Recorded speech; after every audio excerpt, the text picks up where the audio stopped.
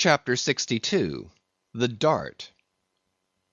A word concerning an incident in the last chapter.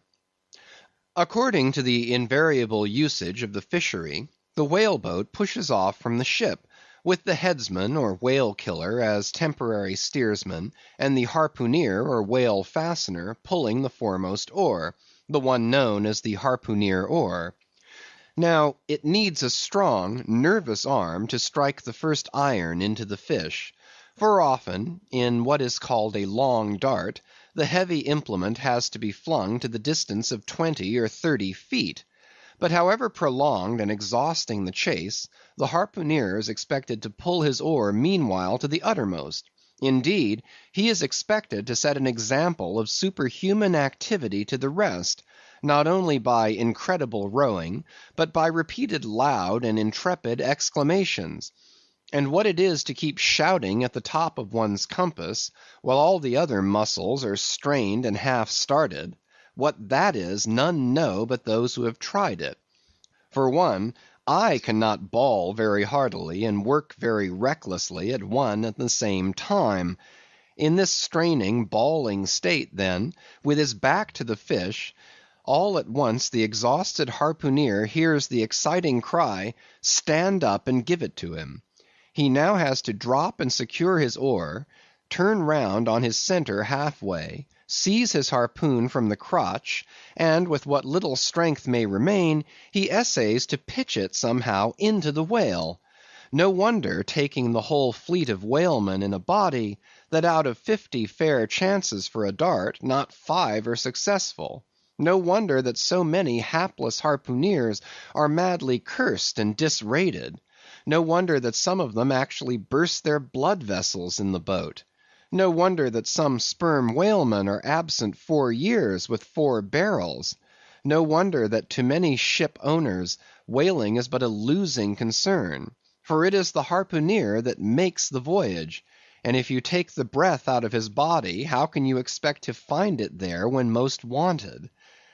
Again, if the dart be successful, then at the second critical instant, that is, when the whale starts to run, the boat header and harpooneer likewise start to running fore and aft, to the imminent jeopardy of themselves and every one else.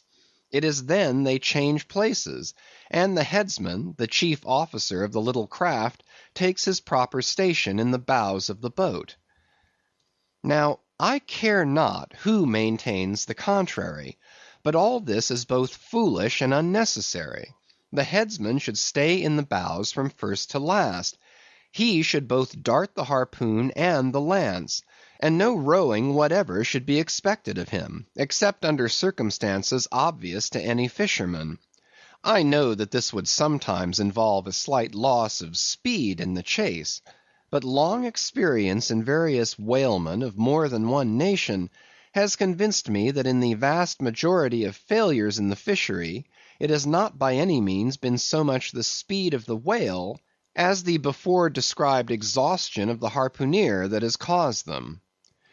To ensure the greatest efficiency in the dart, the harpooneers of this world must start to their feet from out of idleness, and not from out of toil. CHAPTER 63. The Crotch.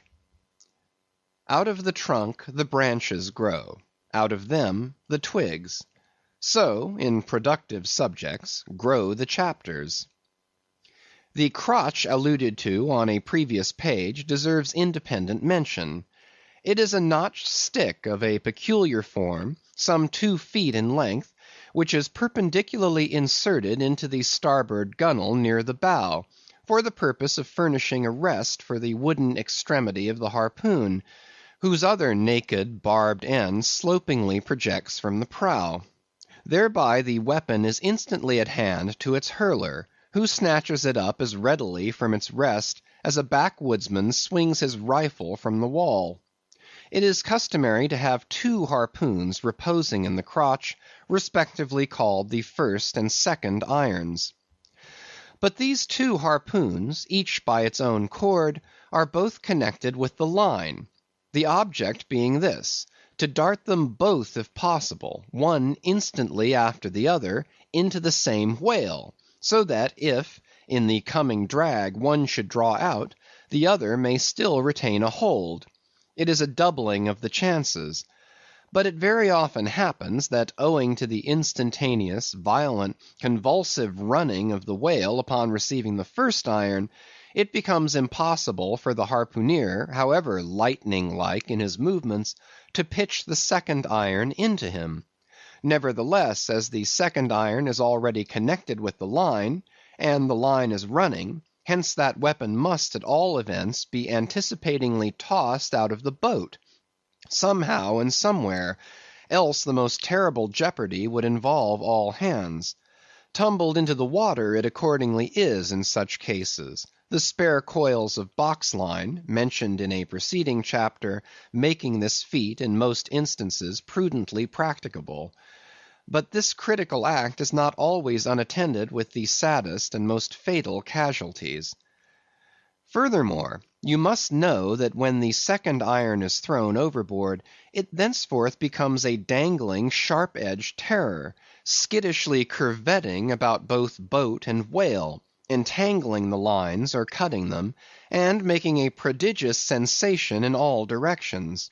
Nor, in general, is it possible to secure it again until the whale is fairly captured and a corpse. Consider, now, how it must be in the case of 4 boats, all engaging one unusually strong, active, and knowing whale, when, owing to these qualities in him, as well as to the 1,000 concurring accidents of such an audacious enterprise, 8 or 10 loose second irons may be simultaneously dangling about him. For, of course, each boat is supplied with several harpoons to bend on to the line, should the first one be ineffectually darted without recovery. All these particulars are faithfully narrated here, as they will not fail to elucidate several most important, however intricate, passages in scenes hereafter to be painted.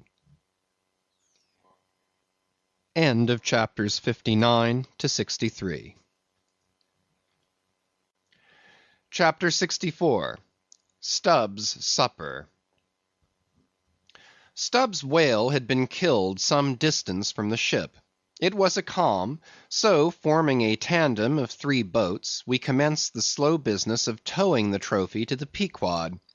And now, as we 18 men, with our 36 arms and 180 thumbs and fingers, slowly toiled hour after hour upon that inert sluggish corpse in the sea, and it seemed hardly to budge at all, except at long intervals, good evidence was hereby furnished of the enormousness of the mass we moved.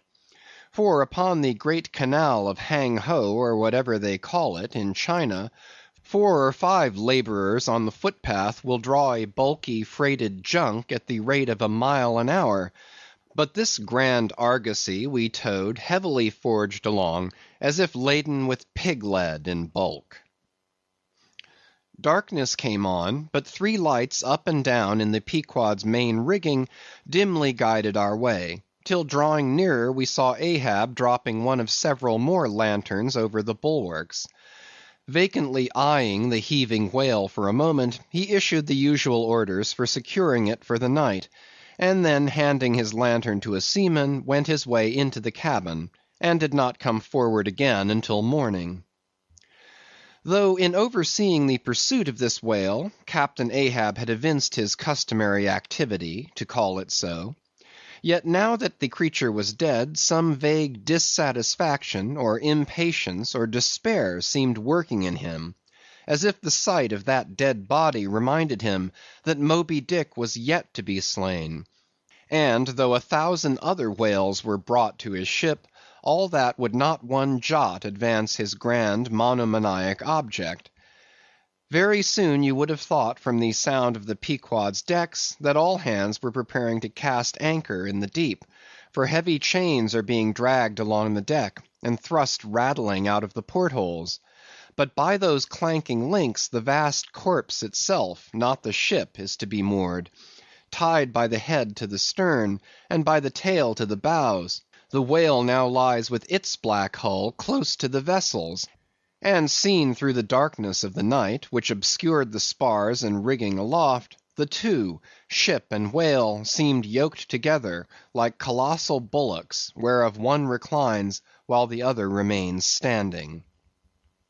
Footnote: a little item may as well be related here. The strongest and most reliable hold which the ship has upon the whale, when moored alongside, is by the flukes or tail; and as from its greater density that part is relatively heavier than any other, excepting the side fins, its flexibility, even in death, causes it to sink low beneath the surface, so that with the hand you cannot get at it from the boat in order to put the chain around it. But this difficulty is ingeniously overcome. A small strong line is prepared, with a wooden float at its outer end, and a weight in its middle, while the other end is secured to the ship. By adroit management the wooden float is made to rise on the other side of the mass, so that now having girdled the whale, the chain is readily made to follow suit, and being slipped along the body, is at last locked fast round the smallest part of the tail, at the point of junction with its broad flukes or lobes. End of footnote.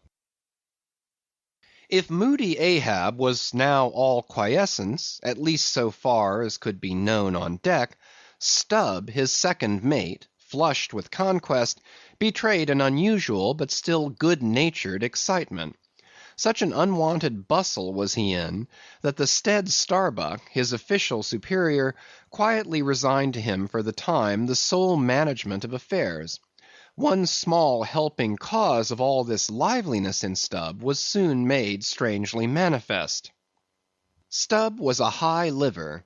He was somewhat intemperately fond of the whale, as a flavorish thing to his palate. A steak, ere I sleep! You, Daggoo, overboard you go, and cut me one from his small. Here be it known, that though these wild fishermen do not as a general thing, according to the great military maxim, make the enemy defray the current expenses of the war, at least before receiving the proceeds of the voyage, yet now and then you find some of these Nantucketers who have a genuine relish for that particular part of the sperm whale designated by Stubb, comprising the tapering extremity of the body. About midnight that steak was cut and cooked, and lighted by 2 lanterns of sperm oil, Stubb stoutly stood up to his spermaceti supper at the capstan head, as if that capstan were a sideboard. Nor was Stubb the only banqueter on whale's flesh that night. Mingling their mumblings with his own mastications, thousands on thousands of sharks, swarming round the dead Leviathan, smackingly feasted on its fatness. The few sleepers below in their bunks were often startled by the sharp slapping of their tails against the hull, within a few inches of the sleepers' hearts. Peering over the side, you could just see them, as before you heard them, wallowing in the sullen, black waters, and turning over on their backs as they scooped out huge globular pieces of the whale, of the bigness of a human head. This particular feat of the shark seems all but miraculous. How, at such an apparently unassailable surface, they contrive to gouge out such symmetrical mouthfuls, remains a part of the universal problem of all things. The mark that they thus leave in the whale may best be likened to a hollow made by a carpenter in countersinking for a screw. Though amid all the smoking horror and diabolism of a sea fight, sharks will be seen longingly gazing up to the ship's decks, like hungry dogs round a table where red meat is being carved, ready to bolt down every killed man that is tossed to them; and though, while the valiant butchers over the deck table are thus cannibally carving each other's live meat with carving knives all gilded and tasseled, the sharks also, with their jewel-hilted mouths, are quarrelsomely carving away under the table at the dead meat; and though, were you to turn the whole affair upside down, it would still be pretty much the same thing, that is to say, a shocking sharkish business enough for all parties; and those sharks also are the invariable outriders of all slave ships crossing the Atlantic, symmetrically trotting alongside to be handy in case a parcel is to be carried anywhere, or a dead slave to be decently buried. And though one or two other like instances might be set down, touching the set terms, places, and occasions when sharks do most socially congregate, and most hilariously feast, yet there is no conceivable time or occasion when you will find them in such countless numbers, and in gayer or more jovial spirits, than around a dead sperm whale, moored by night to a whale ship at sea. If you have never seen that sight, then suspend your decision about the propriety of devil worship, and the expediency of conciliating the devil. But as yet Stubb heeded not the mumblings of the banquet that was going on so nigh him, no more than the sharks heeded the smacking of his own Epicurean lips. "Cook! Cook! Where's that old fleece?" he cried at length, widening his legs still further, as if to form a more secure base for his supper, and at the same time darting his fork into the dish, as if stabbing with his lance. "Cook! You, cook! Sail this way, cook!"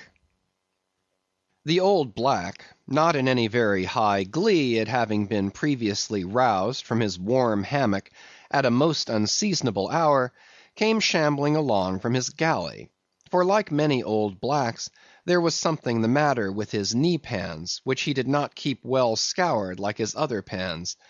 This old fleece, as they called him, came shuffling and limping along, assisting his step with his tongs, which, after a clumsy fashion, were made of straightened iron hoops.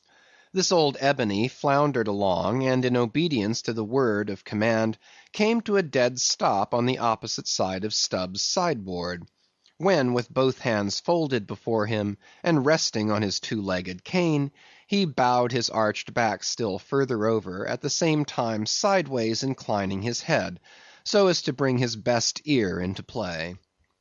"Cook," said Stubb, rapidly lifting a rather reddish morsel to his mouth, "don't you think this steak is rather overdone? You've been beating this steak too much, cook; it's too tender. Don't I always say that to be good a whale steak must be tough? There are those sharks now over the side; don't you see they prefer it tough and rare? What a shindy they are kicking up! Cook, go and talk to 'em. Tell 'em they are welcome to help themselves civilly, and in moderation, but they must keep quiet.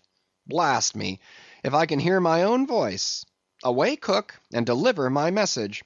Here, take this lantern," snatching one from his sideboard. "Now then, go and preach to 'em." Sullenly taking the offered lantern, old Fleece limped across the deck to the bulwarks, and then, with one hand dropping his light low over the sea, so as to get a good view of his congregation, with the other hand he solemnly flourished his tongs, and leaning far over the side, in a mumbling voice, began addressing the sharks, while Stubb, softly crawling behind, overheard all that was said. "Fellow critters, I's ordered here to say dat you must stop dat damn noise dere. You hear? Stop dat damn smacking of de lips. Massa Stubb say dat you can fill your damn bellies up to de hatchings, but by gor you must stop dat damn racket." "Cook," here interposed Stubb, accompanying the word with a sudden slap on the shoulder. "Cook! Why, damn your eyes, you mustn't swear that way when you're preaching. That's no way to convert sinners, cook." "Who dat? Then preach to him yourself," sullenly turning to go. "No, cook, go on, go on." "Well den, beloved fellow critters." "Right!" exclaimed Stubb approvingly. "Coax 'em to it. Try that." And Fleece continued. "Though you is all sharks, and by natur very woracious, yet I say to you, fellow critters, dat woraciousness top dat damn slapping of de tail. How you tink to hear, s'pose you keep up such de damn slapping and biting dere?" "Cook," cried Stubb, collaring him, I won't have that swearing. Talk to 'em gentlemanly." Once more the sermon proceeded. "Your woraciousness, fellow critters, I don't blame you so much for. That is natur, and can't be helped. But to govern dat wicked natur, dat is de pint. You is sharks, sartain. But if you govern de shark in you, why den you be angel, for all angel is nothing more dan de shark well governed. Now look here, bred'ren. Just try once to be civil, a-helping yourselves from dat whale. Don't be tearing de blubber out of your neighbor's mout, I say. Is not one shark dood right as t'udder to dat whale? And by gor, none of you has de right to dat whale. Dat whale belong to some one else. I know some of you has berry brig mouth, brigger than others. But den de big mouths sometimes have de small bellies, so dat de brigness of de mouth is not to swaller with, but to bit off de blubber for de small fry ob sharks, that can't get into de scrouge to help themselves." "Well done, old fleece!" cried Stubb. "That's Christianity. Go on."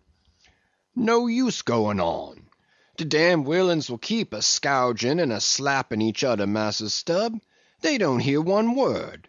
No use a preaching to such damn gluttons as you call 'em, till their bellies is full, and their bellies is bottomless. And when they do get 'em full, they won't hear you den, for den they sink in the sea, go fast asleep on de coral, and can't hear nothing at all, no more, for eber and eber."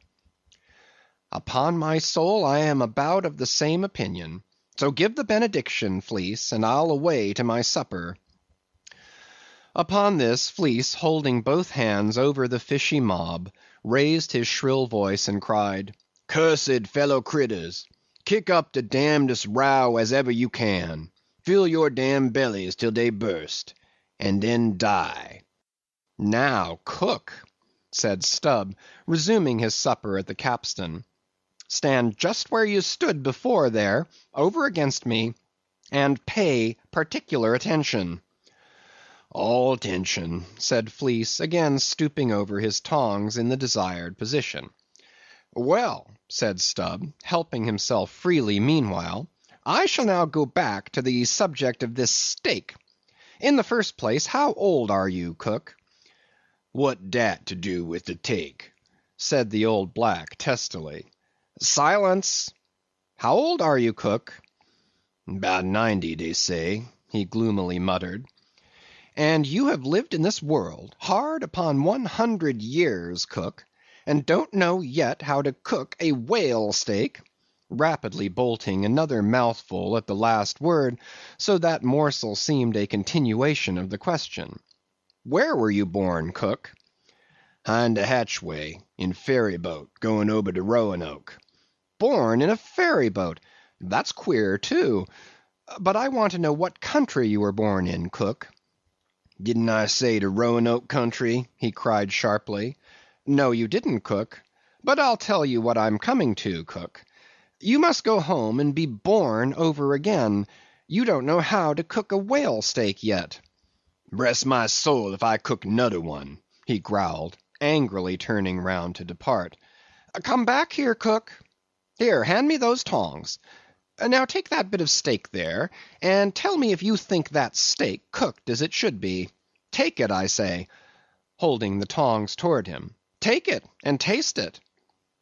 Faintly smacking his withered lips over it for a moment, the old negro muttered, "Best cooked steak I ever taste. Juicy, berry juicy." "Cook," said Stubb, squaring himself once more, "do you belong to the church?"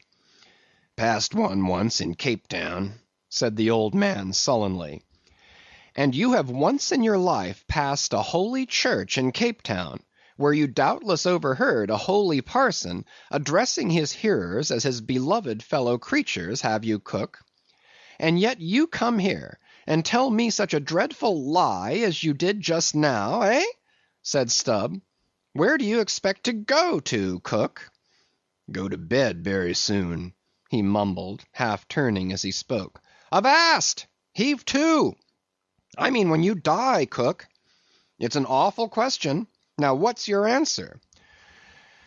"When this old brack man dies," said the negro slowly, changing his whole air and demeanor, "he hisself won't go nowhere, but some blessed angel will come and fetch him." "Fetch him? How? In a coach and four, as they fetched Elijah? And fetch him where?" "Up there," said Fleece, holding his tongs straight over his head, and keeping it there very solemnly. "So then, you expect to go up into our main top, do you, cook, when you are dead? But don't you know the higher you climb, the colder it gets? Main top, eh?" "Didn't say that at all," said Fleece, again in the sulks. "You said up there, didn't you? And now look yourself and see where your tongs are pointing. But perhaps you expect to get into heaven by crawling through the lubber's hole, cook. But no, no, cook, you don't get there, except you go the regular way, round by the rigging. It's a ticklish business, but it must be done, or else it's no go. But none of us are in heaven yet. Drop your tongs, cook, and hear my orders, do you hear? Hold your hat in one hand, and clap the other atop your heart, when I'm giving my orders, cook. What? That your heart, there? That's your gizzard! Aloft, aloft! That's it, now you have it. Hold it there now, and pay attention." "All attention," said the old black, with both hands placed as desired, vainly wriggling his grizzled head as if to get both ears in front at one and the same time. "Well then, cook, you see this whale steak of yours was so very bad, that I have put it out of sight as soon as possible. You see that, don't you? Well, for the future, when you cook another whale steak for my private table here, the capstan, I'll tell you what to do, so as not to spoil it by overdoing. Hold the steak in one hand, and show a live coal to it with the other. That done, dish it, do you hear? And now tomorrow, cook, when we are cutting in the fish, be sure you stand by to get the tips of his fins, have them put in pickle. As for the ends of the flukes, have them soused, cook. There, now you may go." But Fleece had hardly got 3 paces off when he was recalled. "Cook, give me cutlets for supper tomorrow night in the mid-watch. Do you hear? Away you sail then. Hallo! Stop! Make a bow before you go. Avast, heaving again. Whale balls for breakfast, don't forget." "Wish, by gor, whale eat him, stead of him eat whale. I'm brest if he ain't more of shark than Massa Shark hisself," muttered the old man, limping away, with which sage ejaculation he went to his hammock. CHAPTER 65. The Whale as a Dish. That mortal man should feed upon the creature that feeds his lamp, and, like Stubb, eat him by his own light, as you may say, this seems so outlandish a thing that one must needs go a little into the history and philosophy of it. It is upon record that 3 centuries ago the tongue of the right whale was esteemed a great delicacy in France, and commanded large prices there. Also, that in Henry VIII's time, a certain cook of the court obtained a handsome reward for inventing an admirable sauce to be eaten with barbecued porpoises, which, you remember, are a species of whale. Porpoises, indeed, are to this day considered fine eating. The meat is made into balls about the size of billiard balls, and being well seasoned and spiced, might be taken for turtle balls or veal balls. The old monks of Dunfermline were very fond of them. They had a great porpoise grant from the crown. The fact is, that among his hunters at least, the whale would by all hands be considered a noble dish, were there not so much of him. But when you come to sit down before a meat pie nearly 100 feet long, it takes away your appetite. Only the most unprejudiced of men, like Stubb, nowadays partake of cooked whales. But the Eskimos are not so fastidious. We all know how they live upon whales, and have rare old vintages of prime old train oil. Zogranda, one of their most famous doctors, recommends strips of blubber for infants as being exceedingly juicy and nourishing. And this reminds me that certain Englishmen, who long ago were accidentally left in Greenland by a whaling vessel, that these men actually lived for several months on the mouldy scraps of whales which had been left ashore after trying out the blubber. Among the Dutch whalemen these scraps are called fritters, which indeed they greatly resemble, being brown and crisp, and smelling something like old Amsterdam housewives' doughnuts or olykoeks when fresh. They have such an edible look that the most self-denying stranger can hardly keep his hands off. But what further depreciates the whale as a civilized dish is his exceeding richness. He is the great prize ox of the sea, too fat to be delicately good. Look at his hump, which would be as fine eating as the buffalo's, which is esteemed a rare dish, were it not such a solid pyramid of fat. But the spermaceti itself, how bland and creamy that is, like the transparent, half-jellied white meat of a cocoanut in the 3rd month of its growth, yet far too rich to supply a substitute for butter. Nevertheless, many whalemen have a method of absorbing it into some other substance, and then partaking of it. In the long try watches of the night, it is a common thing for the seamen to dip their ship biscuit into the huge oil pots and let them fry there awhile. Many a good supper have I thus made. In the case of a small sperm whale, the brains are accounted a fine dish. The casket of the skull is broken into with an axe, and the 2 plump whitish lobes being withdrawn, precisely resembling 2 large puddings, they are then mixed with flour and cooked into a most delectable mess, in flavor somewhat resembling calves' heads, which is quite a dish among some epicures. And every one knows that some young bucks among the epicures, by continually dining upon calves' brains, by and by get to have a little brains of their own, so as to be able to tell a calf's head from their own heads, which indeed requires uncommon discrimination. And that is the reason why a young buck with an intelligent-looking calf's head before him is somehow one of the saddest sights you can see. The head looks a sort of reproachfully at him, with an et tu, Brute expression. It is not perhaps entirely because the whale is so excessively unctuous that landsmen seem to regard the eating of him with abhorrence. That appears to result in some way from the consideration before mentioned, i.e., that a man should eat a newly murdered thing of the sea, and eat it too by its own light. But no doubt the first man that ever murdered an ox was regarded as a murderer. Perhaps he was hung, and if he had been put on his trial by oxen, he certainly would have been, and he certainly deserved it, if any murderer does. Go to the meat market of a Saturday night, and see the crowds of live bipeds staring up at the long rows of dead quadrupeds. Does not that sight take a tooth out of the cannibal's jaw? Cannibals? Who is not a cannibal?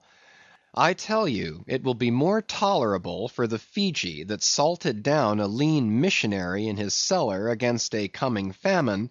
It will be more tolerable for that provident Fiji, I say, in the day of judgment, than for thee, civilized and enlightened gourmand, who nailest geese to the ground, and feastest on their bloated livers in thy pâté de foie gras. But Stubb, he eats the whale by its own light, does he? And that is adding insult to injury, is it? Look at your knife handle there, my civilized and enlightened gourmand, dining off that roast beef. What is that handle made of? What but the bones of the brother of the very ox you are eating? And what do you pick your teeth with after devouring that fat goose? With a feather of the same fowl. And with what quill did the secretary of the Society for the Suppression of Cruelty to Ganders formally indite his circulars? It is only within the last month or two that that society passed a resolution to patronize nothing but steel pens. Chapter 66. The Shark Massacre. When in the southern fishery a captured sperm whale, after long and weary toil, is brought alongside late at night, it is not, as a general thing at least, customary to proceed at once to the business of cutting him in; for that business is an exceedingly laborious one, is not very soon completed, and requires all hands to set about it. Therefore the common usage is to take in all sail, lash the helm a lee, and then send every one below to his hammock till daylight, with the reservation that until that time anchor watches shall be kept; that is, 2 and 2, for an hour each couple, the crew in rotation shall mount the deck to see that all goes well. But sometimes, especially upon the line in the Pacific, this plan will not answer at all, because such incalculable hosts of sharks gather round the moored carcass, that were he left so for 6 hours, say, on a stretch, little more than the skeleton would be visible by morning. In most other parts of the ocean, however, where these fish do not so largely abound, their wondrous voracity can be at times considerably diminished by vigorously stirring them up with sharp whaling spades, a procedure notwithstanding which, in some instances, only seems to tickle them into still greater activity. But it was not thus in the present case with the Pequod sharks; though, to be sure, any man unaccustomed to such sights, to have looked over her side that night, would have almost thought the whole round sea was one huge cheese, and those sharks the maggots in it. Nevertheless, upon Stubb setting the anchor watch after his supper was concluded, and when, accordingly, Queequeg and a forecastle seaman came on deck, no small excitement was created among the sharks; for immediately suspending the cutting stages over the side, and lowering 3 lanterns so that they cast long gleams of light over the turbid seas, these 2 mariners, darting their long whaling spades, kept up an incessant murdering of the sharks, by striking the keen steel deep into their skulls, seemingly their only vital part. Footnote: the whaling spade used for cutting in is made of the very best steel, is about the bigness of a man's spread hand, and in general shape corresponds to the garden implement after which it is named, only its sides are perfectly flat, and its upper end considerably narrower than the lower. This weapon is always kept as sharp as possible, and when being used is occasionally honed, just like a razor. In its socket a stiff pole, from 20 to 30 feet long, is inserted for a handle. End of footnote. But in the foamy confusion of their mixed and struggling hosts, the marksmen could not always hit their mark, and this brought about new revelations of the incredible ferocity of the foe. They viciously snapped, not only at each other's disembowelments, but, like flexible bows, bent round and bit their own, till those entrails seemed swallowed over and over again by the same mouth, to be oppositely voided by the gaping wound. Nor was this all. It was unsafe to meddle with the corpses and ghosts of these creatures. A sort of generic or pantheistic vitality seemed to lurk in their very joints and bones, after what might be called the individual life had departed. Killed and hoisted on deck for the sake of his skin, one of these sharks almost took poor Queequeg's hand off, when he tried to shut down the dead lid of his murderous jaw. "Queequeg no care what god made him shark," said the savage, agonizingly lifting his hand up and down, "whether Fiji god or Nantucket god. But the god what made shark must be one damn Injun." Chapter 67. Cutting In. It was a Saturday night, and such a Sabbath as followed. Ex officio professors of Sabbath breaking are all whalemen. The ivory Pequod was turned into what seemed a shamble; every sailor a butcher. You would have thought we were offering up 10,000 red oxen to the sea gods. In the first place, the enormous cutting tackles, among other ponderous things comprising a cluster of blocks generally painted green, and which no single man can possibly lift, This vast bunch of grapes was swayed up to the main-top, and firmly lashed to the lower masthead, the strongest point anywhere above a ship's deck. The end of the hawser-like rope winding through these intricacies was then conducted to the windlass, and the huge lower block of the tackles was swung over the whale. To this block the great blubber hook, weighing some 100 pounds, was attached. And now, suspended in stages over the side, Starbuck and Stubb, the mates, armed with their long spades, began cutting a hole in the body for the insertion of the hook, just above the nearest of the two side fins. This done, a broad semicircular line is cut round the hole, the hook is inserted, and the main body of the crew, striking up a wild chorus, now commence heaving in one dense crowd at the windlass, when instantly the entire ship careens over on her side, every bolt in her starts like the nail heads of an old house in frosty weather. She trembles, quivers, and nods her frighted mastheads to the sky. More and more she leans over to the whale, while every gasping heave of the windlass is answered by a helping heave from the billows, till at last a swift startling snap is heard. With a great swash the ship rolls upward and backwards from the whale, and the triumphant tackle rises into sight, dragging after it the disengaged semicircular end of the first strip of blubber. Now, as the blubber envelops the whale precisely as the rind does an orange, so it is stripped off from the body precisely as an orange is sometimes stripped by spiralizing it. For the strain constantly kept up by the windlass continually keeps the whale rolling over and over in the water, and as the blubber in one strip uniformly peels off along the line called the scarf, simultaneously cut by the spades of Starbuck and Stubb, the mates, and just as fast as it is thus peeled off, and indeed by that very act itself, it is all the time being hoisted higher and higher aloft, till its upper end grazes the main-top. The men at the windlass then cease heaving, and for a moment or two the prodigious blood-dripping mass sways to and fro as if let down from the sky, and every one present must take good heed to dodge it when it swings, else it may box his ears and pitch him headlong overboard.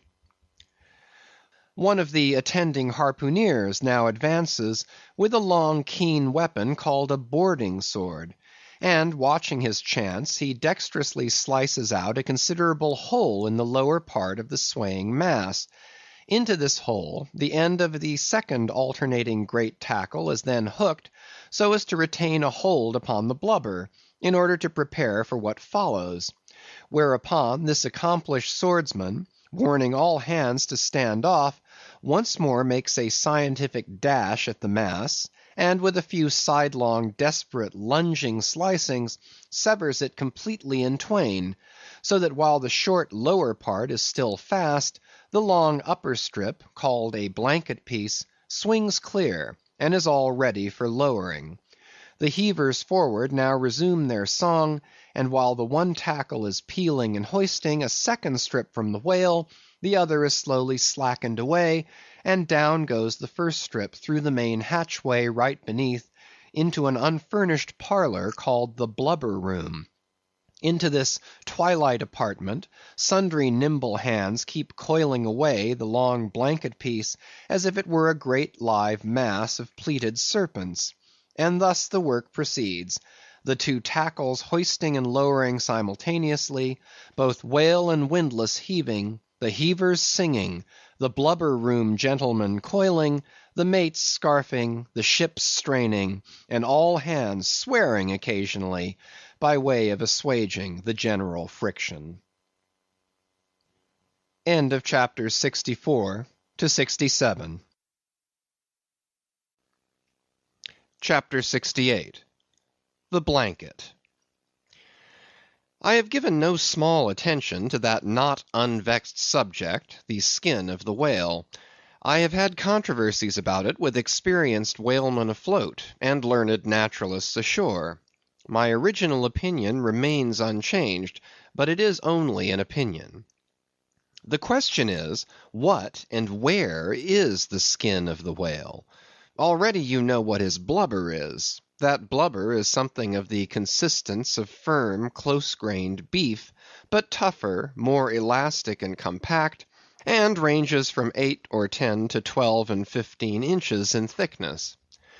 Now, however preposterous it may at first seem to talk of any creature's skin as being of that sort of consistence and thickness, yet in point of fact these are no arguments against such a presumption, because you cannot raise any other dense enveloping layer from the whale's body but that same blubber, and the outermost enveloping layer of any animal, if reasonably dense, what can that be but the skin?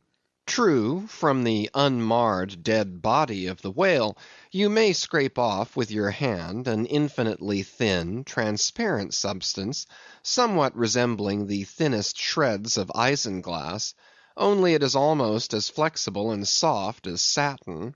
That is, previous to being dried, when it not only contracts and thickens, but becomes rather hard and brittle. I have several such dried bits, which I use for marks in my whale books. It is transparent, as I said before, and being laid upon the printed page, I have sometimes pleased myself with fancying it exerted a magnifying influence. At any rate, it is pleasant to read about whales through their own spectacles, as you may say. But what I am driving at here is this. The same infinitely thin isinglass substance, which, I admit, invests the entire body of the whale, is not so much to be regarded as the skin of the creature, as the skin of the skin, so to speak. For it were simply ridiculous to say that the proper skin of the tremendous whale is thinner and more tender than the skin of a newborn child. But no more of this. Assuming the blubber to be the skin of the whale, then when this skin, as in the case of a very large sperm whale, will yield the bulk of 100 barrels of oil, and when it is considered that, in quantity, or rather weight, that oil in its express state is only 3/4 and not the entire substance of the coat, some idea may hence be had of the enormousness of that animated mass, a mere part of whose mere integument yields such a lake of liquid as that. Reckoning 10 barrels to the ton, you have 10 tons for the net weight of only 3/4 of the stuff of the whale's skin. In life, the visible surface of the sperm whale is not the least among the many marvels he presents. Almost invariably it is all over obliquely crossed and recrossed with numberless straight marks in thick array, something like those in the finest Italian line engravings. But these marks do not seem to be impressed upon the isinglass substance above mentioned, but seem to be seen through it, as if they were engraved upon the body itself. Nor is this all. In some instances, to the quick, observant eye, those linear marks, as in a veritable engraving, but afford the ground for far other delineations. These are hieroglyphical. That is, if you call those mysterious ciphers on the walls of the pyramids hieroglyphics, then that is the proper word to use in the present connection. By my retentive memory of the hieroglyphics upon one sperm whale in particular, I was much struck with a plate representing the old Indian characters chiseled on the famous hieroglyphic palisades on the banks of the upper Mississippi. Like those mystic rocks, too, the mystic marked whale remains undecipherable. This allusion to the Indian rocks reminds me of another thing. Besides all the other phenomena which the exterior of the sperm whale presents, he not seldom displays the back, and more especially his flanks, effaced in great part of the regular linear appearance by reason of numerous rude scratches, altogether of an irregular, random aspect. I should say that those New England rocks on the sea coast, which Agassiz imagines to bear the marks of violent scraping contact with vast floating icebergs, I should say that those rocks must not a little resemble the sperm whale in this particular.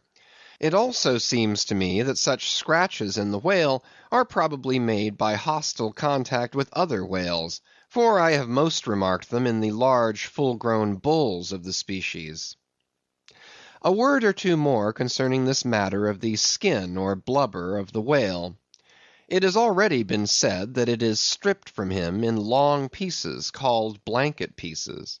Like most sea terms, this one is very happy and significant, for the whale is indeed wrapped up in his blubber as in a real blanket or counterpane, or still better, an Indian poncho slipped over his head and skirting his extremity. It is by reason of this cozy blanketing of his body that the whale is enabled to keep himself comfortable in all weathers, in all seas, times, and tides. What would become of a Greenland whale, say, in those shuddering icy seas of the north, if unsupplied with his cozy surtout?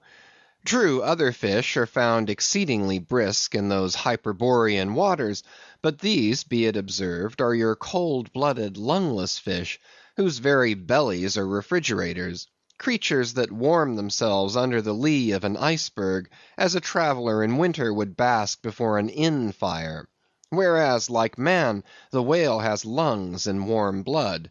Freeze his blood, and he dies. How wonderful it is then, except after explanation, that this great monster, to whom corporeal warmth is as indispensable as it is to man, how wonderful that he should be found at home, immersed to his lips for life in those Arctic waters, where, when seamen fall overboard, they are sometimes found months afterward, perpendicularly frozen into the hearts of fields of ice, as a fly is found glued in amber. But more surprising it is to know, as has been proved by experiment, that the blood of a polar whale is warmer than that of a Borneo negro in summer. It does seem to me that herein we see the rare virtue of a strong individual vitality, and the rare virtue of thick walls, and the rare virtue of interior spaciousness. Oh, man! admire and model thyself after the whale. Do thou too remain warm among ice. Do thou too live in this world without being of it. Be cool at the equator. Keep thy blood fluid at the pole. Like the great dome of St. Peter's, and like the great whale, retain, O man, in all seasons, a temperature of thine own. But how easy and how hopeless to teach these fine things. Of erections, how few are domed like St. Peter's; of creatures, how few vast as the whale. Chapter 69. The Funeral. Haul in the chains! Let the carcass go astern! The vast tackles have now done their duty. The peeled white body of the beheaded whale flashes like a marble sepulchre. Though changed in hue, it has not perceptibly lost anything in bulk. It is still colossal. Slowly it floats more and more away, the water round it torn and splashed by the insatiate sharks, and the air above vexed with rapacious flights of screaming fowls, whose beaks are like so many insulting poniards in the whale. The vast white headless phantom floats further and further from the ship, and every rod that it so floats, what seem square roods of sharks and cubic roods of fowls augment the murderous din. For hours and hours from the almost stationary ship that hideous sight is seen. Beneath the unclouded and mild azure sky, upon the fair face of the pleasant sea, wafted by the joyous breezes, that great mass of death floats on, till lost in infinite perspectives. There's a most doleful and most mocking funeral. The sea vultures all in pious mourning, the air sharks all punctiliously in black or speckled. In life but few of them would have helped the whale, I ween, if peradventure he had needed it. But upon the banquet of his funeral they most piously do pounce. O horrible vulturism of earth, from which not the mightiest whale is free! Nor is this the end. Desecrated as the body is, a vengeful ghost survives and hovers over it to scare. Espied by some timid man of war or blundering discovery vessel from afar, when the distance obscuring the swarming fowls nevertheless still shows the white mass floating in the sun, and the white spray heaving high against it, straightway the whale's unharming corpse with trembling fingers is set down in the log. Shoals, rocks, and breakers hereabouts, beware! And for years afterwards, perhaps, ships shun the place, leaping over it as silly sheep leap over a vacuum, because their leader originally leaped there when a stick was held. There's your law of precedence. There's your utility of traditions. There's the story of your obstinate survival of old beliefs, never bottomed on the earth, and not now even hovering in the air. There's orthodoxy. Thus, while in life the great whale's body may have been a real terror to his foes, in his death his ghost becomes a powerless panic to the world. Are you a believer in ghosts, my friend? There are other ghosts than the Cock Lane one, and far deeper men than Dr. Johnson, who believe in them. Chapter 70. The Sphynx. It should not have been omitted that previous to completely stripping the body of the Leviathan, he was beheaded. Now, the beheading of the sperm whale is a scientific anatomical feat upon which experienced whale surgeons very much pride themselves, and not without reason. Consider that the whale has nothing that can properly be called a neck. On the contrary, where his head and body seem to join, there in that very place is the thickest part of him. Remember also that the surgeon must operate from above, some 8 or 10 feet intervening between him and his subject, and that subject almost hidden in a discolored, rolling, and oftentimes tumultuous and bursting sea.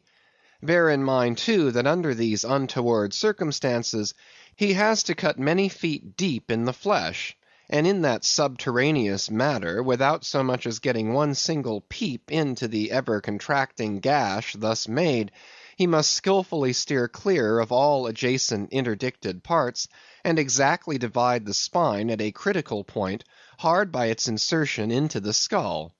Do you not marvel, then, at Stubb's boast that he demanded but 10 minutes to behead a sperm whale? When first severed, the head is dropped astern, and held there by a cable till the body is stripped. That done, if it belong to a small whale, it is hoisted on deck to be deliberately disposed of. But with a full-grown Leviathan this is impossible, for the sperm whale's head embraces nearly 1/3 of his entire bulk, and completely to suspend such a burden as that, even by the immense tackles of a whaler, this were as vain a thing as to attempt weighing a Dutch barn in jeweller's scales. The Pequod's whale being decapitated and the body stripped, the head was hoisted against the ship's side, about halfway out of the sea, so that it might yet in great part be buoyed up by its native element. And there, with the strained craft steeply leaning over to it, by reason of the enormous downward drag from the lower masthead, and every yard arm on that side projecting like a crane over the waves, there that blood-dripping head hung to the Pequod's waist like the giant Holofernes from the girdle of Judith. When this last task was accomplished it was noon, and the seamen went below to their dinner.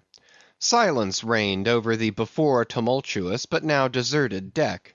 An intense copper calm, like a universal yellow lotus, was more and more unfolding its noiseless, measureless leaves upon the sea. A short space elapsed, and up into this noiselessness came Ahab alone from his cabin. Taking a few turns on the quarter-deck, he paused to gaze over the side. Then slowly getting into the main chains, he took Stubb's long spade, still remaining there after the whale's decapitation, and striking it into the lower part of the half-suspended mass, placed its other end crutchwise under one arm, and so stood leaning over with eyes attentively fixed on this head. It was a black and hooded head, and hanging there in the midst of so intense a calm, it seemed the Sphinx's in the desert. "Speak, thou Vast and venerable head, muttered Ahab, which, though ungarnished with a beard, yet here and there looks hoary with mosses. Speak, mighty head, and tell us the secret thing that is in thee. Of all divers thou hast dived the deepest. That head upon which the upper sun now gleams has moved amid this world's foundations, where unrecorded names and navies rust, and untold hopes and anchors rot, where in her murderous hold this frigate earth is ballasted with bones of millions of the drowned. There in that awful waterland, there was thy most familiar home. Thou hast been where bell or diver never went, hast slept by many a sailor's side, where sleepless mothers would give their lives to lay them down. Thou sawest the locked lovers when leaping from their flaming ship, heart to heart they sank beneath the exulting wave, true to each other when heaven seemed false to them. Thou sawest the murdered mate when tossed by pirates from the midnight deck. For hours he fell into the deeper midnight of the insatiate maw, and his murderers still sailed on unharmed, while swift lightnings shivered the neighboring ship that would have borne a righteous husband to outstretched longing arms. O head, thou hast seen enough to split the planets and make an infidel of Abraham, and not one syllable is thine. Sail ho! cried a triumphant voice from the main masthead. Aye, well now, that's cheering, cried Ahab, suddenly erecting himself, while whole thunderclouds swept aside from his brow. That lively cry upon this deadly calm might almost convert a better man. Where away?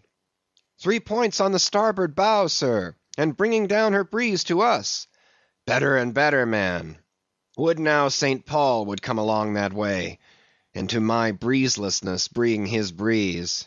O nature, and O soul of man, how far beyond all utterances are your linked analogies! Not the smallest atom stirs or lives on matter, but has its cunning duplicate in mind. Chapter 71. The Jeroboam Story. Hand in hand, ship and breeze blew on, but the breeze came faster than the ship, and soon the Pequod began to rock.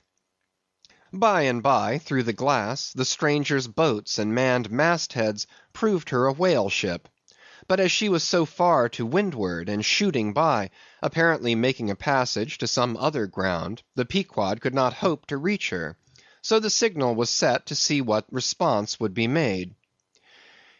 Here be it said that like the vessels of military marines, the ships of the American whale fleet have each a private signal, all which signals being collected in a book with the names of the respective vessels attached, and every captain provided with it. Thereby the whale commanders are enabled to recognize each other upon the ocean, even at considerable distances and with no small facility. The Pequod's signal was at last responded to by the stranger's setting her own, which proved the ship to be the Jeroboam of Nantucket. Squaring her yards, she bore down, ranged a beam under the Pequod's lee, and lowered a boat. It soon drew nigh, but as the side ladder was being rigged by Starbuck's order to accommodate the visiting captain, the stranger in question waved his hand from the boat's stern, in token of that proceeding being entirely unnecessary. It turned out that the Jeroboam had a malignant epidemic on board, and that Mayhew, her captain, was fearful of infecting the Pequod's company. For though himself and boat's crew remained untainted, and though his ship was half a rifle shot off, and an incorruptible sea and air rolling and flowing between, yet conscientiously adhering to the timid quarantine of the land, he peremptorily refused to come into direct contact with the Pequod. But this did by no means prevent all communications. Preserving an interval of some few yards between itself and the ship, the Jeroboam's boat, by the occasional use of its oars, contrived to keep parallel to the Pequod, as she heavily forged through the sea, for by this time it blew very fresh, with her main topsail aback. Though, indeed, at times, by the sudden onset of a large rolling wave, the boat would be pushed some way ahead, but would be soon skilfully brought to her proper bearings again. Subject to this, and other the like interruptions now and then, a conversation was sustained between the two parties, but at intervals not without still another interruption of a very different sort. Pulling an oar in the Jeroboam's boat was a man of singular appearance, even in that wild whaling life where individual notabilities make up all totalities. He was a small, short, youngish man, sprinkled all over his face with freckles, and wearing redundant yellow hair.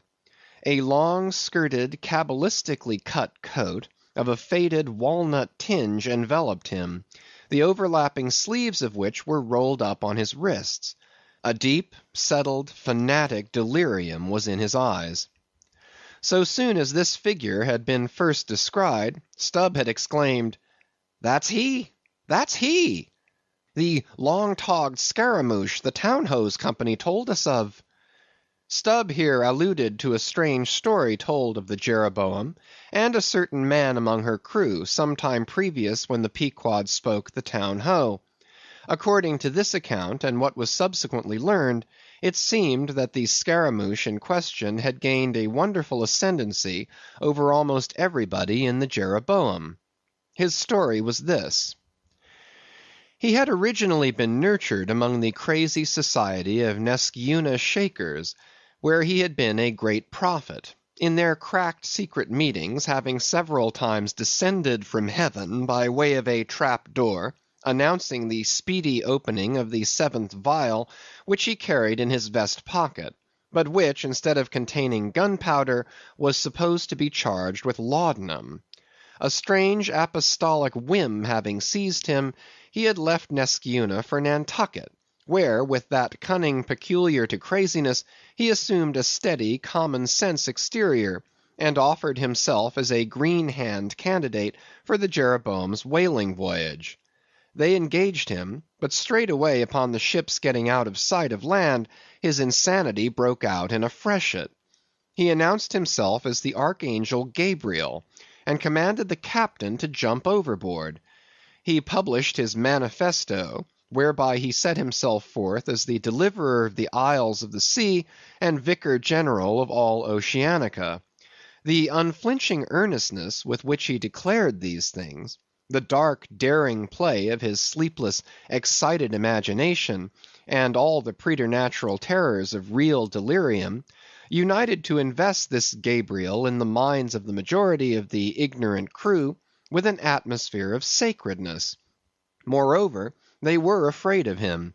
As such a man, however, was not of much practical use in the ship, especially as he refused to work except when he pleased, the incredulous captain would fain have been rid of him, but apprised that that individual's intention was to land him in the first convenient port, the Archangel forthwith opened all his seals and vials, devoting the ship and all hands to unconditional perdition, in case this intention was carried out.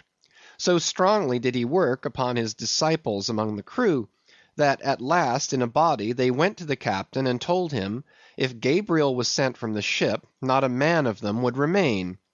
He was therefore forced to relinquish his plan.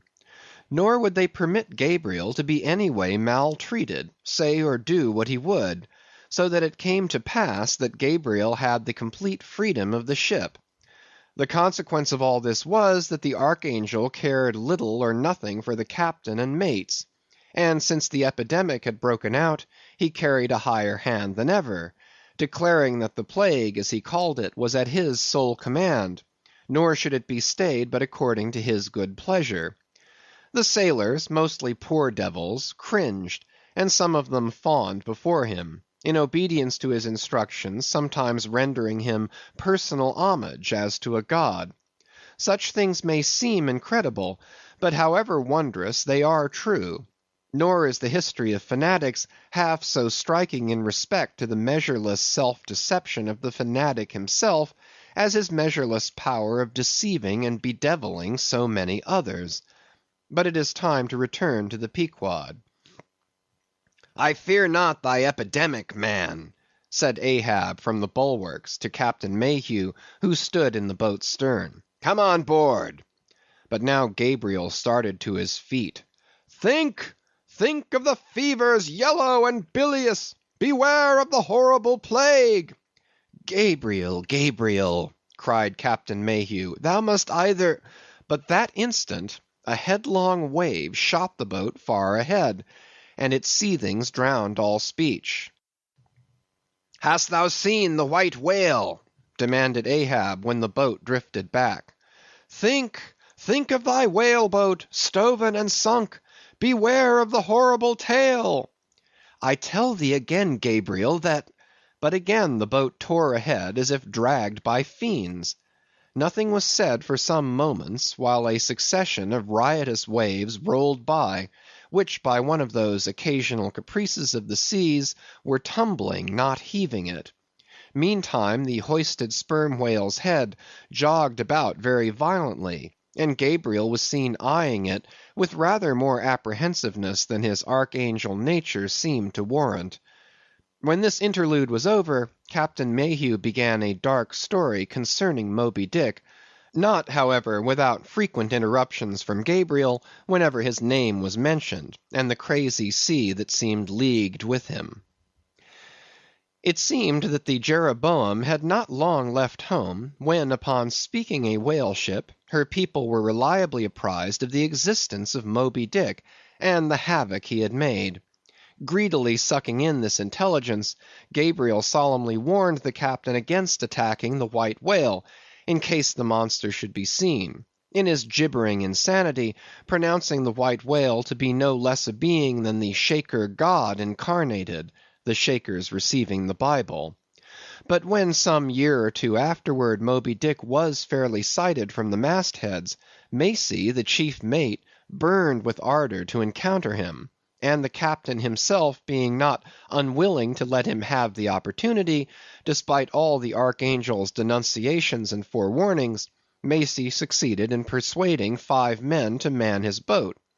With them he pushed off, and after much weary pulling, and many perilous, unsuccessful onsets, he at last succeeded in getting one iron fast. Meantime Gabriel, ascending to the main royal masthead, was tossing one arm in frantic gestures, and hurling forth prophecies of speedy doom to the sacrilegious assailants of his divinity. Now, while Macey, the mate, was standing up in his boat's bow, and with all the reckless energy of his tribe was venting his wild exclamations upon the whale, and essaying to get a fair chance for his poised lance, lo! a broad white shadow rose from the sea, by its quick fanning motion temporarily taking the breath out of the bodies of the oarsmen. Next instant the luckless mate, so full of furious life, was smitten bodily into the air, and making a long arc in his descent, fell into the sea at a distance of about 50 yards. Not a chip of the boat was harmed, nor a hair of any oarsman's head, but the mate forever sank. It is well to parenthesize here, that of the fatal accidents in the sperm whale fishery, this kind is perhaps almost as frequent as any. Sometimes nothing is injured but the man who is thus annihilated; oftener the boat's bow is knocked off, or the thigh-board, in which the headsman stands, is torn from its place and accompanies the body. But strangest of all is the circumstance, that in more instances than one, when the body has been recovered, not a single mark of violence is discernible, the man being stark dead. The whole calamity, with the falling form of Macey, was plainly descried from the ship. Raising a piercing shriek, "The vial! the vial!" Gabriel called off the terror-stricken crew from the further hunting of the whale.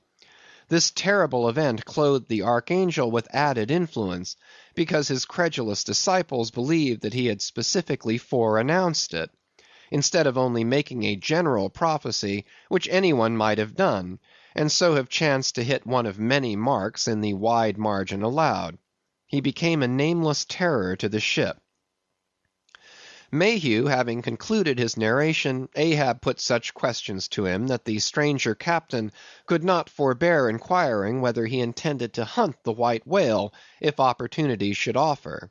To which Ahab answered, "Aye." Straightway then, Gabriel once more started to his feet, glaring upon the old man, and vehemently exclaimed with downward pointed finger, "Think, think of the blasphemer, dead and down there! Beware of the blasphemer's end!"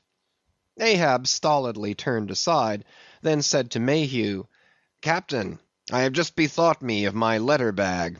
There is a letter for one of thy officers, if I mistake it not. Starbuck, look over the bag." Every whale ship takes out a goodly number of letters for various ships, whose delivery to the persons to whom they may be addressed depends upon the mere chance of encountering them in the four oceans. Thus most letters never reach their mark, and many are only received after attaining an age of 2 or 3 years or more. Soon Starbuck returned with a letter in his hand. It was sorely tumbled, damp, and covered with a dull, spotted green mould, in consequence of being kept in a dark locker of the cabin. Of such a letter Death himself might well have been the postboy. "Canst not read it?" cried Ahab. "Give it me, man." "Aye, aye, it's but a dim scrawl. What's this?" As he was studying it out, Starbuck took a long cutting-spade pole, and with his knife slightly split the end to insert the letter there, and in that way hand it to the boat, without its coming any closer to the ship. Meantime, Ahab, holding the letter, muttered, "Mr. Harry's, yes, Mr. Harry, a woman's pinny hand, the man's wife, I'll wager. Aye, Mr. Harry Macy, ship Jeroboam. Why, it's Macy, and he's dead." "Poor fellow, poor fellow, and from his wife," sighed Mayhew. "But let me have it." "Nay, keep it thyself," cried Gabriel to Ahab. "Thou art soon going that way." "Curses throttle thee!" yelled Ahab. "Captain Mayhew, stand by now to receive it." And taking the fatal missive from Starbuck's hands, he caught it in the slit of the pole, and reached it over towards the boat. But as he did so, the oarsman expectantly desisted from rowing. The boat drifted a little towards the ship's stern, so that, as if by magic, the letter suddenly ranged along with Gabriel's eager hand. He clutched it in an instant, seized the boat knife, and impaling the letter on it, sent it thus loaded back into the ship. It fell at Ahab's feet. Then Gabriel shrieked out to his comrades to give way with their oars, and in that manner the mutinous boat rapidly shot away from the Pequod. As, after this interlude, the seamen resumed their work upon the jacket of the whale, many strange things were hinted in reference to this wild affair. End of chapter 68 to 71. Chapter 72. The Monkey Rope. In the tumultuous business of cutting in and attending to a whale, there is much running backwards and forwards among the crew. Now hands are wanted here, and then again hands are wanted there.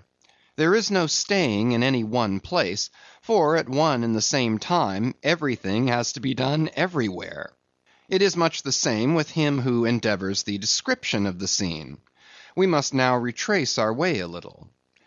It was mentioned that upon first breaking ground in the whale's back, the blubber hook was inserted into the original hole there cut by the spades of the mates. But how did so clumsy and weighty a mass as that same hook get fixed in that hole? It was inserted there by my particular friend Queequeg, whose duty it was, as harpooneer, to descend upon the monster's back for the special purpose referred to. But in very many cases, circumstances require that the harpooneer shall remain on the whale till the whole tensing or stripping operation is concluded. The whale, be it observed, lies almost entirely submerged, excepting the immediate parts operated upon. So down there, some 10 feet below the level of the deck, the poor harpooneer flounders about, half on the whale and half in the water, as the vast mass revolves like a treadmill beneath him. On the occasion in question, Queequeg figured in the Highland costume, a shirt and socks, in which, to my eyes at least, he appeared to uncommon advantage, and no one had a better chance to observe him, as will presently be seen. Being the savage's bowsman, that is, the person who pulled the bow oar in his boat, the second one from forward, it was my cheerful duty to attend upon him while taking that hard scramble upon the dead whale's back. You have seen Italian organ boys holding a dancing ape by a long cord. Just so, from the ship's steep side, did I hold Queequeg down there in the sea, by what is technically called in the fishery a monkey rope, attached to a strong strip of canvas belted round his waist. It was a humorously perilous business for both of us. For before we proceed further, it must be said that the monkey rope was fast at both ends, fast to Queequeg's broad canvas belt, and fast to my narrow leather one. So that, for better or for worse, we two, for the time, were wedded, and should poor Queequeg sink to rise no more, then both usage and honor demanded that instead of cutting the cord, it should drag me down in his wake. So then, an elongated Siamese ligature united us. Queequeg was my own inseparable twin brother, nor could I any way get rid of the dangerous liabilities which the hempen bond entailed. So strongly and metaphysically did I conceive of my situation then, that while earnestly watching his motions, I seemed distinctly to perceive that my own individuality was now merged in a joint stock company of two; that my free will had received a mortal wound, and that another's mistake or misfortune might plunge innocent me into unmerited disaster and death. Therefore, I saw that here was a sort of interregnum in Providence, for its even-handed equity never could have so gross an injustice. And yet, still further pondering, while I jerked him now and then from between the whale and the ship, which would threaten to jam him, still further pondering, I say, I saw that this situation of mine was the precise situation of every mortal that breathes. Only in most cases, he, one way or other, has this Siamese connection with a plurality of other mortals. If your banker breaks, you snap. If your apothecary by mistake sends you poison in your pills, you die. True, you may say that by exceeding caution, you may possibly escape these and multitudinous other evil chances of life.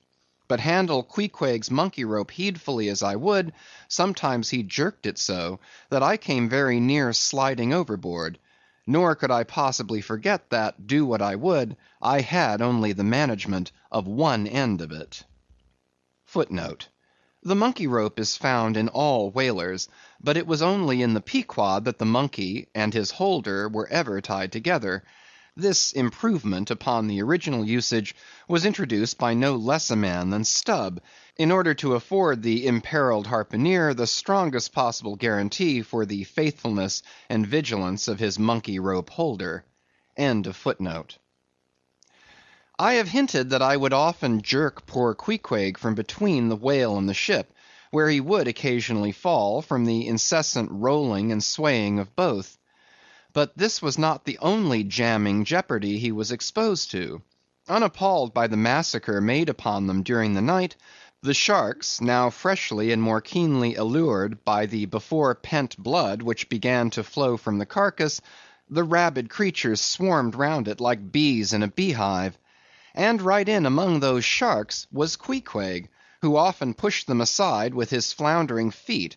A thing altogether incredible, were it not that attracted by such prey as a dead whale, the otherwise miscellaneous carnivorous sharks will seldom touch a man.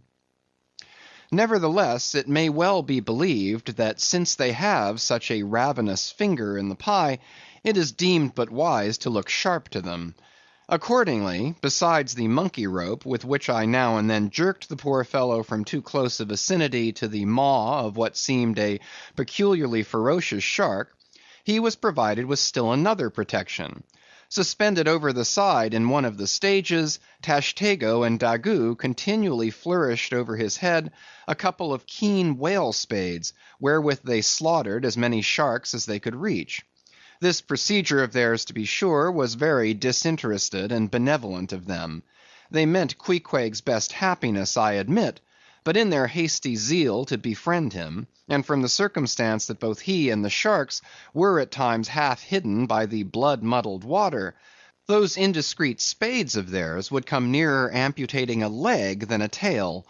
But poor Queequeg, I suppose, straining and gasping there with that great iron hook, poor Queequeg, I suppose, only prayed to his Yojo, and gave up his life into the hands of his gods. Well, well, my dear comrade and twin brother, thought I, as I drew in and then slacked off the rope to every swell of the sea, what matters it after all? Are you not the precious image of each and all of us men in this whaling world? That unsounded ocean you gasp in is life, those sharks your foes, those spades your friends. And what between sharks and spades, you are in a sad pickle and peril, poor lad. But courage, there is good cheer in store for you, Queequeg. For now, as with blue lips and bloodshot eyes the exhausted savage at last climbs up the chains and stands all dripping and involuntarily trembling over the side, the steward advances, and with a benevolent consolatory glance hands him, what? Some hot cognac? No, hands him, ye god, hands him a cup of tepid ginger and water. Ginger? Do I smell ginger? Suspiciously asked Stubb, coming near. Yes, this must be ginger, peering into the as yet untasted cup. Then standing as if incredulous for a while, he calmly walked toward the astonished steward, slowly saying, Ginger, ginger. And will you have the goodness to tell me, Mr. Doughboy, where lies the virtue of ginger? Ginger! Is ginger the sort of fuel you used, Doughboy, to kindle a fire in this shivering cannibal? Ginger! What the devil is ginger? Sea coal? Firewood? Lucifer matches? Tinder? Gunpowder? What the devil is ginger, I say, that you offer this cup to our poor Queequeg here? There is some sneaking temperance society movement about this business, he suddenly added, now approaching Starbuck, who had just come from forward. Will you look at that cannikin, sir? Smell of it, if you please. Then, watching the mate's countenance, he added, the steward, Mr. Starbuck, had the face to offer that calomel and jalap to Queequeg there, this instant off the whale. Is the steward an apothecary, sir? And may I ask whether this is the sort of bitters by which he blows back the life into a half-drowned man? I trust not, said Starbuck. It is poor stuff enough. Aye, aye, steward, cried Stubb. We'll teach you to drug it, harpooneer. None of your apothecary's medicine here. You want to poison us, do you? You have got out insurance on our lives, and want to murder us all and pocket the proceeds, do you? It was not me, cried Doughboy.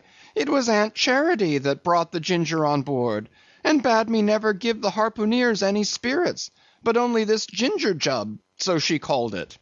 Ginger jub, you gingery rascal, take that, and run along with ye to the lockers, and get something better. I hope I do no wrong, Mr. Starbuck. It is the captain's orders, grog for the harpooneer on a whale.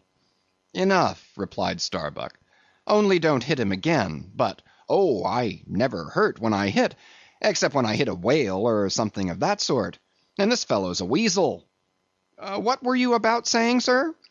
Only this, go down with him and get what thou wantest thyself.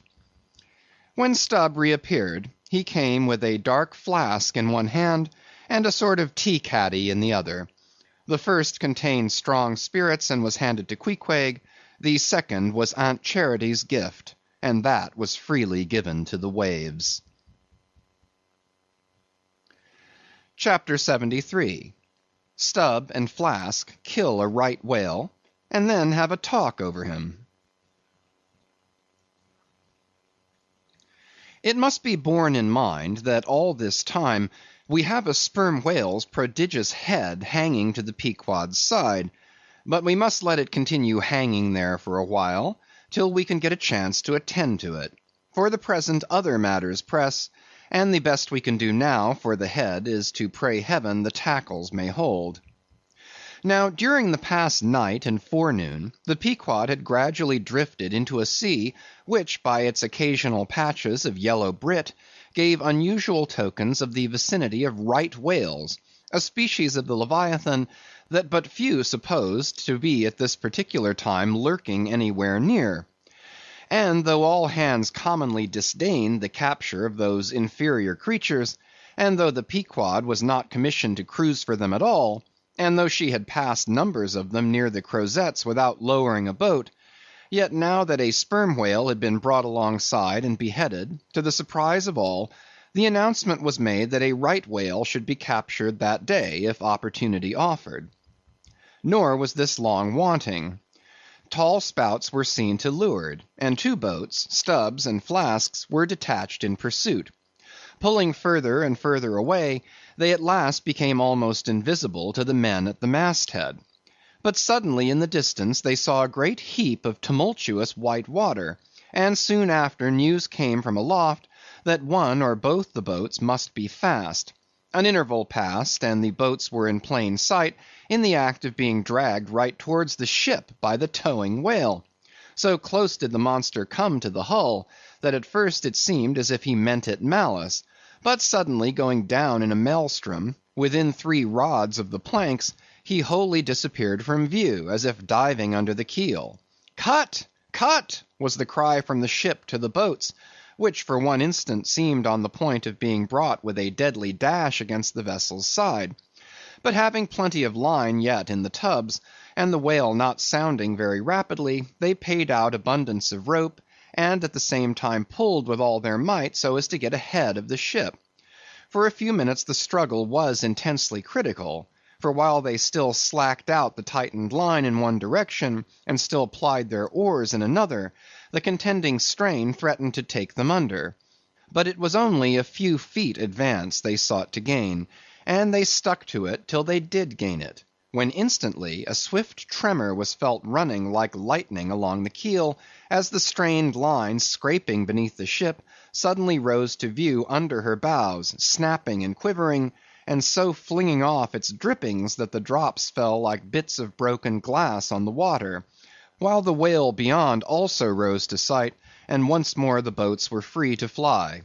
But the fagged whale abated his speed, and blindly altering his course, went round the stern of the ship, towing the 2 boats after him, so that they performed a complete circuit. Meanwhile they hauled more and more upon their lines, till, close flanking him on both sides, Stubb answered Flask with lance for lance, and thus round and round the Pequod the battle went, while the multitudes of sharks that had before swum round the sperm whale's body rushed to the fresh blood that was spilled, thirstily drinking at every new gash, as the eager Israelites did at the new bursting fountains that poured from the smitten rock.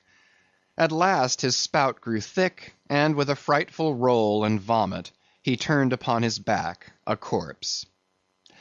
While the 2 headsmen were engaged in making fast cords to his flukes, and in other ways getting the mass in readiness for towing, some conversation ensued between them. "I wonder what the old man wants with this lump of foul lard," said Stubb, not without some disgust at the thought of having to do with so ignoble a Leviathan. "Wants with it?" said Flask, coiling some spare line in the boat's bow. "Did you never hear that the ship, which but once has a sperm whale's head hoisted on her starboard side, and at the same time a right whale's head on the larboard, did you never hear, Stubb, that that ship can never afterwards capsize?" "Why not?" "I don't know, but I heard that gamboge ghost of a Fedallah saying so, and he seems to know all about ship's charms, but I sometimes think he'll charm the ship to no good at last. I don't half like that chap, Stubb. Did you ever notice how that tusk of his is a sort of carved into a snake's head, Stubb?" "Sink him! I never look at him at all. But if ever I get a chance of a dark night, and he standing hard by the bulwarks, and no one by, look down there, Flask," pointing into the sea with a peculiar motion of both hands. "Aye, will I? Flask, I take that Fedallah to be the devil in disguise. Do you believe that cock and bull story about his having been stowed away on board ship? He's the devil, I say. The reason why you don't see his tail is because he tucks it up out of sight. He carries it coiled away in his pocket, I guess. Blast him! Now that I think of it, he's always wanting oakum to stuff into the toes of his boots. He sleeps in his boots, don't he? He hasn't got any hammock, but I've seen him lay of nights in a coil of rigging. No doubt, and it's because of his cursed tail. He coils it down, do you see, in the eye of the rigging. What's the old man have so much to do with him for? Striking up a swap or a bargain, I suppose. Bargain? About what? Why, do you see, the old man is hard bent after that white whale, and the devil there is trying to come round him and get him to swap away his silver watch, or his soul, or something of that sort, and then he'll surrender Moby Dick. Pooh, Stubb, you are skylarking. How can Fedallah do that? I don't know, Flask, but the devil is a curious chap, and a wicked one, I tell ye. Why, they say as how he went sauntering into the old flagship once, switching his tail about devilish easy and gentlemanlike, and inquiring if the old governor was at home. Well, he was at home, and asked the devil what he wanted. The devil, switching his hoofs, up and says, "I want John." "What for?" says the old governor. "What business is that of yours?" says the devil, getting mad. "I want to use him." "Take him," says the governor. And by the Lord, Flask, if the devil didn't give John the Asiatic cholera before he got through with him, I'll eat this whale in one mouthful. But look sharp. Ain't you already there? Well then, pull ahead, and let's get the whale alongside.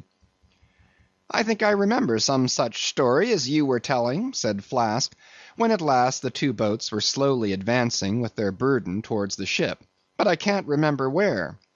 "3 Spaniards? Adventures of those 3 bloody-minded soldados? Did you read it there, Flask? I guess you did." "No, never saw such a book. Heard of it, though. But now tell me, Stubb, do you suppose that that devil you were speaking of just now was the same you say is now on board the Pequod? Am I the same man that helped kill this whale?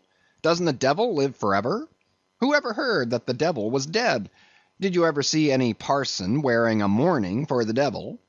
And if the devil has a latchkey to get into the admiral's cabin, don't you suppose he can crawl into a porthole? Tell me that, Mr. Flask. How old do you suppose Fedallah is, Stubb? Do you see that mainmast there?" pointing to the ship. "Well, that's the figure 1. Now take all the hoops in the Pequod's hold, and string along in a row with that mast for oughts. Do you see? Well, that wouldn't begin to be Fedallah's age. Nor all the coopers in creation couldn't show hoops enough to make oughts enough. But see here, Stubb, I thought you a little boasted just now that you meant to give Fedallah a sea toss, if you got a good chance. Now, if he's so old as all those hoops of yours come to, and if he is going to live forever, what good will it do to pitch him overboard? Tell me that." "Give him a good ducking, anyhow." "But he'd crawl back. Duck him again, and keep ducking him. Suppose he should take it into his head to duck you, though. Yes, and drown you. What then? I should like to see him try it. I'd give him such a pair of black eyes that he wouldn't dare show his face in the admiral's cabin again for a long while, let alone down in the orlop there, where he lives, and hereabouts on the upper decks, where he sneaks so much. Damn the devil, Flask. So you suppose I'm afraid of the devil? Who's afraid of him? Except the old governor, who daresn't catch him and put him in double darbies, as he deserves, but lets him go about kidnapping people. Aye, and signed a bond with him, that all the people the devil kidnapped he'd roast for him. There's a governor." "Do you suppose Fedallah wants to kidnap Captain Ahab?" "Do I suppose it? You'll know it before long, Flask. But I am going now to keep a sharp lookout on him. And if I see anything very suspicious going on, I'll just take him by the nape of the neck and say, 'Look here, Beelzebub, you don't do it.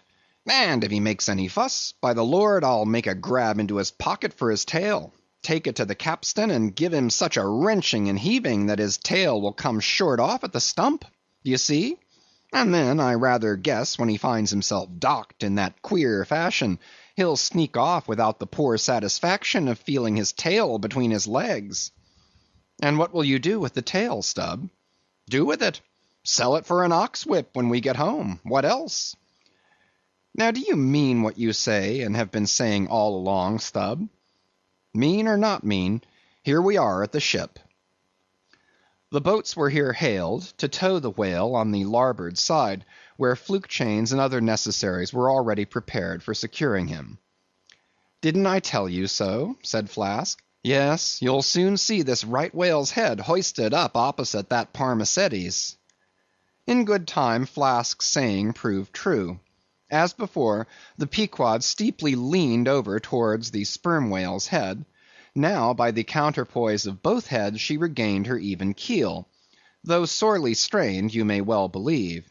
So, when on one side you hoist in Locke's head, you go over that way, but now on the other side hoist in Kant's, and you come back again, but in very poor plight. Thus some minds forever keep trimming boat. Oh, you foolish, throw all these thunderheads overboard, and then you will float light and right.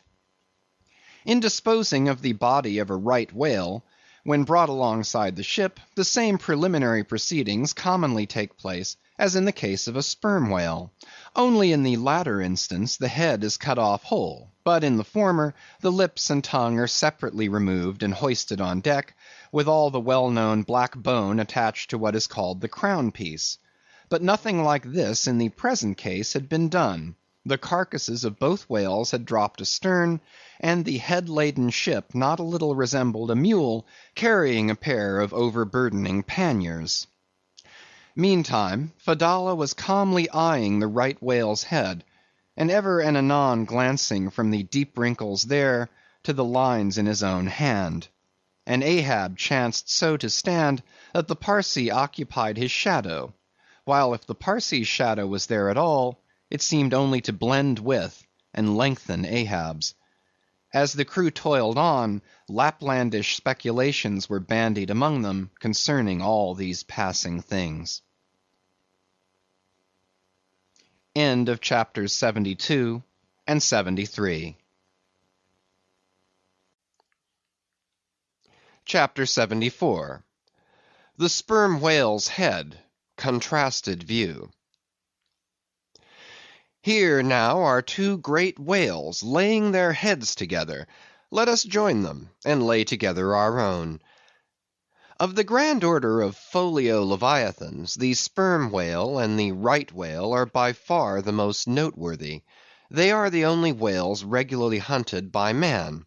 To the Nantucketer, they present the two extremes of all the known varieties of the whale. As the external difference between them is mainly observable in their heads, and as a head of each is this moment hanging from the Pequod's side, and as we may freely go from one to the other by merely stepping across the deck, where, I should like to know, will you obtain a better chance to study practical cetology than here? In the first place, you are struck by the general contrast between these heads. Both are massive enough in all conscience, but there is a certain mathematical symmetry in the sperm whales which the right whale's sadly lacks. There is more character in the sperm whale's head. As you behold it, you involuntarily yield the immense superiority to him in point of pervading dignity. In the present instance, too, this dignity is heightened by the pepper and salt color of his head at the summit, giving token of advanced age and large experience.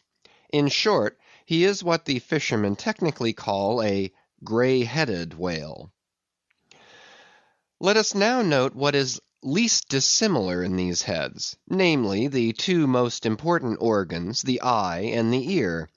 Far back on the side of the head, and low down near the angle of either whale's jaw, if you narrowly search, you will at last see a lashless eye, which you would fancy to be a young colt's eye, so out of all proportion is it to the magnitude of the head. Now from this peculiar sideway position of the whale's eyes, it is plain that he can never see an object which is exactly ahead, no more than he can one exactly astern. In a word, the position of the whale's eyes corresponds to that of a man's ears, and you may fancy for yourself how it would fare with you did you sideways survey objects through your ears. You would find that you could only command some 30 degrees of vision in advance of the straight sideline of sight, and about 30 more behind it. If your bitterest foe were walking straight towards you, with dagger uplifted in broad day, you would not be able to see him, any more than if he were stealing upon you from behind. In a word, you would have two backs, so to speak, but at the same time also two fronts, side fronts. For what is it that makes the front of a man, what indeed, but his eyes? Moreover, while in most other animals that I can now think of, the eyes are so planted as imperceptibly to blend their visual power, so as to produce one picture and not two to the brain, the peculiar position of the whale's eyes, effectually divided as they are by many cubic feet of solid head, which towers between them like a great mountain separating two lakes in valleys, this of course must wholly separate the impressions which each independent organ imparts. The whale, therefore, must see one distinct picture on this side, and another distinct picture on that side, while all between must be profound darkness and nothingness to him. Man may, in effect, be said to look out on the world from a sentry box with two joined sashes for his window, but for the whale, these two sashes are separately inserted, making two distinct windows, but sadly impairing the view. This peculiarity of the whale's eyes is a thing always to be borne in mind in the fishery, and to be remembered by the reader in some subsequent scenes. A curious and most puzzling question might be started concerning this visual matter as touching the Leviathan. But I must be content with a hint. So long as a man's eyes are open in the light, the act of seeing is involuntary; that is, he cannot help mechanically seeing whatever objects are before him.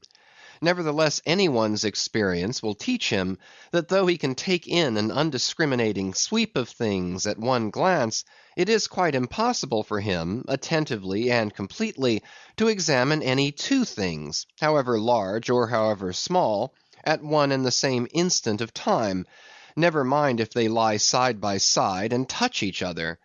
But if you now come to separate these two objects, and surround each by a circle of profound darkness, then in order to see one of them, in such a manner as to bring your mind to bear on it, the other will be utterly excluded from your contemporary consciousness.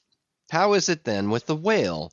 True, both his eyes in themselves must simultaneously act, but is his brain so much more comprehensive, combining, and subtle than man's, that he can, at the same moment of time, attentively examine two distinct prospects, one on one side of him, and the other in an exactly opposite direction? If he can, then is it a marvellous thing in him, as if a man were able to simultaneously go through the demonstrations of two distinct problems in Euclid. Nor, strictly investigated, is there any incongruity in this comparison. It may be but an idle whim, but it has always seemed to me that the extraordinary vacillations of movement displayed by some whales when beset by 3 or 4 boats, the timidity and liability to queer frights so common to such whales, I think that all this indirectly proceeds from the helpless perplexity of volition in which their divided and diametrically opposite powers of vision must involve them. But the ear of the whale is full as curious as the eye. If you are an entire stranger to their race, you might hunt over these two heads for hours and never discover that organ.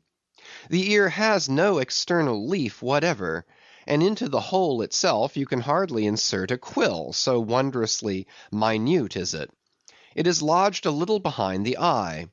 With respect to their ears, this important difference is to be observed between the sperm whale and the right. While the ear of the former has an external opening, That of the latter is entirely and evenly covered over with a membrane, so as to be quite imperceptible from without.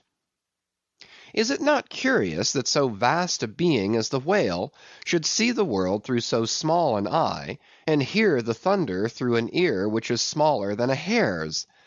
But if the eye were broad as the lens of Herschel's great telescope, and his ears capacious as the porches of cathedrals, would that make him any longer of sight or sharper of hearing? Not at all. Why then do you try to enlarge your mind? Subtilize it.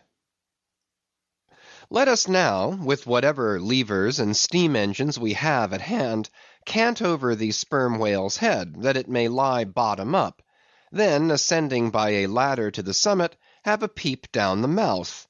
And were it not that the body is now completely separated from it, with a lantern we might descend into the great Kentucky mammoth cave of the stomach. But let us hold on here by this tooth, and look about us where we are. What a really beautiful and chaste looking mouth, from floor to ceiling, lined, or rather papered, with a glistening white membrane, glossy as bridal satins.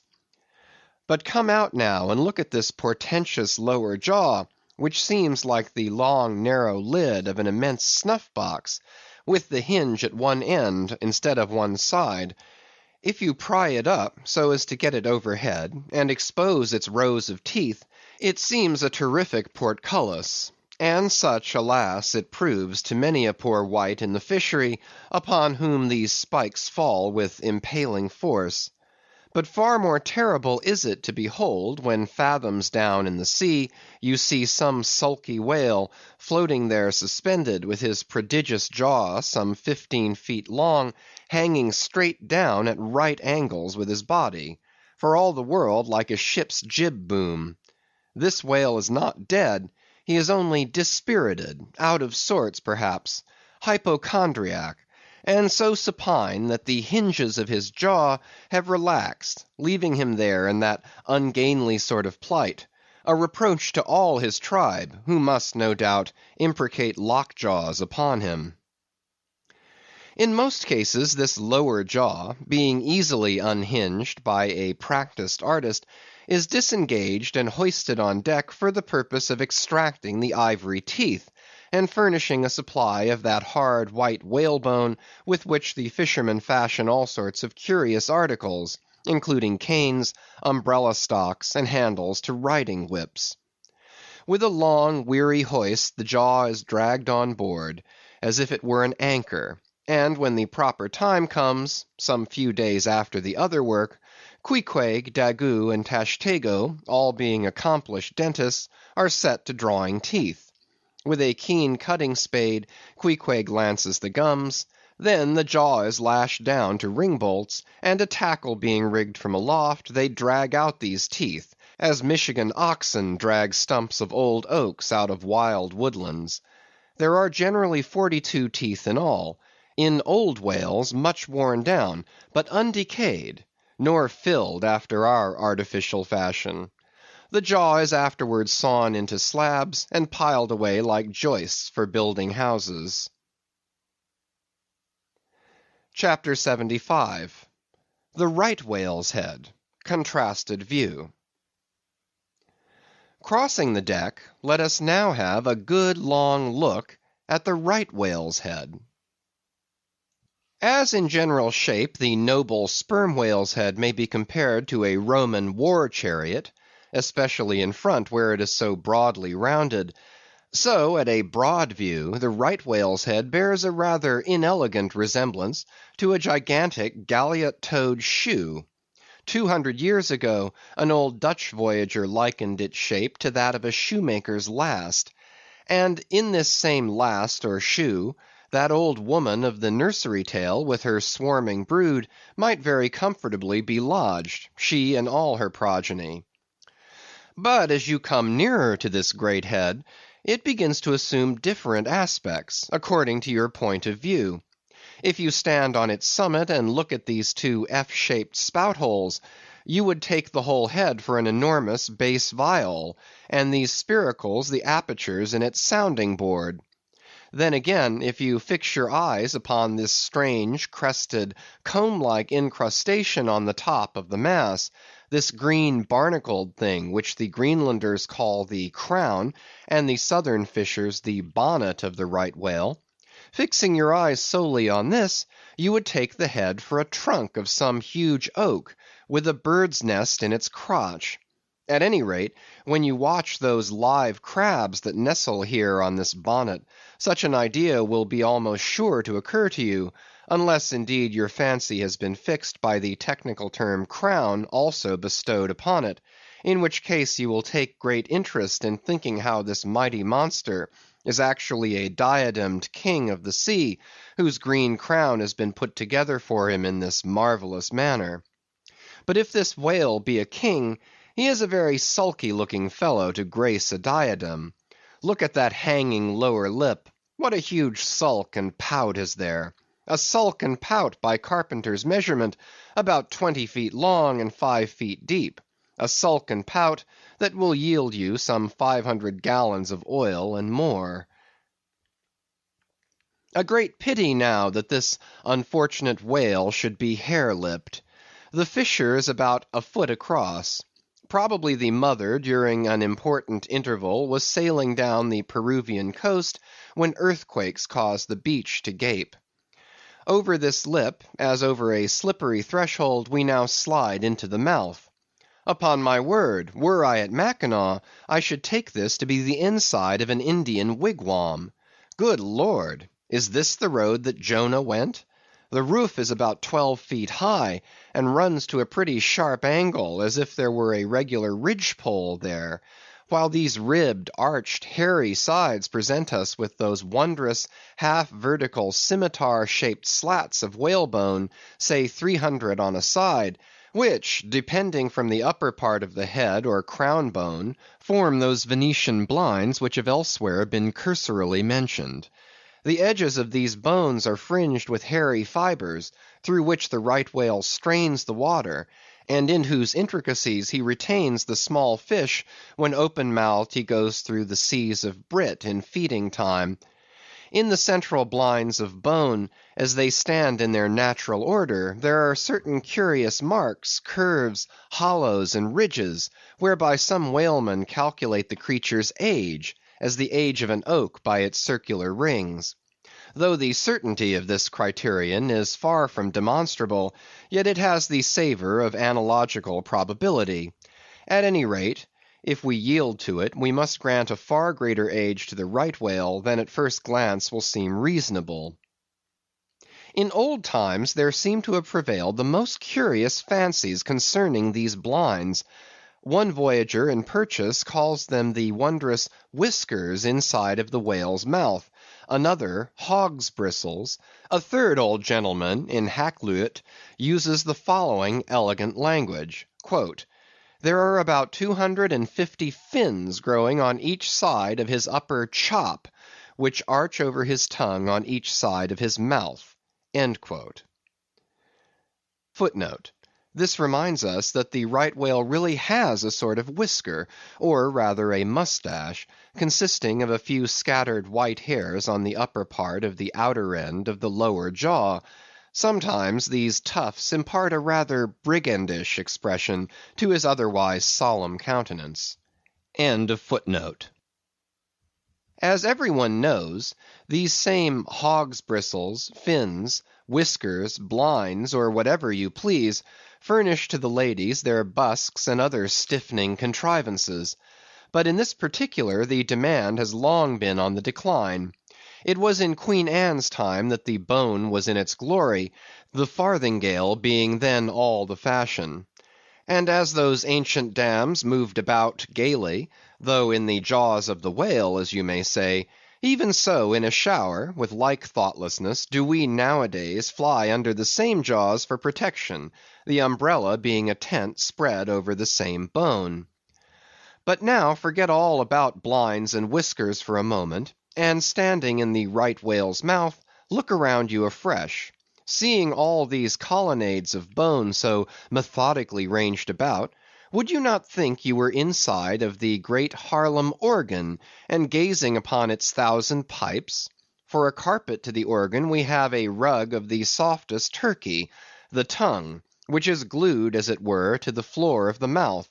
It is very fat and tender, and apt to tear in pieces in hoisting it on deck. This particular tongue now before us, at a passing glance I should say it was a 6-barreler, that is, it will yield you about that amount of oil. Ere this, you must have plainly seen the truth of what I started with, that the sperm whale and the right whale have almost entirely different heads. To sum up, then, in the right whales there is no great well of sperm, no ivory teeth at all, no long, slender mandible of a lower jaw like the sperm whales. Nor in the sperm whale are there any of those blinds of bone, no huge lower lip, and scarcely anything of a tongue. Again, the right whale has 2 external spout holes, the sperm whale only 1. Look your last now on these venerable hooded heads, while they yet lie together, for one will soon sink unrecorded in the sea, and the other will not be very long in following. Can you catch the expression of the sperm whales there? It is the same he died with, only some of the longer wrinkles in the forehead now seem faded away. I think his broad brow to be full of a prairie-like placidity, born of a speculative indifference as to death. But mark the other head's expression.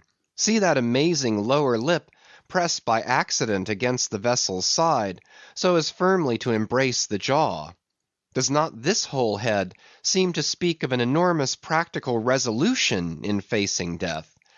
This right whale I take to have been a Stoic; the sperm whale a Platonian, who might have taken up Spinoza in his latter years.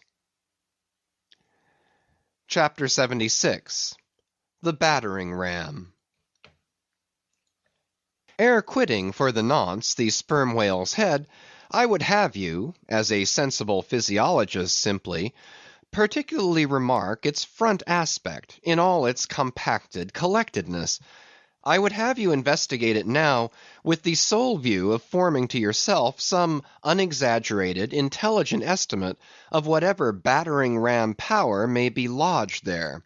Here is a vital point, for you must either satisfactorily settle this matter with yourself, or forever remain an infidel as to one of the most appalling, but not the less true events perhaps anywhere to be found in all recorded history. You observe that in the ordinary swimming position of the sperm whale, the front of his head presents an almost wholly vertical plane to the water. You observe that the lower part of that front slopes considerably backwards, so as to furnish more of a retreat for the long socket which receives the boom-like lower jaw. You observe that the mouth is entirely under the head, much in the same way indeed as though your own mouth were entirely under your chin. Moreover, you observe that the whale has no external nose, and that what nose he has, his spout hole, is on the top of his head.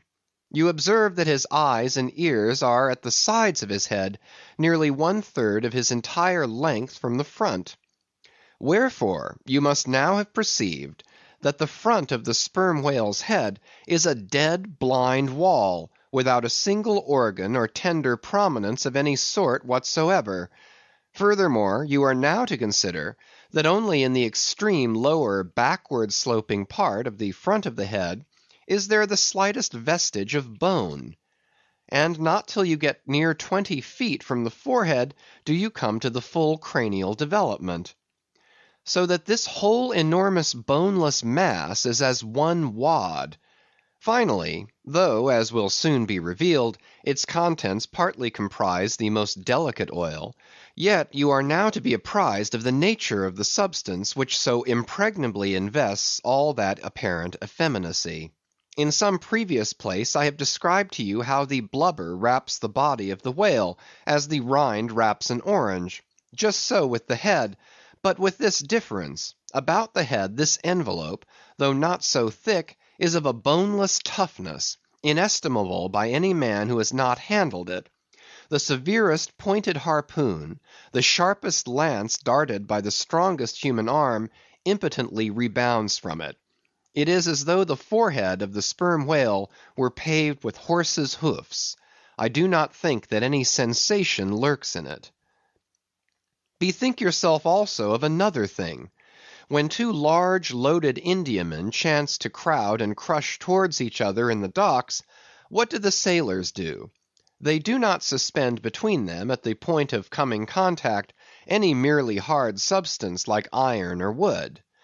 No, they hold there a large round wad of tow and cork, enveloped in the thickest and toughest of ox hide.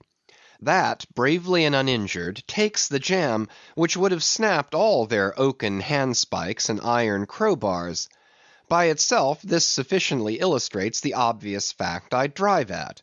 But supplementary to this, it has hypothetically occurred to me, that as ordinary fish possess what is called a swimming bladder in them, capable at will of distension or contraction, and as the sperm whale, as far as I know, has no such provision in him, considering, too, the otherwise inexplicable manner in which he now depresses his head altogether beneath the surface, and anon swims with it high elevated out of the water, considering the unobstructed elasticity of its envelope, considering the unique interior of his head, it has hypothetically occurred to me, I say, that those mystical lung-celled honeycombs there may possibly have some hitherto unknown and unsuspected connection with the outer air, so as to be susceptible to atmospheric distension and contraction. If this be so, fancy the irresistibleness of that might to which the most impalpable and destructive of all elements contributes. Now, mark.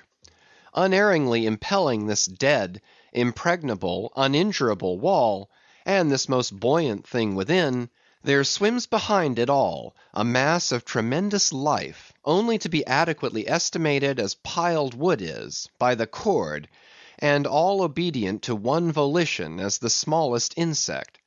So that when I shall hereafter detail to you all the specialties and concentrations of potency everywhere lurking in this expansive monster, when I shall show you some of his more inconsiderable braining feats, I trust you will have renounced all ignorant incredulity, and be ready to abide by this, that though the sperm whale stove a passage through the Isthmus of Darien, and mixed the Atlantic with the Pacific, you would not elevate one hair of your eyebrow. For unless you own the whale, you are but a provincial and sentimentalist in truth. But clear truth is a thing for salamander giants only to encounter. How small the chances for the provincials then!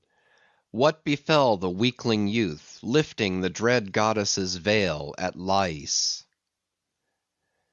Chapter 77. The Great Heidelburgh Tun. Now comes the bailing of the case. But to comprehend it aright, you must know something of the curious internal structure of the thing operated upon. Regarding the sperm whale's head as a solid oblong, you may, on an inclined plane, sideways divide it into two quoins, whereof the lower is the bony structure forming the cranium and jaws, and the upper an unctuous mass wholly free from bones, its broad forward end forming the expanded, vertical, apparent forehead of the whale.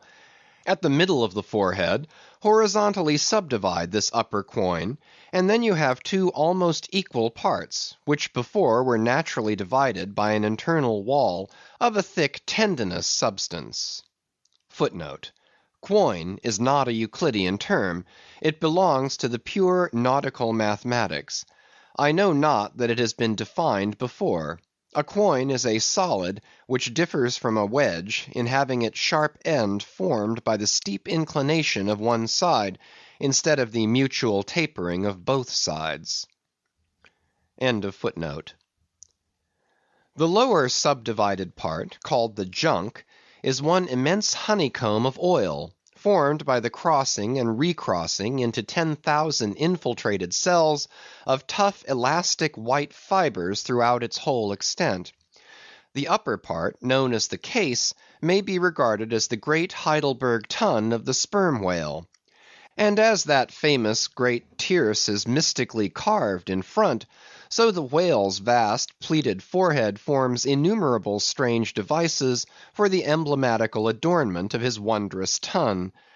Moreover, as that of Heidelburgh was always replenished with the most excellent of wines from the Rhenish valleys, so the tun of the whale contains by far the most precious of all his oily vintages, namely the highly prized spermaceti, in its absolutely pure, limpid, and odoriferous state. Nor is this precious substance found unalloyed in any other part of the creature.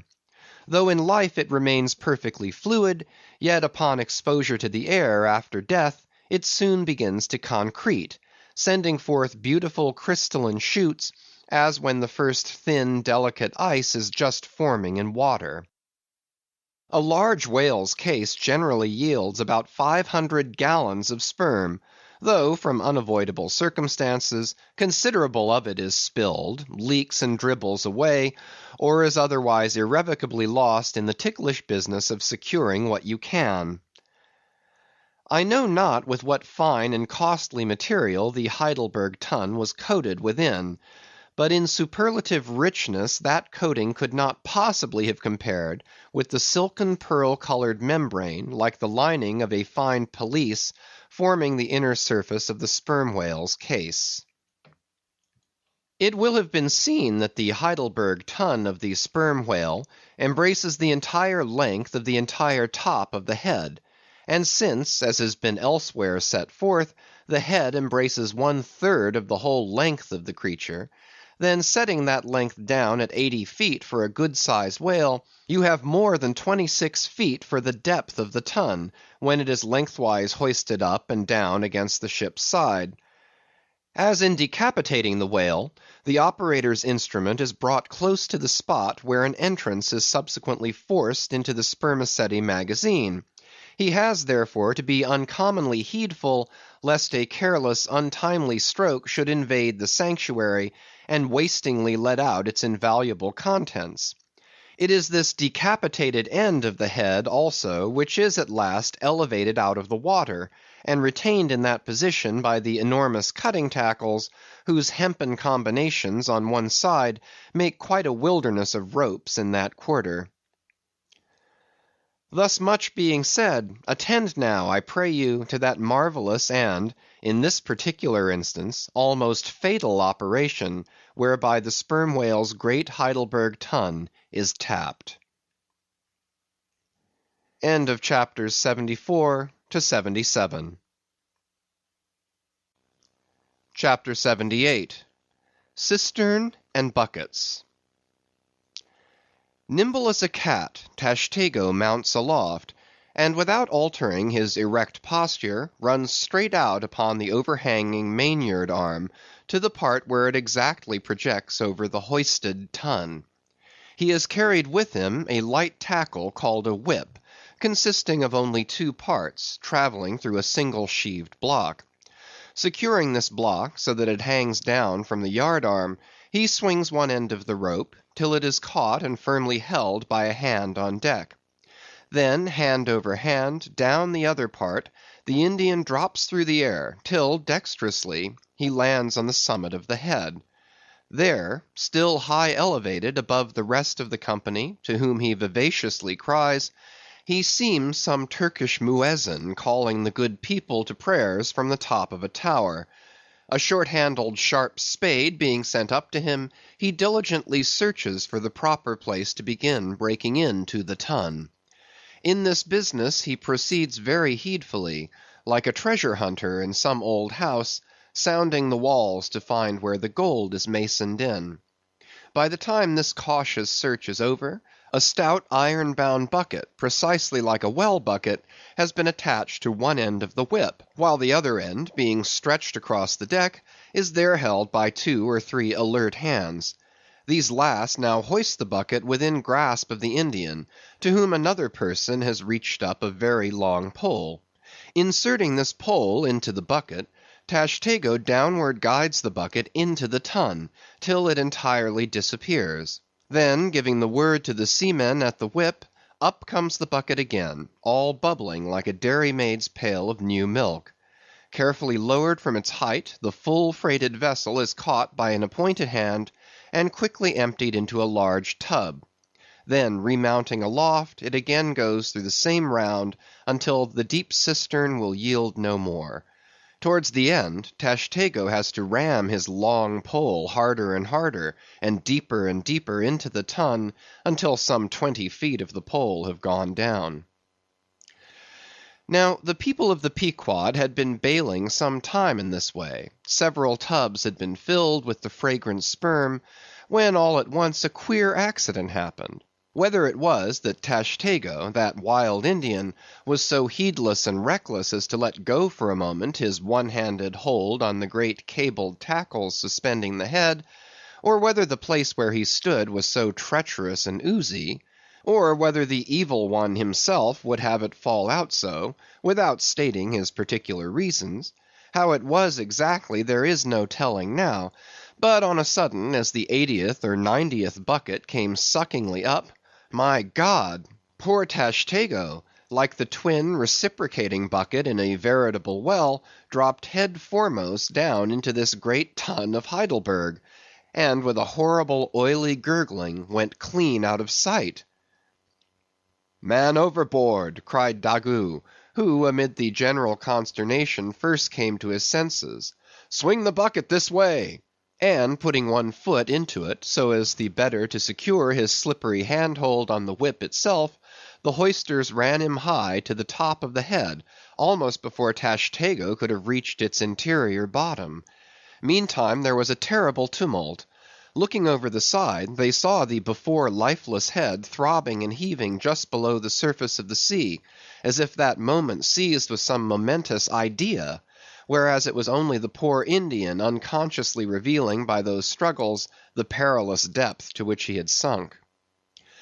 At this instant, while Daggoo on the summit of the head was clearing the whip, which had somehow got foul of the great cutting tackles, a sharp cracking noise was heard, and to the unspeakable horror of all, one of the two enormous hooks suspending the head tore out, and with a vast vibration, the enormous mass sideways swung, till the drunk ship reeled and shook as if smitten by an iceberg.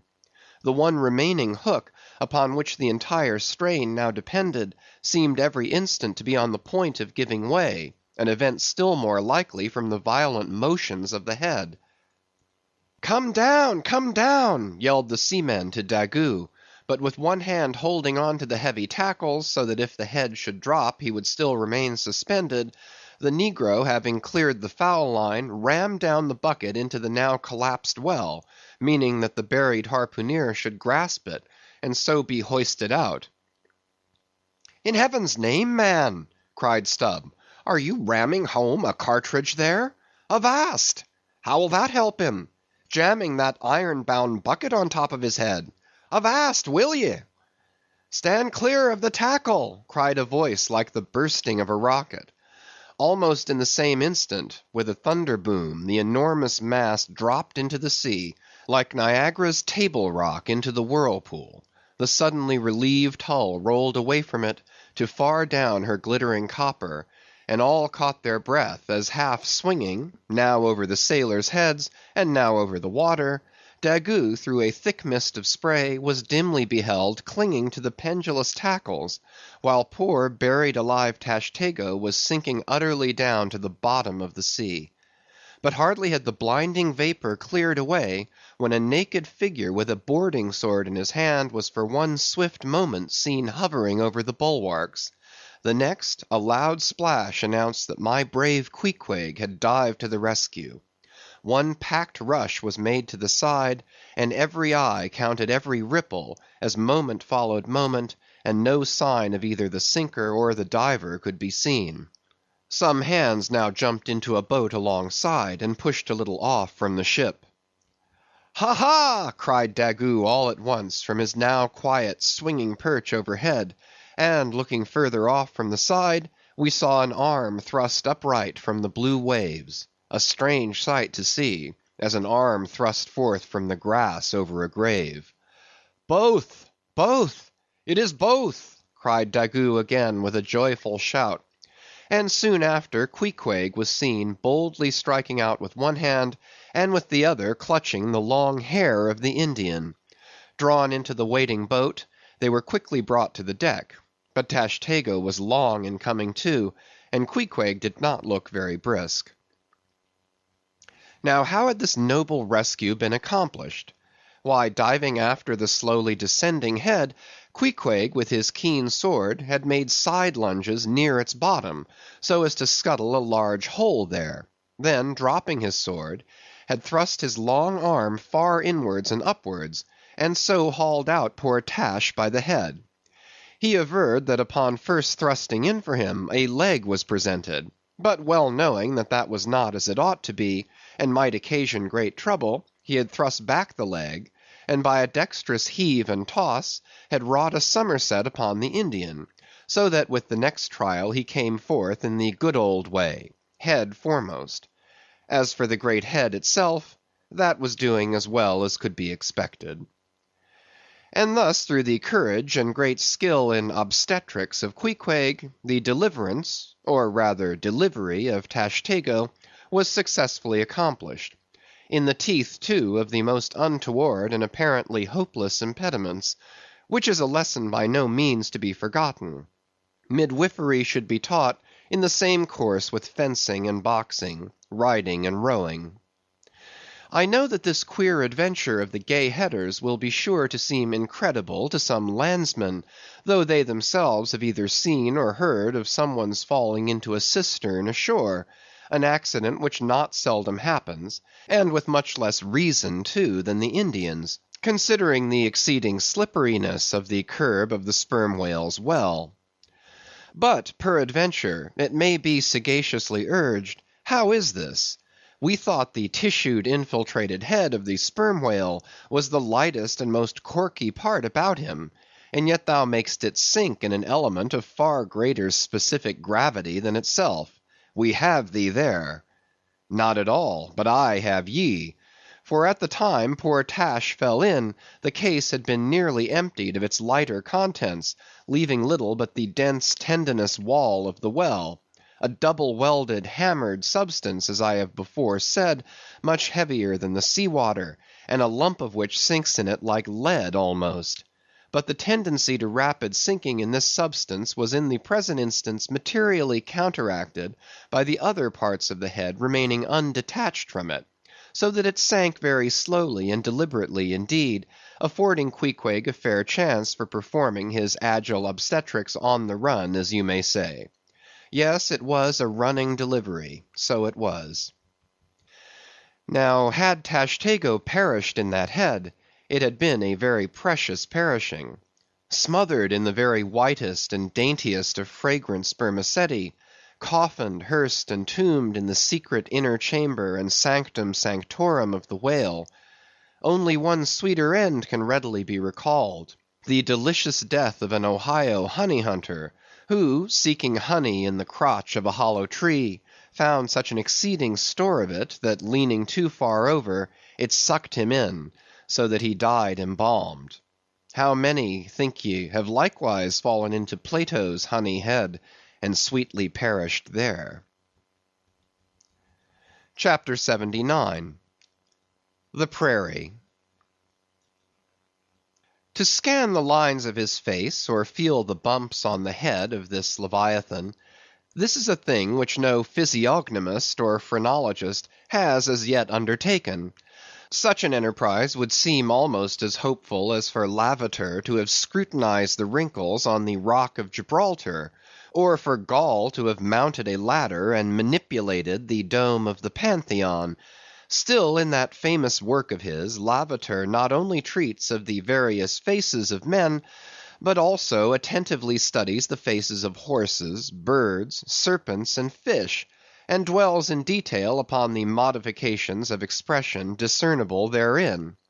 Nor have Gall and his disciple Spurzheim failed to throw out some hints touching the phrenological characteristics of other beings than man. Therefore, though I am but ill qualified for a pioneer in the application of these two semi-sciences to the whale, I will do my endeavor. I try all things. I achieve what I can. Physiognomically regarded, the sperm whale is an anomalous creature. He has no proper nose, and since the nose is the central and most conspicuous of the features, and since it perhaps most modifies and finally controls their combined expression, hence it would seem that its entire absence, as an external appendage, must very largely affect the countenance of the whale. For, as in landscape gardening, a spire, cupola, monument, or tower of some sort is deemed almost indispensable to the completion of the scene, so no face can be physiognomically in keeping without the elevated open-work belfry of the nose. Dash the nose from Phidias's marble Jove, and what a sorry remainder! Nevertheless, Leviathan is of so mighty a magnitude, all his proportions are so stately, that the same deficiency which in the sculptured Jove were hideous, in him is no blemish at all; nay, it is an added grandeur. A nose to the whale would have been impertinent. As on your physiognomical voyage you sail round his vast head in your jolly boat, your noble conceptions of him are never insulted by the reflection that he has a nose to be pulled; a pestilent conceit which so often will insist upon obtruding even when beholding the mightiest royal beadle on his throne. In some particulars, perhaps the most imposing physiognomical view to be had of the sperm whale is that of the full front of his head. This aspect is sublime. In thought, a fine human brow is like the east when troubled with the morning. In the repose of the pasture, the curled brow of the bull has a touch of the grand in it. Pushing heavy cannon up mountain defiles, the elephant's brow is majestic. Human or animal, the mystical brow is as that great golden seal affixed by the German emperors to their decrees. It signifies, God, done this day by my hand. But in most creatures, nay, in man himself, very often the brow is but a mere strip of alpine land lying along the snow line.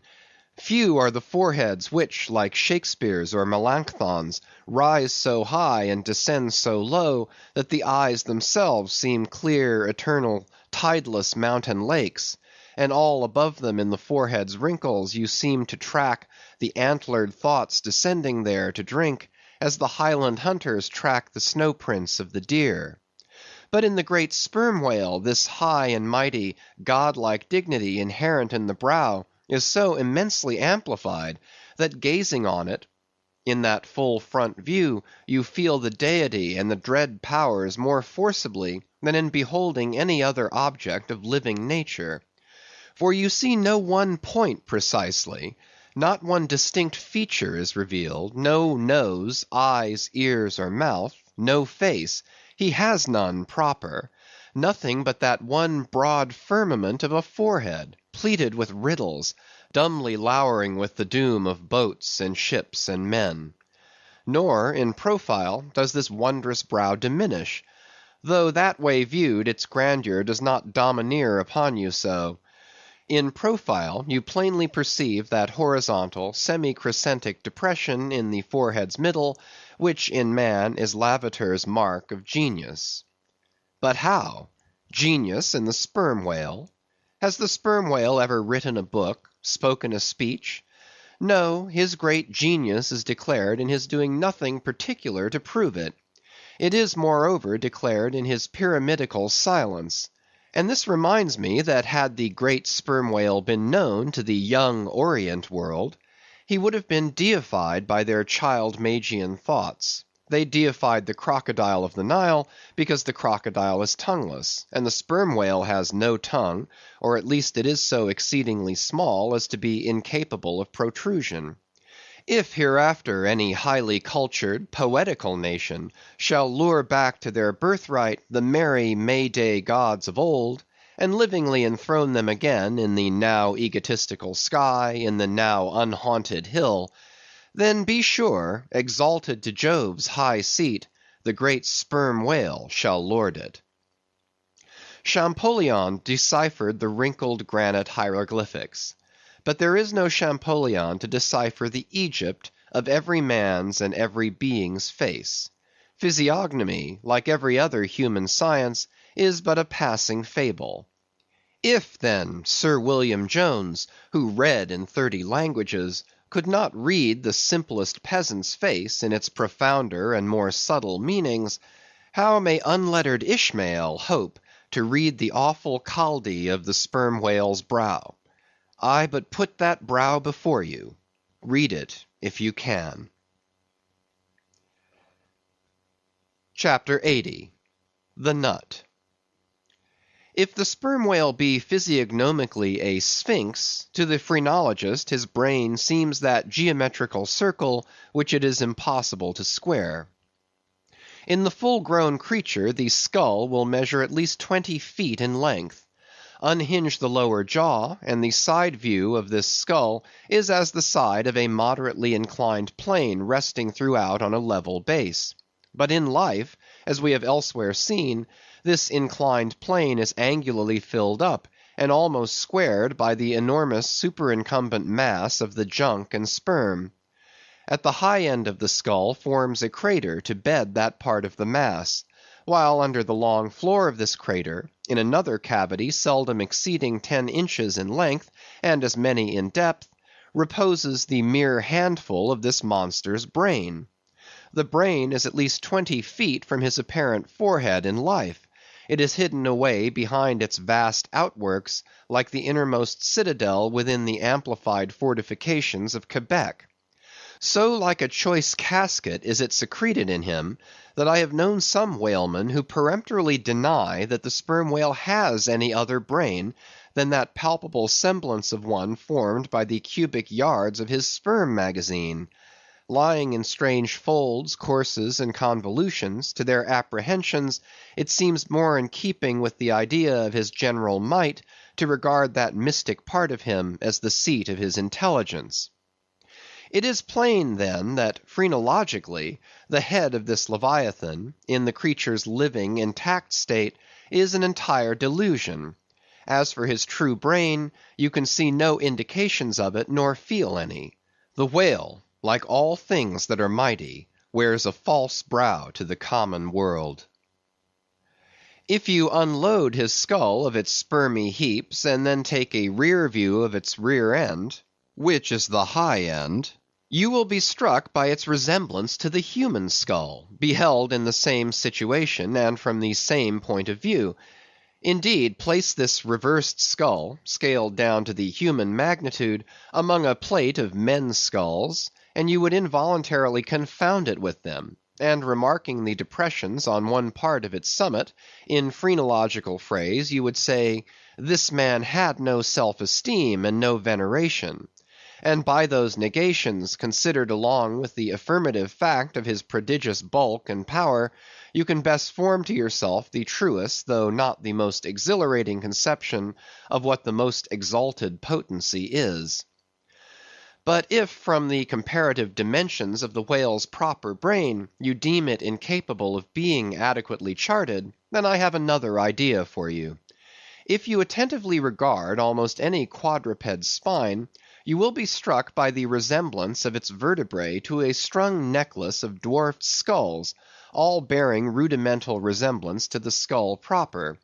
It is a German conceit that the vertebrae are absolutely undeveloped skulls.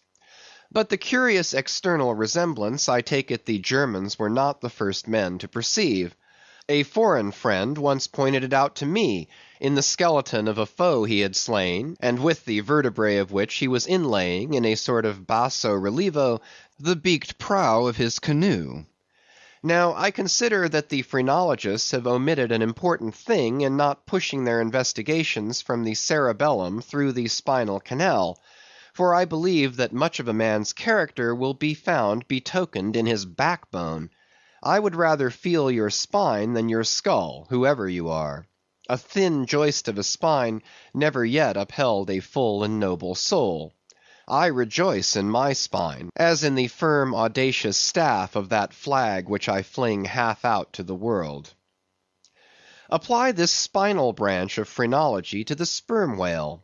His cranial cavity is continuous with the first neck vertebra, and in that vertebra the bottom of the spinal canal will measure 10 inches across, being 8 in height, and of a triangular figure with the base downwards. As it passes through the remaining vertebrae, the canal tapers in size, but for a considerable distance remains of large capacity. Now, of course, this canal is filled with much the same strangely fibrous substance, the spinal cord, as the brain, and directly communicates with the brain. And what is still more, for many feet after emerging from the brain's cavity, the spinal cord remains of an undecreasing girth, almost equal to that of the brain. Under all these circumstances, would it be unreasonable to survey and map out the whale's spine phrenologically? For viewed in this light, the wonderful comparative smallness of his brain proper is more than compensated by the wonderful comparative magnitude of his spinal cord. But leaving this hint to operate as it may with the phrenologist, I would merely assume the spinal theory for a moment, in reference to the sperm whale's hump. This august hump, if I mistake not, rises over one of the larger vertebrae, and is therefore in some sort the outer convex mold of it. From its relative situation, then, I should call this high hump the organ of firmness or indomitableness in the sperm whale. And that the great monster is indomitable, you will yet have reason to know. End of chapters 78 to 80. Chapter 81. The Pequod meets the Virgin. The predestinated day arrived, and we duly met the ship Jungfrau, Derek de Der, master of Bremen. At one time the greatest whaling people in the world, the Dutch and Germans are now among the least, but here and there at very wide intervals of latitude and longitude, you still occasionally meet with their flag in the Pacific. For some reason, the Jungfrau seemed quite eager to pay her respects. While yet some distance from the Pequod, she rounded to, and dropping a boat, her captain was impelled toward us, impatiently standing in the bows instead of the stern. "What has he in his hand there?" cried Starbuck, pointing to something wavingly held by the German. "Impossible! A lamp feeder?" "Not that," said Stubb. "No, no. It's a coffee pot, Mr. Starbuck. He's coming off to make us our coffee, is the Yarman. Don't you see that big tin can there alongside of him? That's his boiling water. Oh, he's all right, is the Yarman." "Get along with you," cried Flask. "It's a lamp feeder and an oil can. He's out of oil, and has come a-begging." However curious it may seem for an oil ship to be borrowing oil on the whale ground, and however much it may inadvertently contradict the old proverb about carrying coals to Newcastle, yet sometimes such a thing really happens, and in the present case Captain Derek de Der did indubitably conduct a lamp feeder, as Flask did declare. As he mounted the deck, Ahab abruptly accosted him, without at all heeding what he had in his hand. But in his broken lingo the German soon evinced his complete ignorance of the white whale, immediately turning the conversation to his lamp feeder and oil can, with some remarks touching his having to turn into his hammock at night in profound darkness, his last drop of Bremen oil being gone, and not a single flying fish yet captured to supply the deficiency, concluding by hinting that his ship was indeed what in the fishery is technically called a clean one, that is, an empty one, well deserving the name of Jungfrau, or the Virgin. His necessities supplied, Derek departed, but he had not gained his ship's side when whales were almost simultaneously raised from the mastheads of both vessels. And so eager for the chase was Derek, that without pausing to put his oil can and lamp feeder aboard, he slewed round his boat and made after the Leviathan lamp feeders. Now the game having risen to the leeward, he and the other 3 German boats that soon followed him had considerably the start of the Pequod's keels. There were 8 whales, an average pod. Aware of their danger, they were going all abreast with great speed straight before the wind, rubbing their flanks as closely as so many spans of horses in harness. They left a great wide wake, as though continually unrolling a great wide parchment upon the sea. Full in this rapid wake, and many fathoms in the rear, swam a huge humped old bull, which by his comparatively slow progress, as well as by the unusual yellowish incrustations overgrowing him, seemed afflicted with the jaundice, or some other infirmity. Whether this whale belonged to the pod in advance seemed questionable, for it is not customary for such venerable leviathans to be at all social. Nevertheless, he stuck to their wake, though indeed their backwater must have retarded him, because the white bone or swell at his broad muzzle was a dashed one, like the swell formed when two hostile currents meet. His spout was short, slow, and laborious, coming forth with a choking sort of gush, and spending itself in torn shreds, followed by strange subterranean commotions in him, which seemed to have egress at his other buried extremity, causing the waters behind him to upbubble. "Who's got some paregoric?" said Stubb. "He has the stomach ache, I'm afraid. Lord, think of having half an acre of stomach ache! Adverse winds are holding mad Christmas in him, boys. It's the first foul wind I ever knew to blow from astern. But look, did ever whale yaw so before? It must be he's lost his tiller." As an overladen Indiaman, bearing down the Hindostan coast with a deck-load of frightened horses, careens, berries, rolls, and wallows on her way, so did this old whale heave his aged bulk, and now and then, partly turning over on his cumbrous rib ends, expose the cause of his devious wake in the unnatural stump of his starboard fin. Whether he had lost that fin in battle, or had been born without it, it were hard to say. "Only wait a bit, old chap, and I'll give ye a sling for that wounded arm," cried cruel Flask, pointing to the whale line near him. "Mind he don't sling thee with it," cried Starbuck. "Give way, or the German will have him." With one intent, all the combined rival boats were pointed for this one fish, because not only was he the largest, and therefore the most valuable whale, but he was nearest to them, and the other whales were going with such great velocity, moreover, as almost to defy pursuit for the time. At this juncture the Pequod's keels had shot by the three German boats last lowered, but from the great start he had had, Derick's boat still led the chase, though every moment neared by his foreign rivals. The only thing they feared was, that from being already so nigh to his mark, he would be enabled to dart his iron before they could completely overtake and pass him. As for Derick, he seemed quite confident that this would be the case, and occasionally, with a deriding gesture, shook his lamp feeder at the other boats. "The ungracious and ungrateful dog!" cried Starbuck. "He mocks and dares me with the very poor box I filled for him not 5 minutes ago." Then in his old intense whisper, "Give way, greyhounds! Dog to it!" "I tell you what it is, men," cried Stubb to his crew, "it's against my religion to get mad, but I'd like to eat that villainous Yarman. Pull, won't ye? Are ye going to let that rascal beat ye? Do ye love brandy? A hogshead of brandy, then, to the best man. Come, why don't some of ye burst a blood vessel?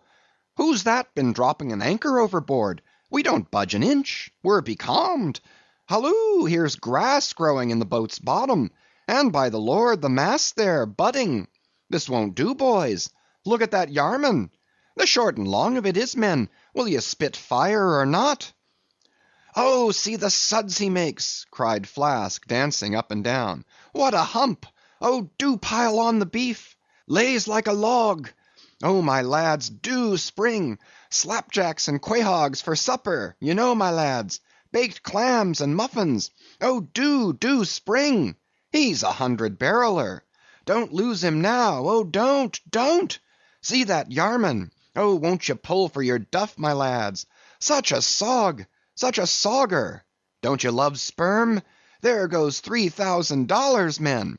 A bank! A whole bank! The Bank of England! Oh, do! What's that Yarman about now?" At this moment Derick was in the act of pitching his lamp feeder at the advancing boats, and also his oil can, perhaps with the double view of retarding his rival's way, and at the same time economically accelerating his own by the momentary impetus of the backward toss. "The unmannerly Dutch dogger!" cried Stubb. "Pull now, men! Like 50,000 line of battleship loads of red-haired devils! What do you say, Tashtego? Are you the man to snap your spine in 22 pieces for the honor of old Gayhead? What do you say?" "I say, pull like goddam!" cried the Indian. Fiercely but evenly incited by the taunts of the German, the Pequod's 3 boats now began ranging almost abreast, and so disposed, momentarily neared him. In that fine, loose, chivalrous attitude of the headsman when drawing near to his prey, the 3 mates stood up proudly, occasionally backing the after oarsman with an exhilarating cry of "There she slides now! Hurrah for the white ash breeze! Down with the Yarman! Sail over him!" But so decided an original start had Derick had, that spite of all their gallantry he would have proved the victor in this race, had not a righteous judgment descended upon him in a crab which caught the blade of his midship oarsman. While this clumsy lubber was striving to free his white ash, and while in consequence Derick's boat was nigh to capsizing, and he thundering away at his men in a mighty rage, that was a good time for Starbuck, Stubb, and Flask. With a shout they took a mortal start forward, and slantingly ranged up on the German's quarter. An instant more, and all 4 boats were diagonally in the whale's immediate wake, while stretching from them on both sides was the foaming swell that he made. It was a terrific, most pitiable, and maddening sight. The whale was now going head out, and sending his spout before him in a continual tormented jet, while his one poor fin beat his side in an agony of fright. Now to this hand, now to that, he yawed in his faltering flight, and still at every billow that he broke he spasmodically sank in the sea, or sideways rolled towards the sky his one beating fin. So have I seen a bird with clipped wing making affrighted broken circles in the air, vainly striving to escape the piratical hawks. But the bird has a voice, and with plaintive cries will make known her fear. But the fear of this vast dumb brute of the sea was chained up and enchanted in him. He had no voice, save that choking respiration through his spiracle, and this made the sight of him unspeakably pitiable. While still, in his amazing bulk, portcullis jaw, and omnipotent tail, there was enough to appall the stoutest man who so pitied. Seeing now that but a very few moments more would give the Pequod's boats the advantage, and rather than be thus foiled of his game, Derick chose to hazard what to him must have seemed a most unusually long dart, ere the last chance would forever escape. But no sooner did his harpooneer stand up for the stroke, than all 3 tigers, Queequeg, Tashtego, and Daggoo, instinctively sprang to their feet, and standing in a diagonal row, simultaneously pointed their barbs. And darted over the head of the German harpooneer their 3 Nantucket irons entered the whale. Blinding vapors of foam and white fire. The 3 boats, in the first fury of the whale's headlong rush, bumped the Germans aside with such force, that both Derick and his baffled harpooneer were spilled out, and sailed over by the 3 flying keels. "Don't be afraid, my butter boxes," cried Stubb, casting a passing glance upon them as he shot by. "You'll be picked up presently. All right. I saw some sharks astern, St. Bernard's dogs, you know. Relieve distressed travellers. Hurrah! This is the way to sail now, every keel a sunbeam. Hurrah! Here we go like 3 tin kettles at the tail of a mad cougar. This puts me in mind of fastening to an elephant in a tilbury on a plain. Makes the wheel spokes fly, boys, when you fasten to him that way. And there's danger of being pitched out, too, when you strike a hill. Hurrah! This is the way a fellow feels when he's going to Davy Jones. All a rush down an endless inclined plane. Hurrah! This whale carries the everlasting mail. But the monster's run was a brief one. Giving a sudden gasp, he tumultuously sounded. With a grating rush, the 3 lines flew round the loggerheads with such force as to gouge deep grooves in them, while so fearful were the harpooneers that this rapid sounding would soon exhaust the lines, that using all their dexterous might, they caught repeated smoking turns with the rope to hold on, till at last, owing to the perpendicular strain from the lead-lined chocks of the boats, whence the 3 ropes went straight down into the blue, the gunwales of the bows were almost even with the water, while the 3 sterns were tilted high in the air. And the whale soon ceasing to sound, for some time they remained in that attitude, fearful of expending more line, though the position was a little ticklish. But though boats have been taken down and lost in this way, yet it is this holding on, as it is called, this hooking up by the sharp barbs of his live flesh from the back, this it is that often torments the Leviathan into soon rising again to meet the sharp lance of his foes.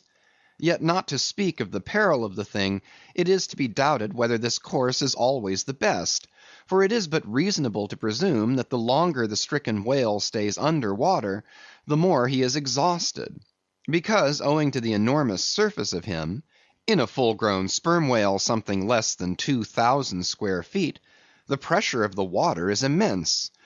We all know what an astonishing atmospheric weight we ourselves stand up under, even here above ground in the air. How vast then the burden of a whale, bearing on his back a column of 200 fathoms of ocean! It must at least equal the weight of 50 atmospheres. One whaleman has estimated it at the weight of 20 line of battleships, with all their guns and stores and men on board. As the 3 boats lay there on that gently rolling sea, gazing down into its eternal blue noon, and as not a single groan or cry of any sort, nay, not so much as a ripple or a bubble came up from its depths, what landsman would have thought that beneath all that silence and placidity, the utmost monster of the seas was writhing and wrenching in agony? Not 8 inches of perpendicular rope were visible at the bows. Seems it credible that by 3 such thin threads the great Leviathan was suspended like the big weight to an 8-day clock? Suspended! And to what? To 3 bits of board! Is this the creature of whom it was once so triumphantly said, "Canst thou fill his skin with barbed irons, or his head with fish spears? The sword of him that layeth at him cannot hold, the spear, the dart, nor the habergeon; he esteemeth iron as straw, the arrow cannot make him flee, darts are counted as stubble, he laugheth at the shaking of a spear." This the creature? This he?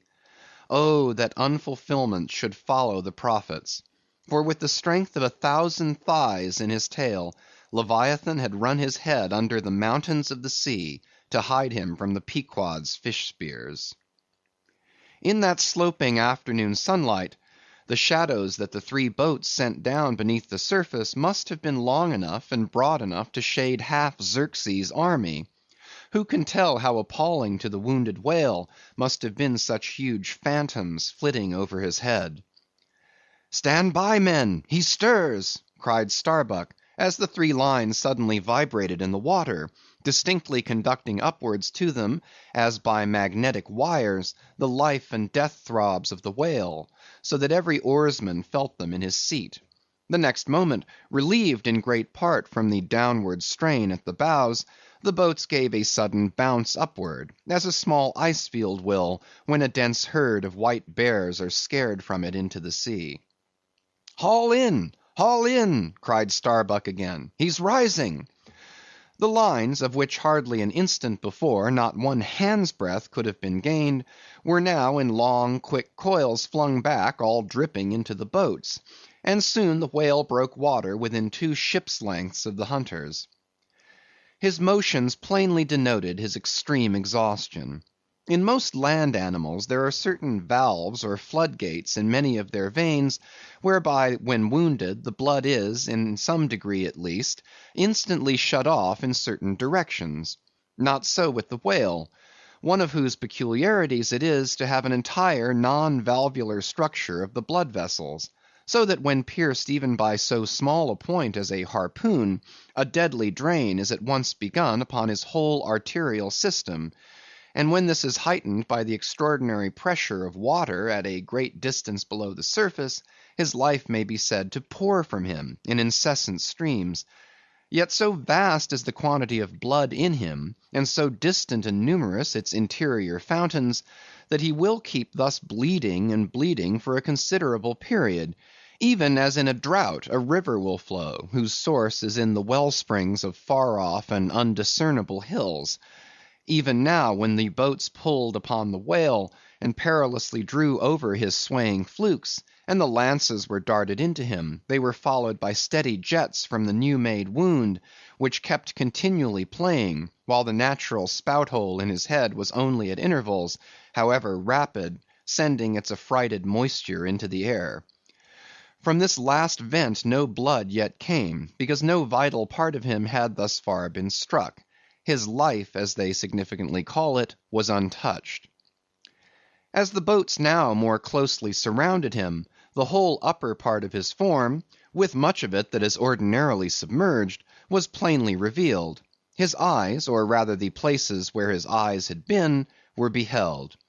As strange misgrown masses gather in the knot-holes of the noblest oaks when prostrate, so from the points which the whale's eyes had once occupied, now protruded blind bulbs, horribly pitiable to see.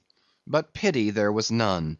For all his old age, and his one arm, and his blind eyes, he must die the death, and be murdered, in order to light the gay bridals and other merry makings of men, and also to illuminate the solemn churches that preach unconditional inoffensiveness by all to all. Still rolling in his blood, at last he partially disclosed a strangely discolored bunch or protuberance, the size of a bushel, low down on the flank. "A nice spot!" cried Flask. "Just let me prick him there once." "Avast!" cried Starbuck, "there's no need of that." But humane Starbuck was too late. At the instant of the dart, an ulcerous jet shot from this cruel wound, and goaded by it into more than sufferable anguish, the whale, now spouting thick blood, with swift fury, blindly darted at the craft, bespattering them and their glorying crews all over with showers of gore, capsizing Flask's boat, and marring the bows. It was his death stroke. For by this time, so spent was he by loss of blood, that he helplessly rolled away from the wreck he had made, lay panting on his side, impotently flapped with his stumped fin, then over and over slowly revolved like a waning world, turned up the white secrets of his belly, lay like a log, and died. It was most piteous, that last expiring spout. As when by unseen hands the water is gradually drawn off from some mighty fountain, and with half-stifled melancholy gurglings the spray column lowers and lowers to the ground, so the last long dying spout of the whale. Soon, while the crews were awaiting the arrival of the ship, the body showed symptoms of sinking with all its treasures unrifled. Immediately, by Starbuck's orders, lines were secured to it at different points, so that ere long every boat was a buoy, the sunken whale being suspended a few inches beneath them by the cords. By very heedful management, when the ship drew nigh, the whale was transferred to her side, and was strongly secured there by the stiffest fluke chains, for it was plain that unless artificially upheld, the body would at once sink to the bottom.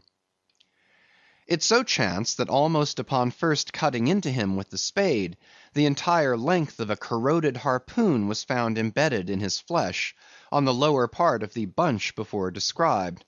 But as the stumps of harpoons are frequently found in the dead bodies of captured whales, with the flesh perfectly healed around them, and no prominence of any kind to denote their place, therefore there must needs have been some other unknown reason in the present case fully to account for the ulceration alluded to. But still more curious was the fact of a lance head of stone being found in him, not far from the buried iron, the flesh perfectly firm about it. Who had darted that stone lance, and when? It might have been darted by some Norwest Indian long before America was discovered.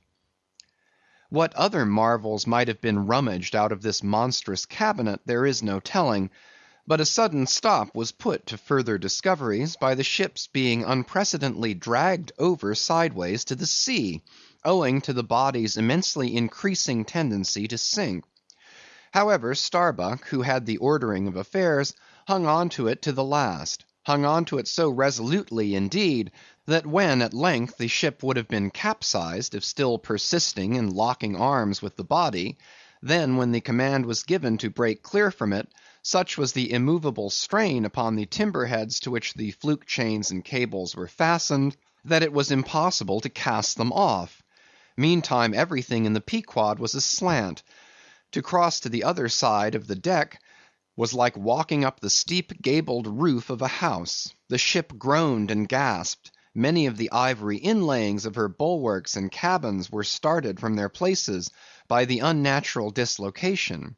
In vain handspikes and crows were brought to bear upon the immovable fluke chains to pry them adrift from the timber heads, and so low had the whale now settled that the submerged ends could not be at all approached, while every moment whole tons of ponderosity seemed added to the sinking bulk, and the ship seemed on the point of going over.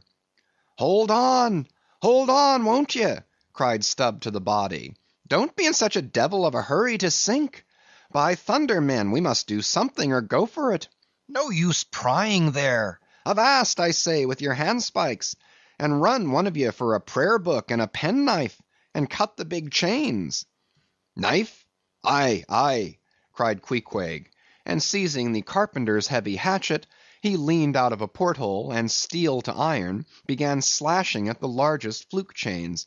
But a few strokes, full of sparks, were given, when the exceeding strain effected the rest. With a terrific snap, every fastening went adrift. The ship righted, the carcass sank. Now this occasional inevitable sinking of the recently killed sperm whale is a very curious thing, nor has any fisherman yet adequately accounted for it. Usually the dead sperm whale floats with great buoyancy, with its side or belly considerably elevated above the surface. If the only whales that thus sank were old, meagre, and broken-hearted creatures, their pads of lard diminished, and all their bones heavy and rheumatic, then you might with some reason assert that this sinking is caused by an uncommon specific gravity in the fish so sinking, consequent upon this absence of buoyant matter in him. But it is not so; for young whales, in the highest health and swelling with noble aspirations, prematurely cut off in the warm flush and May of life, with all their panting lard about them, even these brawny, buoyant heroes do sometimes sink. Be it said, however, that the sperm whale is far less liable to this accident than any other species. Where one of that sort go down, 20 right whales do. This difference in the species is no doubt imputable in no small degree to the greater quantity of bone in the right whale, his Venetian blinds alone sometimes weighing more than a ton. From this encumbrance the sperm whale is wholly free. But there are instances where, after the lapse of many hours or several days, the sunken whale again rises, more buoyant than in life. But the reasons of this are obvious. Gases are generated in him, he swells to a prodigious magnitude, becomes a sort of animal balloon. A line of battle ship could hardly keep him under then. In the shore whaling, on soundings among the bays of New Zealand, when a right whale gives token of sinking, they fasten buoys to him, with plenty of rope, so that when the body has gone down, they know where to look for it when it shall have ascended again. It was not long after the sinking of the body that a cry was heard from the Pequod's mastheads, announcing that the Jungfrau was again lowering her boats, though the only spout in sight was that of a finback, belonging to the species of uncapturable whales, because of its incredible power of swimming. Nevertheless, the finback's spout is so similar to the sperm whale's, that by unskilful fishermen it is often mistaken for it. and consequently Derick and all his host were now in valiant chase of this unnearable brute. The Virgin crowding all sail made after her 4 young keels, and thus they all disappeared far to leeward, still in bold, hopeful chase. Oh, many are the finbacks, and many are the derricks, my friend. Chapter 82. The Honor and Glory of Whaling. There are some enterprises in which a careful disorderliness is the true method. The more I dive into this matter of whaling, and push my researches up to the very spring-head of it, so much the more am I impressed with its great honorableness and antiquity, and especially when I find so many great demigods and heroes, prophets of all sort, who one way or other have shed distinction upon it, I am transported with the reflection that I myself belong, though but subordinately, to so emblazoned a fraternity. The gallant Perseus, son of Jupiter, was the first whaleman, and to the eternal honor of our calling be it said, that the first whale attacked by our brotherhood was not killed with any sordid intent. Those were the knightly days of our profession, when we only bore arms to succor the distressed, not to fill men's lamp feeders. Every one knows the fine story of Perseus and Andromeda, how the lovely Andromeda, the daughter of a king, was tied to a rock on the sea-coast, and as Leviathan was in the very act of carrying her off, Perseus, the prince of whalemen, intrepidly advancing, harpooned the monster, and delivered and married the maid. It was an admirable artistic exploit, rarely achieved by the best harpooneers of the present day, inasmuch as this Leviathan was slain at the very first dart. And let no man doubt this Archite story, for in the ancient Joppa, now Jaffa, on the Syrian coast, in one of the pagan temples, there stood for many ages the vast skeleton of a whale, which the city's legends and all the inhabitants asserted to be the identical bones of the monster that Perseus slew. When the Romans took Joppa, the same skeleton was carried to Italy in triumph. What seems most singular and suggestively important in this story is this: it was from Joppa that Jonah set sail. Akin to the adventure of Perseus and Andromeda, indeed by some supposed to be indirectly derived from it, is that famous story of St. George and the dragon, which dragon I maintain to have been a whale, for in many old chronicles whales and dragons are strangely jumbled together, and often stand for each other. Thou art as a lion of the waters, and as a dragon of the sea, saith Ezekiel, hereby plainly meaning a whale. In truth, some versions of the Bible use that word itself. Besides, it would much subtract from the glory of the exploit had St. George but encountered a crawling reptile of the land, instead of doing battle with the great monster of the deep. Any man may kill a snake, but only a Perseus, a St. George, a coffin, have the heart in them to march boldly up to a whale.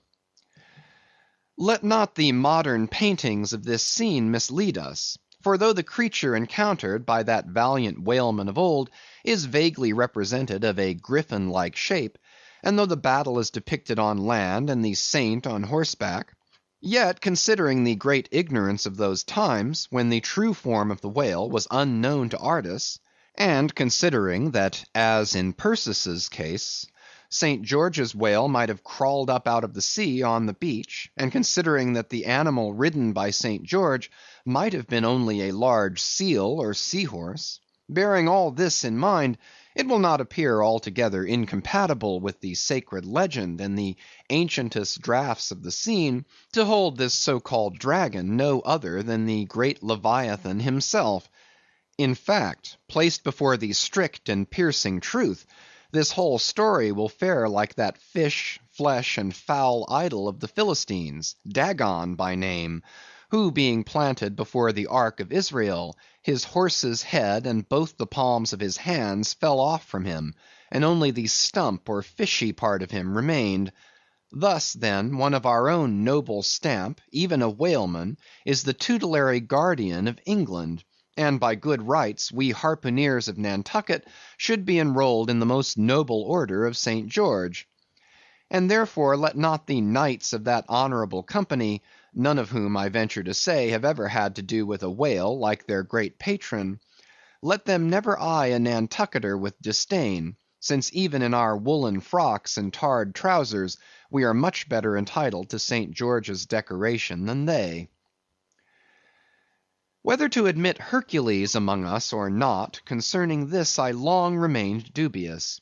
For though, according to the Greek mythologies, that antique Crockett and Kit Carson, that brawny doer of rejoicing good deeds, was swallowed down and thrown up by a whale, still whether that strictly makes a whaleman of him, that might be mooted. It nowhere appears that he ever actually harpooned his fish, unless indeed from the inside. Nevertheless, he may be deemed a sort of involuntary whaleman. At any rate, the whale caught him, if he did not the whale. I claim him for one of our clan.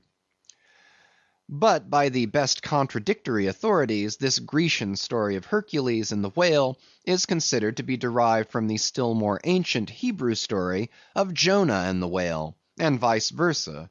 Certainly they are very similar. If I claim the demigod, then, why not the prophet? Nor do heroes, saints, demigods, and prophets alone comprise the whole roll of our order. Our Grand Master is still to be named, for like royal kings of old times, we find the headwaters of our fraternity in nothing short of the great gods themselves.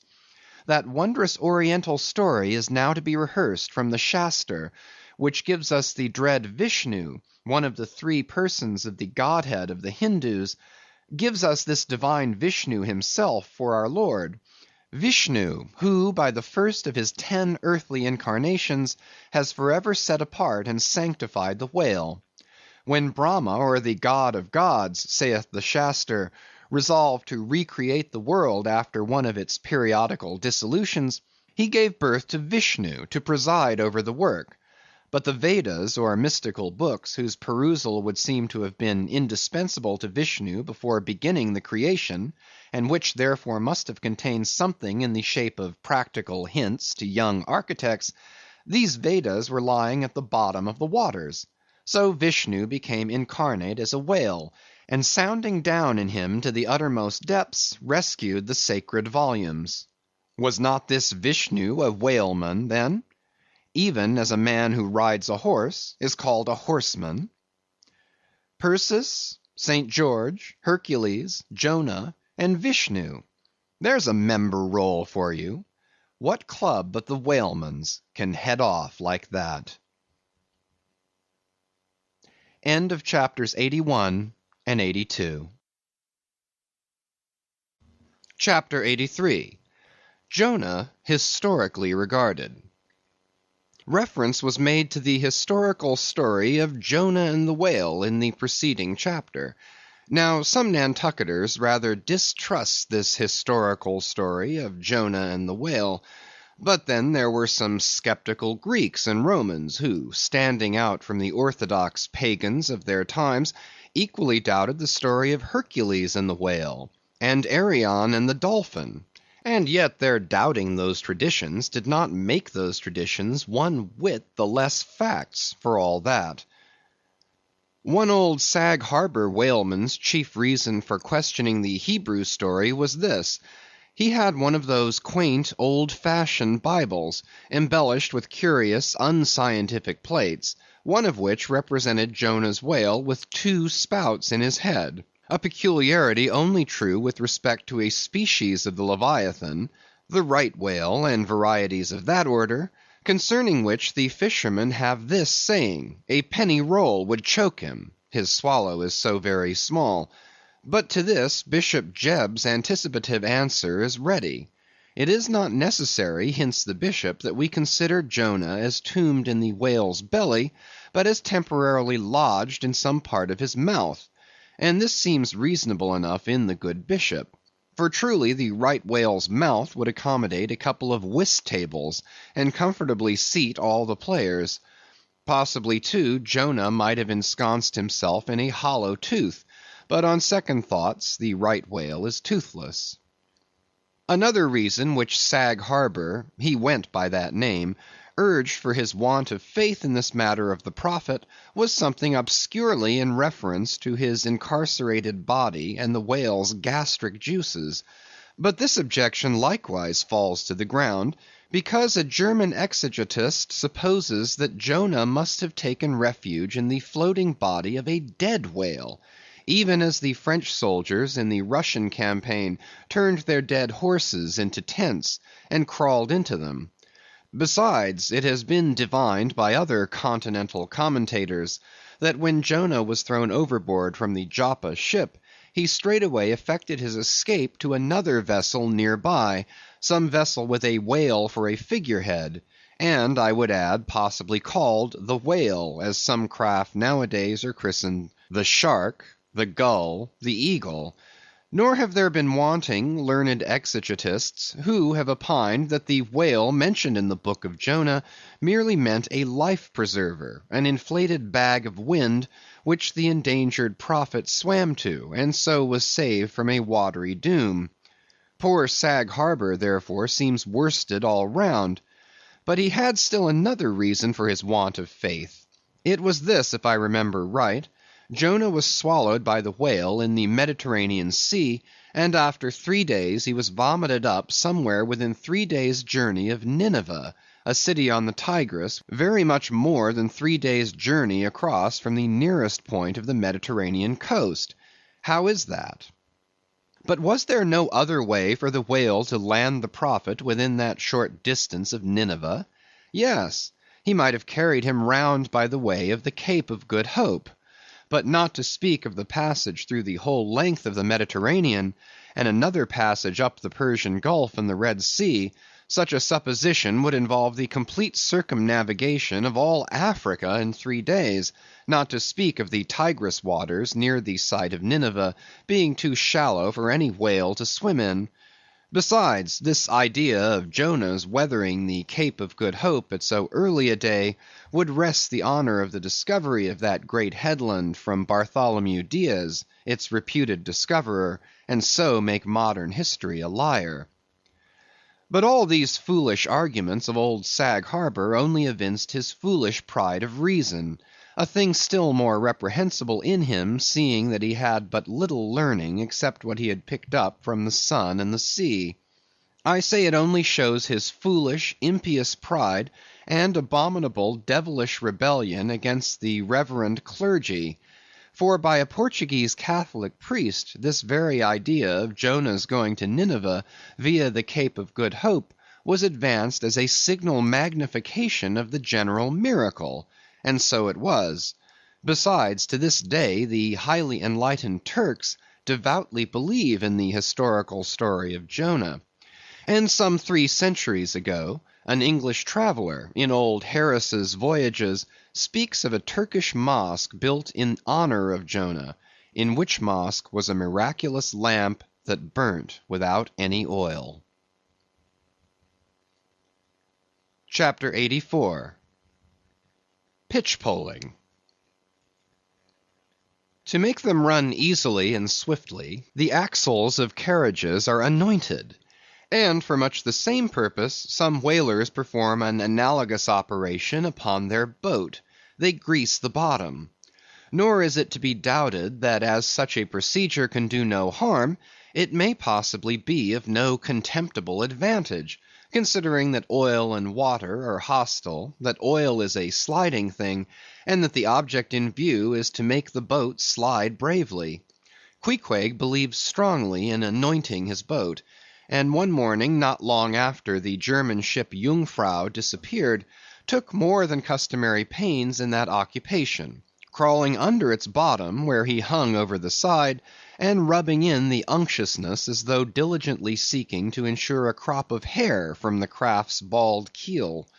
He seemed to be working in obedience to some particular presentiment. Nor did it remain unwarranted by the event. Towards noon, whales were raised, but so soon as the ship sailed down to them, they turned and fled with swift precipitancy, a disordered flight as of Cleopatra's barges from Actium. Nevertheless, the boats pursued, and Stubb's was foremost.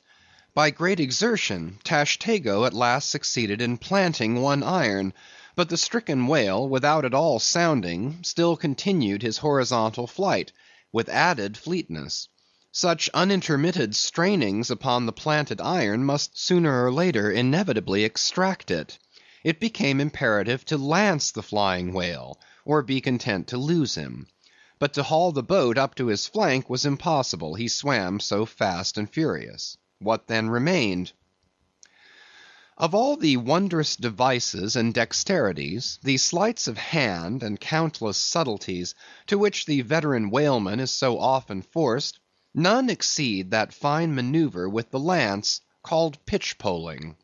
Small sword or broadsword, in all its exercises, boasts nothing like it. It is only indispensable with an inveterate running whale. Its grand fact and feature is the wonderful distance to which the long lance is accurately darted from a violently rocking, jerking boat, under extreme headway. Steel and wood included, the entire spear is some 10 or 12 feet in length, the staff is much slighter than that of the harpoon, and also of lighter material, pine. It is furnished with a small rope called a warp, of considerable length, by which it can be hauled back to the hand after darting. But before going further, it is important to mention here, that though the harpoon may be pitch-poled in the same way with the lance, yet it is seldom done, and when done it is still less frequently successful, on account of the greater weight and inferior length of the harpoon as compared with the lance, which in effect become serious drawbacks. As a general thing, therefore, you must first get fast to a whale before any pitch-poling comes into play. Look now at Stubb, a man who, from his humorous, deliberate coolness and equanimity in the direst emergencies, was specially qualified to excel in pitch-poling. Look at him. He stands upright in the tossed bow of the flying boat, wrapped in fleecy foam. The towing whale is 40 feet ahead. Handling the long lance lightly, glancing twice or thrice along its length to see if it be exactly straight, Stubb whistlingly gathers up the coil of the warp in one hand, so as to secure its free end in his grasp, leaving the rest unobstructed.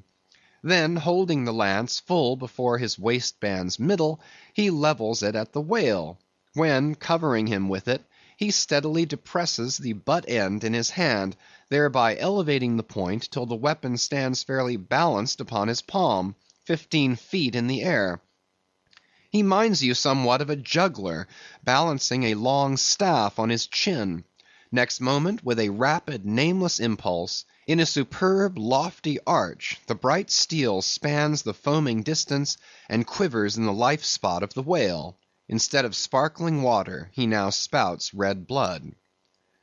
"That drove the spigot out of him," cried Stubb. "'Tis July's immortal 4th. All fountains must run wine to-day. Would now it were old New Orleans whiskey, or old Ohio, or unspeakable old Monongahela. Then, Tashtego, lad, I'd have ye hold a cannikin to the jet, and we'd drink round of it. Yea, verily, hearts alive, we'd brew choice punch in the spread at his spout hole there, from that live punch bowl quaff the living stuff." Again and again, to such gamesome talk, the dexterous dart is repeated, the spear returning to its master like a greyhound held in skillful leash. The agonized whale goes into his flurry, the tow line is slackened, and the pitchpoler, dropping astern, folds his hands and mutely watches the monster die. Chapter 85. The Fountain. That for 6,000 years, and no one knows how many millions of ages before, the great whale should have been spouting all over the sea, and sprinkling and mystifying the gardens of the deep, as with so many sprinkling or mystifying pots, and that for some centuries back, thousands of hunters should have been close by the fountain of the whale, watching these sprinklings and spoutings; that all this should be, and yet that down to this blessed minute, 15¼ past 1 o'clock P.M. of this 16th day of December, A.D. 1851, it should still remain a problem whether these spoutings are, after all, really water, or nothing but vapor. This is surely a noteworthy thing. Let us then look at this matter, along with some interesting items contingent. Everyone knows that by the peculiar cunning of their gills, the finny tribes in general breathe the air which at all times is combined with the element in which they swim. Hence a herring or cod might live a century and never once raise its head above the surface. But owing to his marked internal structure, which gives him regular lungs, like a human being's, the whale can only live by inhaling the disengaged air in the open atmosphere. Wherefore the necessity for his periodical visits to the upper world. But he cannot in any degree breathe through his mouth, for in his ordinary attitude, the sperm whale's mouth is buried at least 8 feet beneath the surface, and what is still more, his windpipe has no connection with his mouth. No, he breathes through his spiracle alone, and this is on the top of his head. If I say that in any creature, breathing is only a function indispensable to vitality, inasmuch as it withdraws from the air a certain element, which being subsequently brought into contact with the blood, imparts to the blood its vivifying principle, I do not think I shall err, though I may possibly use some superfluous scientific words. Assume it, and it follows that if all the blood in a man could be aerated in one breath, he might then seal up his nostrils and not fetch another for a considerable time. That is to say, he would then live without breathing. Anomalous as it may seem, this is precisely the case with the whale, who systematically lives by intervals his full hour and more, when at the bottom, without drawing a single breath, or so much as in any way inhaling a particle of air, for remember he has no gills. How is this? Between his ribs and on each side of his spine, he is supplied with a remarkable involved Cretan labyrinth of vermicelli-like vessels, which vessels, when he quits the surface, are completely distended with oxygenated blood; so that for an hour or more, 1,000 fathoms in the sea, he carries a surplus stock of vitality in him, just as the camel crossing the waterless desert carries a surplus supply of drink for future use in its 4 supplementary stomachs. The anatomical fact of this labyrinth is indisputable, and that the supposition founded upon it is reasonable and true, seems the more cogent to me when I consider the otherwise inexplicable obstinacy of that Leviathan in having his spoutings out, as the fishermen phrase it. This is what I mean. If unmolested, upon rising to the surface, the sperm whale will continue there for a period of time exactly uniform with all his other unmolested risings. Say he stays 11 minutes and jets 70 times, that is, respires 70 breaths, then whenever he rises again, he will be sure to have his 70 breaths all over again, to a minute. Now if, after he fetches a few breaths, you alarm him, so that he sounds, he will be always dodging up again to make good his regular allowance of air, and not till those 70 breaths are told, will he finally go down to stay out his full term below. Remark, however, that in different individuals these rates are different, but in any one they are alike. Now why should the whale thus insist upon having his spoutings out, unless it be to replenish his reservoir of air ere descending for good? How obvious is it, too, that this necessity for the whale's rising exposes him to all the fatal hazards of the chase. For not by hook or by net could this vast Leviathan be caught when sailing 1,000 fathoms beneath the sunlight. Not so much thy skill, then, O hunter, as the great necessities that strike the victory to thee. In man, breathing is incessantly going on, one breath only serving for 2 or 3 pulsations, so that whatever other business he has to attend to, waking or sleeping, breathe he must, or die he will. But the sperm whale only breathes about 1/7 or Sunday of his time. It has been said that the whale only breathes through his spout hole. If it could truthfully be added that his spouts are mixed with water, then I opine we should be furnished with the reason why his sense of smell seems obliterated in him; for the only thing about him that at all answers to his nose is that identical spout hole, and being so clogged with two elements, it could not be expected to have the power of smelling. But owing to the mystery of the spout, whether it be water or whether it be vapor, no absolute certainty can as yet be arrived at on this head. Sure it is, nevertheless, that the sperm whale has no proper olfactories. But what does he want of them? No roses, no violets, no cologne water in the sea. Furthermore, as his windpipe solely opens into the tube of his spouting canal, and as that long canal, like the Grand Erie Canal, is furnished with a sort of locks that open and shut for the downward retention of air or the upward exclusion of water, therefore the whale has no voice, unless you insult him by saying that when he so strangely rumbles, he talks through his nose. But then again, what has the whale to say? Seldom have I known any profound being that had anything to say to this world, unless forced to stammer out something by way of getting a living. Oh, happy that the world is such an excellent listener. Now the spouting canal of the sperm whale, chiefly intended as it is for the conveyance of air, and for several feet laid along horizontally just beneath the upper surface of his head, and a little to one side, this curious canal is very much like a gas pipe laid down in a city on one side of a street. But the question returns whether this gas pipe is also a water pipe. In other words, whether the spout of the sperm whale is the mere vapor of the exhaled breath, or whether that exhaled breath is mixed with water taken in at the mouth, and discharged through the spiracle. It is certain that the mouth indirectly communicates with the spouting canal, but it cannot be proved that this is for the purpose of discharging water through the spiracle, because the greatest necessity for so doing would seem to be when in feeding he accidentally takes in water. But the sperm whale's food is far beneath the surface, and there he cannot spout even if he would.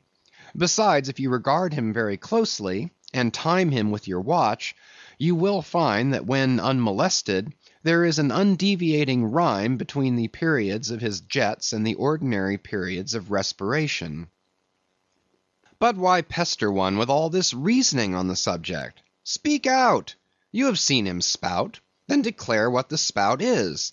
Can you not tell water from air? My dear sir, in this world it is not so easy to settle these plain things. I have ever found your plain things the knottiest of all. And as for this whale spout, you might almost stand in it and yet be undecided as to what it is precisely. The central body of it is hidden in the snowy, sparkling mist enveloping it. And how can you certainly tell whether any water falls from it, when always, when you are close enough to a whale to get a close view of his spout, he is in a prodigious commotion, the water cascading all around him? And if at such times you should think that you really perceive drops of moisture in the spout, how do you know that they are not merely condensed from its vapor? Or how do you know that they are not those identical drops superficially lodged in the spout hole fissure, which is countersunk into the summit of the whale's head? For even when tranquilly swimming through the midday sea in a calm, with his elevated hump sun-dried as a dromedary's in the desert, even then the whale always carries a small basin of water on his head, as under a blazing sun you will sometimes see a cavity in a rock filled up with rain. Nor is it at all prudent for the hunter to be over-curious touching the precise nature of the whale's spout. It will not do for him to be peering into it and putting his face in it. You cannot go with your pitcher to this fountain and fill it and bring it away. For even when coming into slight contact with the outer vapory shreds of the jet, which will often happen, your skin will feverishly smart from the acridness of the thing so touching it. And I know one who, coming into still closer contact with the spout, whether with some scientific object in view or otherwise, I cannot say, the skin peeled off from his cheek and arm. Wherefore among whalemen the spout is deemed poisonous. They try to evade it. Another thing, I have heard it said, and I do not much doubt it, that if the jet is fairly spouted into your eyes, it will blind you. The wisest thing the investigator can do, then, it seems to me, is to let this deadly spout alone. Still, we can hypothesize, even if we cannot prove and establish. My hypothesis is this, that the spout is nothing but mist. And besides other reasons, to this conclusion I am impelled by considerations touching the great inherent dignity and sublimity of the sperm whale. I account him no common shallow being, inasmuch as it is an undisputed fact that he is never found on soundings or near shores. All other whales sometimes are. He is both ponderous and profound. And I am convinced that from the heads of all ponderous, profound beings, such as Plato, Pyrrho, the Devil, Jupiter, Dante, and so on, there always goes up a certain semi-visible steam while in the act of thinking deep thoughts. While composing a little treatise on eternity, I had the curiosity to place a mirror before me, and ere long saw reflected there a curious involved worming and undulation in the atmosphere over my head. The invariable moisture of my hair, while plunged in deep thought, after 6 cups of hot tea in my thin shingled attic of an August noon, this seems an additional argument for the above supposition. And how nobly it raises our conceit of the mighty misty monster, to behold him solemnly sailing through a calm tropical sea, his vast mild head overhung by a canopy of vapor, engendered by his incommunicable contemplations, and that vapor, as you will sometimes see it, glorified by a rainbow, as if heaven itself had put its seal upon his thoughts. For, do you see, rainbows do not visit the clear air, they only irradiate vapor. And so, through all the thick mists of the dim doubts in my mind, divine intuitions now and then shoot, enkindling my fog with a heavenly ray. And for this I thank God, for all have doubts, many deny, but doubts or denials, few along with them have intuitions. Doubts of all things earthly, and intuitions of some things heavenly, this combination makes neither believer nor infidel, but makes a man who regards them both with equal eye. Chapter 86. The Tail. Other poets have warbled the praises of the soft eye of the antelope, and the lovely plumage of the bird that never alights. Less celestial, I celebrate a tail. Reckoning the largest sized sperm whale's tail to begin at that point of the trunk where it tapers to about the girth of a man, it comprises upon its upper surface alone an area of at least 50 square feet. The compact round body of its root expands into 2 broad, firm, flat palms or flukes, gradually shoaling away to less than an inch in thickness. At the crotch or junction, these flukes slightly overlap, then sideways recede from each other like wings, leaving a wide vacancy between. In no living thing are the lines of beauty more exquisitely defined than in the crescentic borders of these flukes. At its utmost expansion in the full-grown whale, the tail will considerably exceed 20 feet across. The entire member seems a dense webbed bed of welded sinews, but cut into it and you find that 3 distinct strata compose it, upper, middle, and lower. The fibers in the upper and lower layers are long and horizontal, those of the middle one very short and running crosswise between the outside layers. This triune structure, as much as anything else, imparts power to the tail. To the student of old Roman walls, the middle layer will furnish a curious parallel to the thin course of tiles always alternating with the stone in those wonderful relics of the antique, and which undoubtedly contribute so much to the great strength of the masonry. But as if this vast local power in the tendinous tail were not enough, The whole bulk of the Leviathan is knit over with a warp and woof of muscular fibres and filaments, which, passing on either side the loins and running down into the flukes, insensibly blend with them, and largely contribute to their might; so that in the tail the confluent measureless force of the whole whale seems concentrated to a point. Could annihilation occur to matter, this were the thing to do it. Nor does this, its amazing strength, at all tend to cripple the graceful flexion of its motions, where infantileness of ease undulates through a titanism of power.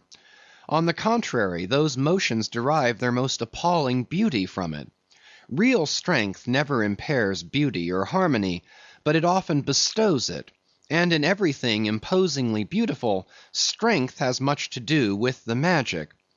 Take away the tied tendons that all over seem bursting from the marble in carved Hercules, and its charm would be gone. As the devout Eckermann lifted the linen sheet from the naked corpse of Goethe, he was overwhelmed with the massive chest of the man, that seemed as a Roman triumphal arch. When Angelo paints even God the Father in human form, mark what robustness is there. And whatever they may reveal of the divine love in the Son, the soft, curled, hermaphroditical Italian pictures, in which his idea has been most successfully embodied, these pictures, so destitute as they are of all brawniness, hint nothing of any power, but the mere negative, feminine one of submission and endurance, which on all hands, it is conceded, form the peculiar practical virtues of his teachings. Such is the subtle elasticity of the organ I treat of, that whether wielded in sport or in earnest, or in anger, whatever be the mood it be in, its flexions are invariably marked by exceeding grace. Therein no fairy's arm can transcend it. 5 great motions are peculiar to it. First, when used as a fin for progression; second, when used as a mace in battle; third, in sweeping; fourth, in lob-tailing; fifth, in peaking flukes. First, being horizontal in its position, the Leviathan's tail acts in a different manner from the tails of all other sea creatures. It never wriggles. In man or fish, wriggling is a sign of inferiority. To the whale, his tail is the sole means of propulsion.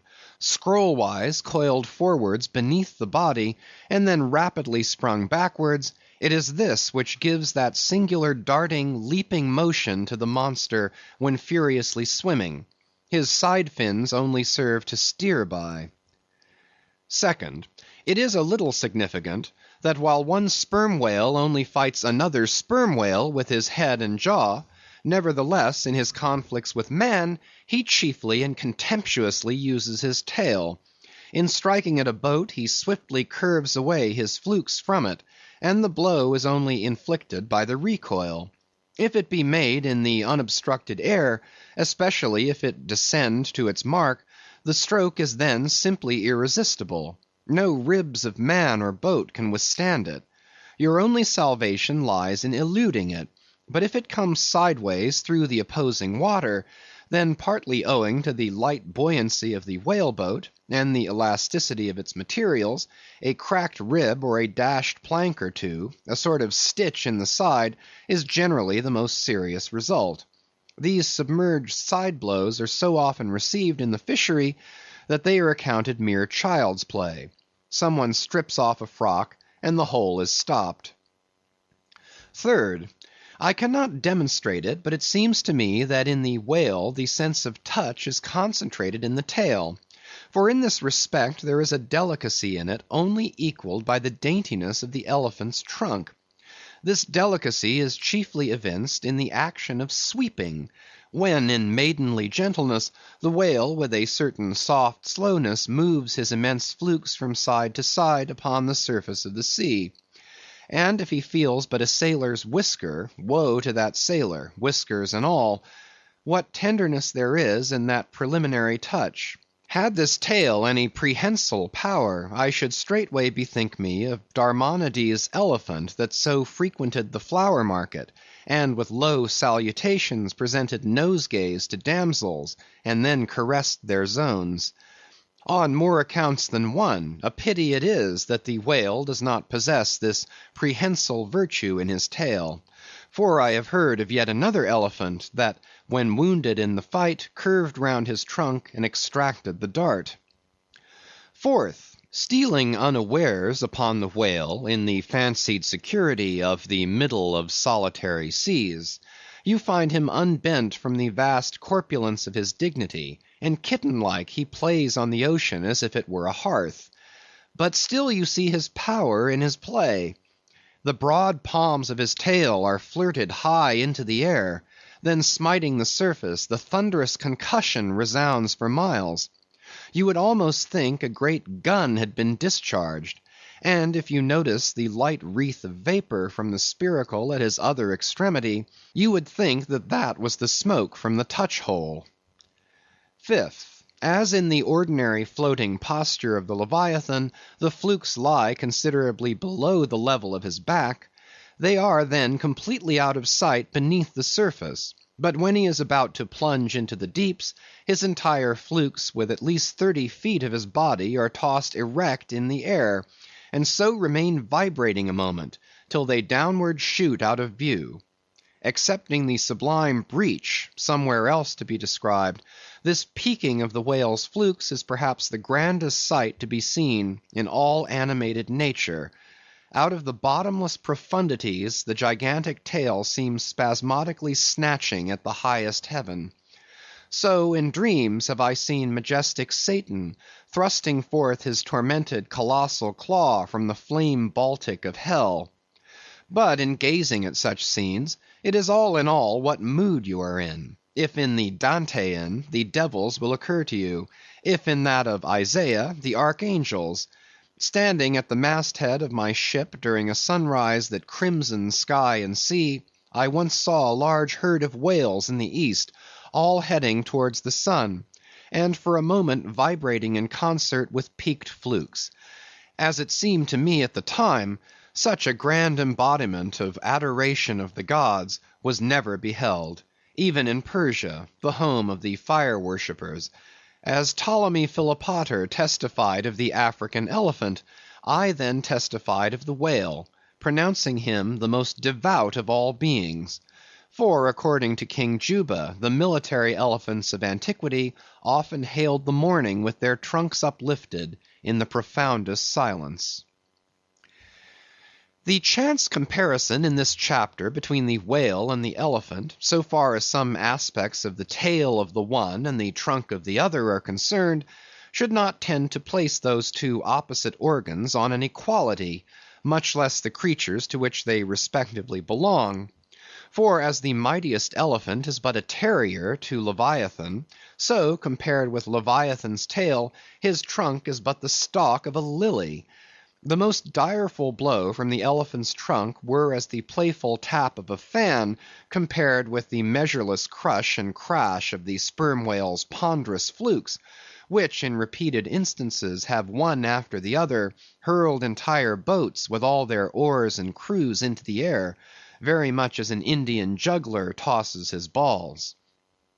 Footnote: though all comparison in the way of general bulk between the whale and the elephant is preposterous, inasmuch as in that particular the elephant stands in much the same respect to the whale as a dog does to the elephant, nevertheless there are not wanting some points of curious similitude. Among these is the spout. It is well known that the elephant will often draw up water or dust in his trunk, and then elevating it, jet it forth in a stream. End of footnote. The more I consider this mighty tale, the more do I deplore my inability to express it. At times there are gestures in it, which, though they would well grace the hand of man, remain wholly inexplicable. In an extensive herd, so remarkable occasionally are these mystic gestures, that I have heard hunters who have declared them akin to Freemason signs and symbols, that the whale indeed by these methods intelligently conversed with the world. Nor are there wanting other motions of the whale in his general body, full of strangeness and unaccountable to his most experienced assailant. Dissect him how I may, then, I go but skin deep. I know him not, and never will. But if I know not even the tail of this whale, how understand his head? Much more how comprehend his face, when face he has none? Thou shalt see my back parts, my tail, he seems to say, but my face shall not be seen. But I cannot completely make out his back parts, and hint what he will about his face. I say again, he has no face. End of chapters 83 to 86. Chapter 87. The Grand Armada. The long and narrow peninsula of Malacca, extending southeastward from the territories of Burma, forms the most southerly point of all Asia. In a continuous line from that peninsula stretch the long islands of Sumatra, Java, Bali, and Timor, which, with many others, form a vast mole or rampart lengthwise connecting Asia with Australia, and dividing the long unbroken Indian Ocean from the thickly studded Oriental archipelagos. This rampart is pierced by several sally ports for the convenience of ships and whales, conspicuous among which are the Straits of Sunda and Malacca. By the Straits of Sunda chiefly, vessels bound to China from the west emerge into the China seas. Those narrow Straits of Sunda divide Sumatra from Java, and standing midway in that vast rampart of islands, buttressed by that bold green promontory known to seamen as Java Head, they not a little correspond to the central gateway opening into some vast walled empire. And considering the inexhaustible wealth of spices and silks, and jewels and gold and ivory, with which the 1,000 islands of that Oriental Sea are enriched, it seems a significant provision of nature that such treasures, by the very formation of the land, should at least bear the appearance, however ineffectual, of being guarded from the all-grasping Western world. The shores of the Straits of Sunda are unsupplied with those domineering fortresses which guard the entrances to the Mediterranean, the Baltic, and the Propontis. Unlike the Danes, these Orientals do not demand the obsequious homage of lowered topsails from the endless procession of ships before the wind, which for centuries past, by night and day, have passed between the islands of Sumatra and Java, freighted with the costliest cargoes of the East. But while they freely waive a ceremonial like this, they do by no means renounce their claim to more solid tribute. Time out of mind, the piratical proas of the Malays, lurking among the low-shaded coves and islets of Sumatra, have sallied out upon the vessels sailing through the straits, fiercely demanding tribute at the point of their spears. Though by the repeated bloody chastisements they have received at the hands of European cruisers, the audacity of these corsairs has of late been somewhat repressed, yet even at the present day we occasionally hear of English and American vessels, which in those waters have been remorselessly boarded and pillaged.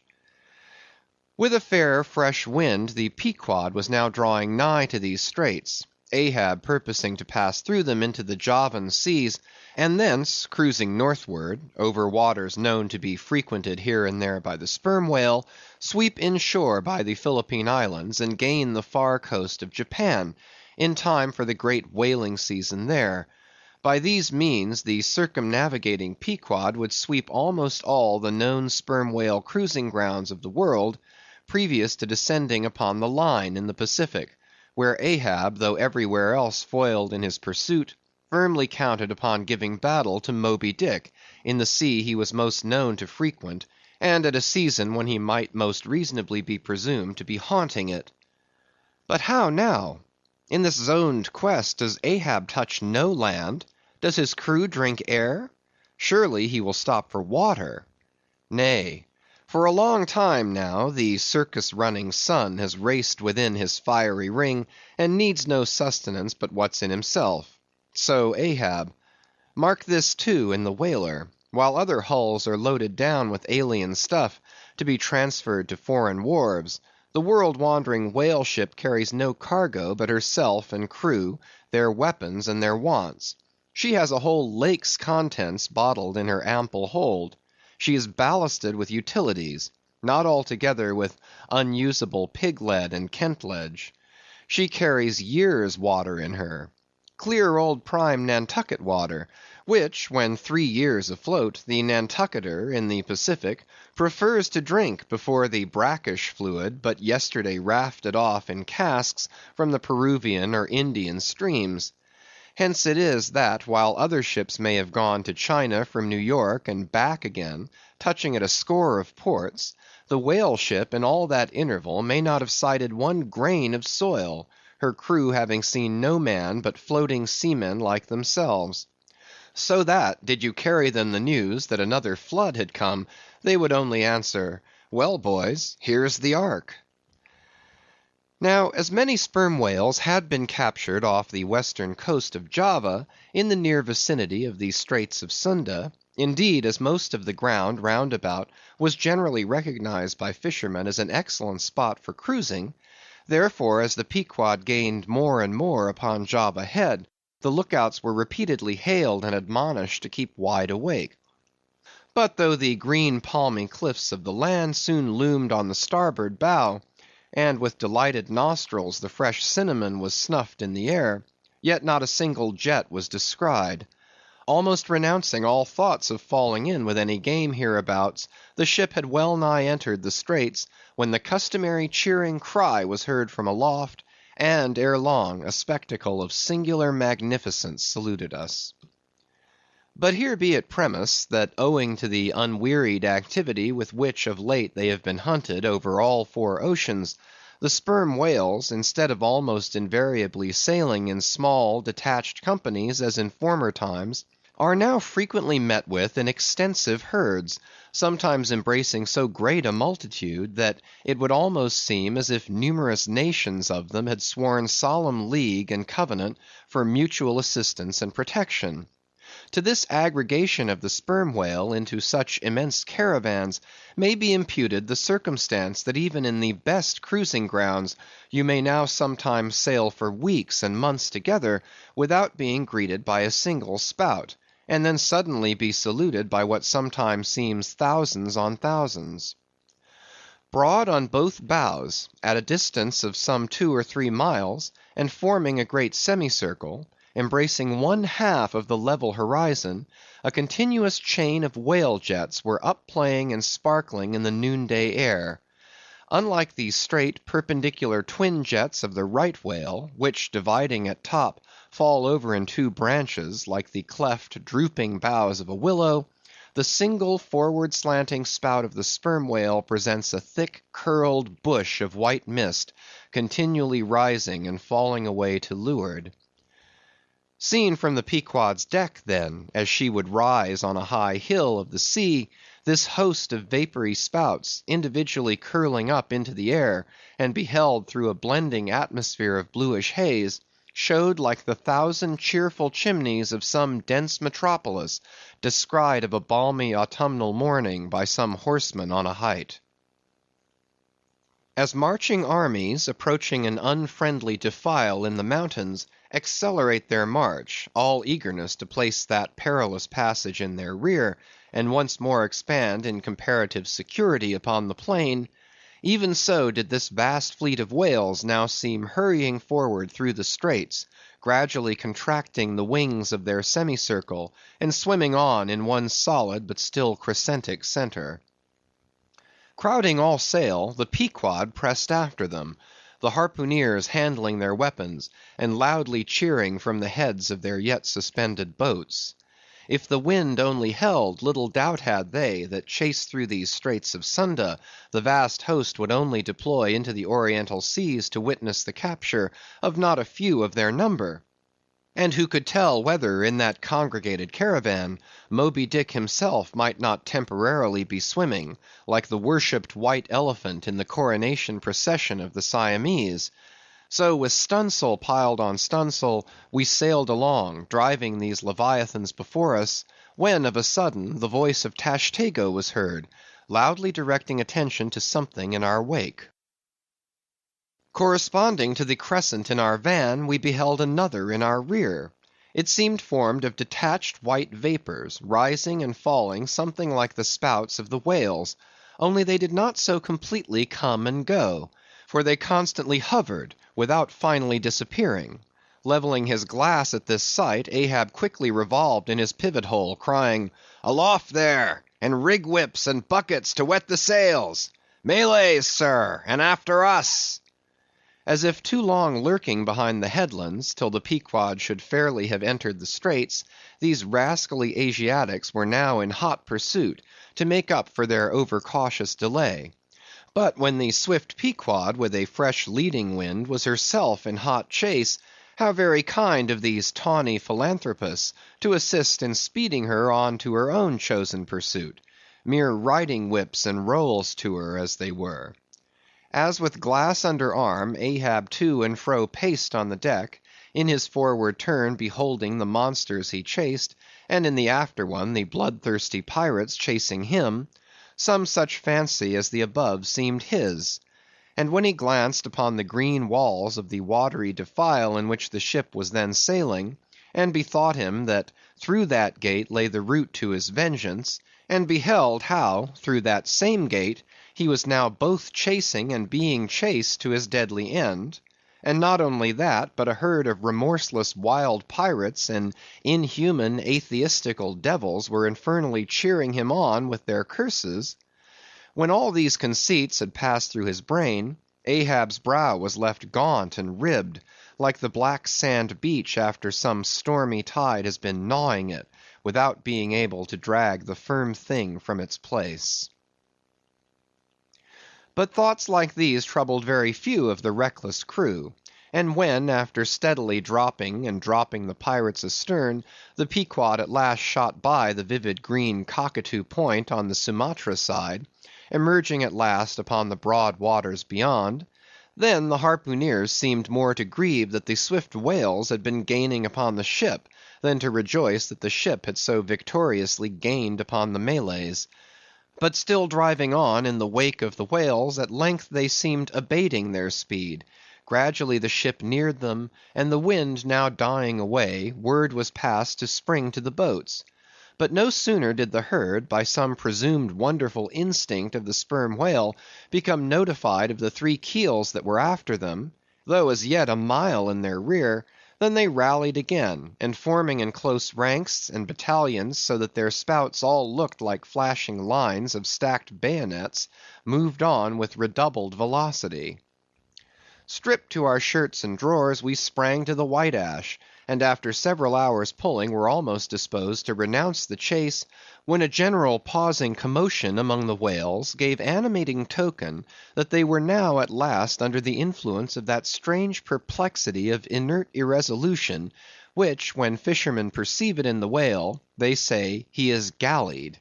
The compact martial columns in which they had been hitherto rapidly and steadily swimming, were now broken up in one measureless rout; and like King Porus's elephant in the Indian battle with Alexander, they seemed going mad with consternation; in all directions expanding in vast irregular circles, and aimlessly swimming hither and thither by their short thick spoutings, they plainly betrayed their distraction of panic.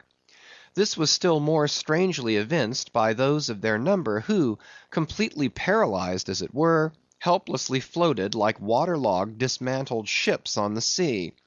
Had these leviathans been but a flock of simple sheep, pursued over the pasture by three fierce wolves, they could not possibly have evinced such excessive dismay. But this occasional timidity is characteristic of almost all herding creatures.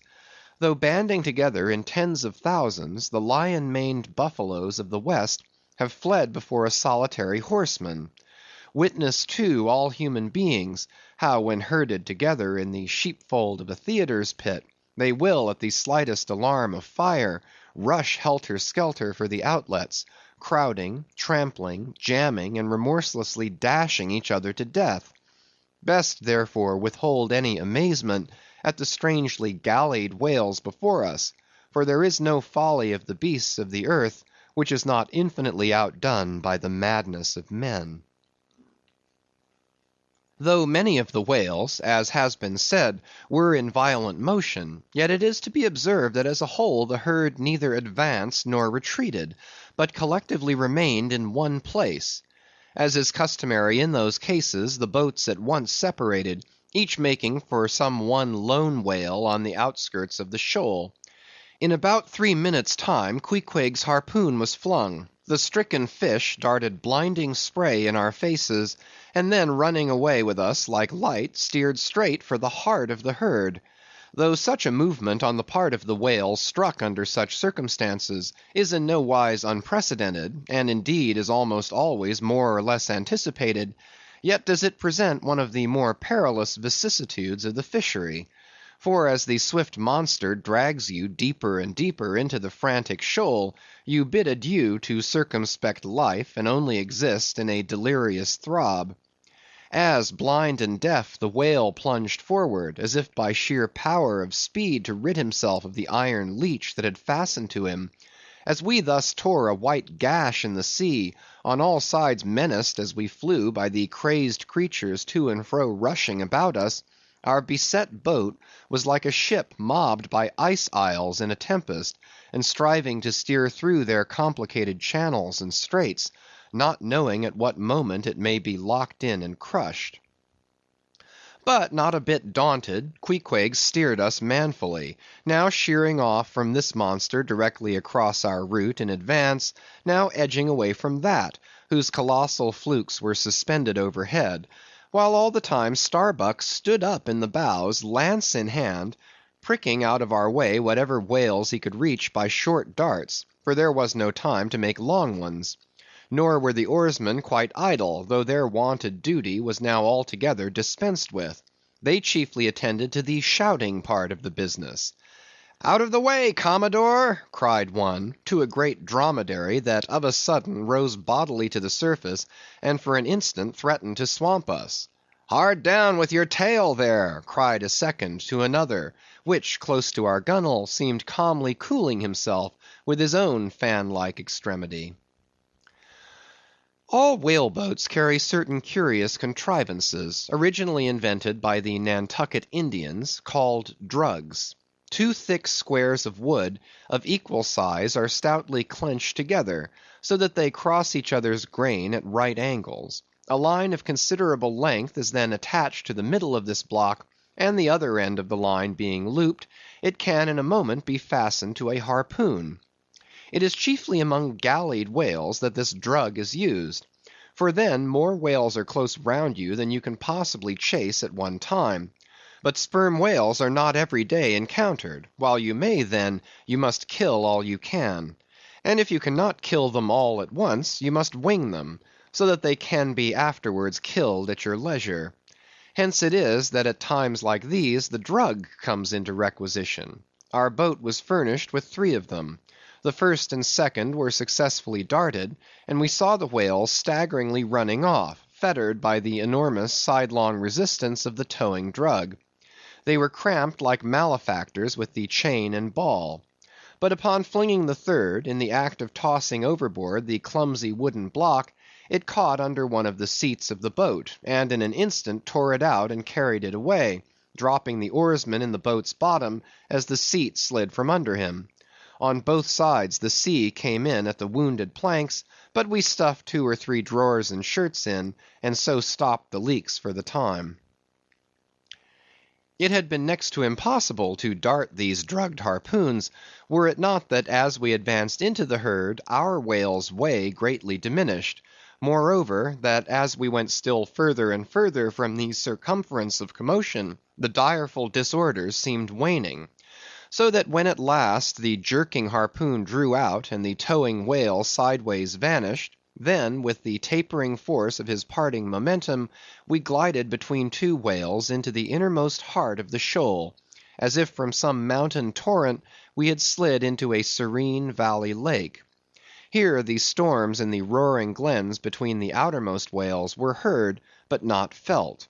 In this central expanse the sea presented that smooth, satin-like surface called a sleek, produced by the subtle moisture thrown off by the whale in his more quiet moods. Yes, we were now in that enchanted calm which they say lurks at the heart of every commotion.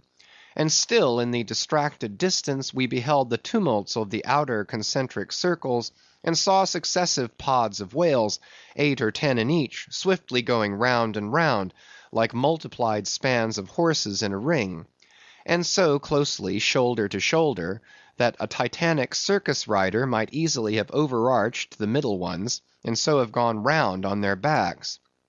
Owing to the density of the crowd of reposing whales more immediately surrounding the embayed axis of the herd, no possible chance of escape was at present afforded us. We must watch for a breach in the living wall that hemmed us in, the wall that had only admitted us in order to shut us up. Keeping at the center of the lake, we were occasionally visited by small tame cows and calves, the women and children of this routed host. Now, inclusive of the occasional wide intervals between the revolving outer circles, and inclusive of the spaces between the various pods in any one of those circles, the entire area at this juncture, embraced by the whole multitude, must have contained at least 2 or 3 square miles. At any rate, though indeed such a test at such a time might be deceptive, spoutings might be discovered from our low boat that seemed playing up almost from the rim of the horizon. I mention this circumstance because, as if the cows and calves had been purposely locked up in this innermost fold, and as if the wide extent of the herd had hitherto prevented them from learning the precise cause of its stopping, or possibly being so young, unsophisticated, and every way innocent and inexperienced, however it may have been, these smaller whales, now and then visiting our becalmed boat from the margin of the lake, evinced a wondrous fearlessness and confidence, or else a still becharmed panic which it was impossible not to marvel at. Like household dogs they came snuffling round us, right up to our gunwales, and touching them, till it almost seemed that some spell had suddenly domesticated them. Queequeg patted their foreheads, Starbuck scratched their backs with his lance, but fearful of the consequences, for the time refrained from darting it. But far beneath this wondrous world upon the surface, another and still stranger world met our eye as we gazed over the side. For suspended in those watery vaults floated the forms of the nursing mothers of the whales, and those that of their enormous girth seemed shortly to become mothers. The lake, as I have hinted, was to a considerable depth exceedingly transparent, and as human infants, while suckling, will calmly and fixedly gaze away from the breast, as if leading 2 different lives at the time, and while yet drawing mortal nourishment, be still spiritually feasting upon some unearthly reminiscence, even so did the young of these whales seem looking up towards us, but not at us, as if we were but a bit of gulf weed in their new-born sight. Floating on their sides, the mothers also seemed quietly eyeing us. One of these little infants, that from certain queer tokens seemed hardly a day old, might have measured some 14 feet in length, and some 6 feet in girth. He was a little frisky, though as yet his body seemed scarce yet recovered from that irksome position it had so lately occupied in the maternal reticule, where, tail to head, and all ready for the final spring, the unborn whale lies bent like a Tartar's bow. The delicate side fins and the palms of his flukes still freshly retained the pleated crumbled appearance of a baby's ears, newly arrived from foreign parts. "Line! Line!" cried Queequeg, looking over the gunwale. "Him fast! Him fast! Who line him? Who struck? 2 whale, 1 big, 1 little." "What ails ye, man?" cried Starbuck. "Lookee here," said Queequeg, pointing down. As when the stricken whale, that from the tub has reeled out hundreds of fathoms of rope, as after deep sounding he floats up again, and shows the slackened curling line buoyantly rising and spiraling towards the air, So now Starbuck saw long coils of the umbilical cord of Madam Leviathan, by which the young cub seems still tethered to its dam.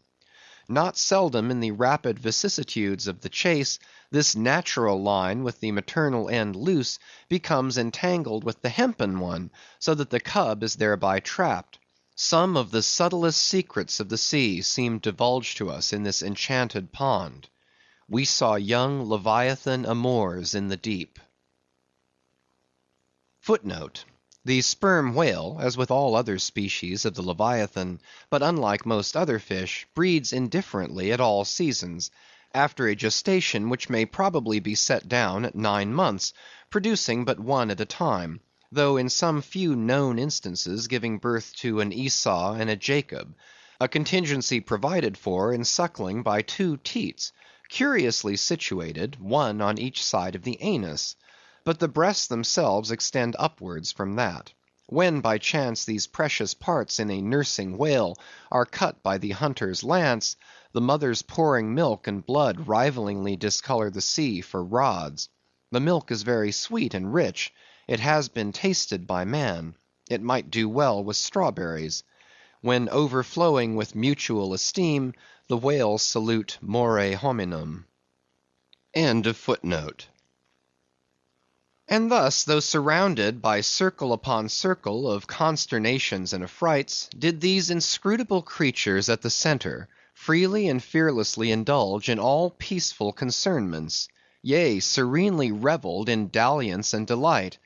But even so, amid the tornadoed Atlantic of my being, do I myself still for ever centrally disport in mute calm; and while ponderous planets of unwaning woe revolve round me, deep down and deep inland, there I still bathe me in eternal mildness of joy.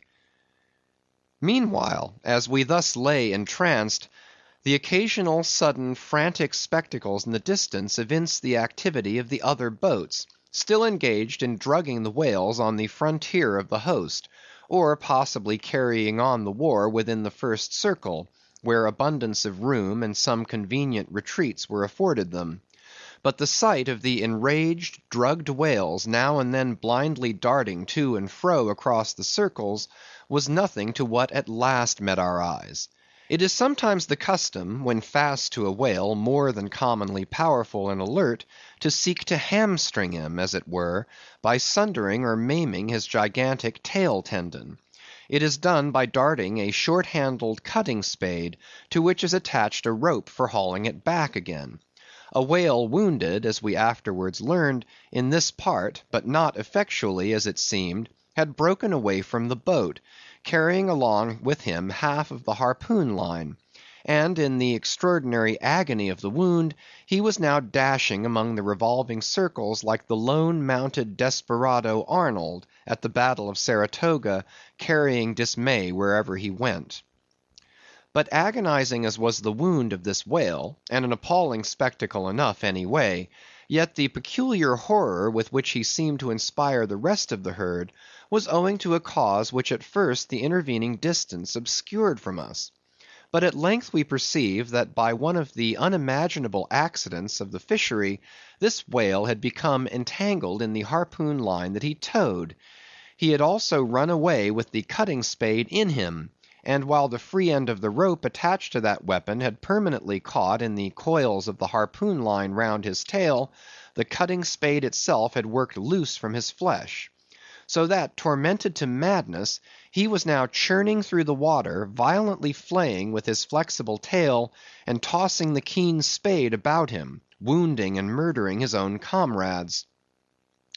This terrific object seemed to recall the whole herd from their stationary fright. First, the whales forming the margin of our lake began to crowd a little, and tumble against each other, as if lifted by half-spent billows from afar. Then the lake itself began faintly to heave and swell; the submarine bridal chambers and nurseries vanished; in more and more contracting orbits the whales in the more central circles began to swim in thickening clusters. Yes, the long calm was departing.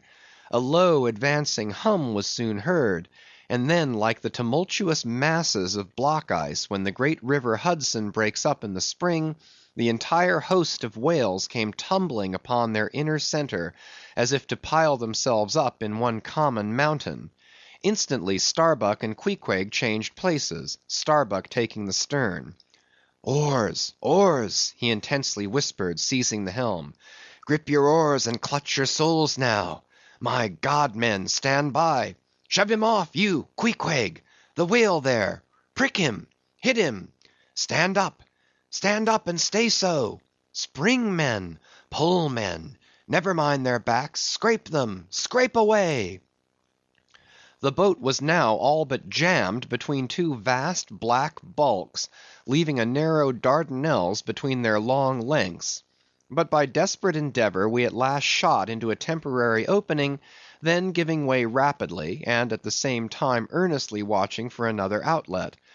After many similar hairbreadth escapes, we at last swiftly glided into what had just been one of the outer circles, but now crossed by random whales all violently making for one centre.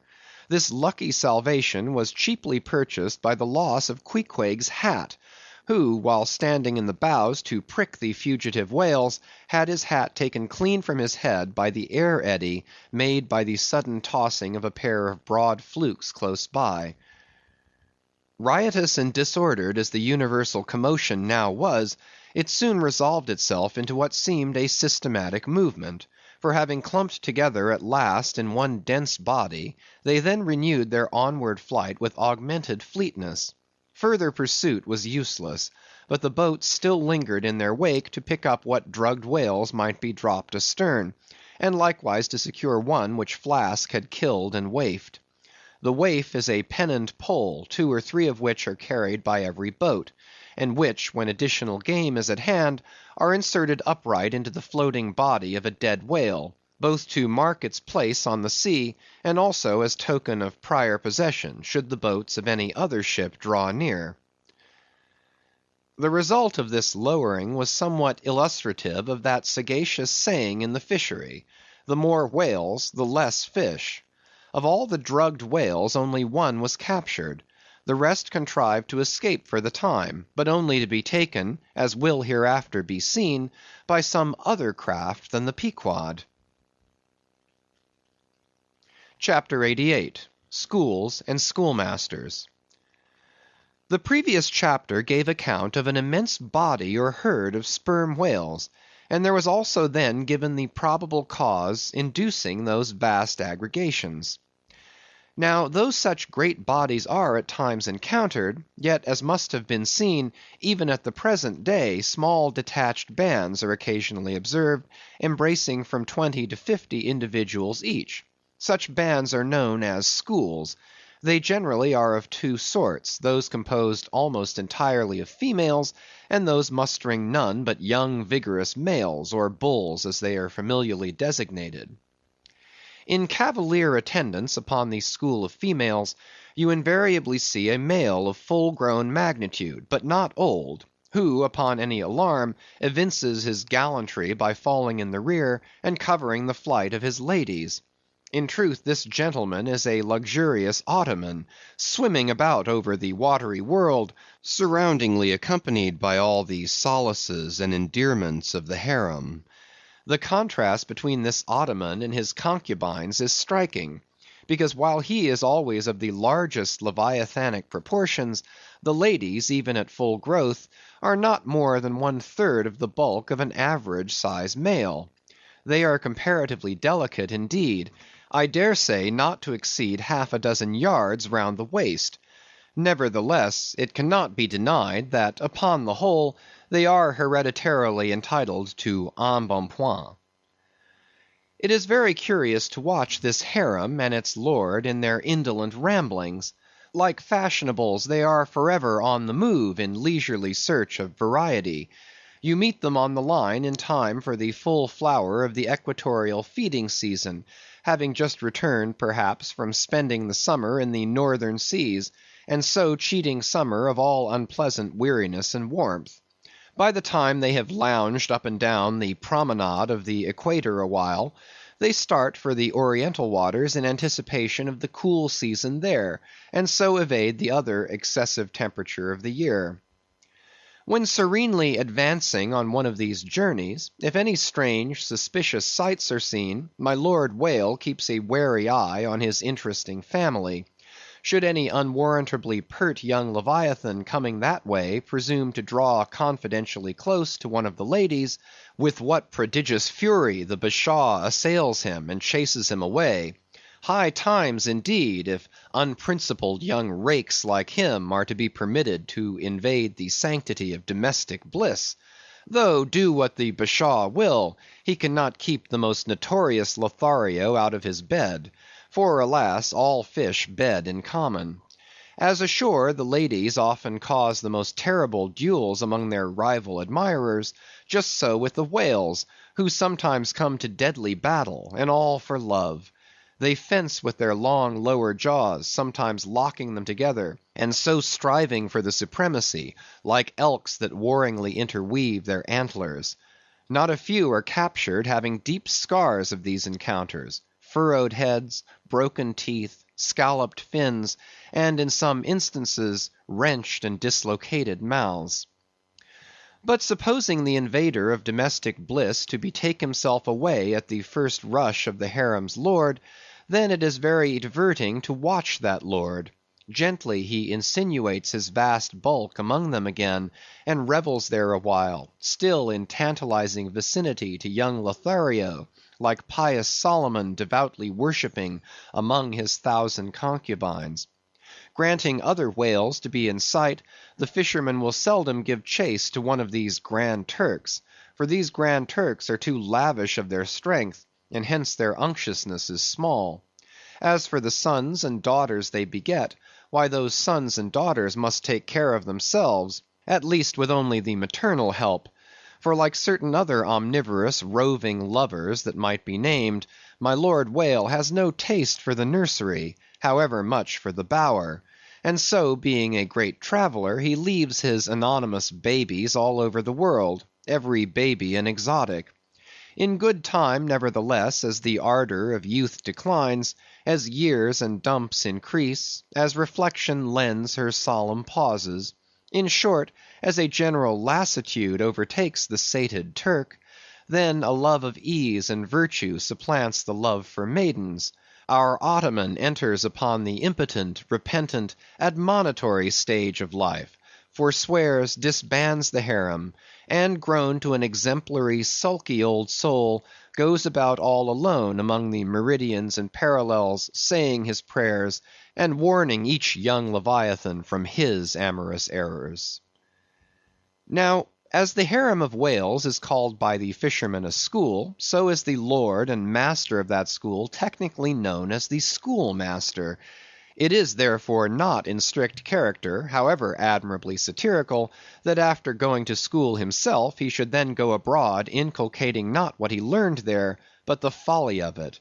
His title, schoolmaster, would very naturally seem derived from the name bestowed upon the harem itself, but some have surmised that the man who first thus entitled this sort of Ottoman whale must have read the memoirs of Vidocq, and informed himself what sort of a country schoolmaster that famous Frenchman was in his younger days, and what was the nature of those occult lessons he inculcated into some of his pupils. The same secludedness and isolation to which the schoolmaster whale betakes himself in his advancing years is true of all aged sperm whales. Almost universally, a lone whale, as a solitary Leviathan is called, proves an ancient one.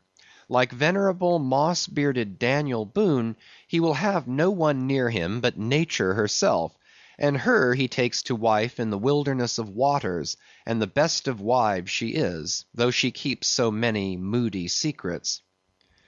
The schools composing none but young and vigorous males, previously mentioned, offer a strong contrast to the harem schools.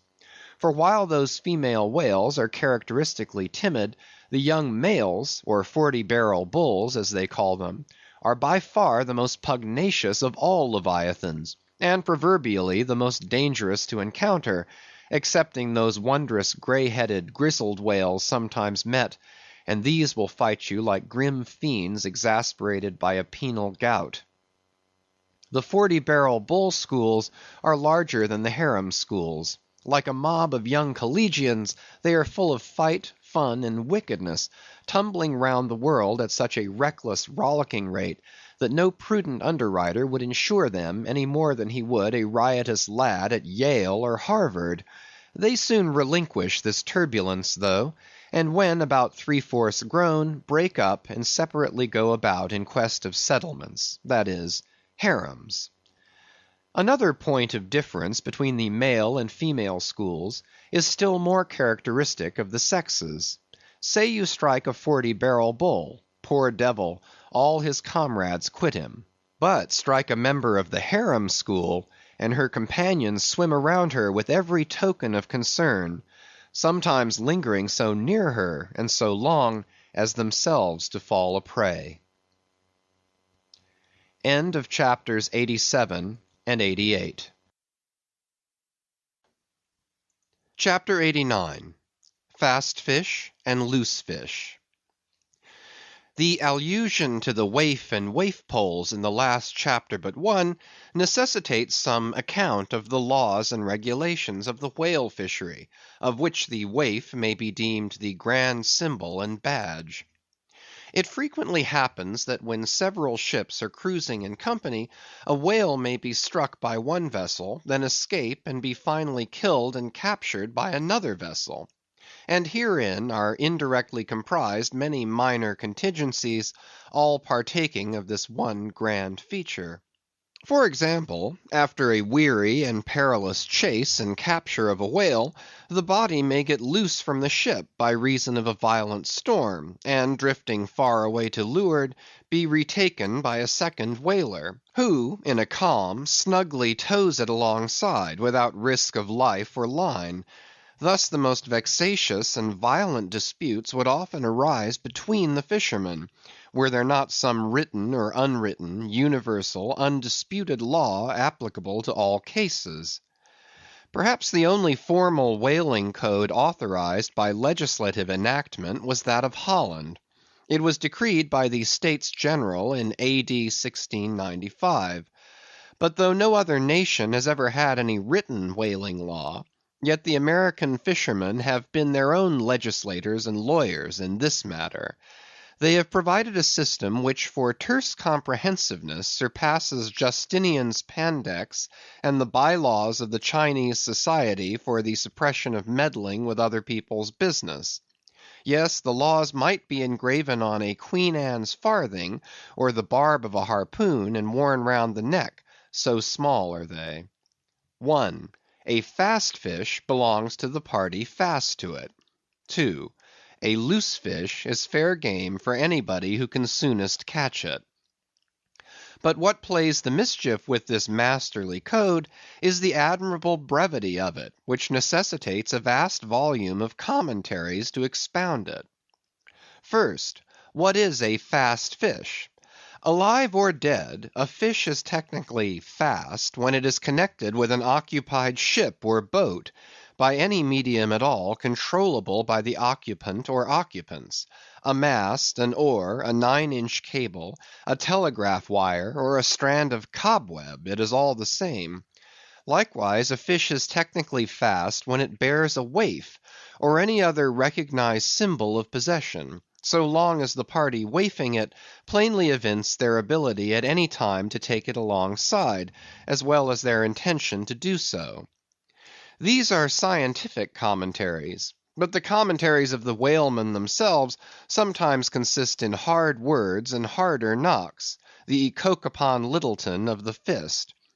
True, among the more upright and honorable whalemen, allowances are always made for particular cases, where it would be an outrageous moral injustice for one party to claim possession of a whale previously chased or killed by another party. But others are by no means so scrupulous.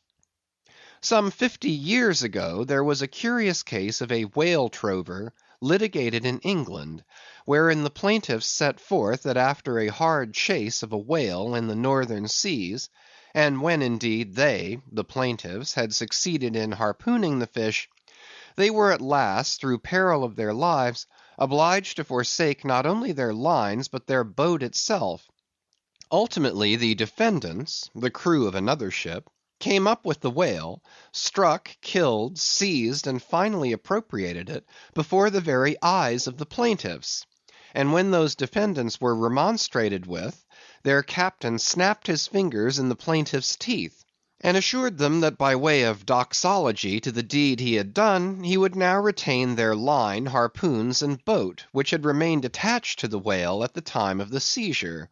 Wherefore the plaintiffs now sued for the recovery of the value of their whale, line, harpoons, and boat. Mr. Erskine was counsel for the defendants, Lord Ellenborough was the judge.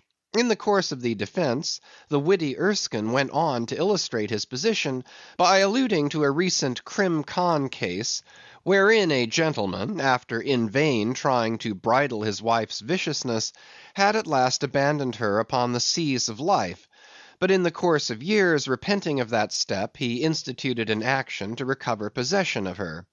Erskine was on the other side, and he then supported it by saying that though the gentleman had originally harpooned the lady, and had once had her fast, and only by reason of the great stress of her plunging viciousness had at last abandoned her, yet abandon her he did, so that she became a loose fish.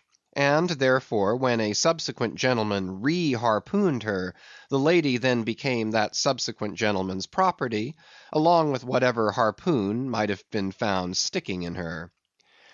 Now, in the present case, Erskine contended that the examples of the whale and the lady were reciprocally illustrative of each other.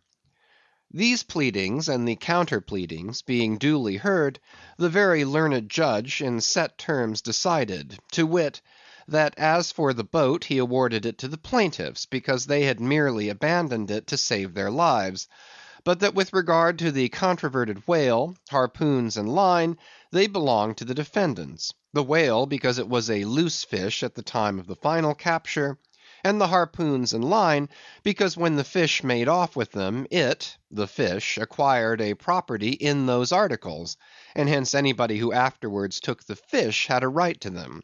Now the defendants afterwards took the fish, ergo the aforesaid articles were theirs. A common man, looking at this decision of the very learned judge, might possibly object to it. But ploughed up to the primary rock of the matter, the two great principles laid down in the twin whaling laws previously quoted, and applied and elucidated by Lord Ellenborough in the above cited case, these two laws touching fast fish and loose fish, I say, will, on reflection, be found the fundamentals of all human jurisprudence; for notwithstanding its complicated tracery of sculpture, the temple of the law, like the temple of the Philistines, has but two props to stand on. Is it not a saying in everyone's mouth, possession is half of the law; that is, regardless of how the thing came into possession? But often possession is the whole of the law. What are the sinews and souls of Russian serfs and Republican slaves but fast fish, whereof possession is the whole of the law? What to the rapacious landlord is the widow's last mite but a fast fish? What is yonder undetected villain's marble mansion with a door plate for a waif? What is that but a fast fish? What is the ruinous discount which Mordecai the broker gets from poor Woebegone the bankrupt, on a loan to keep Woebegone's family from starvation? What is that ruinous discount but a fast fish? What is the Archbishop of Save-Souls' income of £100,000, seized from the scant bread and cheese of hundreds of thousands of broken-backed labourers, all sure of heaven, without any of Save-Souls' help? What is that globular £100,000 but a fast fish? What are the Duke of Dunder's hereditary towns and hamlets but fast fish? What to that redoubted harpooneer, John Bull, is poor Ireland but a fast fish?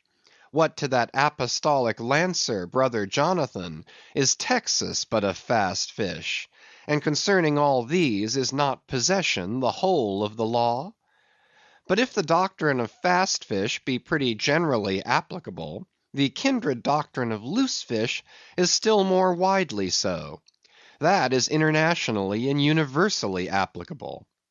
What was America in 1492 but a loose fish, in which Columbus struck the Spanish standard by way of waifing it for his royal master and mistress? What was Poland to the Czar? What Greece to the Turk? What India to England? What at last will Mexico be to the United States? All loose fish. What are the rights of man and the liberties of the world but loose fish? What all men's minds and opinions but loose fish? What is the principle of religious belief in them but a loose fish? What to the ostentatious, smuggling verbalists are the thoughts of thinkers but loose fish? What is the great globe itself but a loose fish? And what are you, reader, but a loose fish, and a fast fish too? Chapter 90. Heads or Tails. De baleno vero sufficit, si rex habeat caput et regina caudam. Bracton, L3, C3. Latin from the books of the laws of England, which, taken along with the context, means that of all whales captured by anybody on the coast of that land, the king, as honorary grand harpooneer, must have the head, and the queen be respectfully presented with the tail.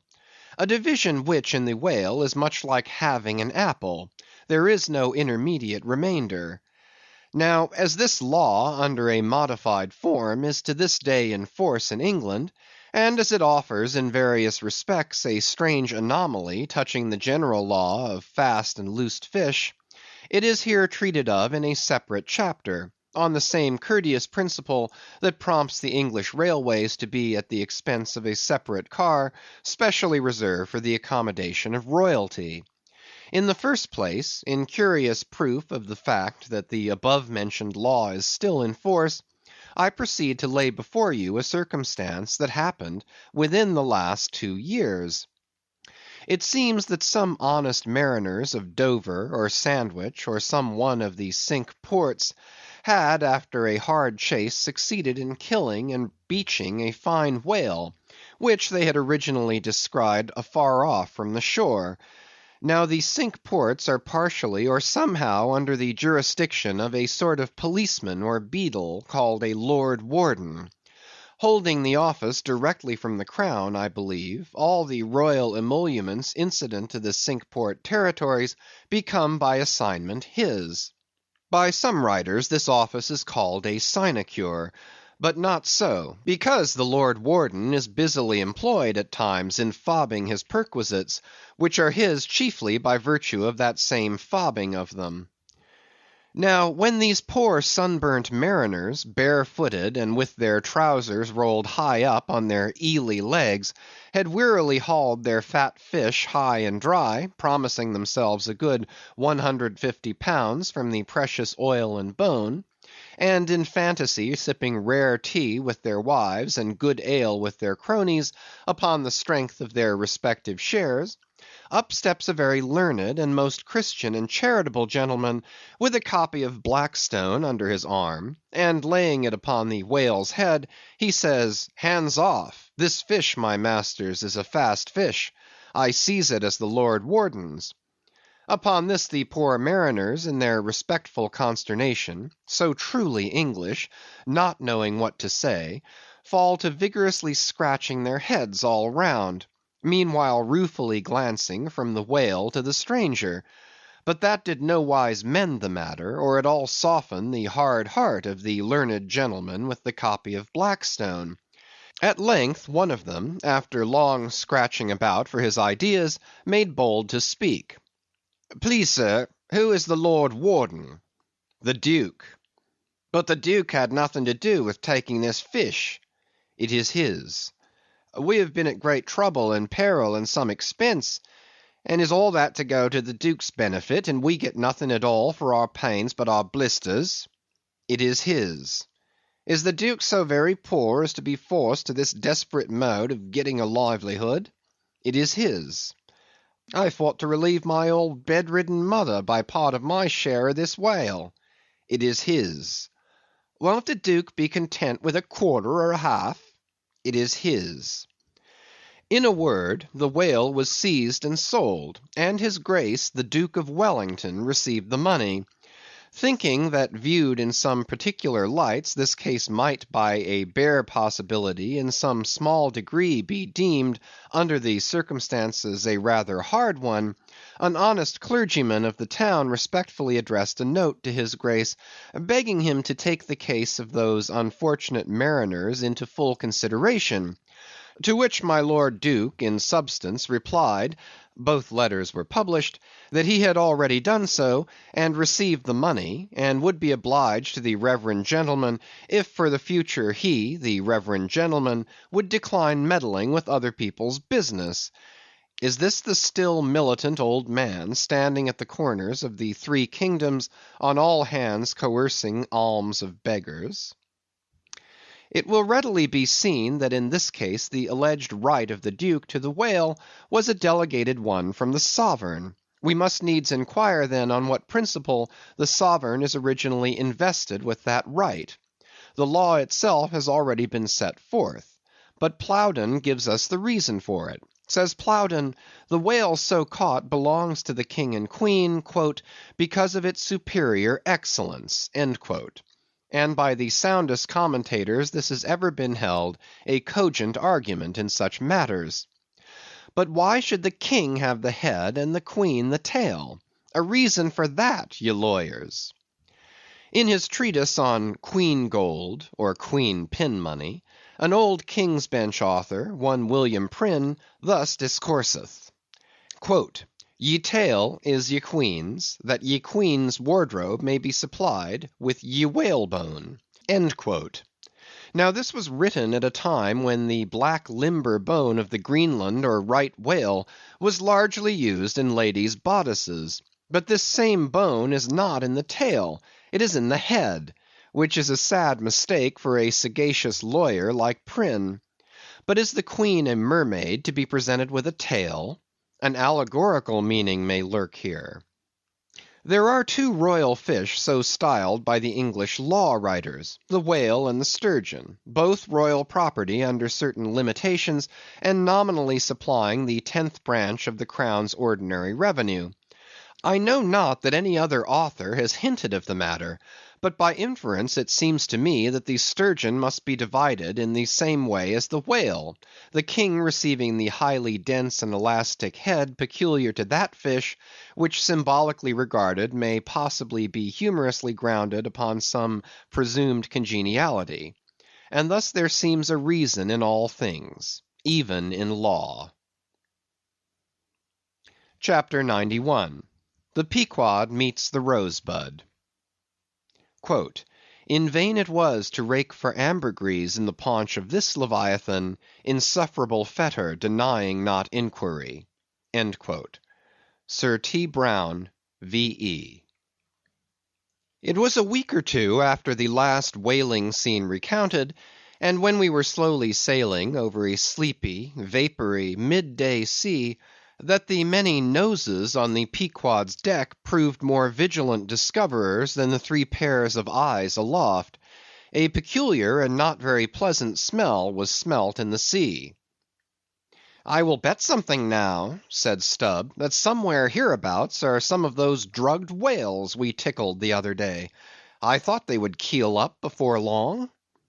Presently the vapors in advance slid aside, and there in the distance lay a ship, whose furled sails betokened that some sort of whale must be alongside. As we glided nearer, the stranger showed French colors from his peak, and by the eddying cloud of vulture sea-fowl that circled, and hovered, and swooped around him, it was plain that the whale alongside must be what the fishermen call a blasted whale; that is, a whale that has died unmolested on the sea, and so floated an unappropriated corpse. It may well be conceived what an unsavory odor such a mass must exhale, worse than an Assyrian city in the plague, when the living are incompetent to bury the departed.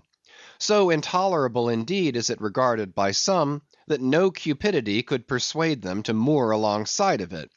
Yet are there those who will still do it, notwithstanding the fact that the oil obtained from such subjects is of a very inferior quality, and by no means of the nature of attar of rose. Coming still nearer with the expiring breeze, we saw that the Frenchman had a second whale alongside, and this second whale seemed even more of a nosegay than the first. In truth, it turned out to be one of those problematical whales that seem to dry up and die with a sort of prodigious dyspepsia or indigestion, leaving their defunct bodies almost entirely bankrupt of anything like oil. Nevertheless, in its proper place, we shall see that no knowing fisherman will ever turn up his nose at such a whale as this, however much he may shun blasted whales in general. The Pequod had now swept so nigh to the stranger that Stubb vowed he recognized his cutting spade pole entangled in the lines that were knotted round the tail of one of these whales.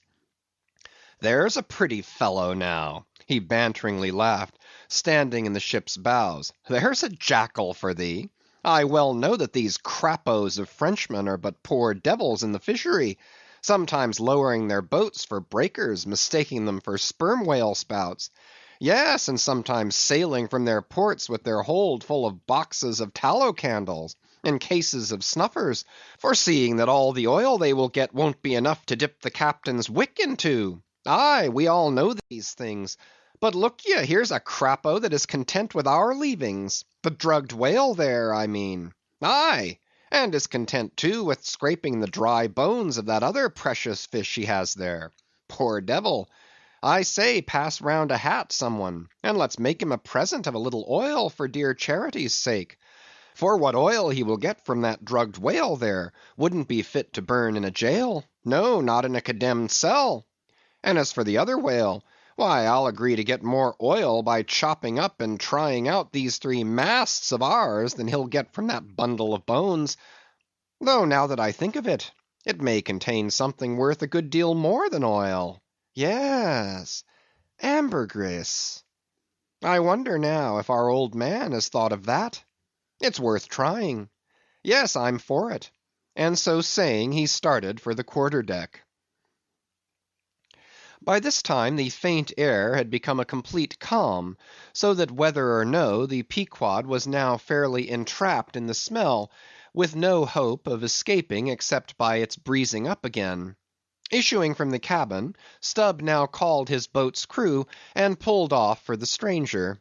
Drawing across her bow, he perceived that in accordance with the fanciful French taste, the upper part of her stem piece was carved in the likeness of a huge drooping stalk, was painted green, and for thorns had copper spikes projecting from it here and there, the whole terminating in a symmetrical folded bulb of a bright red color.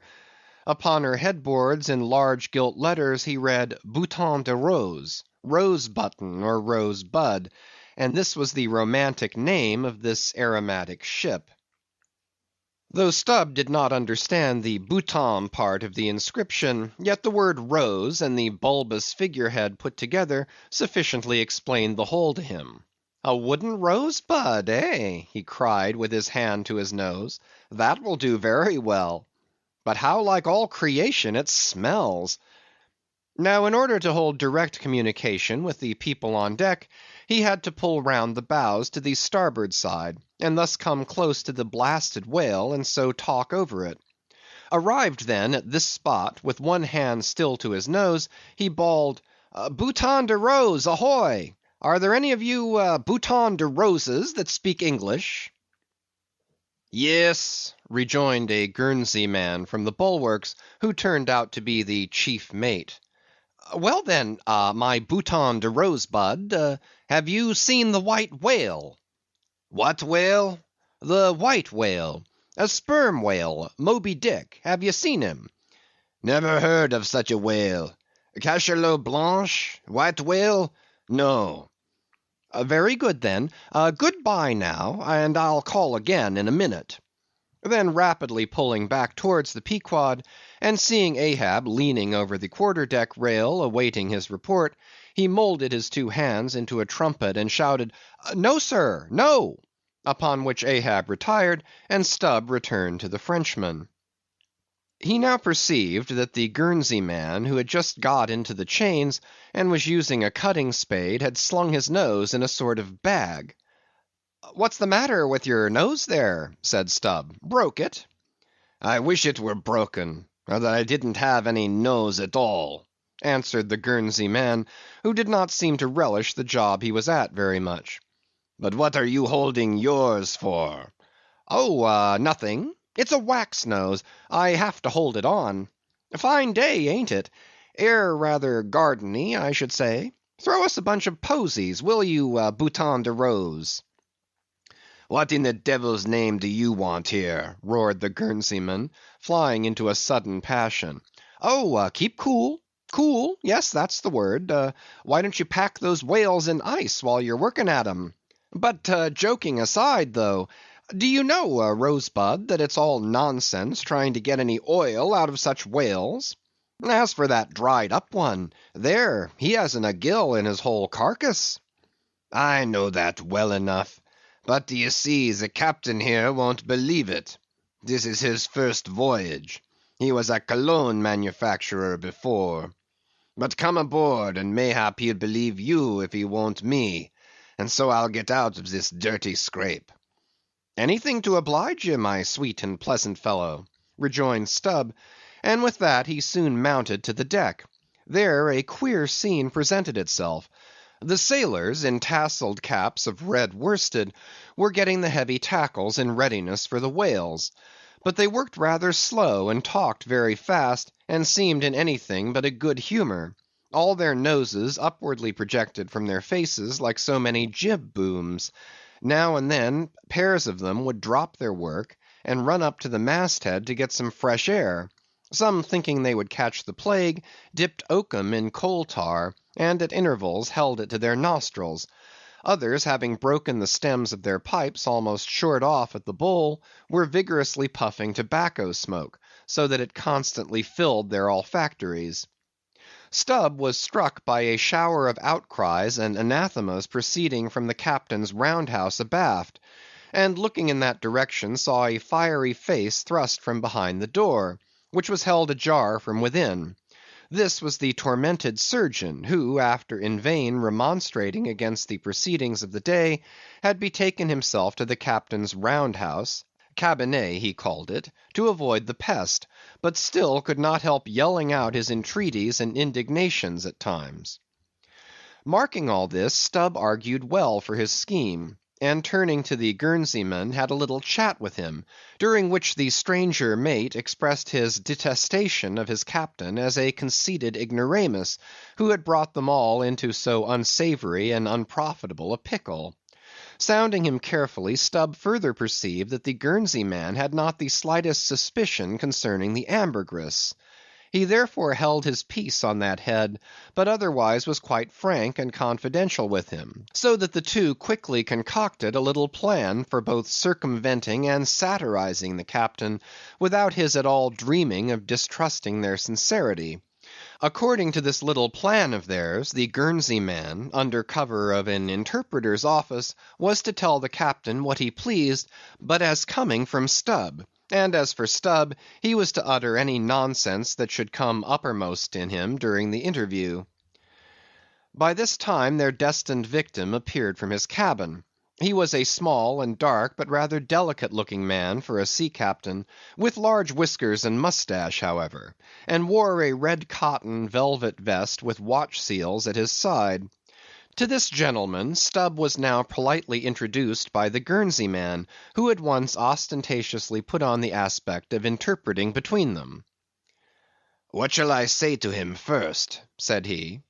"Why," said Stubb, eyeing the velvet vest and watch and seals, "you may as well begin by telling him that he looks a sort of babyish to me, though I don't pretend to be a judge." "He says, monsieur," said the Guernseyman in French, turning to his captain, "that only yesterday his ship spoke a vessel whose captain and chief mate, with 6 sailors, had all died of a fever caught from a blasted whale they had brought alongside." Upon this the captain started, and eagerly desired to know more. "What now?" said the Guernsey man to Stubb. "Why, since he takes it so easy, Tell him that now I have eyed him carefully, I'm quite certain that he's no more fit to command a whale ship than a St. Jago monkey. In fact, tell him from me he's a baboon." "He vows and declares, monsieur, that the other whale, the dried one, is far more deadly than the blasted one. In fine, monsieur, he conjures us, as we value our lives, to cut loose from these fish."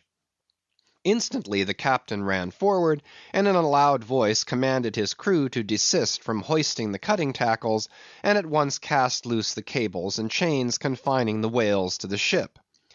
"What now?" said the Guernsey man, when the captain had returned to them. "Why, let me see. Yes, you may as well tell him now that in fact, tell him I've diddled him, and," aside to himself, "perhaps somebody else." "He says, monsieur, that he's very happy to have been of any service to us." Hearing this, the captain vowed that they were the grateful parties, meaning himself and mate, and concluded by inviting Stubb down into his cabin to drink a bottle of Bordeaux. "He wants you to take a glass of wine with him," said the interpreter. "Thank him heartily, but tell him it's against my principles to drink with the man I've diddled. In fact, tell him I must go." "He says, monsieur, that his principles won't admit of his drinking, but that if monsieur wants to live another day to drink, then monsieur had best drop all 4 boats, and pull the ship away from these whales, for it's so calm they won't drift." By this time Stubb was over the side, and getting into his boat, hailed the Guernsey man to this effect: that having a long tow line in his boat, he would do what he could to help them, by pulling out the lighter whale of the 2 from the ship's side. While the Frenchmen's boats, then, were engaged in towing the ship one way, Stubb benevolently towed away at his whale the other way, ostentatiously slacking out a most unusually long tow line. Presently a breeze sprang up, Stubb feigned to cast off from the whale. Hoisting his boats, the Frenchman soon increased his distance, while the Pequod slid in between him and Stubb's whale. Whereupon Stubb quickly pulled to the floating body, and hailing the Pequod to give notice of his intentions, at once proceeded to reap the fruit of his unrighteous cunning.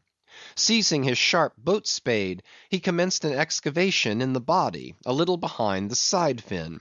You would almost have thought he was digging a cellar there in the sea, and when at length his spade struck against the gaunt ribs, it was like turning up old Roman tiles and pottery buried in fat English loam. His boat's crew were all in high excitement, eagerly helping their chief, and looking as anxious as gold hunters. And all the time numberless fowls were diving and ducking and screaming and yelling and fighting around them.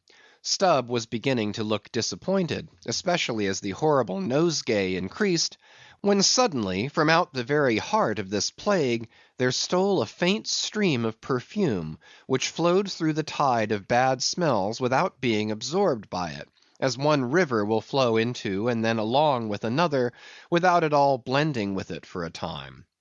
"I have it! I have it!" cried Stubb with delight, striking something in the subterranean regions. "A purse! A purse!"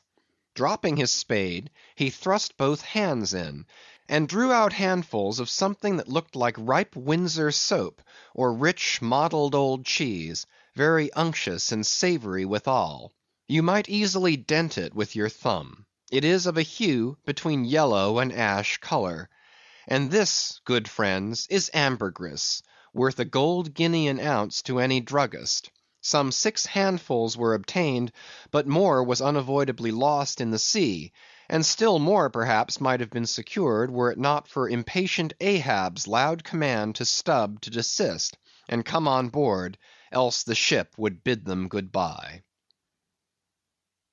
End of chapters 89 to 91. Chapter 92. Ambergris. Now this ambergris is a very curious substance, and so important as an article of commerce, that in 1791 a certain Nantucket-born Captain Coffin was examined at the bar of the English House of Commons on the subject. For at that time, and indeed until a comparatively late day, the precise origin of ambergris remained, like amber itself, a problem to the learned. Though the word ambergris is but a French compound for grey amber, yet the two substances are quite distinct. For amber, though at times found on the sea coast, is also dug up in some far inland soils, whereas ambergris is never found except upon the sea. Besides, amber is a hard, transparent, brittle, odorless substance, used for mouthpieces to pipes, for beads and ornaments. But ambergris is soft, waxy, and so highly fragrant and spicy that it is largely used in perfumery, in pastilles, precious candles, hair powders, and pomatum. The Turks use it in cooking, and also carry it to Mecca for the same purpose that frankincense is carried to St. Peter's in Rome. Some wine merchants drop a few grains into claret to flavor it. Who would think then that such fine ladies and gentlemen should regale themselves with an essence found in the inglorious bowels of a sick whale? Yet so it is. By some, ambergris is supposed to be the cause, and by others the effect, of the dyspepsia in the whale. How to cure such a dyspepsia it were hard to say, unless by administering 3 or 4 boat-loads of Brandreth pills, and then running out of harm's way, as laborers do in blasting rocks. I have forgotten to say that there were found in this ambergris certain hard, round, bony plates, which at first Stubb thought might be sailors' trousers buttons, but afterwards it turned out that they were nothing more than pieces of small squid bones embalmed in that manner. Now, that the incorruption of this most fragrant ambergris should be found in the heart of such decay, is this nothing? Bethink thee of that saying of St. Paul in Corinthians about corruption and incorruption, how that we are sown in dishonor but raised in glory; and likewise call to mind that saying of Paracelsus about what it is that maketh the best musk. Also forget not the strange fact that of all things of ill savor, cologne water in its rudimental manufacturing stages is the worst. I should like to conclude the chapter with the above appeal, but cannot, owing to my anxiety to repel a charge often made against whalemen, and which, in the estimation of some already biased minds, might be considered as indirectly substantiated by what has been said of the Frenchman's 2 whales. Elsewhere in this volume the slanderous aspersion has been disproved, that the vocation of whaling is throughout a slatternly, untidy business. But there is another thing to rebut. They hint that all whales always smell bad. Now how did this odious stigma originate? I opine that it is plainly traceable to the first arrival of the Greenland whaling ships in London, more than 2 centuries ago. Because those whalemen did not then, and do not now, try out their oil at sea as the southern ships have always done, but cutting up the fresh blubber into small bits, thrust it through the bungholes of large casks, and carry it home in that manner. The shortness of the season in those icy seas, and the sudden and violent storms to which they are exposed, forbidding any other course. The consequence is, that upon breaking into the hold, and unloading one of these whale cemeteries in the Greenland dock, a savor is given forth somewhat similar to that arising from excavating an old city graveyard for the foundations of a lying-in hospital. I partly surmise also that this wicked charge against whalers may be likewise imputed to the existence on the coast of Greenland in former times of a Dutch village called Schmerenberg or Smeerenberg, which latter name is the one used by the learned Fogo von Slack in his great work on Smells, a textbook on that subject. As its name imports, smere, fat, berg, to put up, this village was founded in order to afford a place for the blubber of the Dutch whale fleet to be tried out, without being taken home to Holland for that purpose. It was a collection of furnaces, fat kettles, and oil sheds, and when the works were in full operation certainly gave forth no very pleasant savor. But all this is quite different with a South Sea sperm whaler, which in a voyage of 4 years perhaps, after completely filling her hold with oil, does not perhaps consume 50 days in the business of boiling out; and in the state that it is casked, the oil is nearly scentless. The truth is, that living or dead, if but decently treated, whales as a species are by no means creatures of ill odor; nor can whalemen be recognized, as the people of the Middle Ages affected to detect a Jew in the company, by the nose. Nor indeed can the whale possibly be otherwise than fragrant, when as a general thing he enjoys such high health, taking abundance of exercise, always out of doors, though it is true seldom in the open air. I say that the motion of a sperm whale's flukes above water dispenses a perfume, as when a musk-scented lady rustles her dress in a warm parlor. What then shall I liken the sperm whale to for fragrance, considering his magnitude? Must it not be to that famous elephant with jewelled tusks and redolent with myrrh, which was led out of an Indian town to do honor to Alexander the Great? CHAPTER 93. The Castaway. It was but some few days after encountering the Frenchman, that a most significant event befell the most insignificant of the Pequod's crew; an event most lamentable, and which ended in providing the sometimes madly merry and predestinated craft with a living and ever accompanying prophecy of whatever shattered sequel might prove her own. Now, in the whale ship it is not every one that goes in the boats. Some few hands are reserved called ship keepers, whose province it is to work the vessel while the boats are pursuing the whale. As a general thing, these ship keepers are as hardy fellows as the men comprising the boat's crew. But if there happens to be an unduly slender, clumsy, or timorous wight in the ship, that wight is certain to be made a ship keeper. It was so in the Pequod with the little negro Pippin by nickname, Pip by abbreviation. Poor Pip! You have heard of him before; you must remember his tambourine on that dramatic midnight, so gloomy jolly.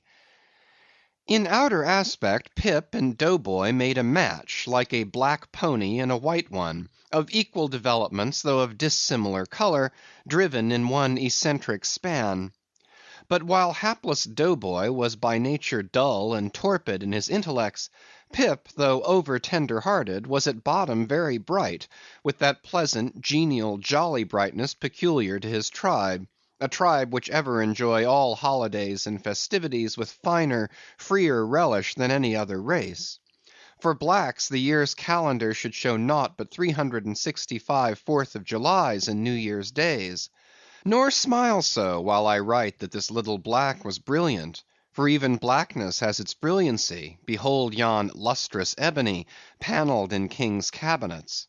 But Pip loved life, and all life's peaceable securities; so that the panic‐striking business in which he had somehow unaccountably become entrapped, had most sadly blurred his brightness; though, as ere long will be seen, what was thus temporarily subdued in him, in the end was destined to be luridly illuminated by strange wild fires, that fictitiously showed him off to 10 times the natural lustre with which in his native Tolland County in Connecticut he had once enlivened many a fiddler's frolic on the green, and at melodious eventide with his gay ha ha had turned the round horizon into one star-belled tambourine.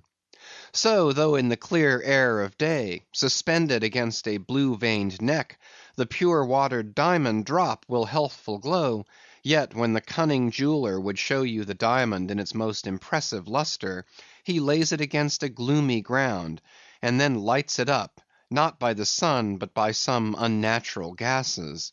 Then come out those fiery effulgences, infernally superb; then the evil blazing diamond, once the divinest symbol of the crystal skies, looks like some crown jewel stolen from the king of hell.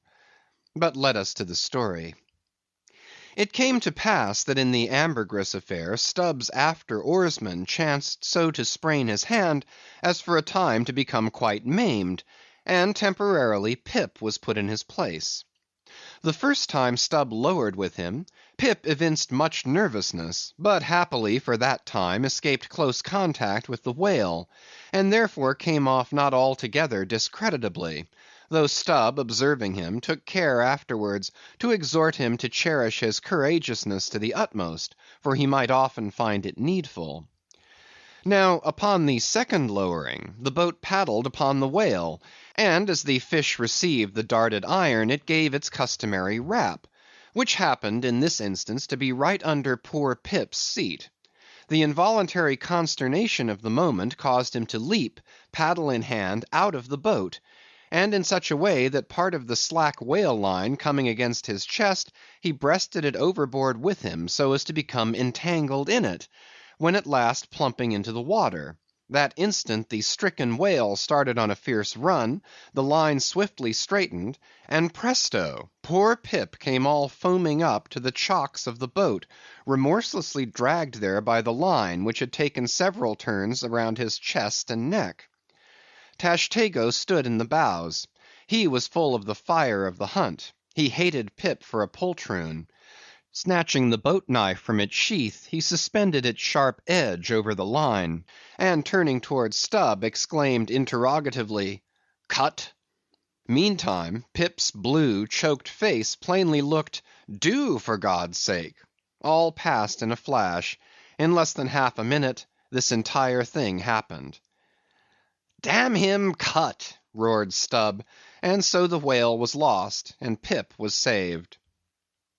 So soon as he recovered himself, the poor little negro was assailed by yells and execrations from the crew. Tranquilly permitting these irregular cursings to evaporate, Stubb then in a plain, business-like, but still half-humorous manner, cursed Pip officially, and that done, unofficially gave him much wholesome advice. The substance was, never jump from a boat, Pip, except... but all the rest was indefinite, as the soundest advice ever is. Now, in general, stick to the boat is your true motto in whaling, but cases will sometimes happen when leap from the boat is still better. Moreover, as if perceiving at last that if he should give undiluted conscientious advice to Pip, he would be leaving him too wide a margin to jump in for the future, Stubb suddenly dropped all advice, and concluded with a peremptory command, "Stick to the boat, Pip, or by the Lord, I won't pick you up if you jump, mind that. We can't afford to lose whales by the likes of you. A whale would sell for 30 times what you would, Pip, in Alabama. Bear that in mind, and don't jump any more."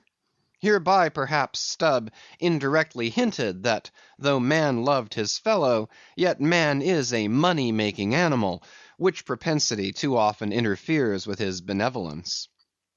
But we are all in the hands of the gods, and Pip jumped again. It was under very similar circumstances to the first performance, but this time he did not breast out the line, and hence when the whale started to run, Pip was left behind on the sea, like a hurried traveller's trunk. Alas! Stubb was but too true to his word. It was a beautiful, bounteous blue day, the spangled sea calm and cool, and flatly stretching away, all round to the horizon, like gold beater's skin hammered out to the extremest. Bobbing up and down in that sea, Pip's ebon head showed like a head of cloves. No boat knife was lifted when he fell so rapidly astern. Stubb's inexorable back was turned upon him, and the whale was winged. In 3 minutes a whole mile of shoreless ocean was between Pip and Stubb. Out of the centre of the sea, poor Pip turned his crisp, curling, black head to the sun, another lonely castaway, though the loftiest and the brightest. Now, in calm weather, to swim in the open ocean is as easy to the practised swimmer as to ride in a spring carriage ashore, but the awful lonesomeness is intolerable. The intense concentration of self in the middle of such a heartless immensity, my God, who can tell it? Mark how when sailors in a dead calm bathe in the open sea, mark how closely they hug their ship, and only coast along her sides. But had Stubb really abandoned the poor little negro to his fate? No, He did not mean to, at least, because there were 2 boats in his wake, and he supposed no doubt that they would of course come up to Pip very quickly and pick him up; though indeed such considerations towards oarsmen jeopardized through their own timidity is not always manifested by the hunters in all similar instances, and such instances not unfrequently occur. Almost invariably in the fishery, a coward, so called, is marked with the same ruthless detestation peculiar to military navies and armies. But it so happened that those boats, without seeing Pip, suddenly spying whales close to them on one side, turned and gave chase; and Stubb's boat was now so far away, and he and all his crew so intent upon the fish, that Pip's ringed horizon began to expand around him miserably. By the merest chance the ship itself at last rescued him; but from that hour the little negro went about the deck an idiot; such at least they said he was. The sea had jeeringly kept his finite body up, but drowned the infinite of his soul. Not drowned entirely, though; rather carried down alive to wondrous depths, where strange shapes of the unwarped primal world glided to and fro before his passive eyes; and the miser Merman, Wisdom, revealed his hoarded heaps; and among the joyous, heartless, ever juvenile eternities, Pip saw the multitudinous, God omnipresent, coral insects that out of the firmament of waters heaved the colossal orbs. He saw God's foot upon the treadle of the loom, and spoke it; and therefore his shipmates called him mad. So man's insanity is heaven's sense; and wandering from all mortal reason, man comes at last to that celestial thought, which to reason is absurd and frantic; and weal or woe feels then uncompromised, indifferent as his God. For the rest, blame not Stubb too hardly. The thing is common in that fishery; and in the sequel of the narrative it will then be seen what like abandonment befell myself. CHAPTER 94. A Squeeze of the Hand. That whale of Stubb's, so dearly purchased, was duly brought to the Pequod's side, where all those cutting and hoisting operations previously detailed were regularly gone through, even to the bailing of the Heidelburgh tun, or case.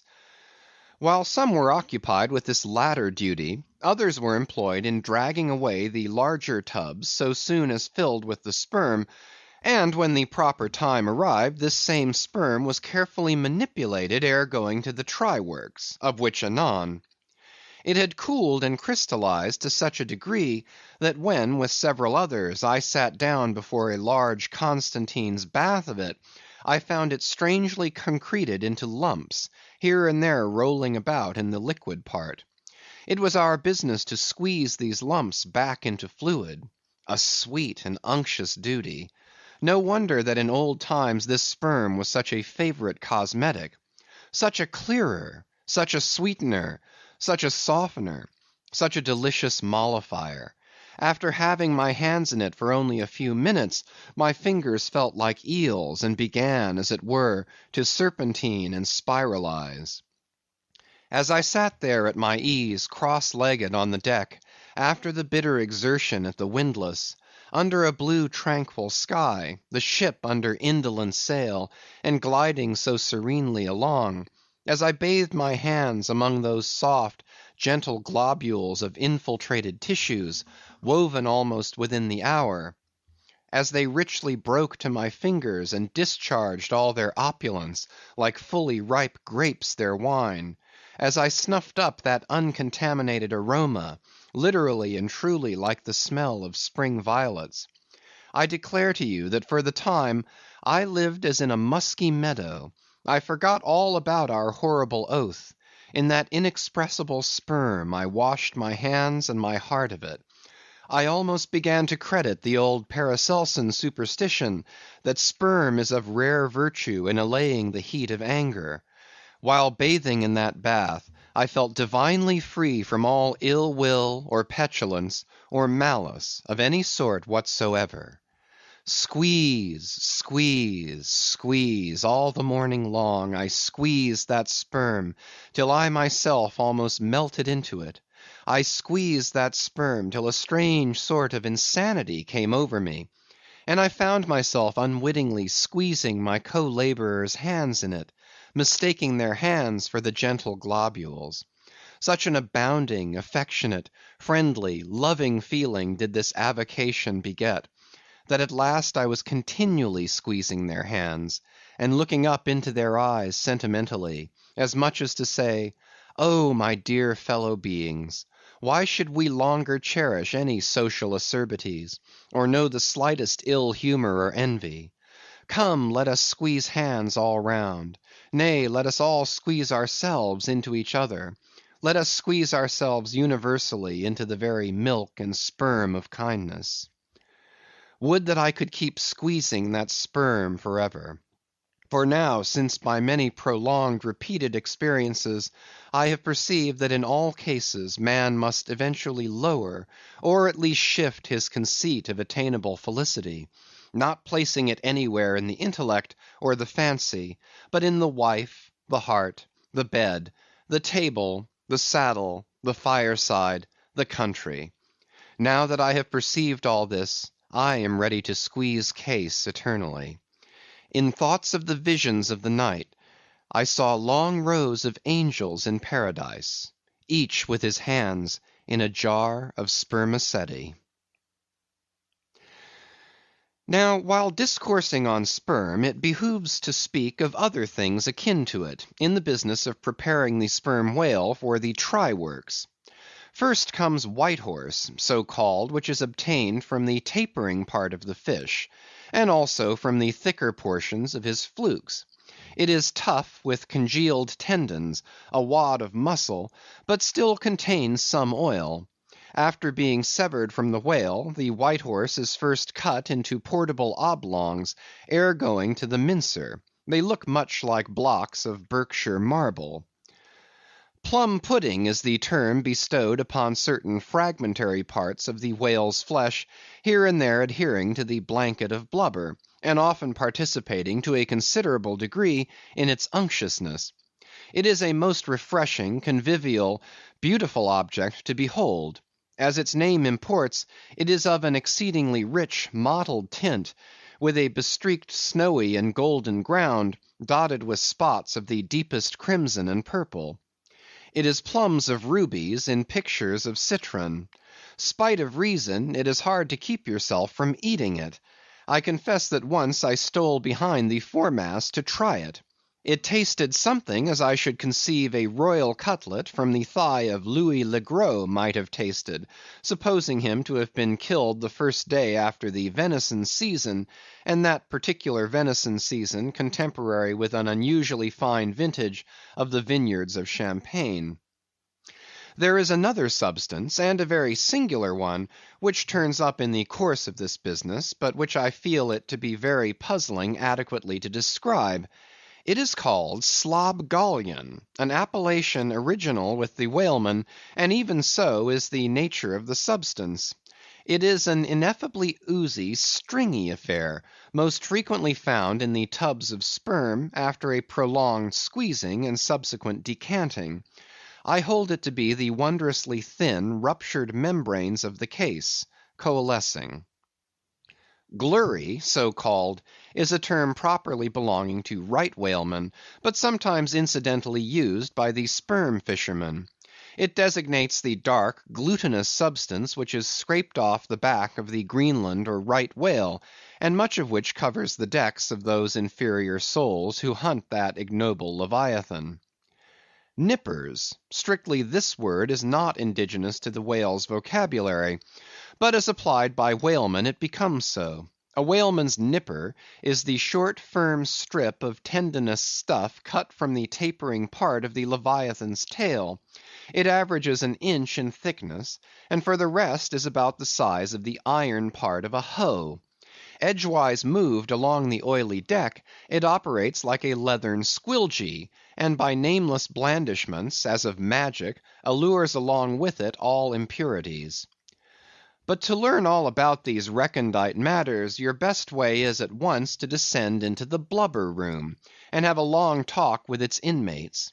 This place has previously been mentioned as the receptacle for the blanket pieces when stripped and hoisted from the whale. When the proper time arrives for cutting up its contents, this apartment is a scene of terror to all tyros, especially by night. On one side, lit by a dull lantern, a space has been left clear for the workmen. They generally go in pairs, a pike and gaffman and a spademan. The whaling pike is similar to a frigate's boarding weapon of the same name. The gaff is something like a boat hook. With his gaff, the gaffman hooks on to a sheet of blubber, and strives to hold it from slipping as the ship pitches and lurches about. Meanwhile, the spademan stands on the sheet itself, perpendicularly chopping it into the portable horse pieces. This spade is sharp as hone can make it. The spademan's feet are shoeless. The thing he stands on will sometimes irresistibly slide away from him like a sledge. If he cuts off one of his own toes, or one of his assistants', would you be very much astonished? Toes are scarce among veteran blubber room men. Chapter 95. The Cassock. Had you stepped on board the Pequod at a certain juncture of this post-mortemizing of the whale, and had you strolled forward nigh the windlass, pretty sure am I that you would have scanned with no small curiosity a very strange enigmatical object, which you would have seen there lying along lengthwise in the lee scuppers. Not the wondrous cistern in the whale's huge head, not the prodigy of his unhinged lower jaw, not the miracle of his symmetrical tail, none of these would so surprise you as half a glimpse of that unaccountable cone, longer than a Kentuckian is tall, nigh a foot in diameter at the base, and jet black as Yojo, the ebony idol of Queequeg. And an idol indeed it is, or rather in old times its likeness was.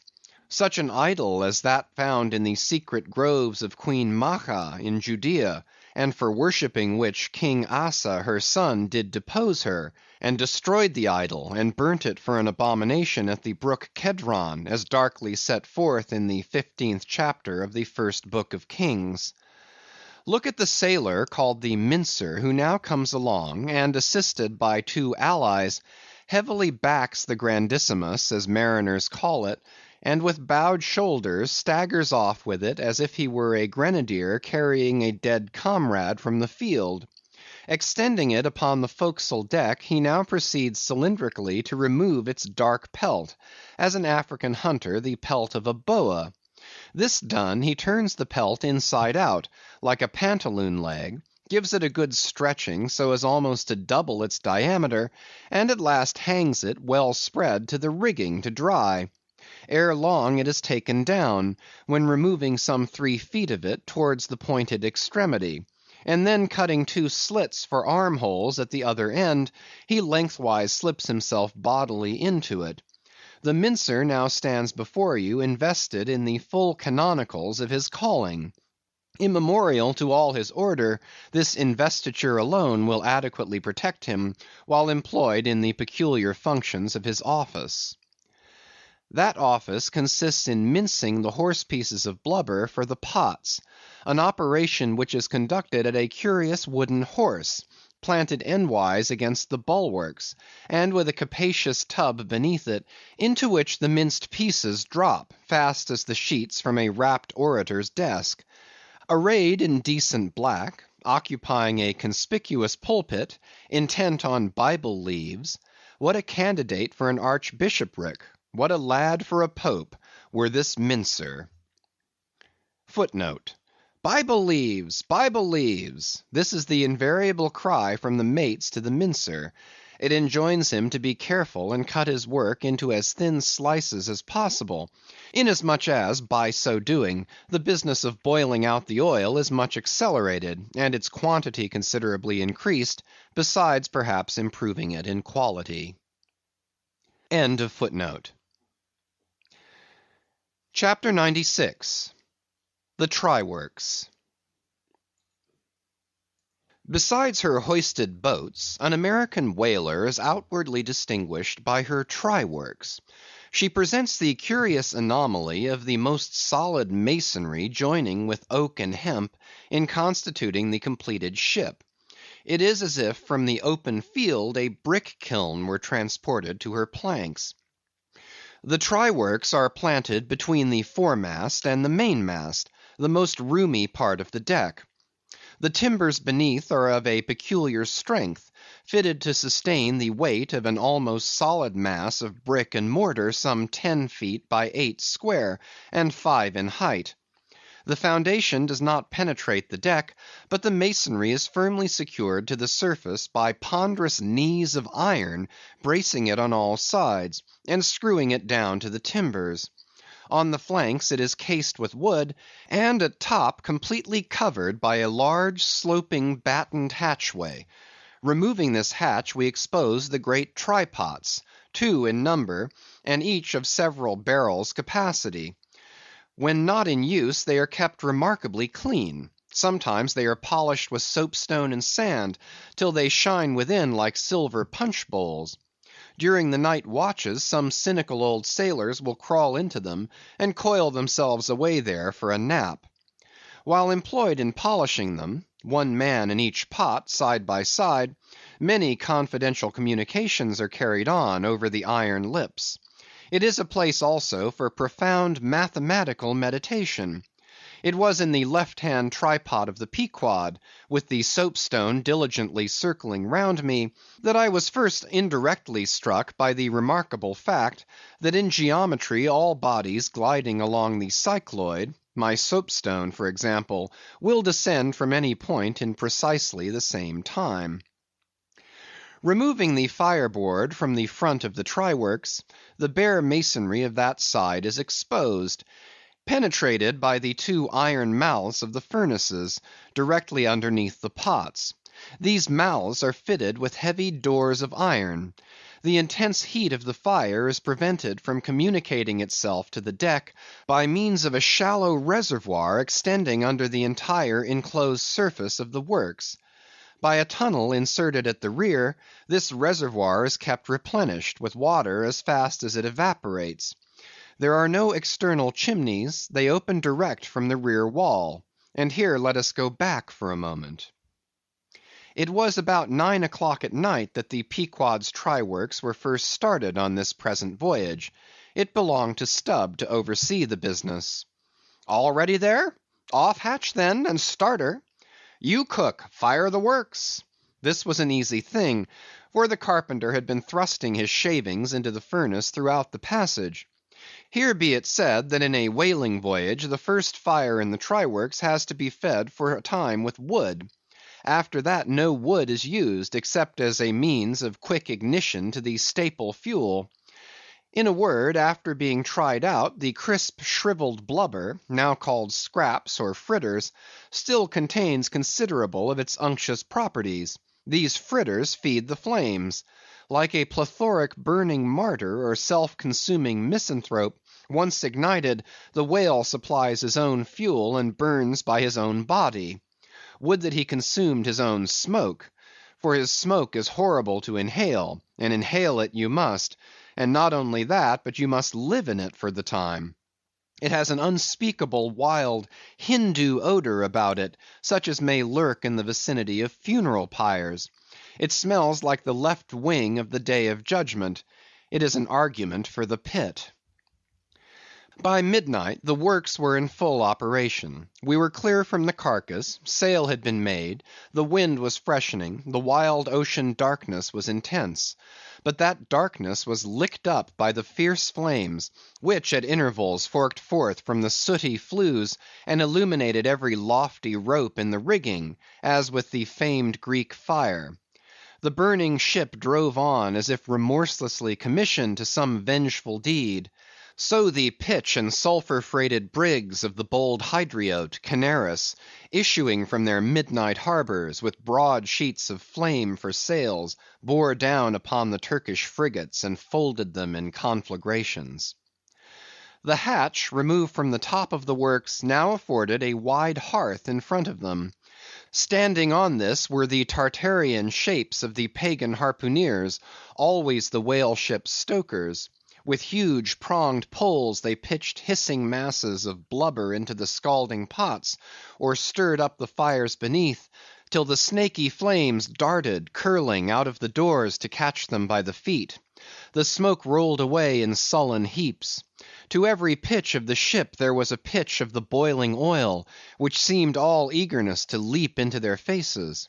Opposite the mouth of the works, on the further side of the wide wooden hearth, was the windlass. This served for a sea sofa. Here lounged the watch, when not otherwise employed, looking into the red heat of the fire till their eyes felt scorched in their heads. Their tawny features, now all begrimed with smoke and sweat, their matted beards, and the contrasting barbaric brilliancy of their teeth, all these were strangely revealed in the capricious emblazonings of the works. As they narrated to each other their unholy adventures, their tales of terror told in words of mirth, as their uncivilized laughter forked upwards out of them, like the flames from the furnace, as to and fro in their front the harpooneers wildly gesticulated with their huge pronged forks and dippers, as the wind howled on, and the sea leaped, and the ship groaned and dived, and yet steadfastly shot her red hell further and further into the blackness of the sea and the night, and scornfully champed the white bone in her mouth, and viciously spat round her on all sides. Then the rushing Pequod, freighted with savages, and laden with fire, and burning a corpse, and plunging into that blackness of darkness, seemed the material counterpart of her monomaniac commander's soul. So seemed it to me, as I stood at her helm, and for long hours silently guided the way of this fire ship on the sea. Wrapped for that interval in darkness myself, I but the better saw the redness, the madness, the ghastliness of others. The continual sight of the fiend shapes before me, capering half in smoke and half in fire, these at last begat kindred visions in my soul, so soon as I began to yield to that unaccountable drowsiness which ever would come over me at a midnight helm. But that night in particular, a strange, and ever since inexplicable thing occurred to me. Starting from a brief standing sleep, I was horribly conscious of something fatally wrong. The jawbone tiller smote my side, which leaned against it. In my ears was the low hum of sails, just beginning to shake in the wind. I thought my eyes were open. I was half conscious of putting my fingers to the lids, and mechanically stretching them still further apart. But spite of all this, I could see no compass before me to steer by, though it seemed but a minute since I had been watching the card, by the steady binnacle lamp illuminating it. Nothing seemed before me but a jet gloom, now and then made ghastly by flashes of redness. Uppermost was the impression that whatever swift rushing thing I stood on was not so much bound to any haven ahead, as rushing from all havens astern. A stark, bewildered feeling as of death came over me. Convulsively my hands grasped the tiller, but with the crazy conceit that the tiller was, somehow, in some enchanted way, inverted. My God, what is the matter with me? I thought. Lo, in my brief sleep I had turned myself about, and was fronting the ship's stern, with my back to her prow and the compass. In an instant I faced back, just in time to prevent the vessel from flying up into the wind, and very probably capsizing her. How glad and how grateful the relief from this unnatural hallucination of the night, and the fatal contingency of being brought by the lee. Look not too long in the face of fire, O man. Never dream with thy hand on the helm. Turn not thy back to the compass. Accept the first hint of the hitching tiller. Believe not the artificial fire, when its redness makes all things look ghastly. Tomorrow, in the natural sun, the skies will be bright. Those who glared like devils in the forking flames, the morn will show in far other, at least gentler relief. The glorious, golden, glad sun, the only true lamp, all others but liars. Nevertheless, the sun hides not Virginia's dismal swamp, nor Rome's accursed Campagna, nor wide Sahara, nor all the millions of miles of deserts and of griefs beneath the moon. The sun hides not the ocean, which is the dark side of this earth, and which is 2/3 of this earth. So, therefore, that mortal man who hath more of joy than sorrow in him, that mortal man cannot be true; not true or undeveloped. With books the same. The truest of all men was the man of sorrows, and the truest of all books is Solomon's, and Ecclesiastes is the fine hammered steel of woe. All is vanity. All. This wilful world hath not got hold of unchristian Solomon's wisdom yet. But he who dodges hospitals and jails, and walks fast crossing graveyards, and would rather talk of operas than hell, calls Cowper, Young, Pascal, Rousseau, poor devils all of sick men, and throughout a carefree lifetime swears by Rabelais as passing wise and therefore jolly, not that man is fitted to sit down on tombstones and break the green damp mould with unfathomably wondrous Solomon. But even Solomon, he says, the man that wandereth out of the way of understanding shall remain, i.e., even while living, in the congregation of the dead. Give not thyself up then to fire, lest it invert thee, deaden thee, as for the time it did me. There is a wisdom that is woe, but there is a woe that is madness. And there is a Catskill eagle in some souls that can alike dive down into the blackest gorges, and soar out of them again, and become invisible in the sunny spaces. And even if he forever flies within the gorge, that gorge is in the mountains, so that even in his lowest swoop, the mountain eagle is still higher than other birds upon the plain, even though they soar. End of chapters 92 to 96. Chapter 97. The Lamp. Had you descended from the Pequod's try-works to the Pequod's forecastle, where the off-duty watch were sleeping, for one single moment you would have almost thought you were standing in some illuminated shrine of canonized kings and counsellors. There they lay in their triangular oaken vaults, each mariner a chiselled muteness, a score of lamps flashing upon his hooded eyes. In merchantmen, oil for the sailor is more scarce than the milk of queens. To dress in the dark, to eat in the dark, and stumble in darkness to his pallet, this is his usual lot. But the whaleman, as he seeks the food of light, so he lives in light. He makes his berth an Aladdin's lamp, and lays him down to it, so that in the pitchiest night the ship's black hull still houses an illumination. See with what entire freedom the whaleman takes his handful of lamps, often but old bottles and vials though, to the copper cooler at the try-works, and replenishes them there, as mugs of ale at a vat. He burns, too, the purest of oils, in its unmanufactured and therefore unvitiated state. A fluid unknown to solar, lunar, or astral contrivances ashore. It is as sweet as early grass butter in April. He goes and hunts for his oil, so as to be sure of its freshness and genuineness, even as the traveller on the prairie hunts up his own supper of game. Chapter 98. Stowing down and clearing up.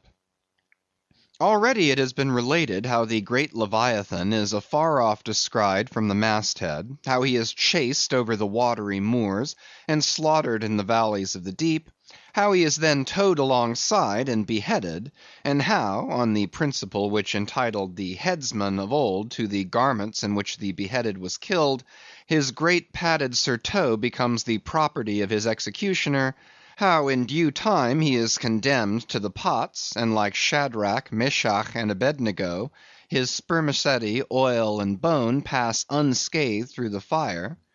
But now it remains to conclude the last chapter of this part of the description by rehearsing, singing if I may, the romantic proceeding of decanting off his oil into the casks and striking them down into the hold, where once again Leviathan returns to his native profundities, sliding along beneath the surface as before, but alas, never more to rise and blow.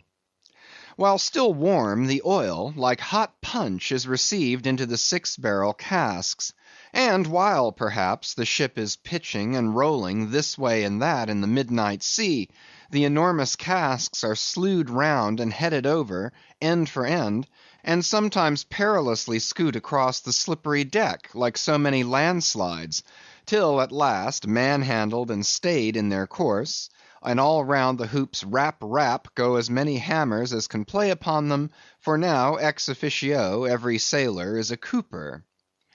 At length, when the last pint is casked, and all is cool, then the great hatchways are unsealed, the bowels of the ship are thrown open, and down go the casks to their final rest in the sea. This done, the hatches are replaced and hermetically closed, like a closet walled up. In the sperm fishery this is perhaps one of the most remarkable incidents in all the business of whaling. One day the planks stream with freshets of blood and oil; on the sacred quarter-deck enormous masses of the whale's head are profanely piled; great rusty casks lie about as in a brewery yard; the smoke from the try-works has besooted all the bulwarks; the mariners go about suffused with unctuousness; the entire ship seems great Leviathan himself, while on all hands the din is deafening. But a day or two after, you look about you and prick your ears in this selfsame ship, and were it not for the tell-tale boats and try-works, you would all but swear you trod some silent merchant vessel with a most scrupulously neat commander. The unmanufactured sperm oil possesses a singularly cleansing virtue. This is the reason why the decks never look so white as just after what they call an affair of oil. Besides, from the ashes of the burned scraps of the whale, a potent lye is readily made; and whenever any adhesiveness from the back of the whale remains clinging to the side, that lye quickly exterminates it. Hands go diligently along the bulwarks, and with buckets of water and rags restore them to their full tidiness. The soot is brushed from the lower rigging; all the numerous implements which have been in use are likewise faithfully cleansed and put away. The great hatch is scrubbed and placed upon the try-works, completely hiding the pots. Every cask is out of sight; all tackles are coiled in unseen nooks; and when by the combined and simultaneous industry of almost the entire ship's company, the whole of this conscientious duty is at last concluded, then the crew themselves proceed to their own ablutions, shift themselves from top to toe, and finally issue to the immaculate deck, fresh and all aglow, as bridegroom new leaped from out of the daintiest Holland.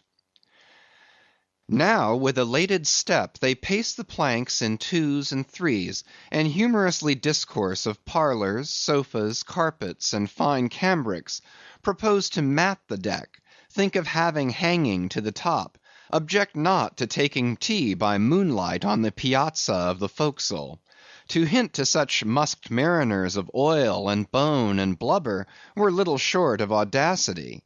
They know not the thing you distantly allude to. Away, and bring us napkins! But mark, aloft there, at the 3 mast-heads, stand 3 men intent on spying out more whales, which, if caught, infallibly will again soil the old oaken furniture, and drop at least one small grease spot somewhere.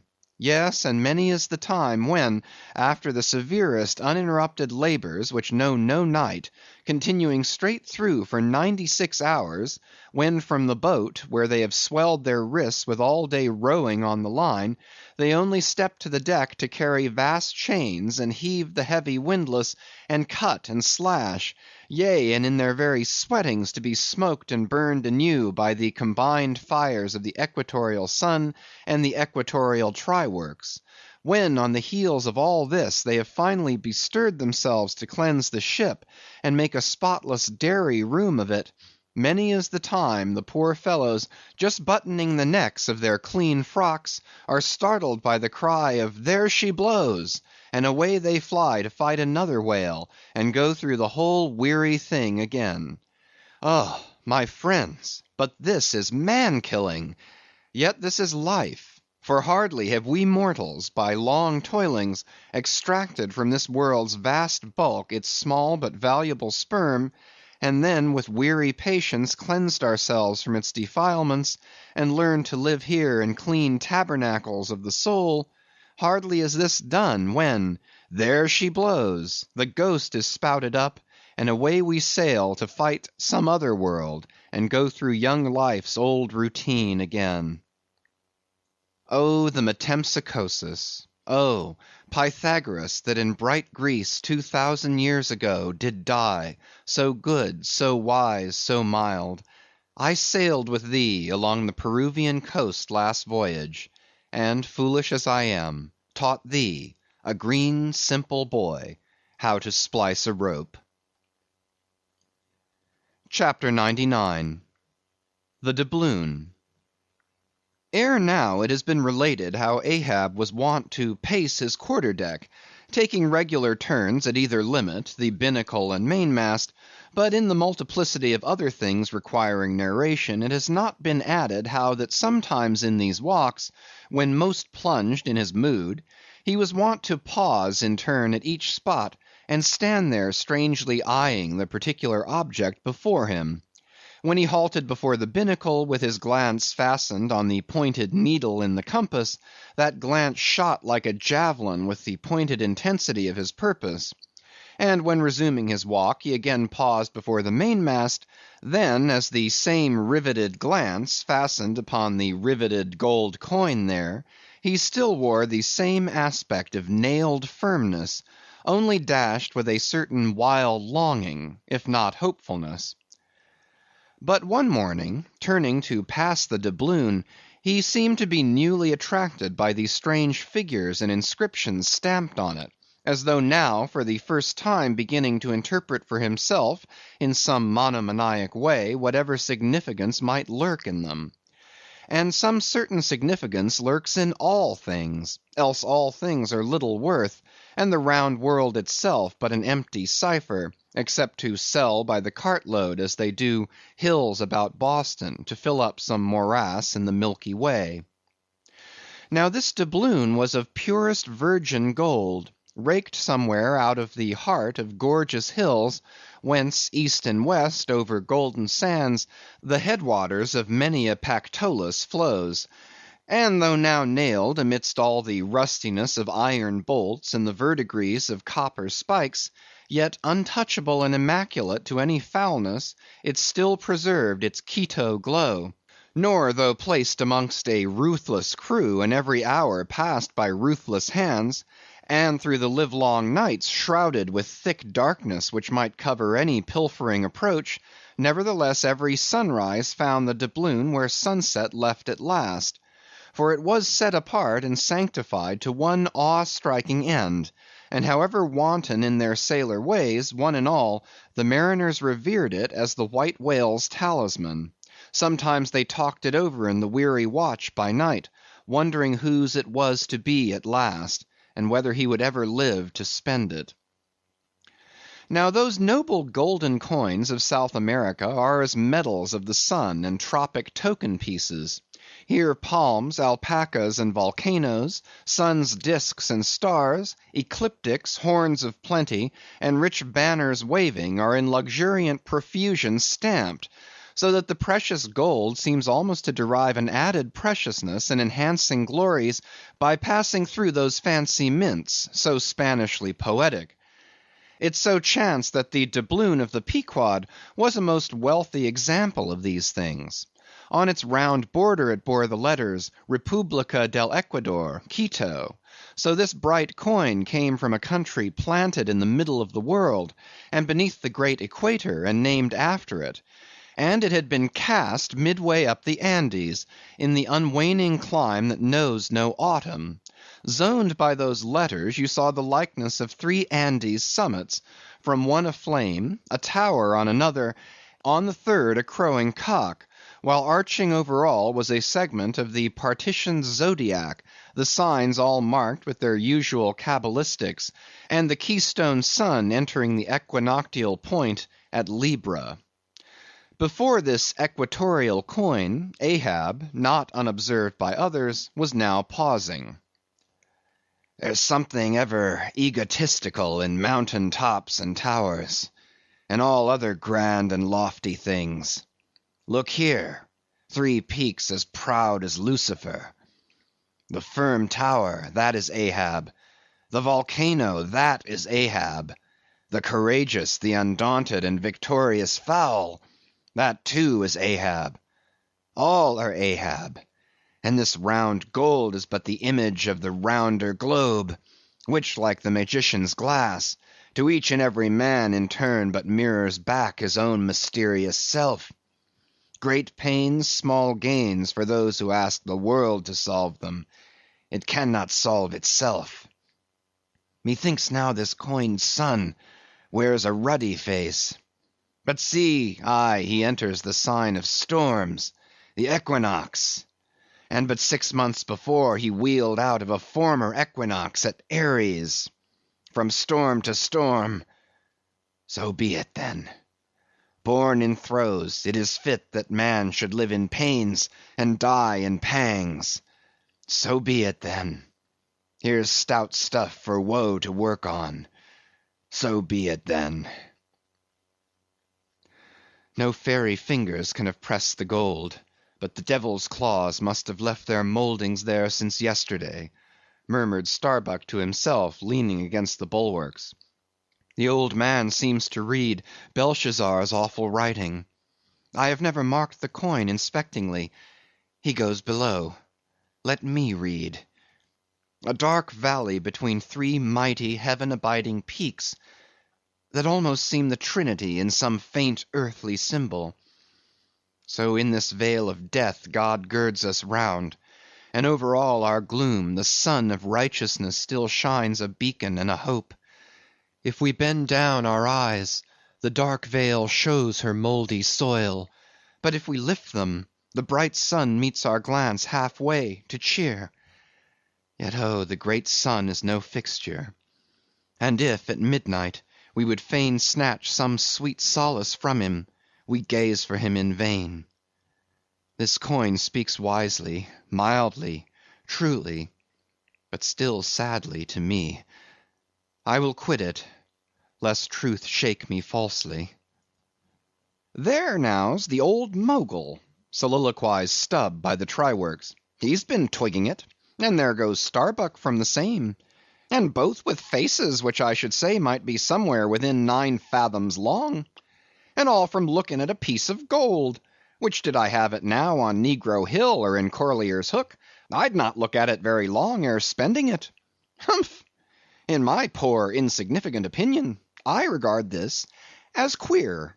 I have seen doubloons before now in my voyagings, your doubloons of old Spain, your doubloons of Peru, your doubloons of Chile, your doubloons of Bolivia, your doubloons of Popayan, with plenty of gold moidores and pistoles, and joes and half-joes and quarter-joes. What should there then be in this doubloon of the equator that is so killing wonderful? By Golconda, let me read it once. Hallo! Here's signs and wonders truly. That now is what old Bowditch in his epitome calls the zodiac, and what my almanac below calls ditto. I'll get the almanac, and as I have heard devils can be raised with Daboll's arithmetic, I'll try my hand at raising a meaning out of these queer curvicues here with the Massachusetts calendar. Here's the book. Let's see now.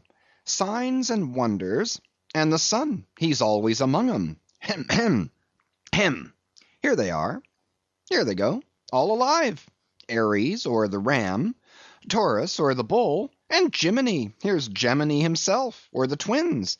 Well, the sun he wheels among 'em. Aye, here on the coin he's just crossing the threshold between 2 of the 12 sitting rooms all in a ring. Book, you lie there. The fact is, you books must know your places. You do to give us the bare words and facts, but we come in to supply the thoughts. That's my small experience, so far as the Massachusetts calendar, and Bowditch's navigator, and Daboll's arithmetic go. Signs and wonders, eh? Pity if there is nothing wonderful in signs and significant in wonders. There's a clue somewhere. Wait a bit. Hist! Hark! By Jove, I have it! Look you, Doubloon, your zodiac here is the life of man in one round chapter, and now I'll read it off, straight out of the book. Come, Almanac. To begin, there's Aries, or the ram. Lecherous dog, he begets us. Then Taurus, or the bull, he bumps us the first thing. Then Gemini, or the twins, that is virtue and vice. We try to reach virtue, when lo, comes Cancer the crab and drags us back. And here, going from virtue, Leo, a roaring lion, lies in the path. He gives a few fierce bites and surly dabs with his paw. We escape and hail Virgo, the virgin. That's our first love. We marry and think to be happy, for aye, when pop comes Libra or the scales, happiness weighed and found wanting.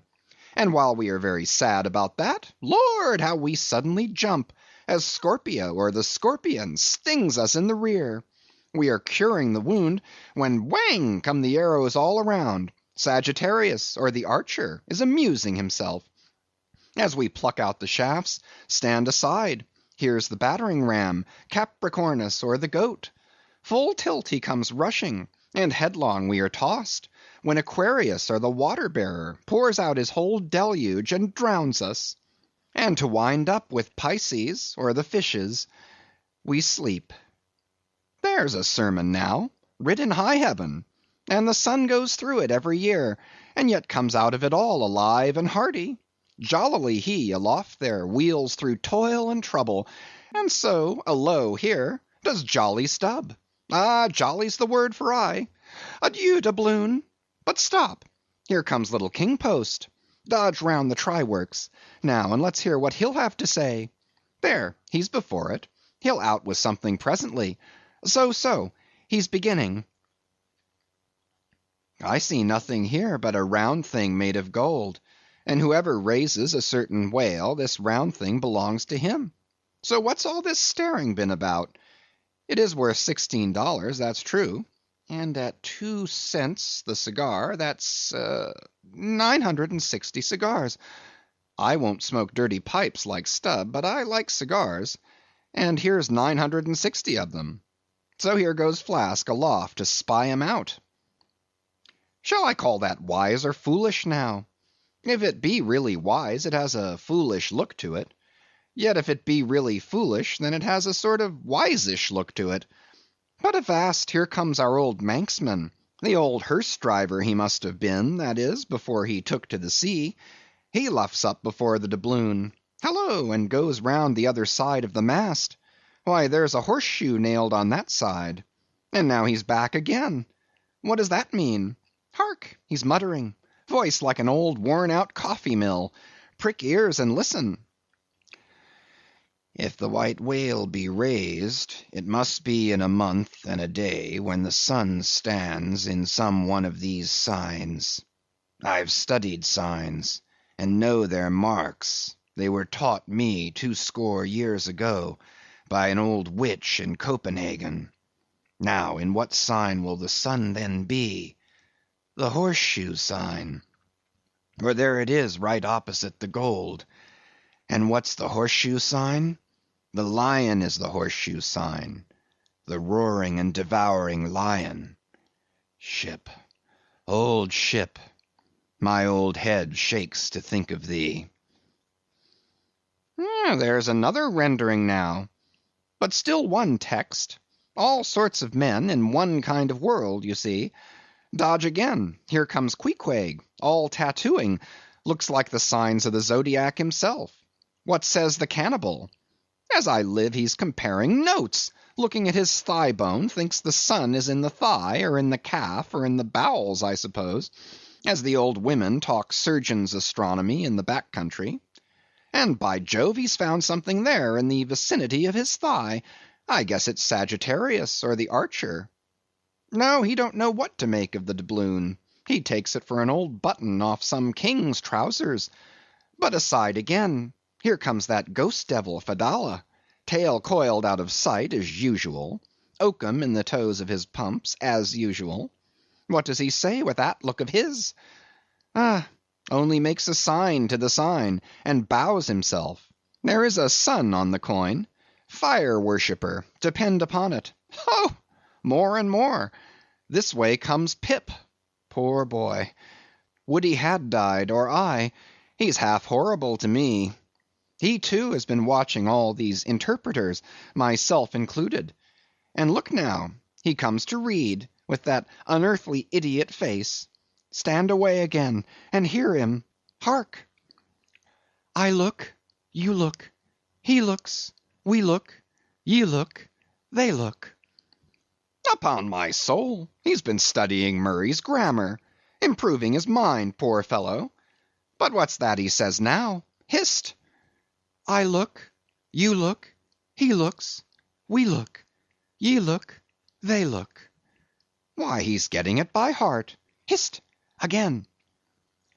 I look, you look, he looks, we look, ye look, they look. Well, that's funny. And I, you, and he, and we, ye, and they, are all bats, and I'm a crow, especially when I stand atop of this pine tree here. Caw, caw, caw, caw, caw, caw. Ain't I a crow? And where's the scarecrow? There he stands, 2 bones stuck into a pair of old trousers, and 2 more poked into the sleeves of an old jacket. Wonder if he means me? Complimentary.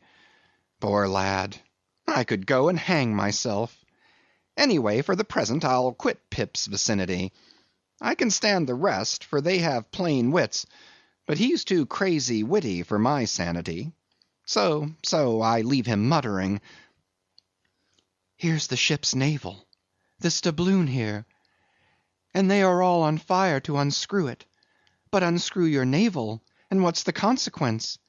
Then again, if it stays here, that is ugly too, for when aught's nailed to the mast, it's a sign that things grow desperate. Ha, ha, old Ahab, the white whale, he'll nail you. This is a pine tree.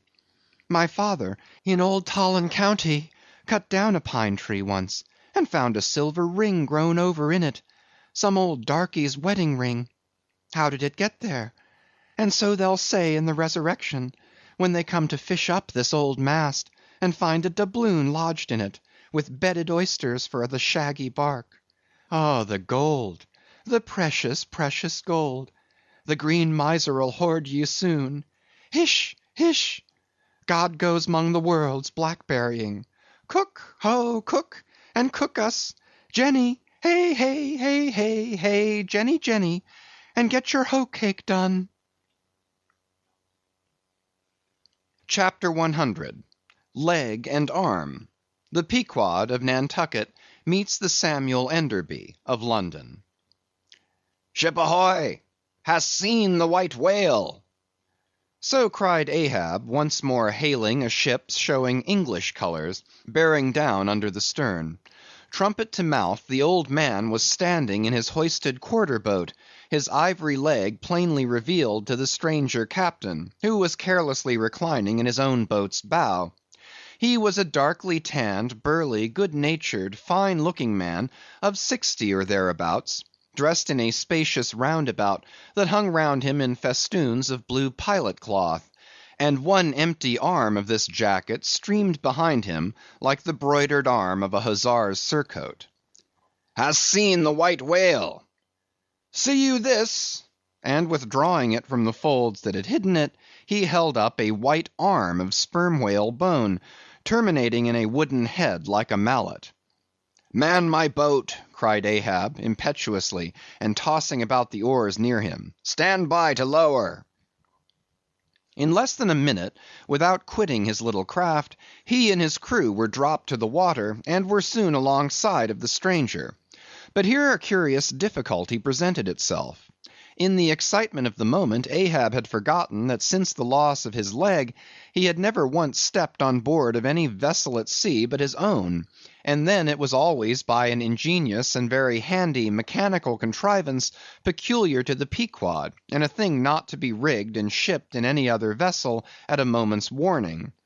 Now it is no very easy matter for anybody, except those who are almost hourly used to it like whalemen, to clamber up a ship's side from a boat on the open sea, for the great swells now lift the boat high up toward the bulwarks, then instantaneously drop it halfway down to the kelson.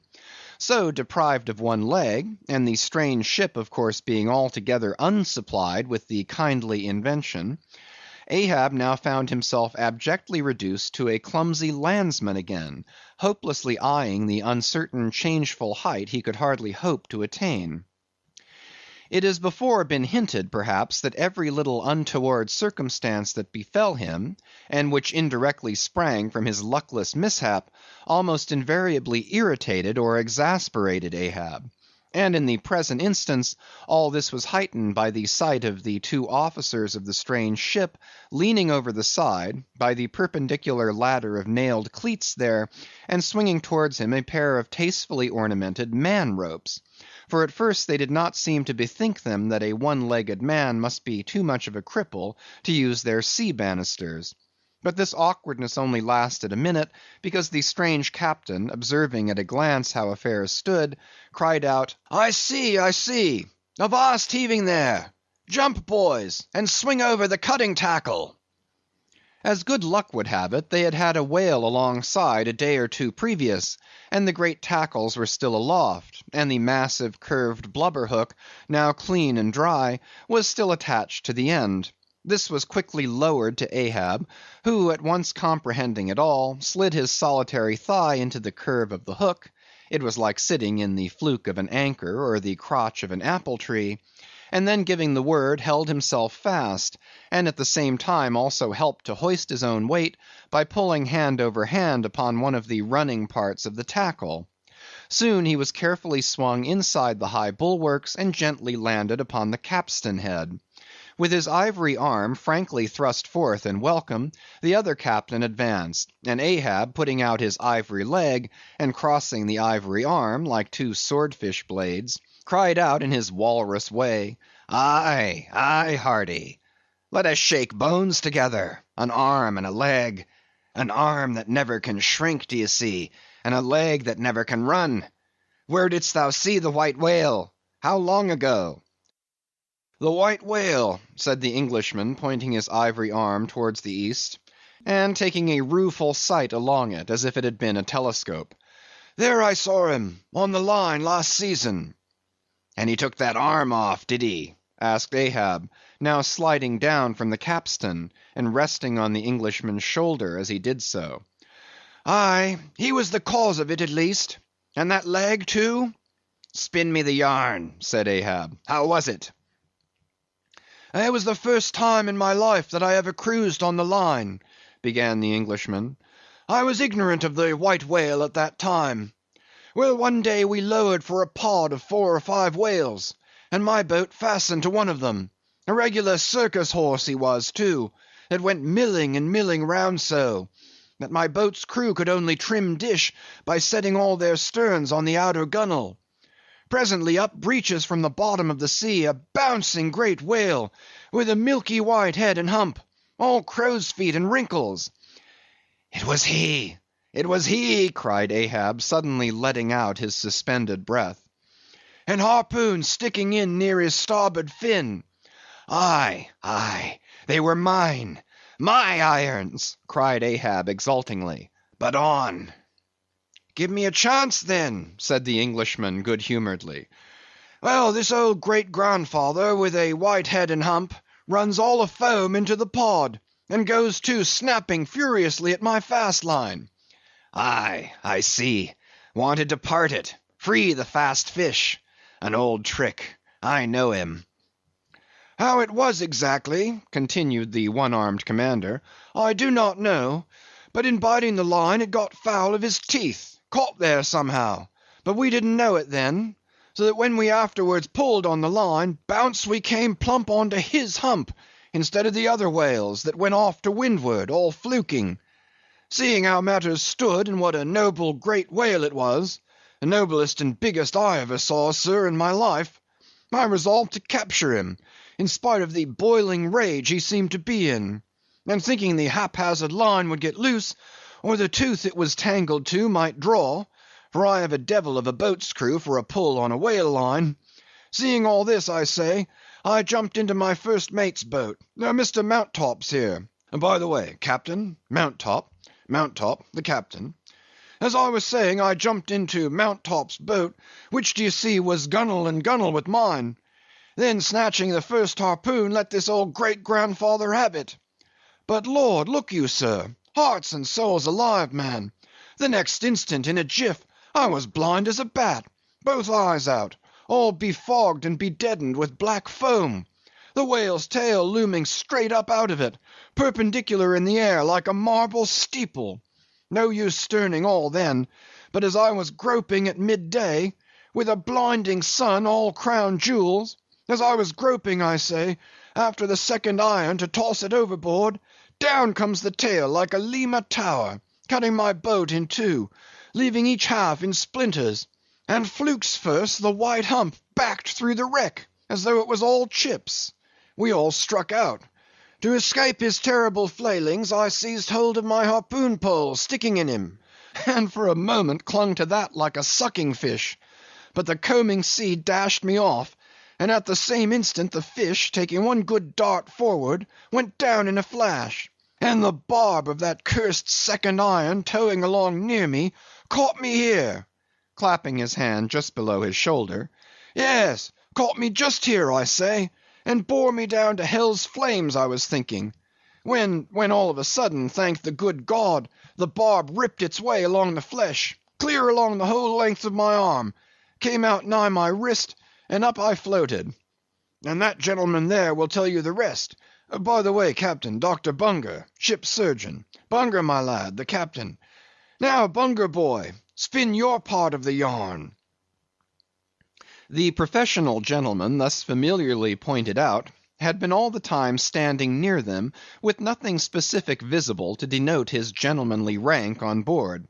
His face was an exceedingly round but sober one. He was dressed in a faded blue woolen frock or shirt, and patched trousers, and had thus far been dividing his attention between a marling spike he held in one hand, and a pill-box held in the other, occasionally casting a critical glance at the ivory limbs of the two crippled captains.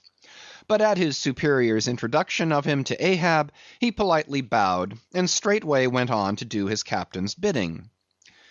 It was a shocking bad wound, began the whale surgeon, and taking my advice, Captain Boomer here stood our old Sammy. Samuel Enderby is the name of my ship, interrupted the one-armed captain, addressing Ahab. Go on, my boy. Stood our old Sammy off to the northward to get out of the blazing hot weather there on the line. But it was no use. I did all I could, sat up with him nights, was very severe with him in the matter of diet. Oh, very severe, chimed in the patient himself, then suddenly altering his voice, drinking hot rum toddies with me every night, till he couldn't see to put on the bandages, and sending me to bed half seas over about 3 o'clock in the morning. Oh, ye stars! He sat up with me, indeed, and was very severe in my diet. Oh, a great watcher, and very dietetically severe is Dr. Bunger. Bunger, you dog, laugh out, why don't you? You know you're a precious jolly rascal. But heave ahead, boy. I'd rather be killed by you than kept alive by any other man. My captain, you must have ere this perceived, respected sir, said the imperturbable, godly-looking Bunger, slightly bowing to Ahab, is apt to be facetious at times. He spins us many clever things of that sort. But I may as well say, en passant, as the French remark, that I myself, that is to say, Jack Bunger, late of the reverend clergy, am a strict, total abstinence man. I never drink. Water! cried the captain. He never drinks it. It's a sort of fits to him. Fresh water throws him into the hydrophobia. But go on with the arm story. Yes, I may as well, said the surgeon coolly. I was about observing, sir, before Captain Boomer's facetious interruption, that, spite of my best and severest endeavours, the wound kept getting worse and worse. The truth was, sir, it was as ugly gaping a wound as surgeon ever saw, more than 2 feet and several inches long. I measured it with the lead line. In short, it grew black. I knew what was threatened, and off it came. But I had no hand in shipping that ivory arm there. That thing is against all rule," pointing at it with the marling spike. "That is the captain's work, not mine. He ordered the carpenter to make it. He had that club hammer there put to the end to knock someone's brains out with, I suppose, as he tried mine once. He flies into diabolical passions sometimes. Do you see this dent, sir?" removing his hat and brushing aside his hair, and exposing a bowl-like cavity in his skull, but which bore not the slightest scarry trace, nor any token of ever having been a wound. "Well, the captain there will tell you how that came here. He knows." "No, I don't," said the captain, "but his mother did. He was born with it. Oh, you solemn rogue, you Bunger! Was there ever such another Bunger in the watery world? Bunger, when you die, you ought to die in pickle, you dog. You should be preserved to future ages, you rascal." "What became of the white whale?" now cried Ahab, who thus far had been impatiently listening to this by-play between the two Englishmen. "Oh!" cried the one-armed captain. "Oh, yes. Well, after he sounded, we didn't see him again for some time.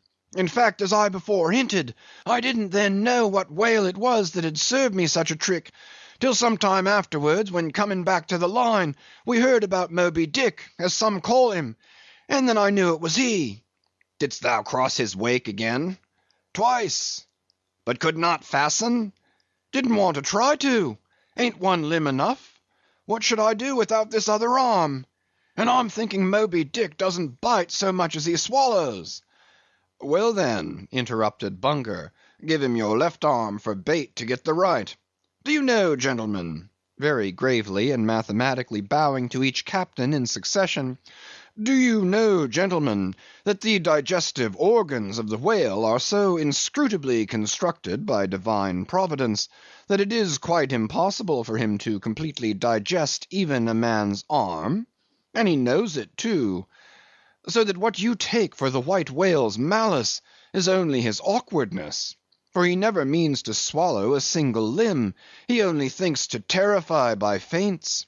But sometimes he is like the old juggling fellow, formerly a patient of mine in Ceylon, that making believe to swallow jackknives, once upon a time let one drop into him in good earnest, and there it stayed for a 12-month or more, when I gave him an emetic, and he heaved it up in small tacks, do you see?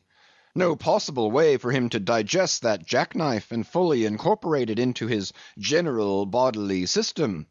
Yes, Captain Boomer, if you are quick enough about it, and have a mind to pawn one arm for the sake of the privilege of giving a decent burial to the other, why, in that case, the arm is yours. Only let the whale have another chance at you shortly, that's all." "No, thank you, Bunger," said the English captain. "He's welcome to the arm he has, since I can't help it, and didn't know him then, but not to the other one. No more white whales for me. I've lowered for him once, and that has satisfied me. There would be great glory in killing him, I know that. And there is a shipload of precious sperm in him. But hark ye, he's best let alone. Don't you think so, captain?" glancing at the ivory leg. "He is. But he will still be hunted for all that. What's best let alone? That accursed thing is not always what least allures. He's all a magnet. How long since thou saw him last? Which way heading?"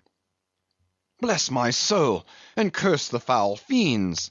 cried Bunger, stoopingly walking round Ahab, and like a dog strangely snuffing.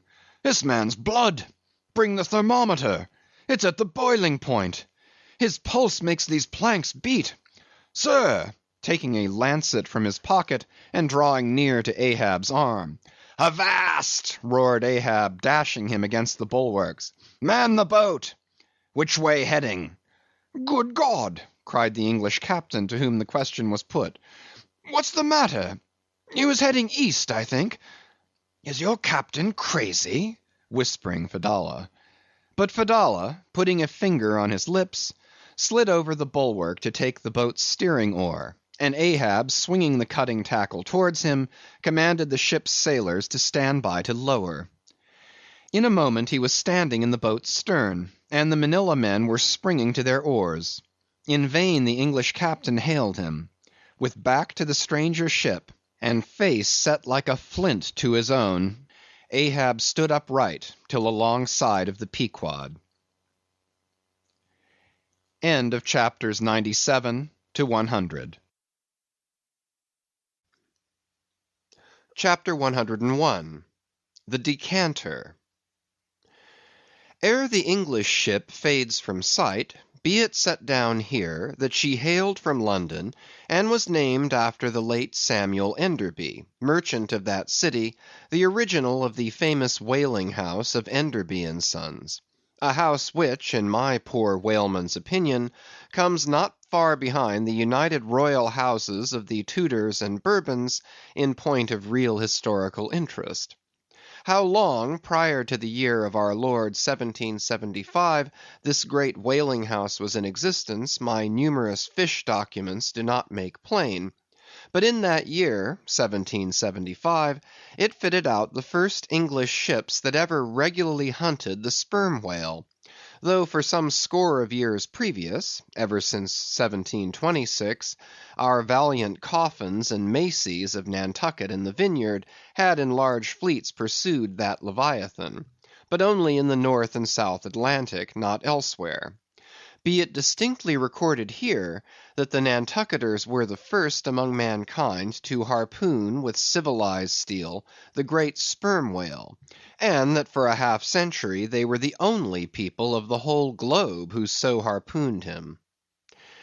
In 1778 a fine ship, the Amelia, fitted out for the express purpose and at the sole charge of the vigorous Enderbys, boldly rounded Cape Horn, and was the first among the nations to lower a whale boat of any sort in the great South Sea.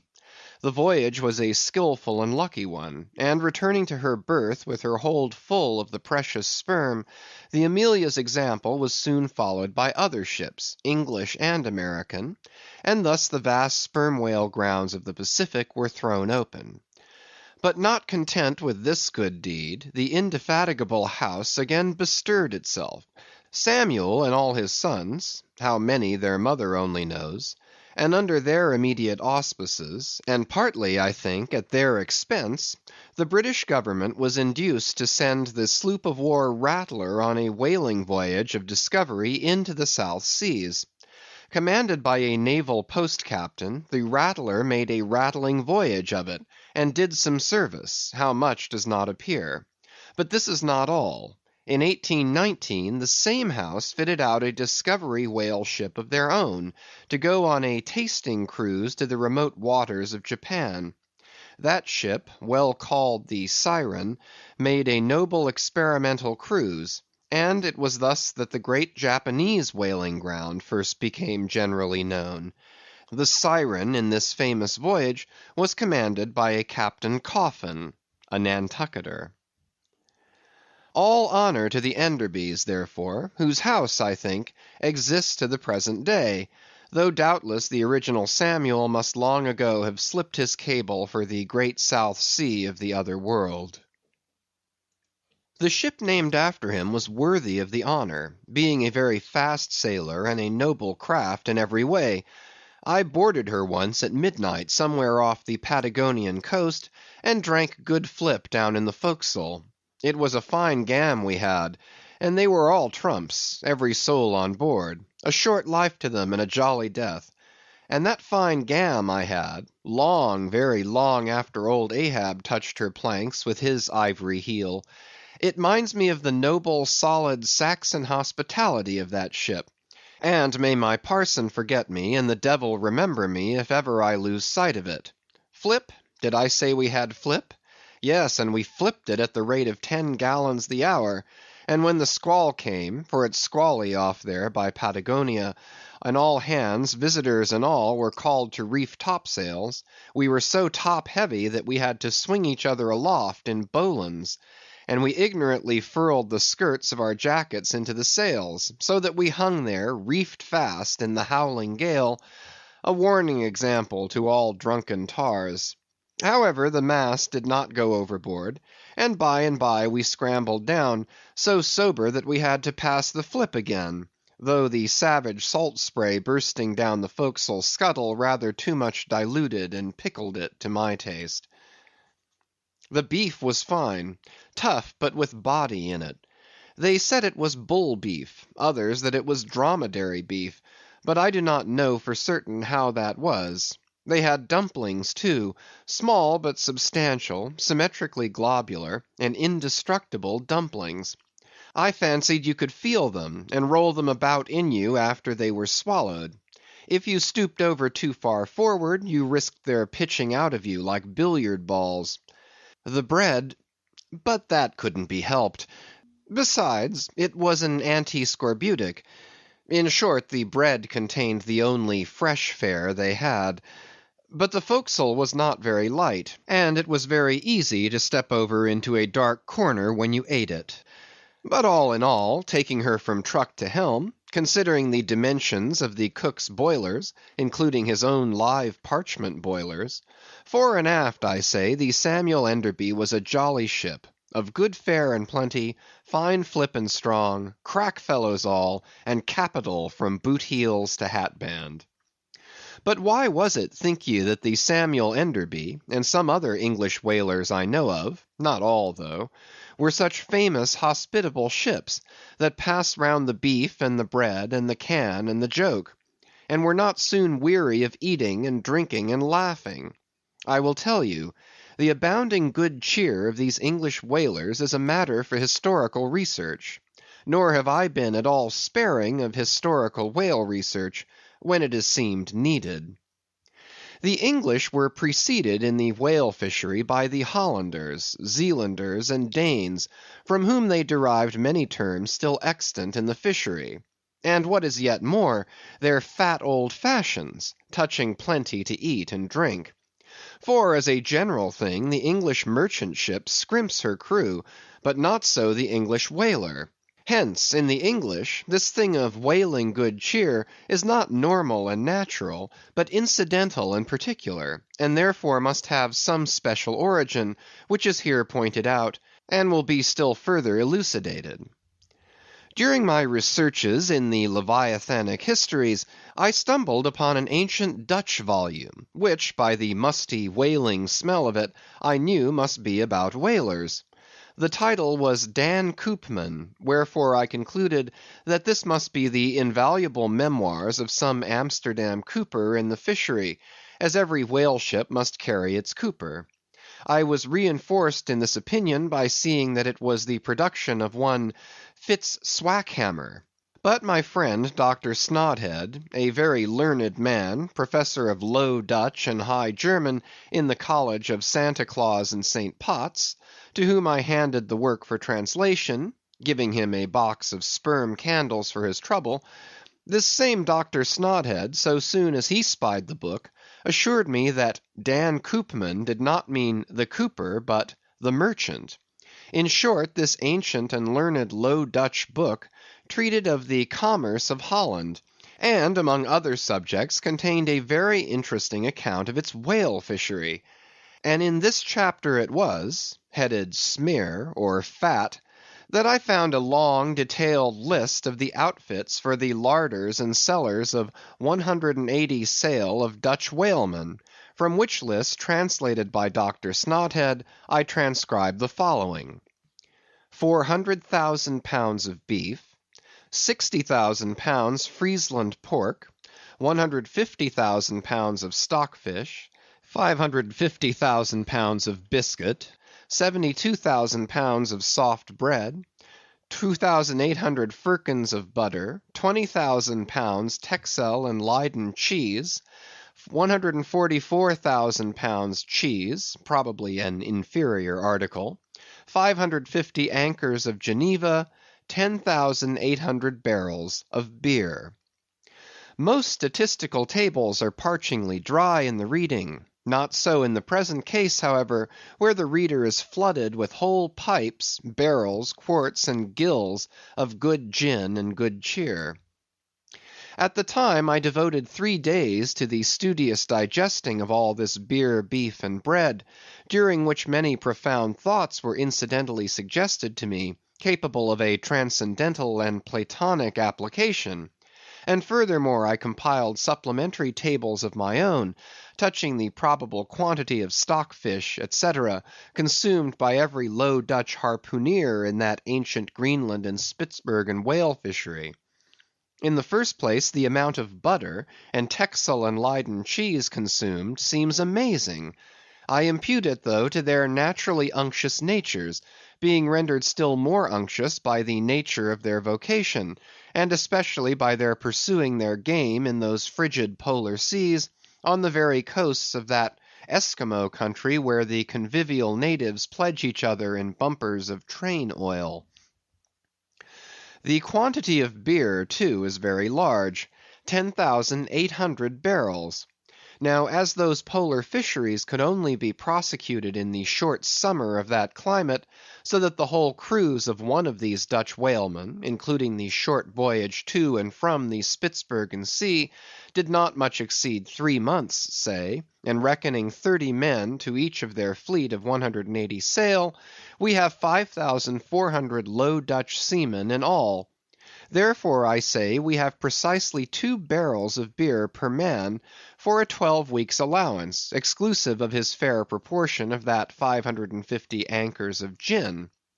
Now, whether these gin and beer harpooneers, so fuddled as one might fancy them to have been, were the right sort of men to stand up in a boat's head and take good aim at flying whales, this would seem somewhat improbable. Yet they did aim at them, and hit them too. But this was very far north, be it remembered, where beer agrees well with the constitution. Upon the equator, in our southern fishery, beer would be apt to make the harpooneer sleepy at the masthead and boozy in his boat, and grievous loss might ensue to Nantucket and New Bedford. But no more. Enough has been said to show that the old Dutch whalers of 2 or 3 centuries ago were high livers, and that the English whalers have not neglected so excellent an example. For, say they, when cruising in an empty ship, if you can get nothing better out of the world, get a good dinner out of it at least. And this empties the decanter. Chapter 102. A Bower in the Arsacides. Hitherto, in descriptively treating of the sperm whale, I have chiefly dwelt upon the marvels of his outer aspect, or separately and in detail upon some few interior structural features. But to a large and thorough sweeping comprehension of him, it behooves me now to unbutton him still further, and untagging the points of his hose, unbuckling his garters, and casting loose the hooks and eyes of the joints of his innermost bones, set him before you in his ultimatum, that is to say, in his unconditional skeleton. But how now, Ishmael? How is it that you, a mere oarsman in the fishery, pretend to know aught about the subterranean parts of the whale? Did erudite Stubb, mounted upon your capstan, deliver lectures on the anatomy of the cetacea, and by help of the windlass hold up a specimen rib for exhibition? Explain thyself, Ishmael.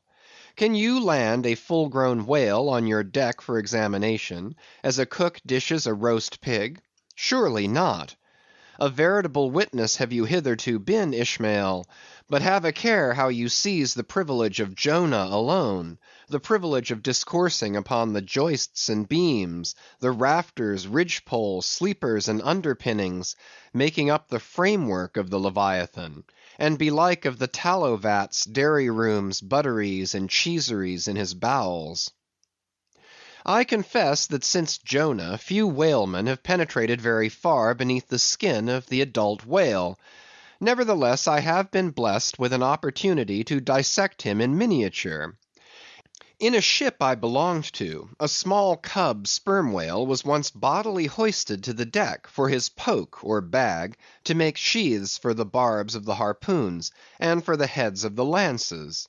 Think you I let that chance go without using my boat hatchet and jackknife, and breaking the seal and reading all the contents of that young cub?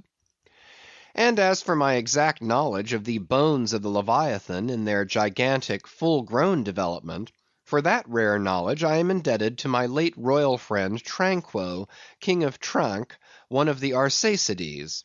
For being at Tranque, years ago, when attached to the trading ship Dey of Algiers, I was invited to spend part of the Arsacidean holidays with the Lord of Tranque at his retired palm villa at Pupella, a seaside glen not very far distant from what our sailors called Bamboo Town, his capital. Among many other fine qualities, my royal friend Tranquo, being gifted with a devout love for all matters of barbaric virtu, had brought together in Pupella whatever rare things the more ingenious of his people could invent, chiefly carved woods of wonderful devices, chiseled shells, inlaid spears, costly paddles, aromatic canoes, and all these distributed among whatever natural wonders the wonder-freighted, tribute-rendering waves had cast upon his shores. Chief among the latter was a great sperm whale, which, after an unusually long, raging gale, had been found dead and stranded, with his head against a cocoa-nut tree, whose plumage-like tufted droopings seemed his verdant jet. When the vast body had at last been stripped of its fathom-deep enfoldings, and the bones became dust-dry in the sun, then the skeleton was carefully transported up the Pupella glen, where a grand temple of lordly palms now sheltered it. The ribs were hung with trophies, the vertebrae were carved with Arsacidean annals in strange hieroglyphics. In the skull the priests kept up an unextinguished aromatic flame, so that the mystic head again sent forth its vapory spout, while suspended from a bough, the terrific lower jaw vibrated over all the devotees, like the hair-hung sword that so affrighted Damocles. It was a wondrous sight. The wood was green as mosses of the icy glen.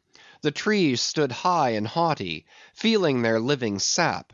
The industrious earth beneath was as a weaver's loom, with a gorgeous carpet on it, whereof the ground-vine tendrils formed the warp and woof, and the living flowers the figures. All the trees with all their laden branches, all the shrubs and ferns and grasses, the message-carrying air, all these unceasingly were active.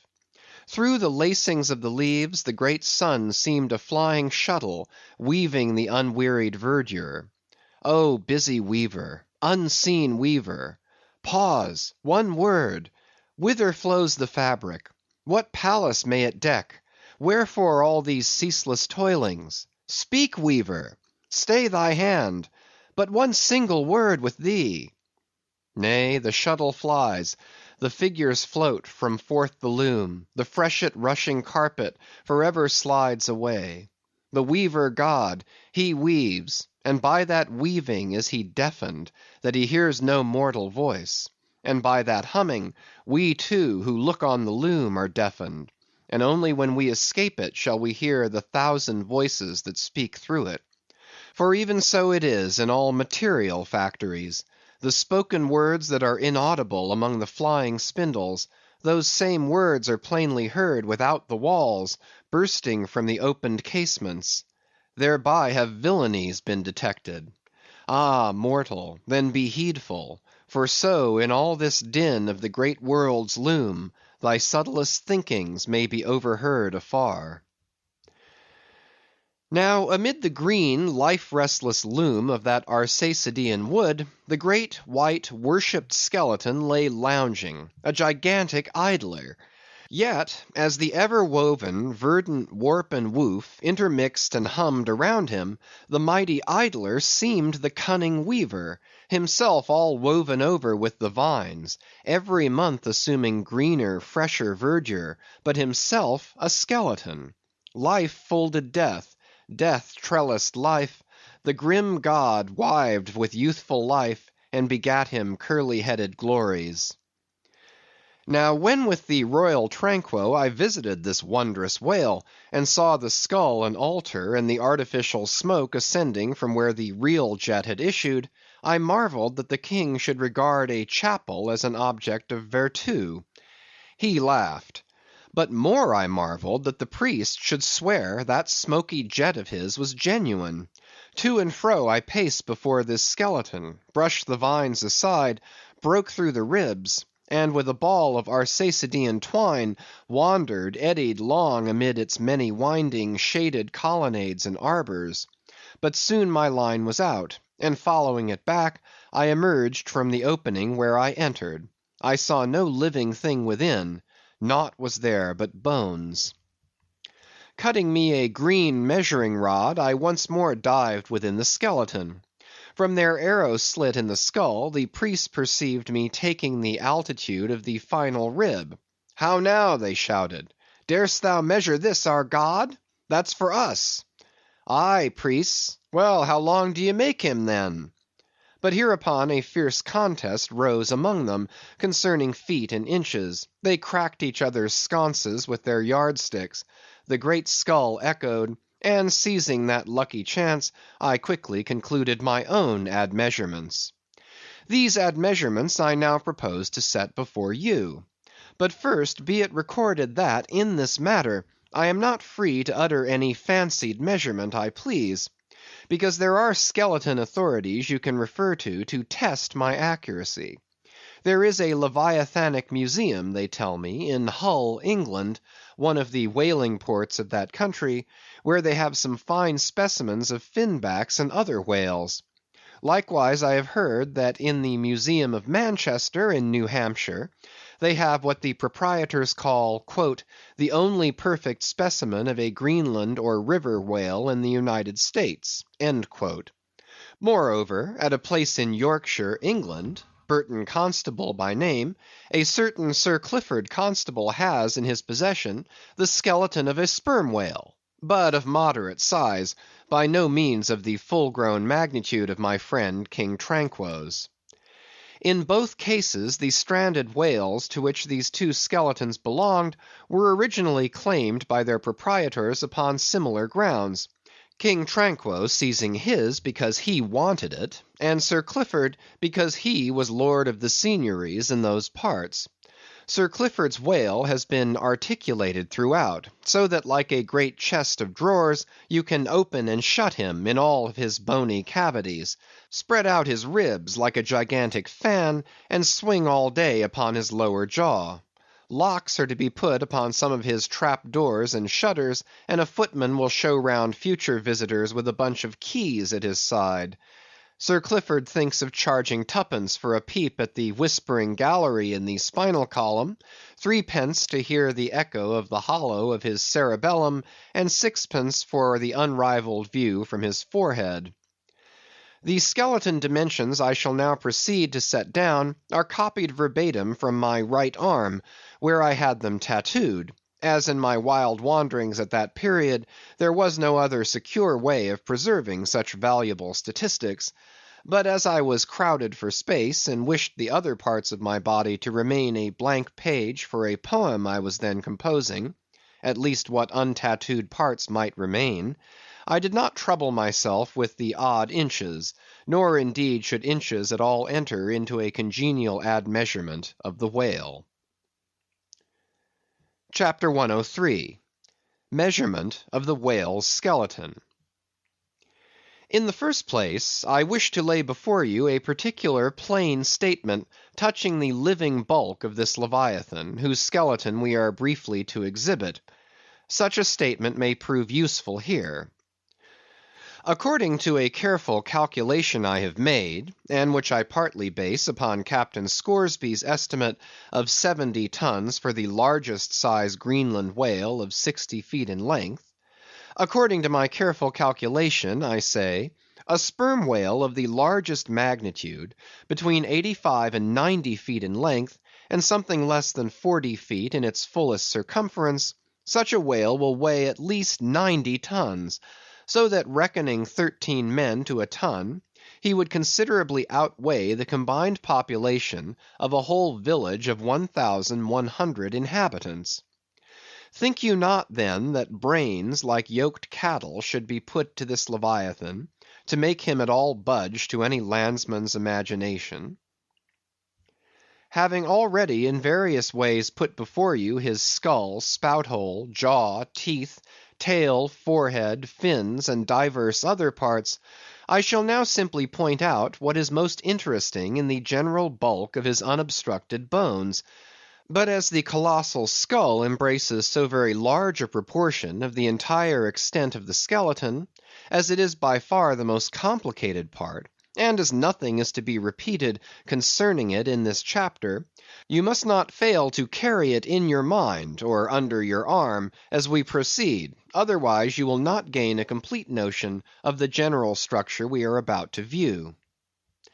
In length, the sperm whale's skeleton at Trank measured 72 feet, so that when fully invested and extended in life, he must have been 90 feet long; for in the whale the skeleton loses about 1/5 in length compared with the living body.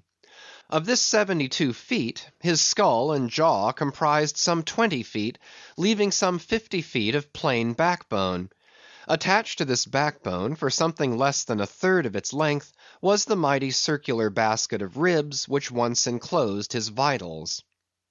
To me this vast ivory-ribbed chest, with the long unrelieved spine extending far away from it in a straight line, not a little resembled the hull of a great ship new laid upon the stocks, when only some 20 of her naked bow ribs are inserted, and the keel is otherwise, for the time, but a long disconnected timber. The ribs were 10 on a side. The first, to begin from the neck, was nearly 6 feet long; the second, third, and fourth were each successively longer, till you came to the climax of the fifth, or one of the middle ribs, which measured 8 feet and some inches. From that part the remaining ribs diminished, till the 10th and last only spanned 5 feet and some inches. In general thickness they all bore a seemly correspondence to their length. The middle ribs were the most arched. In some of the Arsacides they are used for beams, whereon to lay footpath bridges over small streams. In considering these ribs, I could not but be struck anew with the circumstance, so variously repeated in this book, that the skeleton of the whale is by no means the mould of his invested form. The largest of the Trank ribs, one of the middle ones, occupied that part of the fish which, in life, is greatest in depth. Now the greatest depth of the invested body of this particular whale must have been at least 16 feet, whereas the corresponding rib measured but little more than 8 feet; so that this rib only conveyed half of the true notion of the living magnitude of that part.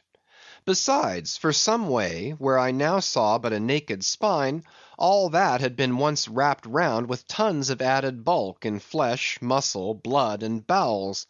Still more, for the ample fins, I here saw but a few disordered joints, and in place of the weighty and majestic, but boneless flukes, an utter blank. How vain and foolish, then, thought I, for timid untravelled man to try to comprehend aright this wondrous whale by merely poring over his dead, attenuated skeleton, stretched in this peaceful wood. No. Only in the heart of quickest perils, only when within the eddyings of his angry flukes, only on the profound unbounded sea, can the fully invested whale be truly and livingly found out. But the spine, for that the best way we can consider it is, with a crane to pile its bones high up on end. No speedy enterprise; but now it's done, it looks much like Pompey's Pillar. There are 40 and odd vertebrae in all, which in the skeleton are not locked together. They mostly lie like the great knobbed blocks on a Gothic spire, forming solid courses of heavy masonry. The largest, a middle one, is in width something less than 3 feet, and in depth more than 4. The smallest, where the spine tapers away into the tail, is only 2 inches in width, and looks something like a white billiard ball. I was told that there were still smaller ones, but that they had been lost by some little cannibal urchins, the priest's children, who had stolen them to play marbles with. Thus we see how that the spine of even the hugest of living things tapers off at last into simple child's play. CHAPTER 104. The Fossil Whale. From his mighty bulk, the whale affords a most congenial theme whereon to enlarge, amplify, and generally expatiate. Would you, you could not compress him. By good rights he should only be treated of in imperial folio. Not to tell over again his furlongs from spiracle to tail, and the yards he measures about the waist, only think of the gigantic involutions of his intestines, where they lie in him like great cables and hawsers coiled away in the subterranean orlop deck of a line of battle ship. Since I have undertaken to manhandle this Leviathan, it behooves me to approve myself omnisciently exhaustive in the enterprise, not overlooking the minutest seminal germs of his blood, and spinning him out to the uttermost coil of his bowels. Having already described him in most of his present habitatory and anatomical peculiarities, it now remains to magnify him in an archaeological, fossiliferous, and antediluvian point of view. Applied to any other creature than the Leviathan, to an ant or a flea, such portly terms might justly be deemed unwarrantably grandiloquent. But when Leviathan is the text, the case is altered. Fain am I to stagger to this emprise under the weightiest words of the dictionary. And here be it said, that whenever it has been convenient to consult one in the course of these dissertations, I have invariably used a huge quarto edition of Johnson, expressly purchased for that purpose, because that famous lexicographer's uncommon personal bulk more than fitted him to compile a lexicon to be used by a whale author like me. One often hears of writers that rise and swell with their subject, though it may seem but an ordinary one. How then with me writing of this Leviathan? Unconsciously my chirography expands into placard capitals. Give me a condor's quill. Give me Vesuvius's crater for an inkstand. Friends, hold my arms. For in the mere act of penning my thoughts of this Leviathan, they weary me, and make me faint with their outreaching comprehensiveness of sweep, as if to include the whole circle of the sciences, and all the generations of whales, and men, and mastodons, past, present, and to come, with all the revolving panoramas of empire on earth, and throughout the whole universe, not excluding its suburbs. Such and so magnifying is the virtue of a large and liberal theme. We expand to its bulk. To produce a mighty book, you must choose a mighty theme. No great and enduring volume can ever be written on the flea, though many there be who have tried it. Ere entering upon the subject of fossil whales, I present my credentials as a geologist, by stating that in my miscellaneous time I have been a stonemason, and also a great digger of ditches, canals, and wells, wine vaults, and cellars, and cisterns of all sorts. Likewise, by way of preliminary, I desire to remind the reader, that while in the earlier geological strata there are found fossils of monsters now almost completely extinct, the subsequent relics discovered in what are called the tertiary formations seem the connecting, or at any rate intercepted links, between the ante-chronicle creatures and those whose remote posterity are said to have entered the ark. All the fossil whales hitherto discovered belong to the tertiary period, which is the last preceding the superficial formations. And though none of them precisely answer to any known species of the present time, they are yet sufficiently akin to them in general respects to justify their taking rank as cetacean fossils. Detached broken fossils of pre-Adamite whales, fragments of their bones and skeletons, have within 30 years past at various intervals been found at the base of the Alps, in Lombardy, in France, in England, in Scotland, and in the states of Louisiana, Mississippi, and Alabama. Among the more curious of such remains is part of a skull, which in the year 1779 was disinterred in the Rue Dauphine in Paris, a short street opening almost directly upon the palace of the Tuileries, and bones disinterred in excavating the great docks of Antwerp in Napoleon's time. Cuvier pronounced these fragments to have belonged to some utterly unknown leviathanic species.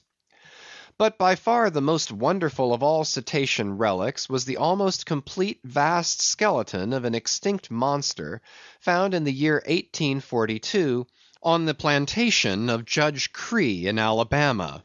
The awe-stricken, credulous slaves in the vicinity took it for the bones of one of the fallen angels. The Alabama doctors declared it a huge reptile, and bestowed upon it the name of Basilosaurus. But some specimen bones of it being taken across the sea to Owen, the English anatomist, it turned out that this alleged reptile was a whale, though of a departed species. A significant illustration of the fact, again and again repeated in this book, that the skeleton of the whale furnishes but little clue to the shape of his fully invested body. So Owen rechristened the monster Zeuglodon, and in his paper read before the London Geological Society, pronounced it in substance one of the most extraordinary creatures which the mutations of the globe have blotted out of existence.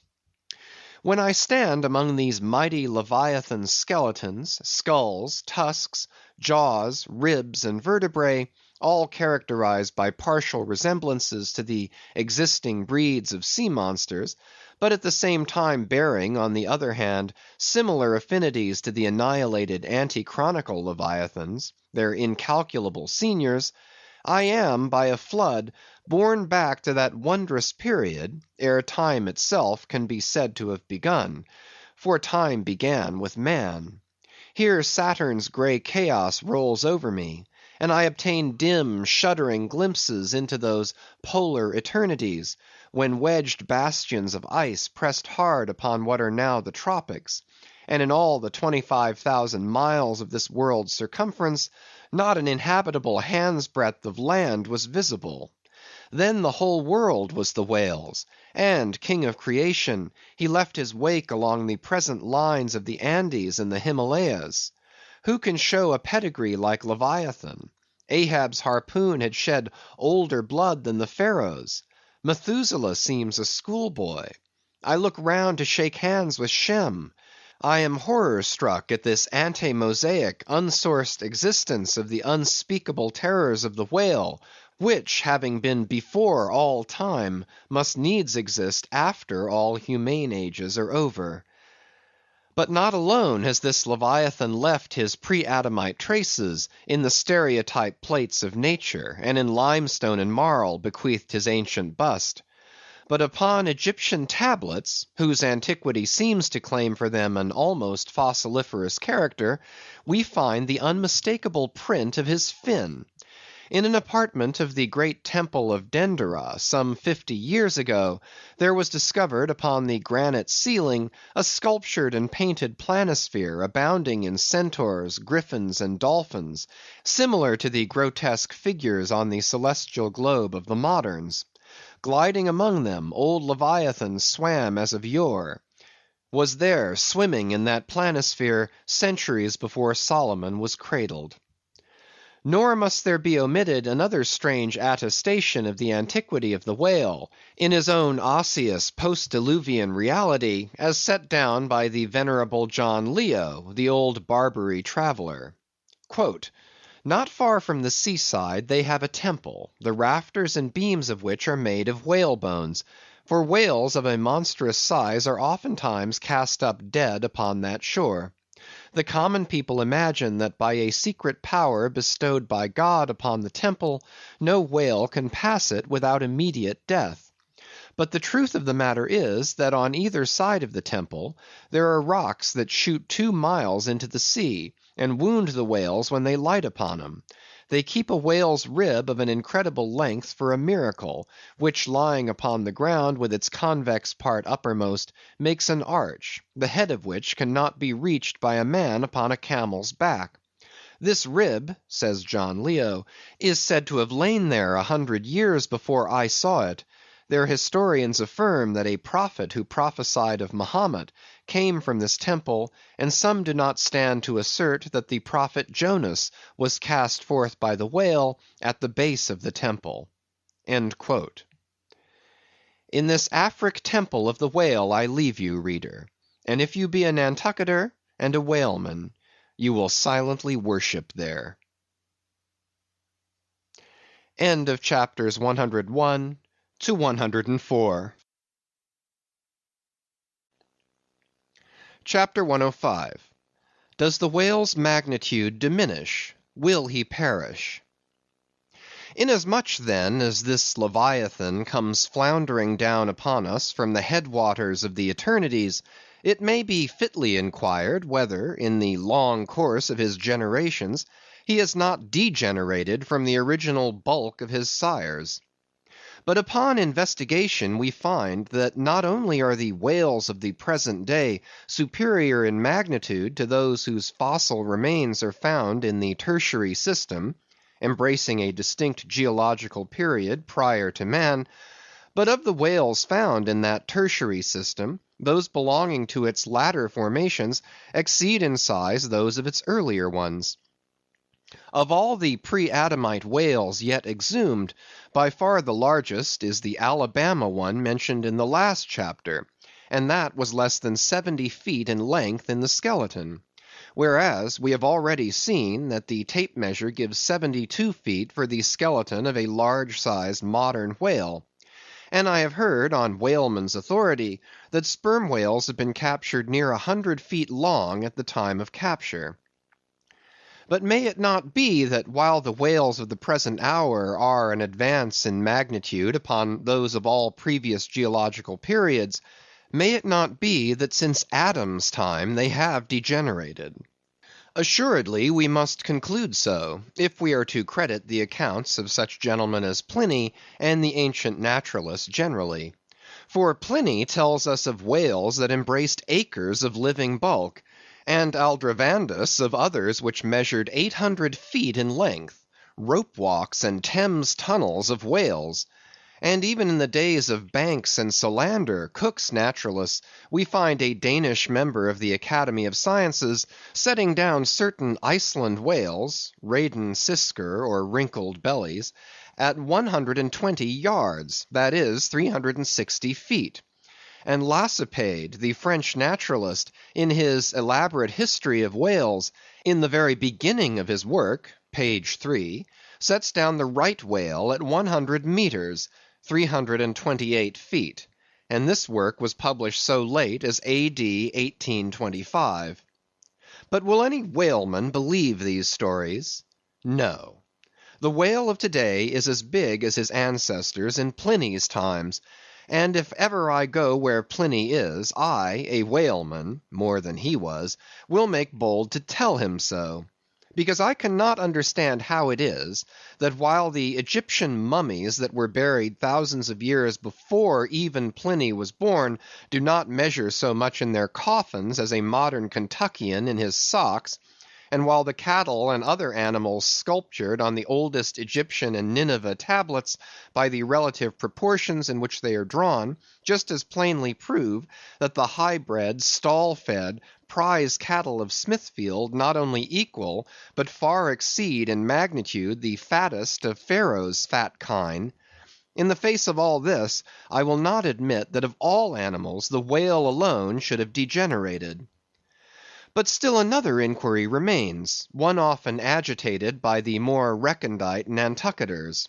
Whether owing to the almost omniscient lookouts at the mastheads of the whale ships, now penetrating even through Behring Straits and into the remotest secret drawers and lockers of the world, and the 1,000 harpoons and lances darted along all continental coasts, the moot point is, whether Leviathan can long endure so wide a chase, and so remorseless a havoc; whether he must not at last be exterminated from the waters, and the last whale, like the last man, smoke his last pipe, and then himself evaporate in the final puff.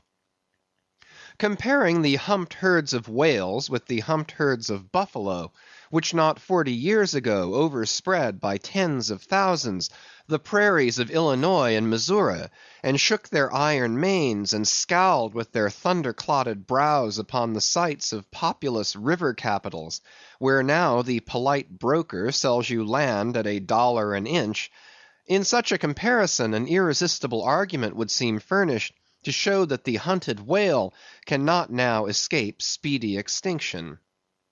But you must look at this matter in every light.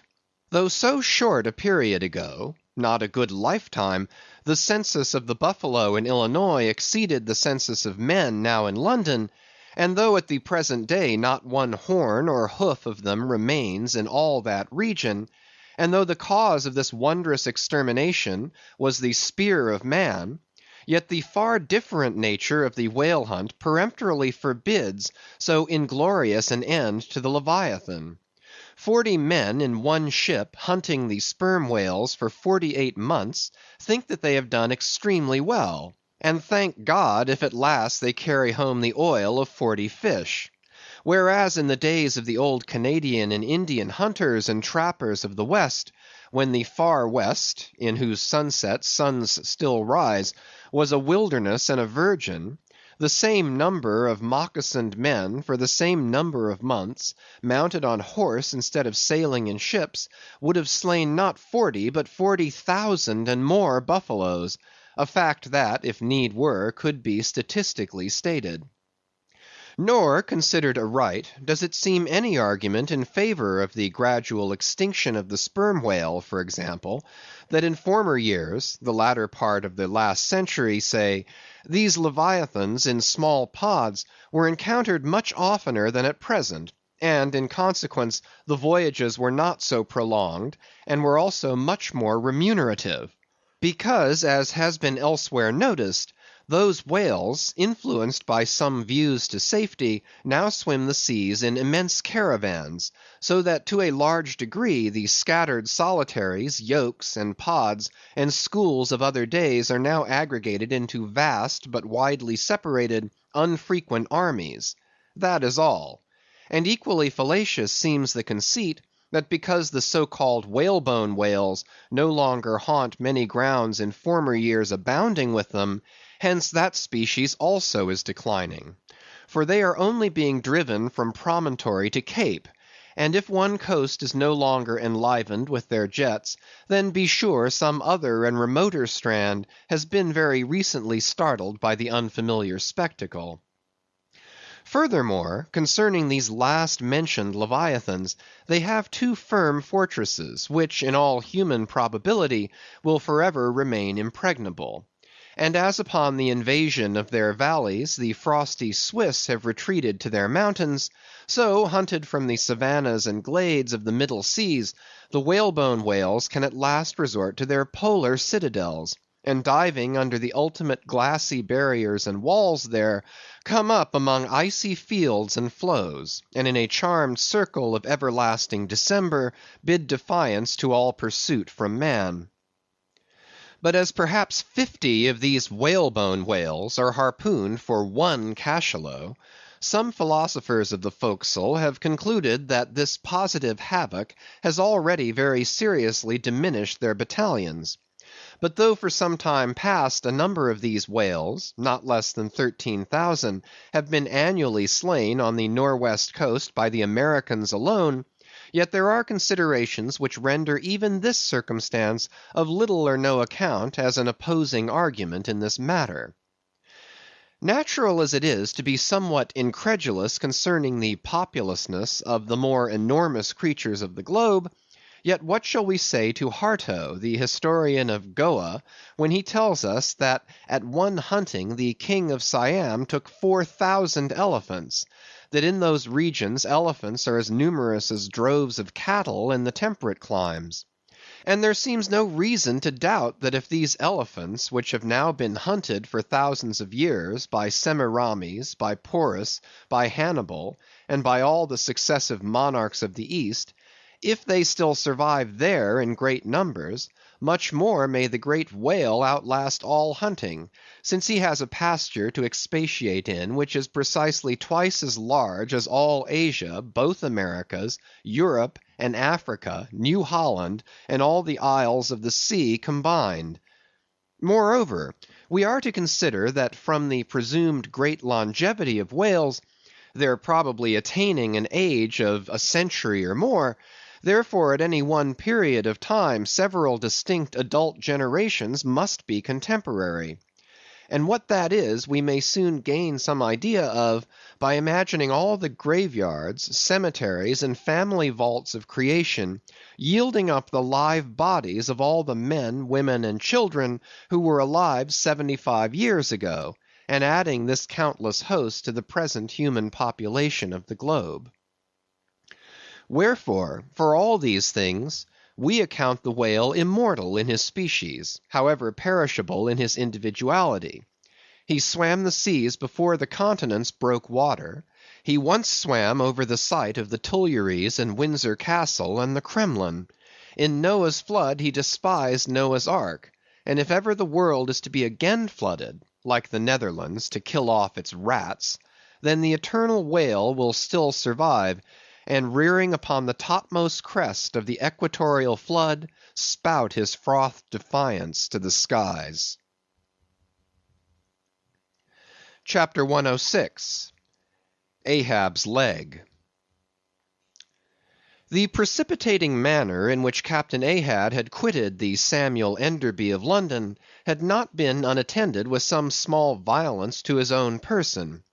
He had lighted with such energy upon the thwart of his boat, that his ivory leg had received a half-splintering shock; and when, after gaining his own deck, and his own pivot-hole there, he so vehemently wheeled round with an urgent command to the steersman, it was, as ever, something about his not steering inflexibly enough.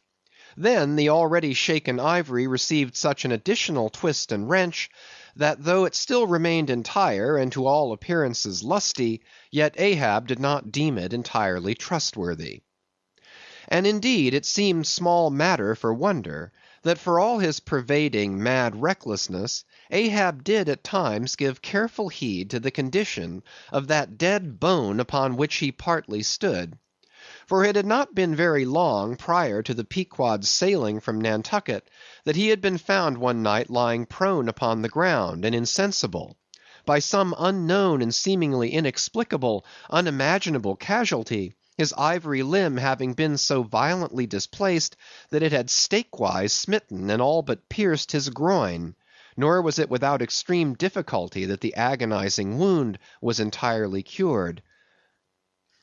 Nor at the time had it failed to enter his monomaniac mind, that all the anguish of that then present suffering was but the direct issue of a former woe; and he too plainly seemed to see, that as the most poisonous reptile of the marsh perpetuates his kind as inevitably as the sweetest songster of the grove, so equally, with every felicity, all miserable events do naturally beget their like. Yea, more than equally, thought Ahab, since both the ancestry and posterity of grief go further than the ancestry and posterity of joy. For, not to hint of this, that it is an inference from certain canonic teachings, that while some natural enjoyments here shall have no children born to them for the other world, but, on the contrary, shall be followed by the joy childlessness of all hell's despair, whereas some guilty mortal miseries shall still fertilely beget to themselves an eternally progressive progeny of griefs beyond the grave; not at all to hint of this, there still seems an inequality in the deeper analysis of the thing. For, thought Ahab, while even the highest earthly felicities have a certain unsignifying pettiness lurking in them, but at bottom all heart woes a mystic significance, and in some men an archangelic grandeur, so do their diligent tracings out not belie the obvious deduction. To trail the genealogies of these high mortal miseries carries us at last among the sourceless primogenitors of the gods, so that in the face of all the glad haymaking suns and soft cymballing round harvest moons, we must needs give in to this, that the gods themselves are not forever glad. The ineffaceable sad birthmark in the brow of man is but the stamp of sorrow in the signers. Unwittingly here a secret has been divulged, which perhaps might more properly, in set way, have been disclosed before. With many other particulars concerning Ahab, Always had it remained a mystery to some why it was that for a certain period, both before and after the sailing of the Pequod, he had hidden himself away with such grand llama-like exclusiveness, and for that one interval sought speechless refuge, as it were, among the marble senate of the dead. Captain Peleg's bruited reason for this thing appeared by no means adequate; though, indeed, as touching all Ahab's deeper part, every revelation partook more of significant darkness than of explanatory light. But in the end it all came out; this one matter did, at least. That direful mishap was at the bottom of his temporary recluseness. And not only this, but to that ever-contracting, dropping circle ashore, who for any reason possessed the privilege of a less banned approach to him; to that timid circle the above hinted casualty, remaining as it did, moodily unaccounted for by Ahab, invested itself with terrors not entirely underived from the land of spirits and of whales. So that, through their zeal for him, they had all conspired, so far as in them lay, to muffle up the knowledge of this thing from others; and hence it was that not till a considerable interval had elapsed, did it transpire upon the Pequod's decks. But be all this as it may, let the unseen ambiguous synod in the air, or the vindictive princes and potentates of fire, have to do or not with earthly Ahab, yet in this present matter of his leg, he took plain practical procedures. He called the carpenter. And when that functionary appeared before him, he bade him without delay set about making a new leg, and directed the mates to see him supplied with all the studs and joists of jaw ivory (sperm whale) which had thus far been accumulated on the voyage, in order that a careful selection of the stoutest, clearest grained stuff might be secured. This done, the carpenter received orders to have the leg completed that night, and to provide all the fittings for it, independent of those pertaining to the distrusted one in use. Moreover, the ship's forge was ordered to be hoisted out of its temporary idleness in the hold; and to accelerate the affair, the blacksmith was commanded to proceed at once to the forging of whatever iron contrivances might be needed. CHAPTER 107.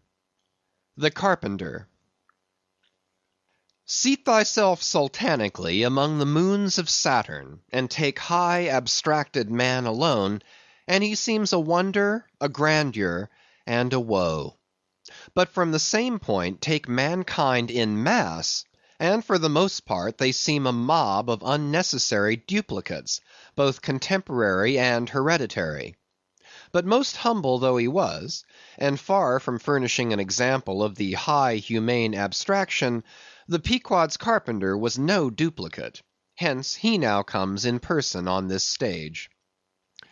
Like all sea-going ship carpenters, and more especially those belonging to whaling vessels, he was to a certain off-handed practical extent alike experienced in numerous trades and callings collateral to his own, the carpenter's pursuit being the ancient and outbranching trunk of all those numerous handicrafts which more or less have to do with wood as an auxiliary material. But besides the application to him of the generic remark above, this carpenter of the Pequod was singularly efficient in those thousand nameless mechanical emergencies continually recurring in a large ship, upon a 3 or 4 years' voyage, in uncivilized and far distant seas. For not to speak of his readiness in ordinary duties, repairing stove boats, sprung spars, reforming the shape of clumsy bladed oars, inserting bull's eyes in the deck, or new tree nails in the side planks, and other miscellaneous matters more directly pertaining to his special business, he was moreover unhesitatingly expert in all manner of conflicting aptitudes, both useful and capricious. The one grand stage where he enacted all his various parts, so manifold, was his vice bench; a long, rude, ponderous table, furnished with several vices, of different sizes, and both of iron and of wood.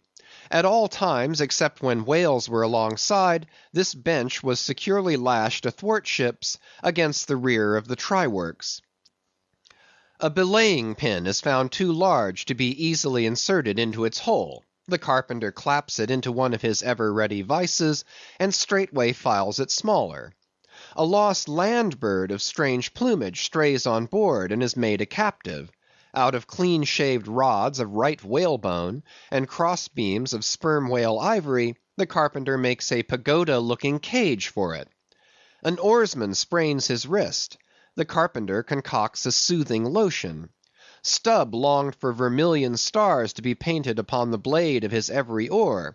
Screwing each oar in his big vise of wood, the carpenter symmetrically supplies the constellation. A sailor takes a fancy to wear shark-bone earrings. The carpenter drills his ears.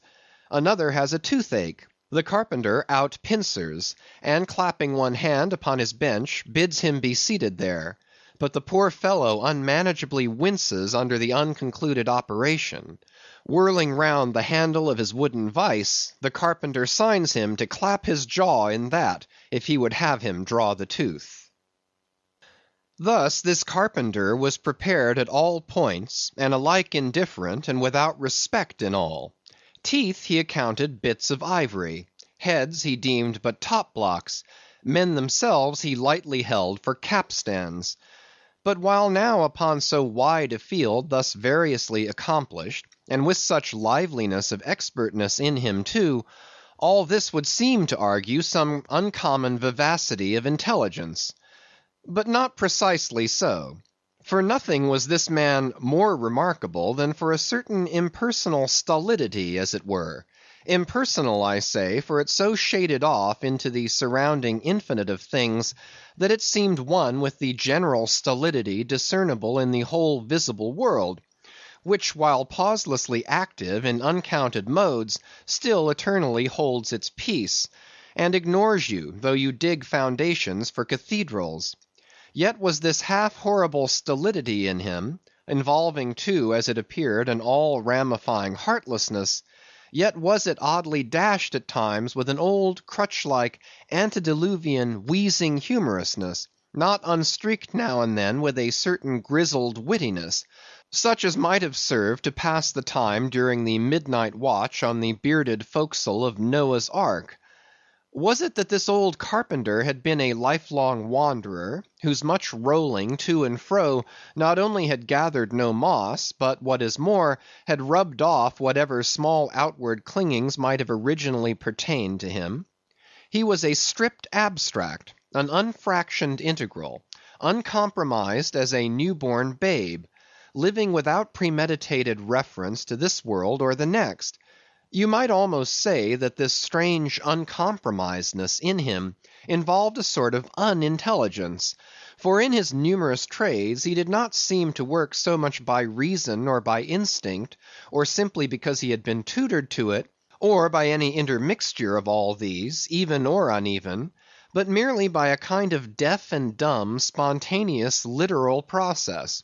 He was a pure manipulator. His brain, if he had ever had one, must have early oozed along into the muscles of his fingers.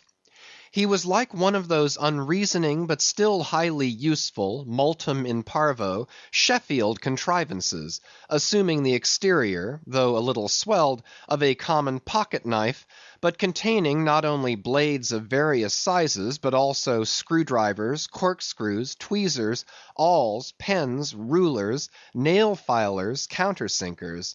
So, if his superiors wanted to use the carpenter for a screwdriver, all they had to do was to open that part of him and the screw was fast, or if for tweezers, take him up by the legs, and there they were. Yet, as previously hinted, this omni-tooled, open and shut carpenter was, after all, no mere machine of an automaton. If he did not have a common soul in him, he had a subtle something that somehow anomalously did its duty. What that was, whether essence of quicksilver or a few drops of hartshorn, there was no telling. But there it was, and there it had abided for now some 60 years or more. And this it was, this same unaccountable, cunning, life principle in him, this it was that kept him a great part of the time soliloquizing. but only like an unreasoning wheel, which also hummingly soliloquizes. Or rather, his body was a sentry box, and this soliloquizer on guard there, and talking all the time to keep himself awake. Chapter 108. Ahab and the Carpenter. The deck. First night watch. Carpenter standing before his vice bench, and by the light of 2 lanterns, busily filing the ivory joist for the leg, which joist is firmly fixed in the vice. Slabs of ivory, leather straps, pads, screws, and various tools of all sorts lying about the bench. Forward, the red flame of the forge is seen, where the blacksmith is at work. Drat the file, and drat the bone. That is hard which should be soft, and that is soft which should be hard. So we go who file old jaws and shin bones. Let's try another. Aye, now this works better. Sneezes. Hello, this bone dust is... Sneezes. Why, it's... Sneezes. Yes, it's... Sneezes. Bless my soul, it won't let me speak. That is what an old fellow gets now for working in dead lumber. Saw a live tree, and you don't get this dust. Amputate a live bone, and you don't get it. Sneezes. Come, come, you, old smut. There, bear a hand, and let's have that ferrule and buckle screw. I'll be ready for them presently. Lucky now, sneezes, there's no knee joint to make. That might puzzle a little, but a mere shin bone, why, it's as easy as making hop poles, only I should like to put a good finish on. Time. If I but only had the time, I could turn him out as neat a leg now as ever, sneezes, scraped to a lady in a parlor. Those buckskin legs and calves of legs I've seen in shop windows wouldn't compare at all.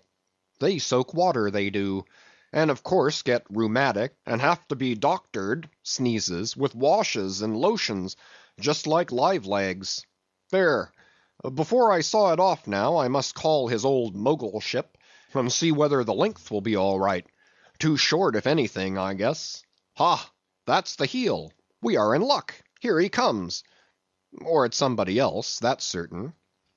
Ahab, advancing. During the ensuing scene, the carpenter continues, sneezing at times. Well, man-maker? Just in time, sir. If the captain pleases, I will now mark the length. Let me measure, sir. Measured for a leg. Good.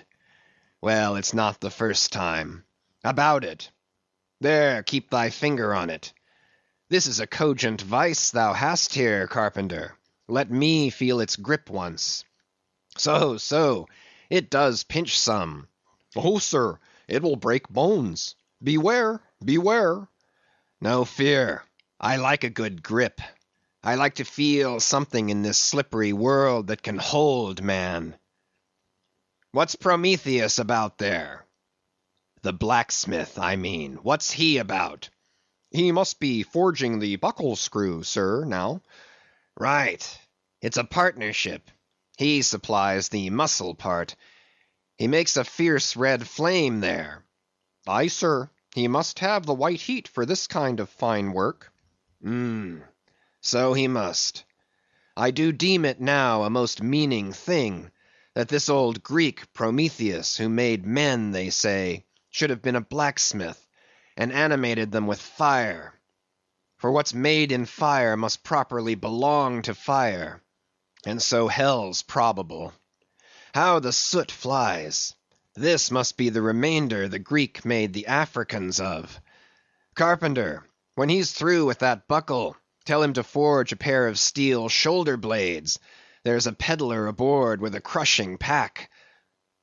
Sir? Hold. While Prometheus is about it, I'll order a complete man after a desirable pattern. Imprimis, 50 feet high in his socks. Then chest modeled after the Thames Tunnel. Then legs with roots to 'em to stay in one place. Then arms 3 feet through the wrist.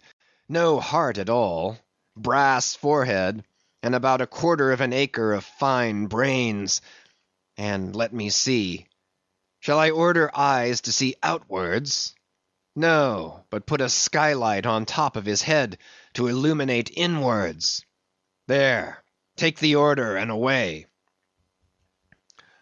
Now what's he speaking about, and who's he speaking to? I should like to know. Shall I keep standing here? Aside. 'Tis but indifferent architecture to make a blind dome. Here's one. No, no, no. I must have a lantern. Ho, ho. That's it, eh? Here are two, sir. One will serve my turn. What art thou thrusting that thief-catcher into my face for, man? Thrusted light is worse than presented pistols. I thought, sir, that you spoke to Carpenter. Carpenter? Why, that's... But no.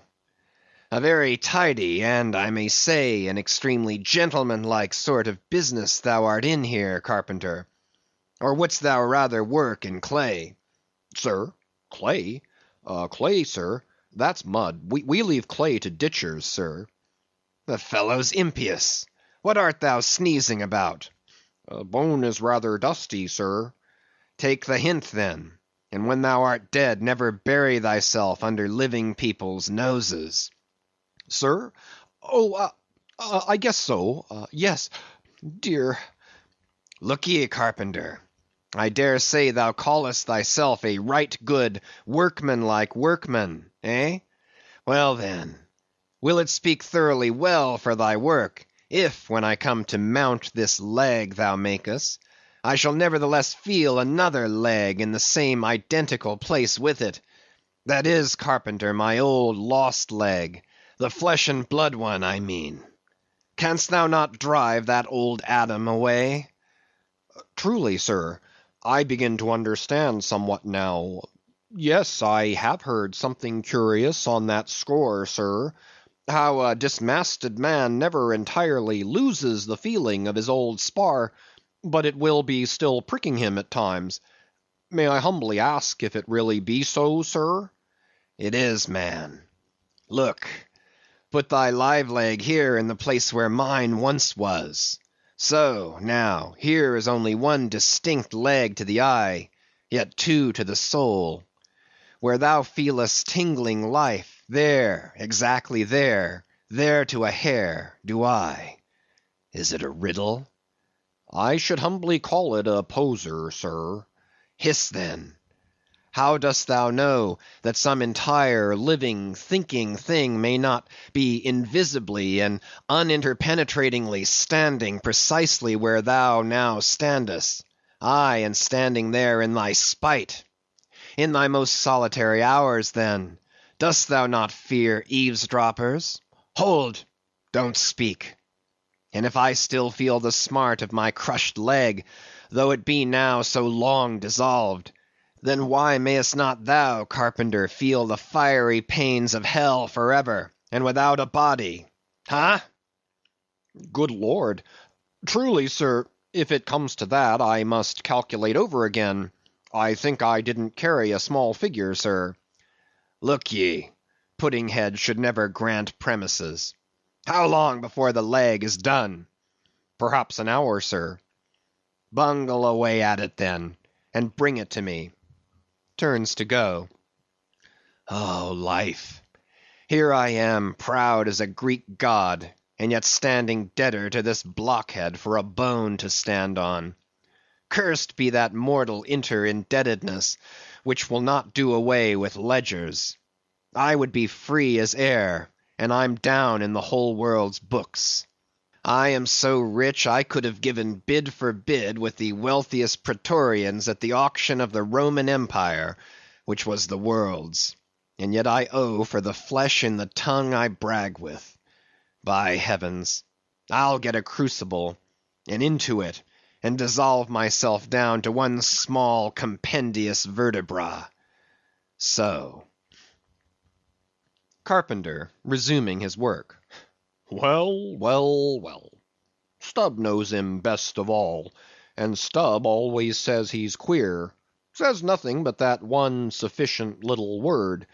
Queer. He's queer, says Stubb. He's queer. Queer. Queer. and keeps dinning it into Mr. Starbuck all the time. Queer, sir, queer, queer, very queer. And here's his leg. Yes, now that I think of it, here's his bedfellow. He has a stick of whale's jawbone for a wife, and this is his leg. He'll stand on this. What was that now about one leg standing in 3 places, and all the 3 places standing in one hell? How was that? Oh, I don't wonder he looked so scornful at me. I'm a sort of strange-thoughted sometimes, they say, but that's only haphazard like. Then a short little old body like me should never undertake to wade out into deep waters with tall heron-built captains. The water chucks you under the chin pretty quick, and there's a great cry for lifeboats. And here's the heron's leg, long and slim, sure enough. Now, for most folks, one pair of legs lasts a lifetime, and that must be because they use them mercifully, as a tender-hearted old lady uses her roly-poly old coach horses. But Ahab, oh, he's a hard driver. Look, driven one leg to death, and spavined the other for life, and now wears out bone legs by the cord. Hallo there, you smut! Bear a hand there with those screws, and let's finish it before the resurrection fellow comes a-calling with his horn for all legs, true or false, as brewery men go round collecting old beer barrels to fill 'em up again. What a leg this is! It looks like a real live leg, filed down to nothing but the core. He'll be standing on this tomorrow. He'll be taking altitudes on it. Ah, hello! I almost forgot the little oval slate, smoothed ivory, where he figures up the latitude. So. Chisel, file, and sandpaper now. End of chapters 105 to 108. Chapter 109. Ahab and Starbuck in the cabin. According to usage, they were pumping the ship the next morning, and lo, no inconsiderable oil came up with the water. The casks below must have sprung a bad leak. Much concern was shown, and Starbuck went down into the cabin to report this unfavorable affair. Footnote: in sperm whalemen with any considerable quantity of oil on board, it is a regular semi-weekly duty to conduct a hose into the hold and drench the casks with sea water, which afterwards at varying intervals is removed by the ship's pumps. Hereby the casks are sought to be kept damply tight, while by the changed character of the withdrawn water the mariners readily detect any serious leakage in the precious cargo. End of footnote. Now, from the south and west, the Pequod was drawing nigh to Formosa and the Bashee Isles, between which lies one of the tropical outlets from the China waters into the Pacific. And so Starbuck found Ahab with a general chart of the Oriental archipelagos spread before him, and another separate one representing the long eastern coasts of the Japanese islands, Niphon, Matsmai, and Sikoke. With his snow-white new ivory leg braced against the screwed leg of his table, and with a long pruning hook of a jackknife in his hand, the wondrous old man, with his back to the gangway door, was wrinkling his brow and tracing his old courses again. "Who's there?" hearing the footstep at the door, but not turning round to it. "On deck! Begone!" "Captain Ahab mistakes. It is I. The oil in the hold is leaking, sir. We must up Burton's and break out." "Up Burton's and break out? Now that we are nearing Japan? Heave to here for a week to tinker a parcel of old hoops?" "Either do that, sir, or waste in one day more oil than we may make good in a year. What we come 20,000 miles to get is worth saving, sir." "So it is, if we get it." "I was speaking of the oil in the hold, sir." "And I was not speaking or thinking of that at all. Begone! Let it leak. I'm all a leak myself. Aye, leaks in leaks. Not only full of leaky casks, but those leaky casks are in a leaky ship. And that's a far worse plight than the Pequod's, man. Yet I don't stop to plug my leak, for who can find it in the deep-loaded hull? Or how hope to plug it, even if found, in this life's howling gale? Starbuck, I'll not have the Burtons hoisted. What will the owners say, sir? Let the owners stand on Nantucket beach and out-yell the typhoons. What cares Ahab? Owners, owners! Thou art always prating to me, Starbuck, about those miserly owners, as if the owners were my conscience. But look ye, the only real owner of anything is its commander, and hark ye, my conscience is in this ship's keel. On deck! Captain Ahab, said the reddening mate, moving further into the cabin, with a daring so strangely respectful and cautious, that it almost seemed not only every way seeking to avoid the slightest outward manifestation of itself, but within also seemed more than half distrustful of itself. A better man than I might well pass over in thee, what he would quickly enough resent in a younger man; aye, and in a happier, Captain Ahab. Devils! Dost thou then so much as dare to critically think of me? On deck! Nay, sir, not yet. I do entreat, and I do dare, sir, to be forbearing. Shall we not understand each other better than hitherto, Captain Ahab? Ahab seized a loaded musket from the rack, forming part of most South Seamen's cabin furniture, and pointing it towards Starbuck, exclaimed, "There is one God that is Lord over the earth, and one Captain that is Lord over the Pequod. On deck!" For an instant, in the flashing eyes of the mate, and his fiery cheeks, you would have almost thought that he had really received the blaze of the levelled tube. But, mastering his emotion, he half calmly rose, and as he quitted the cabin, paused for an instant, and said, "Thou hast outraged, not insulted me, sir. But for that, I ask thee not to beware of Starbuck; thou wouldst but laugh. But let Ahab beware of Ahab. Beware of thyself, old man." He waxes brave, but nevertheless obeys. Most careful bravery that, murmured Ahab, as Starbuck disappeared. What's that he said? Ahab, beware of Ahab. There's something there. Then, unconsciously using the musket for a staff, with an iron brow he paced to and fro in the little cabin; but presently the thick pleats of his forehead relaxed, and returning the gun to the rack, he went on deck. "Thou art but too good a fellow, Starbuck," he said lowly to the mate. Then raising his voice to the crew, "Furl the t'gallant sails, and close reef the topsails, fore and aft. Back the main yard. Up Burtons, and break out in the main hold." It were perhaps vain to surmise exactly why it was that, as respecting Starbuck, Ahab thus acted.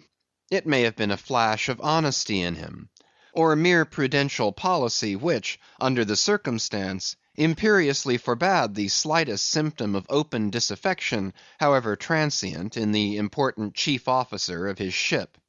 However it was, his orders were executed, and the Burtons were hoisted. Chapter 110. Queequeg in his Coffin. Upon searching, it was found that the casks last struck into the hold were perfectly sound, and that the leak must be further off.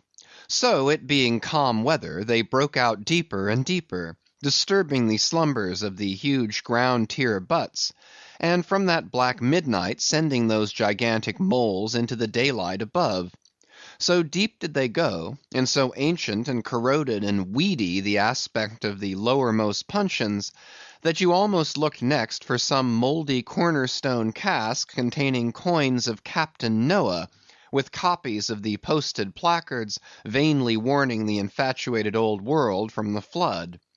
Tierce after tierce, too, of water, and bread, and beef, and shooks of staves, and iron bundles of hoops, were hoisted out, till at last the piled decks were hard to get about, and the hollow hull echoed underfoot as if you were treading over empty catacombs, and reeled and rolled in the sea like an air-freighted demijohn. Top-heavy was the ship as a dinnerless student with all Aristotle in his head. Well was it that the typhoons did not visit them then. Now at this time it was that my poor pagan companion and fast bosom friend Queequeg was seized with a fever, which brought him nigh to his endless end. Be it said, that in this vocation of whaling, sinecures are unknown. Dignity and danger go hand in hand. Till you get to be captain, the higher you rise, the harder you toil.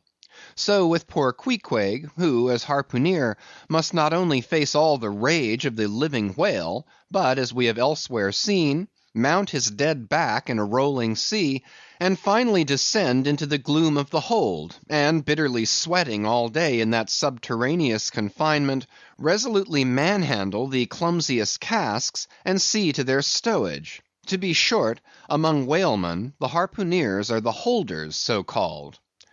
Poor Queequeg! When the ship was about half disembowelled, you should have stooped over the hatchway, and peered down upon him there, where, stripped to his woolen drawers, the tattooed savage was crawling about amid that dampness and slime, like a green spotted lizard at the bottom of a well. And a well or an ice-house it somehow proved to him, poor pagan, where, strange to say, for all the heat of his sweatings, he caught a terrible chill which lapsed into a fever, and at last, after some days' suffering, laid him in his hammock, close to the very sill of the door of death. How he wasted and wasted away in those few long lingering days, till there seemed but little left of him but his frame and tattooing. But as all else in him thinned, and his cheekbones grew sharper, his eyes nevertheless seemed growing fuller and fuller. They became of a strange softness of lustre, and mildly but deeply looked out at you there from his sickness, a wondrous testimony to that immortal health in him which could not die or be weakened. And like circles on the water, which, as they grow fainter, expand, so his eyes seemed rounding and rounding like the rings of eternity. An awe that cannot be named would steal over you, as you sat by the side of this waning savage, and saw as strange things in his face as any beheld who were bystanders when Zoroaster died. For whatever is truly wondrous and fearful in man, never yet was put into words or books. And the drawing near of death, which alike levels all, alike impresses all with a last revelation, which only an author from the dead could adequately tell.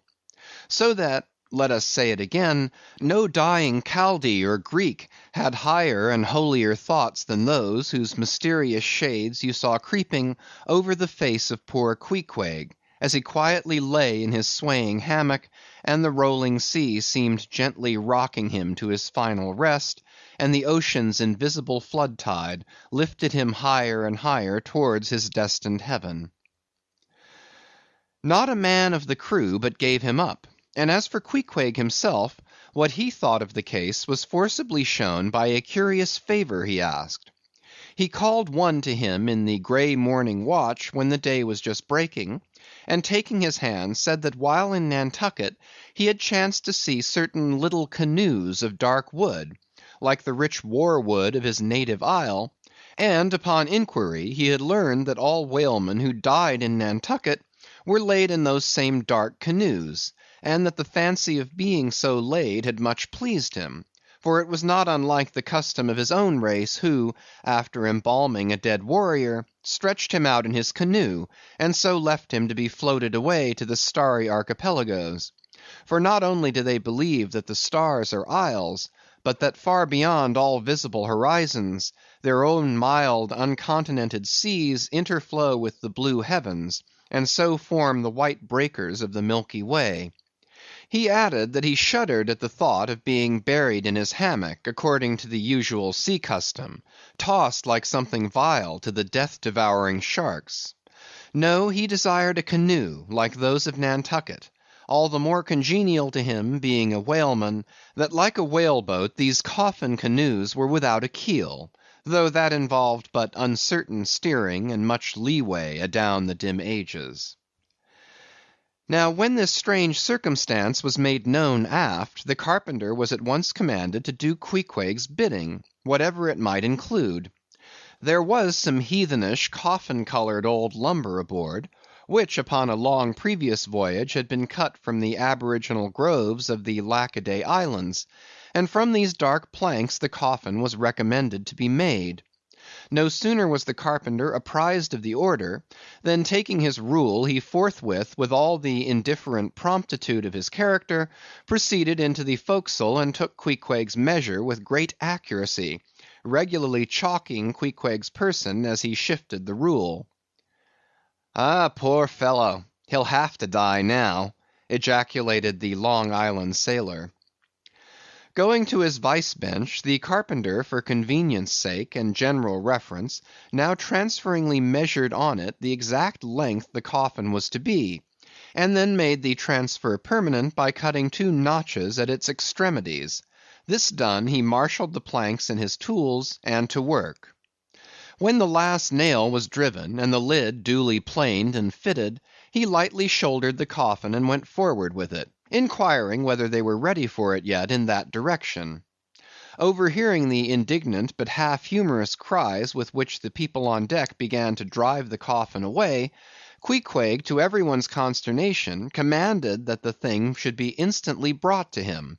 Nor was there any denying him, seeing that of all mortals, some dying men are the most tyrannical, and certainly since they will shortly trouble us so little for evermore, the poor fellows ought to be indulged. Leaning over in his hammock, Queequeg long regarded the coffin with an attentive eye. He then called for his harpoon, and had the wooden stock drawn from it, and then had the iron part placed in the coffin along with one of the paddles of his boat. All by his own request also, biscuits were then ranged round the sides within, a flask of fresh water was placed at the head, and a small bag of woody earth scraped up in the hold at the foot, and a piece of sailcloth being rolled up for a pillow, Queequeg now entreated to be lifted into his final bed, that he might make trial of its comforts, if any it had. He lay without moving a few minutes, then told one to go to his bag and bring out his little god, Yojo. Then crossing his arms on his breast with Yojo between, he called for the coffin lid, hatch he called it, to be placed over him. The head part turned over with a leather hinge, and there lay Queequeg in his coffin, with little but his composed countenance in view. "Rarmai." "It will do, it is easy," he murmured at last, and signed to be replaced in his hammock. But ere this was done, Pip, who had been slyly hovering near by all this while, drew nigh to him where he lay, and with soft sobbings took him by the hand, in the other holding his tambourine. "Poor rover, will ye never have done with all this weary roving? Where go ye now? But if the currents carry ye to those sweet Antilles, where the beaches are only beat with water lilies, will ye do one little errand for me? Seek out one Pip, who's now been missing long. I think he's in those far Antilles. If ye find him, then comfort him, for he must be very sad, for look, he's left his tambourine behind. I found it. Rig-a-dig-dig.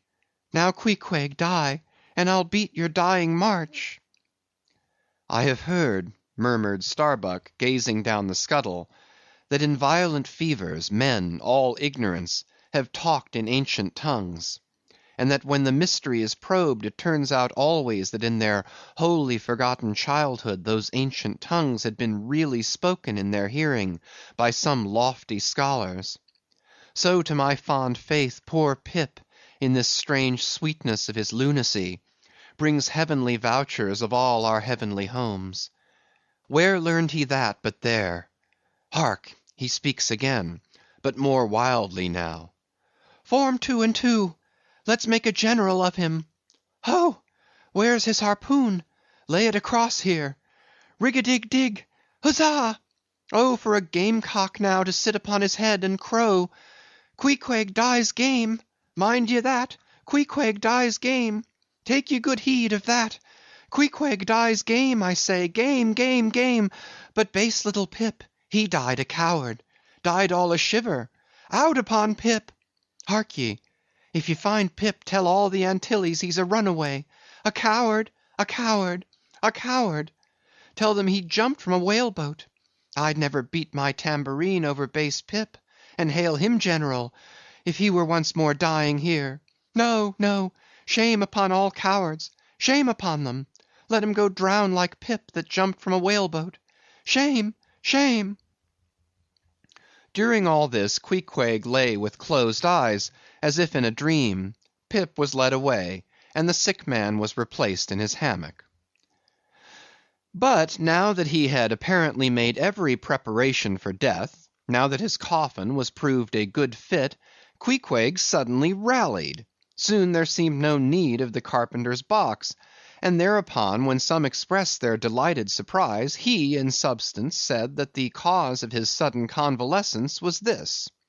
At a critical moment he had just recalled a little duty ashore, which he was leaving undone, and therefore had changed his mind about dying. He could not die yet, he averred.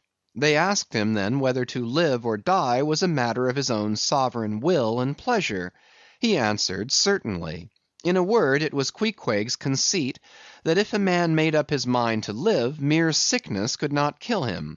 Nothing but a whale, or a gale, or some violent, ungovernable, unintelligent destroyer of that sort. Now, there is this noteworthy difference between savage and civilized, that while a sick civilized man may be 6 months convalescing, generally speaking, a sick savage is almost half well again in a day. So, in good time, my Queequeg gained strength, and at length, after sitting on the windlass for a few indolent days, but eating with a vigorous appetite, he suddenly leaped to his feet, threw out his arms and legs, gave himself a good stretching, yawned a little bit, and then springing into the head of his hoisted boat, and poising a harpoon, pronounced himself fit for a fight. With a wild whimsiness, he now used his coffin for a sea-chest, and emptying into it his canvas bag of clothes, set them in order there. Many spare hours he spent in carving the lid with all manner of grotesque figures and drawings, and it seemed that hereby he was striving, in his rude way, to copy parts of the twisted tattooing on his body. And this tattooing had been the work of a departed prophet and seer on his island, who, by those hieroglyphic marks, had written out on his body a complete theory of the heavens and the earth, and a mystical treatise on the art of attaining truth; so that Queequeg in his own proper person was a riddle to unfold, a wondrous work in one volume, but whose mysteries not even himself could read, though his own live heart beat against them.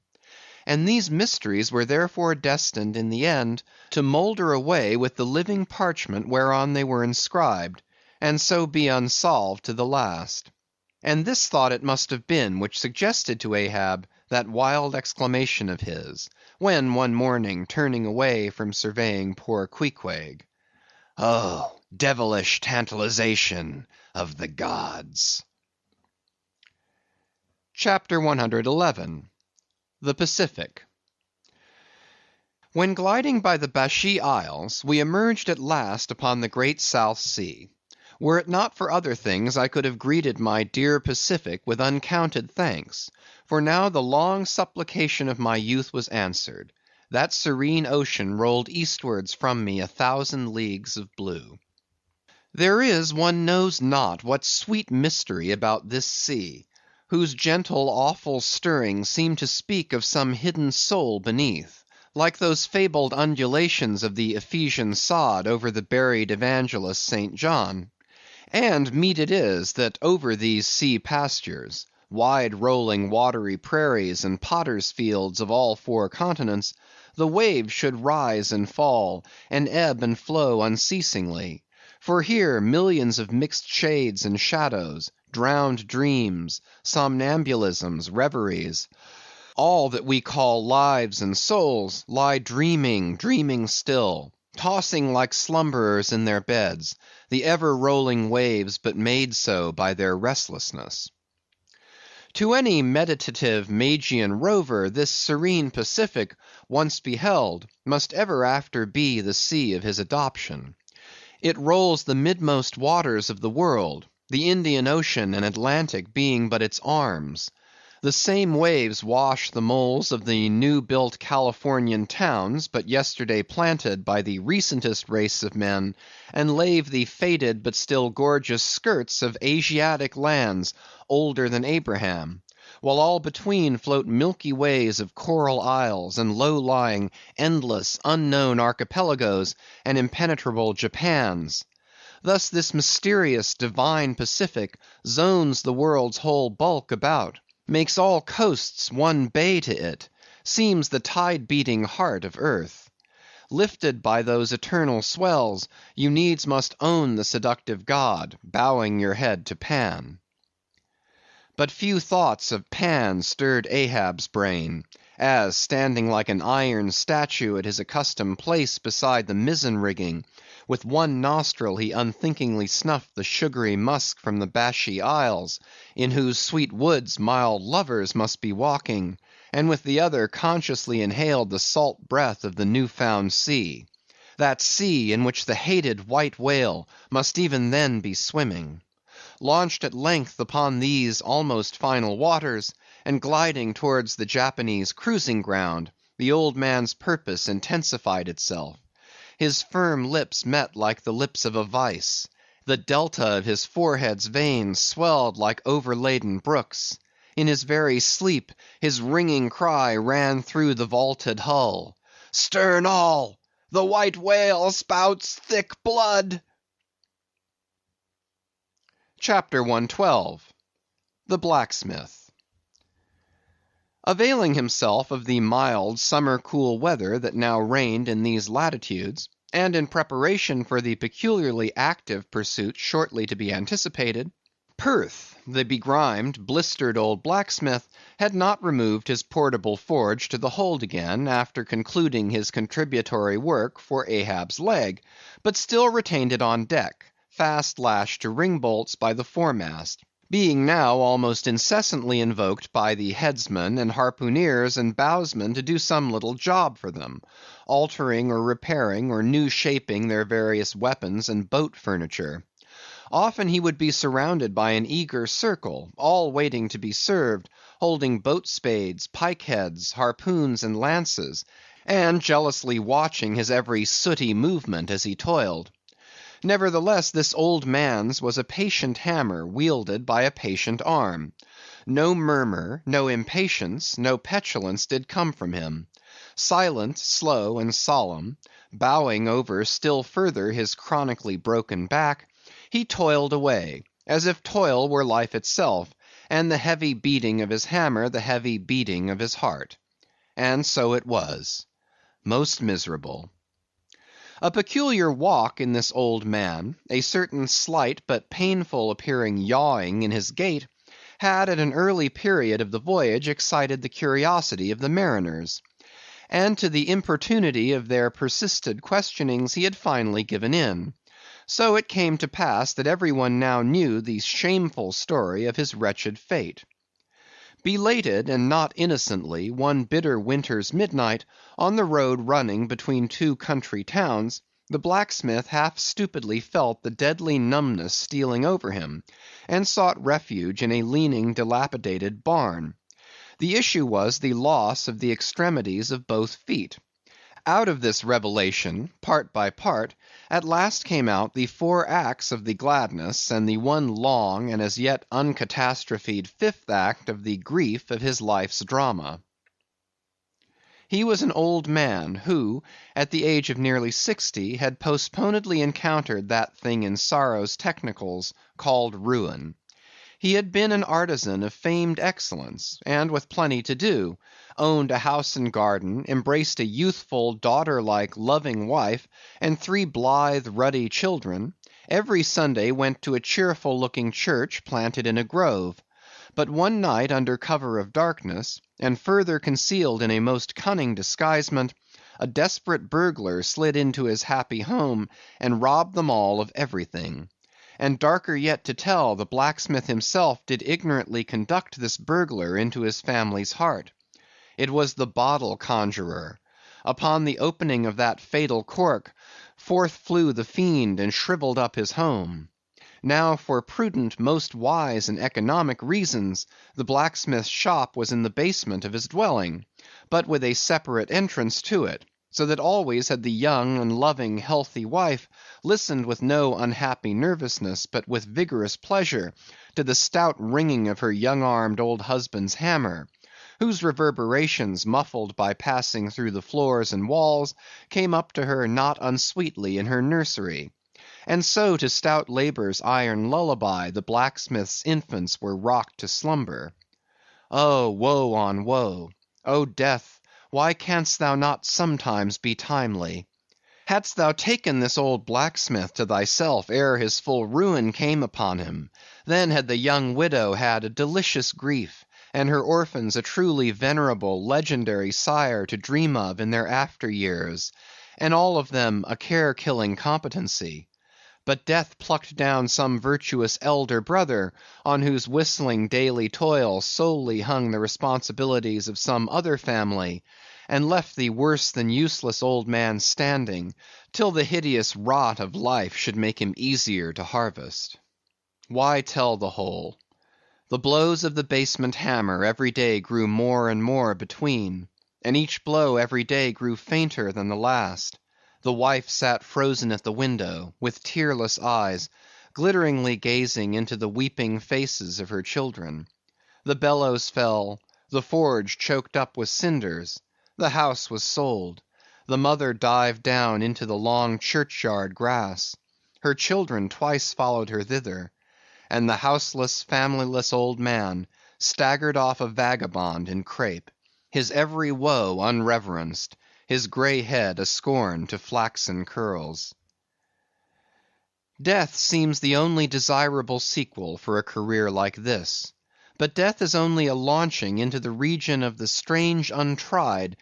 It is but the first salutation to the possibilities of the immense remote, the wild, the watery, the unshored. Therefore, to the death-longing eyes of such men, who still have left in them some interior compunctions against suicide, does the all-contributed and all-receptive ocean alluringly spread forth his whole plain of unimaginable, taking terrors, and wonderful, new life adventures; and from the hearts of infinite Pacifics, the thousand mermaids sing to them, "Come hither, broken-hearted. Here is another life without the guilt of intermediate death. Here are wonders supernatural, without dying for them. Come hither, bury thyself in a life which, to your now equally abhorred and abhorring landed world, is more oblivious than death. Come hither, put up thy gravestone too within the churchyard, and come hither till we marry thee." Hearkening to these voices, east and west, by early sunrise, and by fall of eve, the blacksmith's soul responded, "Aye, I come." And so Perth went a-whaling. CHAPTER 113. The Forge. With matted beard, and swathed in a bristling shark-skin apron, about mid-day, Perth was standing between his forge and anvil, the latter placed upon an ironwood log, with one hand holding a pike-head in the coals, and with the other at his forge's lungs, when Captain Ahab came along, carrying in his hand a small rusty-looking leathern bag. While yet a little distance from the forge, moody Ahab paused, till at last Perth, withdrawing his iron from the fire, began hammering it upon the anvil, the red mass sending off the sparks in thick, hovering flights, some of which flew close to Ahab. "Are these thy mother Carey's chickens, Perth? They are always flying in thy wake. Birds of good omen, too, but not to all. Look here, they burn, but thou livest among them without a scorch." "Because I am scorched all over, Captain Ahab," answered Perth, resting for a moment on his hammer. "I am past scorching. Not easily canst thou scorch a scar. Well, well, no more. Thy shrunk voice sounds too calmly, sanely woeful to me. In no paradise myself, I am impatient of all misery in others that is not mad. Thou shouldst go mad, blacksmith. Say, why dost thou not go mad? How canst thou endure without being mad? Do the heavens yet hate thee, that thou canst not go mad? What wert thou making there? Welding an old pike-head, sir. There were seams and dents in it. And canst thou make it all smooth again, blacksmith, after such hard usage as it had? I think so, sir. And I suppose thou canst smooth almost any seams and dents, never mind how hard the metal, blacksmith? Aye, sir, I think I can. All seams and dents but one. Look ye here, then, cried Ahab, passionately advancing, and leaning with both hands on Perth's shoulders. Look ye here, here. Can you smooth out a seam like this, blacksmith? Sweeping one hand across his ribbed brow. If thou couldst, blacksmith, glad enough would I lay my head upon thy anvil, and feel thy heaviest hammer between my eyes. Answer! Canst thou smooth this seam? Oh, that is the one, sir. Said I not all seams and dents but one? Aye, blacksmith, it is the one. Aye, man, it is unsmoothable. For though thou only seest it here in my flesh, it is worked down into the bone of my skull. That is all wrinkles. But away with child's play. No more gaffs and pikes today. Look ye here, jingling the leathern bag, as if it were full of gold coins. I, too, want a harpoon made. One that 1,000 yoke of fiends could not part, Perth. Something that will stick in a whale like his own fin bone.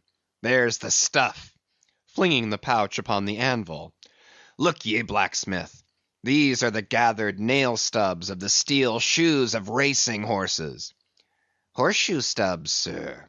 Why, Captain Ahab, thou hast there then the best and stubbornest stuff we blacksmiths ever work. I know it, old man. These stubs will weld together like glue from the melted bones of murderers. Quick, forge me the harpoon, and forge me first 12 rods for its shank. Then wind and twist and hammer these 12 together, like the yarns and strands of a tow line. Quick, I'll blow the fire. When at last the 12 rods were made, Ahab tried them one, by spiraling them with his own hand round a long, heavy iron bolt. A flaw, rejecting the last one. Work that over again, Perth. This done, Perth was about to begin welding the 12 into one, when Ahab stayed his hand and said he would weld his own iron. As then with regular gasping hems he hammered on the anvil, Perth passing to him the glowing rods, one after the other, and the hard-pressed forge shooting up its intense straight flame, the Parsee passed silently, and bowing over his head towards the fire, seemed invoking some curse, or some blessing on the toil. But as Ahab looked up, he slid aside. What's that bunch of lucifers dodging about there for? Muttered Stubb, looking on from the forecastle. That Parsee smells fire like a fusee, and smells of it himself like a hot musket's powder pan.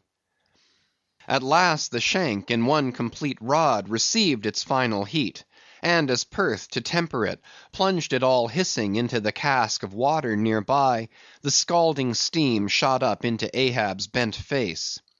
Wouldst thou brand me, Perth? Wincing for a moment with the pain. Have I been but forging my own branding iron, then? Pray God, not that. Yet I fear something, Captain Ahab. Is not this harpoon for the white whale? For the white fiend. But now for the barbs. Thou must make them thyself, man. Here are my razors, the best of steel. Here, and make the barbs sharp as the needle sleet of the icy sea. For a moment the old blacksmith eyed the razors as though he would fain not use them. "Take them, man, I have no need for them, for I now neither shave, sup, nor pray till—but here, to work!" Fashioned at last into an arrowy shape, and welded by Perth to the shank, the steel soon pointed the end of the iron; and as the blacksmith was about giving the barbs their final heat prior to tempering them, he cried to Ahab to place the water cask near. "No, no, no water for that. I want it of the true death temper. Ahoy there! Tashtego! Queequeg! Daggoo! What say ye, pagans? Will you give me as much blood as will cover this barb?"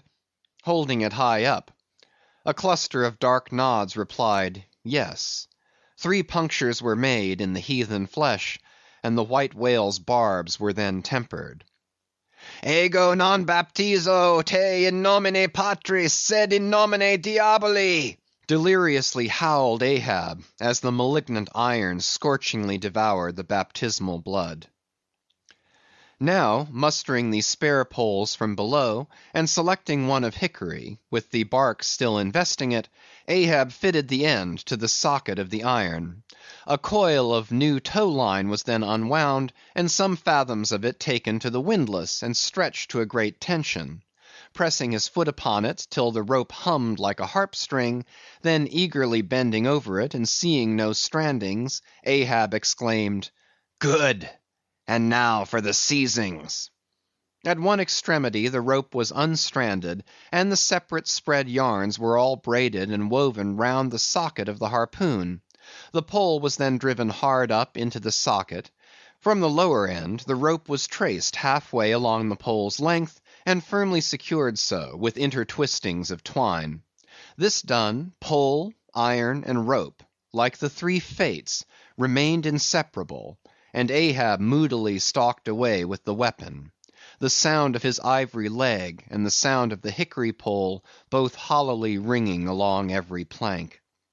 But ere he entered his cabin, light, unnatural, half bantering, yet most piteous sound was heard. Oh, Pip! Thy wretched laugh, thy idle but unresting eye, all thy strange mummeries not unmeaningly blended with the black tragedy of the melancholy ship, and mocked it.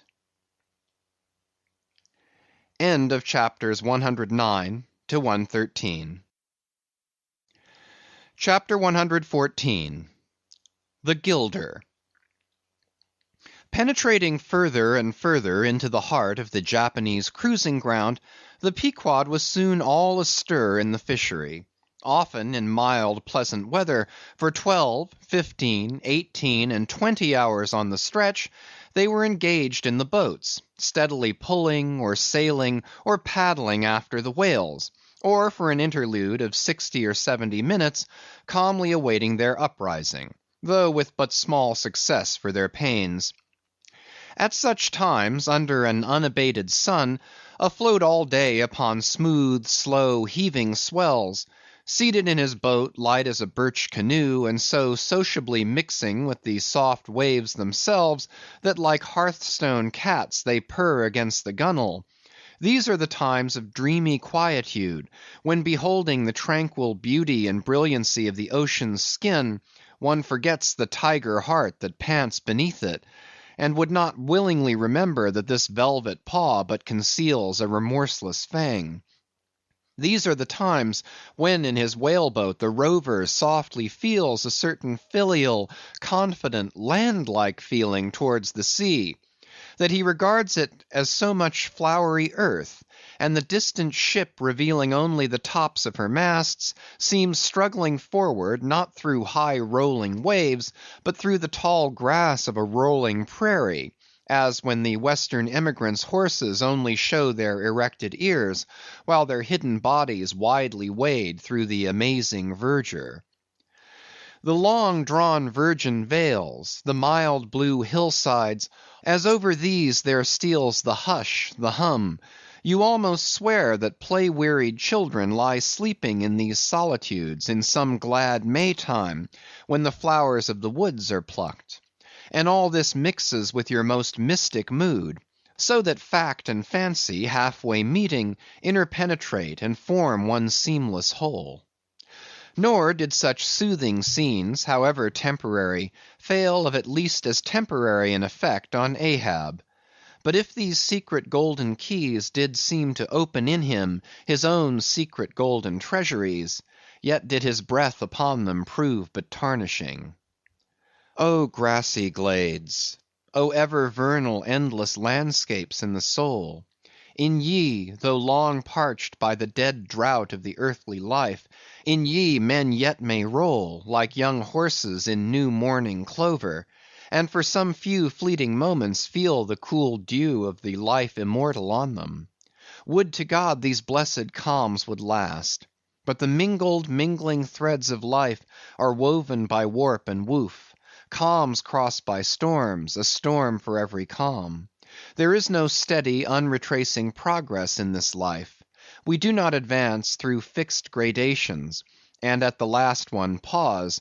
Through infancy's unconscious spell, boyhood's thoughtless faith, adolescence's doubt, the common doom, then skepticism, then disbelief, resting at last in manhood's pondering repose of if.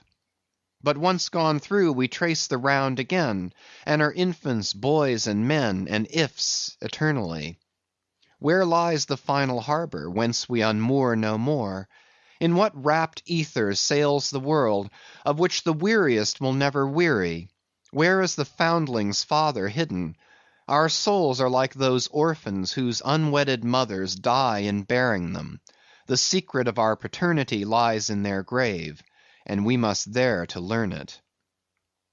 And that same day, too, gazing far down from his boat's side into that same golden sea, Starbuck lowly murmured, "Loveliness unfathomable, as ever lover saw in his young bride's eye.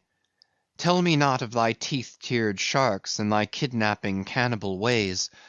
Let faith oust fact, let fancy oust memory. I look deep down, and do believe." And Stubb, fish-like, with sparkling scales, leaped up in that same golden light. I am Stubb, and Stubb has his history. But here Stubb takes oaths that he has always been jolly. Chapter 115. The Pequod Meets the Bachelor. And jolly enough were the sights and sounds that came bearing down before the wind some few weeks after Ahab's harpoon had been welded. It was a Nantucket ship, the Bachelor, which had just wedged in her last cask of oil, and bolted down her bursting hatches, and now in glad holiday apparel was joyously, though somewhat vaingloriously, sailing round among the widely separated ships on the ground, previous to pointing her prow for home. The three men at her masthead wore long streamers of narrow red bunting at their hats. From the stern a whaleboat was suspended, bottom down, and hanging captive from the bowsprit was seen the long lower jaw of the last whale they had slain. Signals, ensigns, and jacks of all colors were flying from her rigging, on every side. Sideways lashed in each of her three basketed tops were 2 barrels of sperm, above which, in her topmast cross-trees, you saw slender breakers of the same precious fluid, and nailed to her main truck was a brazen lamp. As was afterwards learned, the Bachelor had met with the most surprising success, all the more wonderful, for that while cruising in the same seas, numerous other vessels had gone entire months without securing a single fish. Not only had barrels of beef and bread been given away to make room for the far more valuable sperm, but additional supplemental casks had been bartered for from the ships she had met, and these were stowed along the deck, and in the captain's and officers' state-rooms.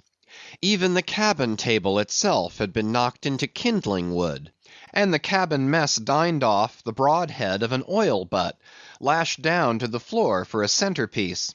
In the forecastle the sailors had actually cocked and pitched their chests, and filled them. It was humorously added that the cook had clapped a head on his largest boiler, and filled it, that the steward had plugged his spare coffee pot and filled it, that the harpooneers had headed the sockets of their iron and filled them, that indeed everything was filled with sperm, except the captain's pantaloons pockets, and those he reserved to thrust his hands into in self-complacent testimony of his entire satisfaction. As this glad ship of good luck bore down upon the moody Pequod, the barbarian sound of enormous drums came from her forecastle, and drawing still nearer, a crowd of her men were seen standing round her huge trypots, which, covered with the parchment-like poke or stomach skin of the black fish, gave forth a loud roar to every stroke of the clenched hands of the crew. On the quarter-deck, the mates and harpooneers were dancing with the olive-hued girls who had eloped with them from the Polynesian Isles, while suspended in an ornamented boat, firmly secured aloft between the foremast and the mainmast, 3 Long Island negroes with glittering fiddle bows of whale ivory were presiding over the hilarious jig.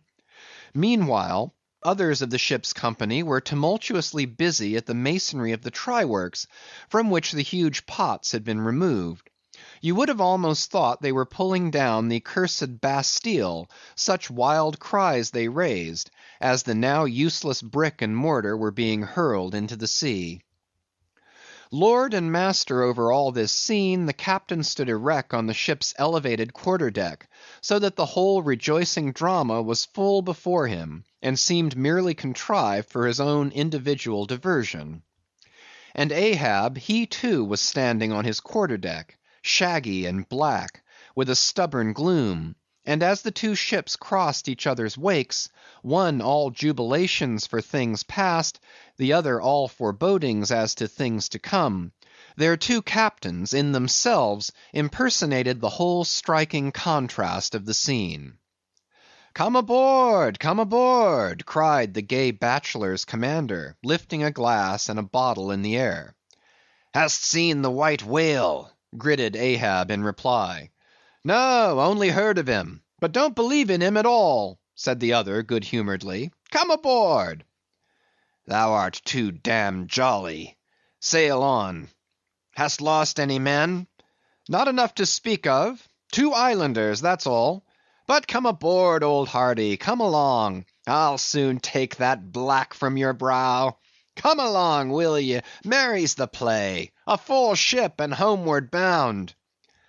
"How wondrous familiar is a fool," muttered Ahab, and then aloud, "Thou art a full ship and homeward bound, thou sayest. Well, then, call me an empty ship and outward bound. So go thy ways, and I will mine. Forward there! Set all sail, and keep her to the wind."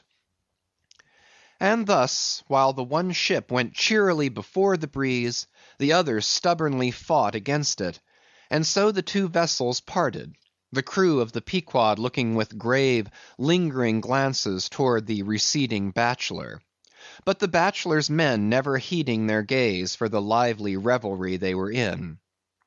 And as Ahab, leaning over the taffrail, eyed the homeward-bound craft, he took from his pocket a small vial of sand, and then looking from the ship to the vial, seemed thereby bringing 2 remote associations together, for that vial was filled with Nantucket soundings. Chapter 116. The Dying Whale.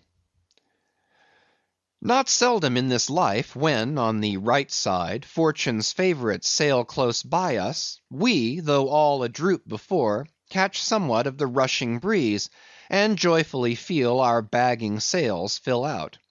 So seemed it with the Pequod. For next day after encountering the gay Bachelor, whales were seen, and 4 were slain, and one of them by Ahab. It was far down the afternoon, and when all the spearings of the crimson fight were done, and floating in the lovely sunset sea and sky, sun and whale both stilly died together, then such a sweetness and such plaintiveness, such inwreathing orisons curled up in that rosy air, that it almost seemed as if far over from the deep green convent valleys of the Manilla Isles, The Spanish land breeze, wantonly turned sailor, had gone to sea, freighted with these vesper hymns. Soothed again, but only soothed to deeper gloom, Ahab, who had sterned off from the whale, sat intently watching his final wanings from the now tranquil boat. For that strange spectacle observable in all sperm whales dying, the turning sunwards of the head, and so expiring, that strange spectacle, beheld of such a placid evening, somehow to Ahab conveyed a wondrousness unknown before. He turns and turns him to it. How slowly, but how steadfastly, his homage rendering and invoking brow, with his last dying motions. He too worships fire, most faithful, broad, baronial vassal of the sun. Oh, that these two favoring eyes should see these two favoring sights.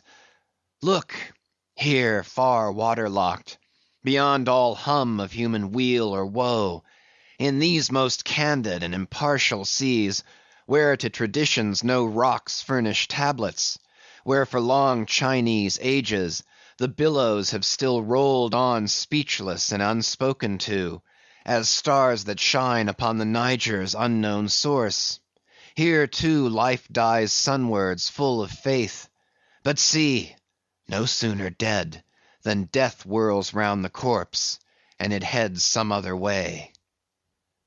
Oh, thou dark Hindoo half of nature, who of drowned bones hast builded thy separate throne somewhere in the heart of these unverdured seas, thou art an infidel, thou queen, and too truly speakest to me in the wide slaughtering typhoon, and the hushed burial of its after calm. Nor has this thy whale sunwards turned his dying head, and then gone round again, without a lesson to me. Oh, trebly hooped and welded hip of power! Oh, high aspiring rainbowed jet! That one strivest, this one jettest all in vain. In vain, O whale, dost thou seek intercedings with yon all-quickening sun, that only calls forth life, but gives it not again. Yet dost thou, darker half, rock me with a prouder if a darker faith. All thy unnameable imminglings float beneath me here. I am buoyed by breaths of once living things, exhaled as air but water now. Then hail, forever hail, O sea, in whose eternal tossings the wild fowl finds his only rest. Born of earth, yet suckled by the sea, though hill and valley mothered me, you billows are my foster brothers. Chapter 117.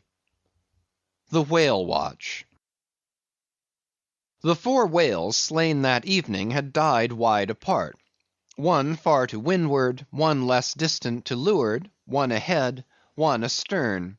These last 3 were brought alongside ere nightfall, but the windward one could not be reached till morning, and the boat that had killed it lay by its side all night, and that boat was Ahab's.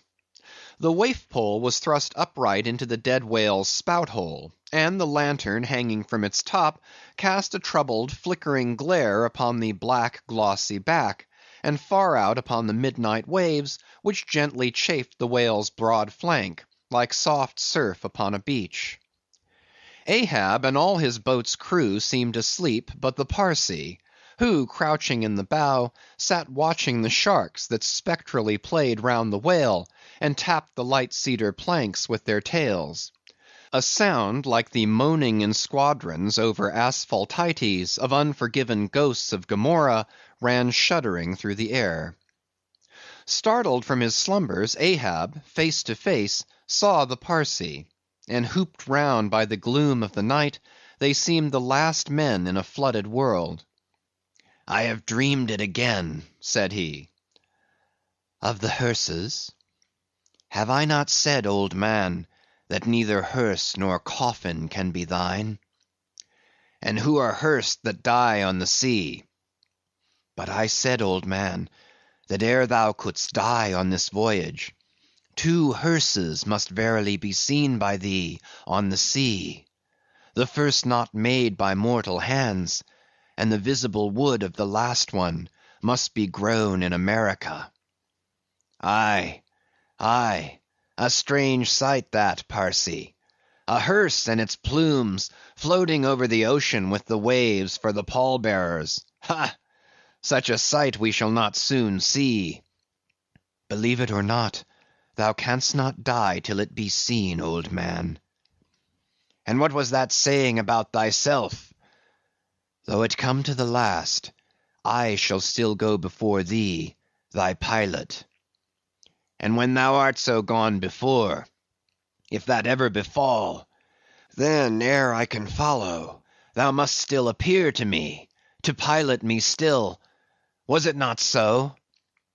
Well then, did I believe all ye say, O my pilot. I have here 2 pledges that I shall yet slay Moby Dick and survive it. Take another pledge, old man, said the Parsee, as his eyes lighted up like fireflies in the gloom. Hemp only can kill thee. The gallows, ye mean? I am immortal then, on land and on sea, cried Ahab with a laugh of derision. Immortal, on land and on sea. Both were silent again, as one man. The grey dawn came on, and the slumbering crew arose from the boat's bottom, and ere noon the dead whale was brought to the ship. Chapter 118. The Quadrant. The season for the line at length drew near, and every day when Ahab, coming from his cabin, cast his eyes aloft, the vigilant helmsman would ostentatiously handle his spokes, and the eager mariners quickly run to the braces, and would stand there with all their eyes centrally fixed on the nailed doubloon, impatient for the order to point the ship's prow for the equator. In good time the order came. It was hard upon high noon, and Ahab, seated in the bows of his high-hoisted boat, was about taking his wonted daily observation of the sun to determine his latitude. Now in that Japanese sea the days in summer are as freshets of effulgences. That unblinkingly vivid Japanese sun seems the blazing focus of the glassy ocean's immeasurable burning glass. The sky looks lacquered, clouds there are none, the horizon floats, and this nakedness of unrelieved radiance is as the insufferable splendors of God's throne. Well that Ahab's quadrant was furnished with colored glasses, through which to take sight of that solar fire.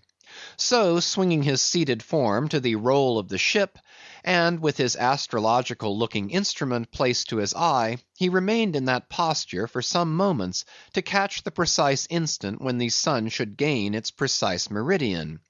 Meantime, while his whole attention was absorbed, the Parsee was kneeling beneath him on that ship's deck, and with face thrown up like Ahab's, was eyeing the same sun with him. Only the lids of his eyes half hooded their orbs, and his wild face was subdued to an earthly passionlessness. At length the desired observation was taken, and with his pencil upon his ivory leg, Ahab soon calculated what his latitude must be at that precise instant. Then falling into a moment's reverie, he again looked up towards the sun, and murmured to himself, "Thou sea mark, thou high and mighty pilot! Thou tellest me truly where I am, but canst thou cast the least hint where I shall be? Or canst thou tell where some other thing besides me is this moment living? Where is Moby Dick? This instant thou must be eyeing him. These eyes of mine look into the very eye that is now beholding him. Aye, and into the eye that is even now equally beholding the objects on the unknown thither side of thee, thou sun." Then gazing at his quadrant, and handling one after the other its numerous cabalistical contrivances, he pondered again, and muttered, "Foolish toy! Baby's plaything of haughty admirals, and commodores, and captains. The world brags of thee, of thy cunning and might. But what after all canst thou do but tell the poor pitiful point where thou thyself happenest to be on this wide planet, and the hand that holds thee? No, not one jot more. Thou canst not tell where one drop of water or one grain of sand will be to-morrow noon, and yet with thy impotence thou insultest the sun. Science! Curse thee, thou vain toy! And cursed be all the things that cast man's eyes aloft to that heaven, whose live vividness but scorches him, as these old eyes are even now scorched with thy light, O sun! Level by nature to this earth's horizon are the glances of man's eyes, not shot from the crown of his head, as if God had meant him to gaze on his firmament. Curse thee, thou quadrant! Dashing it to the deck. No longer will I guide my earthly way by thee. The level ship's compass, and the level dead reckoning, by log and by line, these shall conduct me, and show me my place on the sea. Aye, lighting from the boat to the deck. Thus I trample on thee, thou paltry thing, that feebly pointest on high. Thus I split and destroy thee. As the frantic old man thus spoke, and thus trampled with his live and dead feet, a sneering triumph that seemed meant for Ahab, and a fatalistic despair that seemed meant for himself, these passed over the mute, motionless Parsee's face. Unobserved, he rose and glided away, while, awestruck by the aspect of their commander, the seamen clustered together on the forecastle, till Ahab, troubledly pacing the deck, shouted out, "To the braces! Up helm! Square in!" In an instant the yards swung round, and as the ship half wheeled upon her heel, her three firm-seated, graceful masts, erectly poised upon her long, ribbed hull, seemed as the three Horatii pirouetting on one sufficient steed. Standing between the knightheads, Starbuck watched the Pequod's tumultuous way, and Ahab's also, as he went lurching along the deck. I have sat before dense coal fire and watched it all aglow, full of its tormented, flaming life, and I have seen it wane at last, down, down to dumbest dust. Old man of oceans, of all this fiery life of thine, what will at length remain but one little heap of ashes? "Aye," cried Stubb, "but sea-coal ashes. Mind ye that, Mr. Starbuck, sea-coal, not your common charcoal. Well, well, I heard Ahab mutter, here some one thrusts these cards into these old hands of mine, swears I must play them and no others. And damn me, Ahab, but thou actest right. Live in the game, and die in it." End of chapters 114 to 118. Chapter 119. The Candles. Warmest climes but nurse the cruelest fangs. The tiger of Bengal crouches in spiced groves of ceaseless verdure. Skies the most effulgent but basket the deadliest thunders. Gorgeous Cuba knows tornadoes that never swept tame northern lands. So, too, is it, that in these resplendent Japanese seas, the mariner encounters the direst of all storms, the typhoon. It will sometimes burst out of that cloudless sky like an exploding bomb upon a dazed and sleepy town. Towards evening of that day the Pequod was torn of her canvas, and bare-poled was left to fight a typhoon which had struck her directly ahead. When darkness came on, sky and sea roared and split with the thunder, and blazed with the lightning, that showed the disabled mass fluttering here and there with the rags which the first fury of the tempest had left for its after sport. Holding by a shroud, Starbuck was standing on the quarter-deck, at every flash of the lightning glancing aloft to see what additional disaster might have befallen the intricate hamper there, while Stubb and Flask were directing the men in the higher hoisting and firmer lashing of the boats. But all their pains seemed naught. Though lifted to the very top of the cranes, the windward quarter boat, Ahab's, did not escape. A great rolling sea, dashing high up against the reeling ship's high teetering side, stove in the boat's bottom at the stern, and left it again all dripping through like a sieve. Bad work, Mr. Starbuck, said Stubb, regarding the wreck, but the sea will have its way. Stubb, for one, can't fight it. You see, Mr. Starbuck, a wave has such a great long start before it leaps. All round the world it runs, and then comes the spring. But as for me, all the start I have to meet it is just across the deck here. But never mind, it's all in fun, so the old song says. Sings. Oh, jolly is the gale, and a joker is the whale, a flourish in his tail. Such a funny, sporty, gamey, jesty, jokey, hokey-pokey lad is the ocean, oh. The scud all a-flying, that's his flip-only foamin', when he stirs in the spicin'. Such a funny, sporty, gamey, jesty, jokey, hokey-pokey lad is the ocean, oh. Thunder splits the ship, but he only smacks his lips, a-tastin' of this flip. Such a funny, sporty, gamey, jesty, jokey, hokey-pokey lad is the ocean, oh. Avast, Stubb, cried Starbuck. Let the Typhoon sing, and strike his harp here in our rigging. But if thou art a brave man, thou wilt hold thy peace. But I'm not a brave man. Never said I was a brave man. I am a coward, and I sing to keep up my spirits. And I'll tell you what it is, Mr. Starbuck, there's no way to stop my singing in this world, but to cut my throat. And when that's done, 10 to 1 I sing ye the doxology for a wind-up. Madman! Look through my eyes if thou hast none of thine own. What? How can you see better of a dark night than anybody else? Never mind how foolish. Here, cried Starbuck, seizing Stubb by the shoulder, and pointing his hand towards the weather bow. Mark'st thou not that the gale comes from the eastward? The very course Ahab is to run from Moby Dick? The very course he swung to this day noon. Now mark his boat there. Where is that stove? In the stern sheets, man, where he is wont to stand. His standpoint is stove, man. Now jump overboard and sing away if thou must.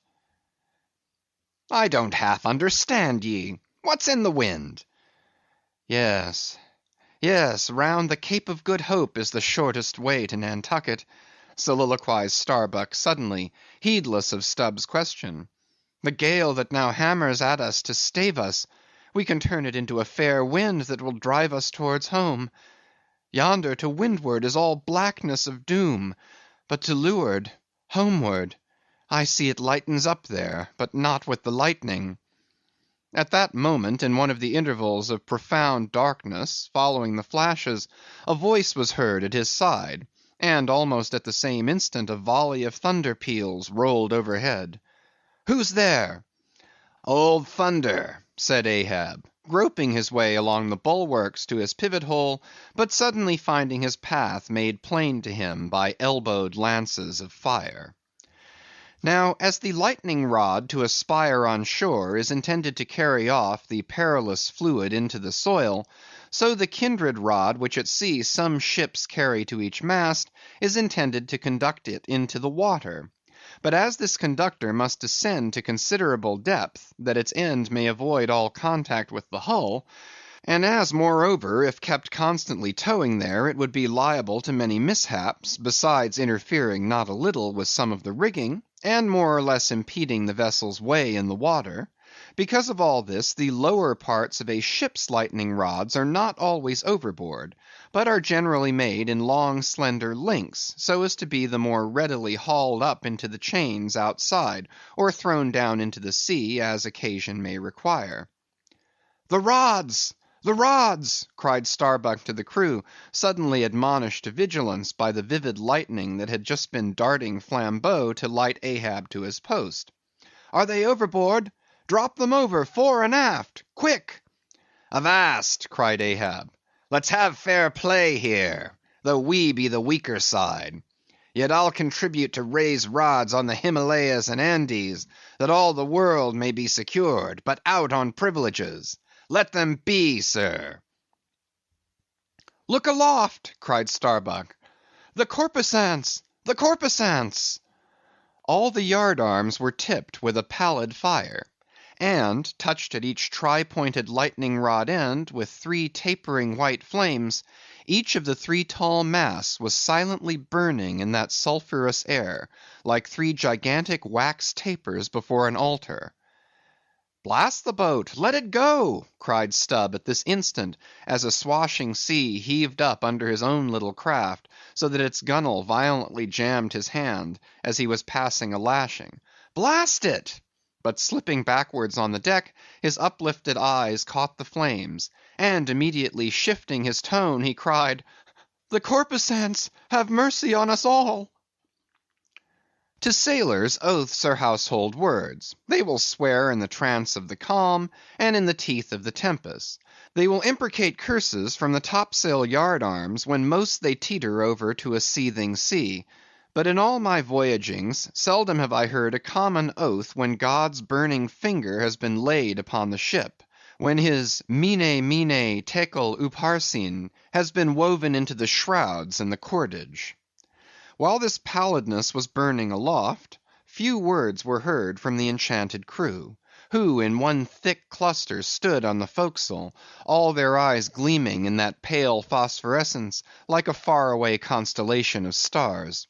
Relieved against the ghostly light, the gigantic jet negro, Daggoo, loomed up to thrice his real stature, and seemed the black cloud from which the thunder had come.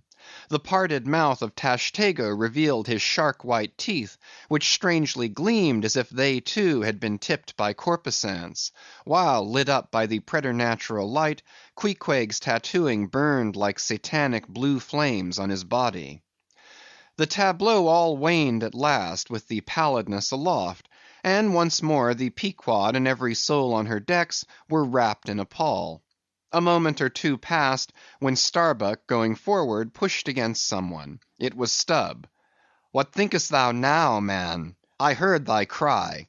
It was not the same in the song." "No, it wasn't. I said, the corpusants have mercy on us all, and I hope they will still. But do they only have mercy on long faces? Have they no bowels for a laugh? And look ye, Mr. Starbuck, but it's too dark for a look. Hear me, then. I take that masthead flame we saw for a sign of good luck, for those masts are rooted in a hold that is going to be chock-a-block with sperm oil, d'ye see? And so all that sperm oil will work up into the masts, like sap in a tree. Yes, our 3 masts will yet be as 3 spermaceti candles. That's the good promise we saw." At that moment Starbuck caught sight of Stubb's face slowly beginning to glimmer into sight.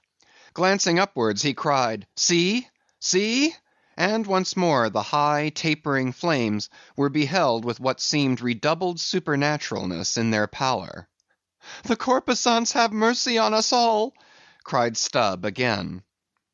At the base of the mainmast, full beneath the doubloon and the flame, the Parsee was kneeling in Ahab's front, but with his head bowed away from him, while near by, from the arched and overhanging rigging, where they had just been engaged in securing a spar, a number of the seamen, arrested by the glare, now cohered together, and hung pendulous, like a knot of numbed wasps from a drooping orchard twig. In various enchanted attitudes, like the standing or stepping or running skeletons in Herculaneum, others remained rooted to the deck, but all their eyes upcast. "Aye, aye, men," cried Ahab, "look up at it, mark it well. The white flame but lights the way to the white whale. Hand me those mainmast links there. I would fain feel this pulse, and let mine beat against it. Blood against fire. So." Then, turning, the last link held fast in his left hand, he put his foot upon the Parsee, and with fixed upward eye and high-flung right arm, he stood erect before the lofty, tri-pointed trinity of flames. "Oh, thou clear spirit of clear fire, whom on these seas I as Persian once did worship, till in the sacramental act so burned by thee, that to this hour I bear the scar. I now know thee, thou clear spirit, and I now know that thy right worship is defiance. To neither love nor reverence wilt thou be kind. And e'en for hate thou canst but kill, and all are killed. No fearless fool now fronts thee. I own thy speechless, placeless power, but to the last gasp of my earthquake life will dispute its unconditional, unintegral mastery in me. In the midst of the personified impersonal, a personality stands here. Though but a point at best, whencesoever I came, whencesoe'er I go, yet while I earthly live, the queenly personality lives in me, and feels her royal rights. But war is pain, and hate is woe. Come in thy lowest form of love, and I will kneel and kiss thee, but at thy highest come as mere supernal power. And though thou launchest navies of full-freighted worlds, there's that in here that still remains indifferent. O thou clear spirit! Of thy fire thou madest me, and like a true child of fire I breathe it back to thee. Sudden repeated flashes of lightning. The 9 flames leap lengthwise to thrice their previous height. Ahab, with the rest, closes his eyes, his right hand pressed hard upon them. I own thy speechless, placeless power. Said I not so? Nor was it wrung from me, nor do I now drop these links.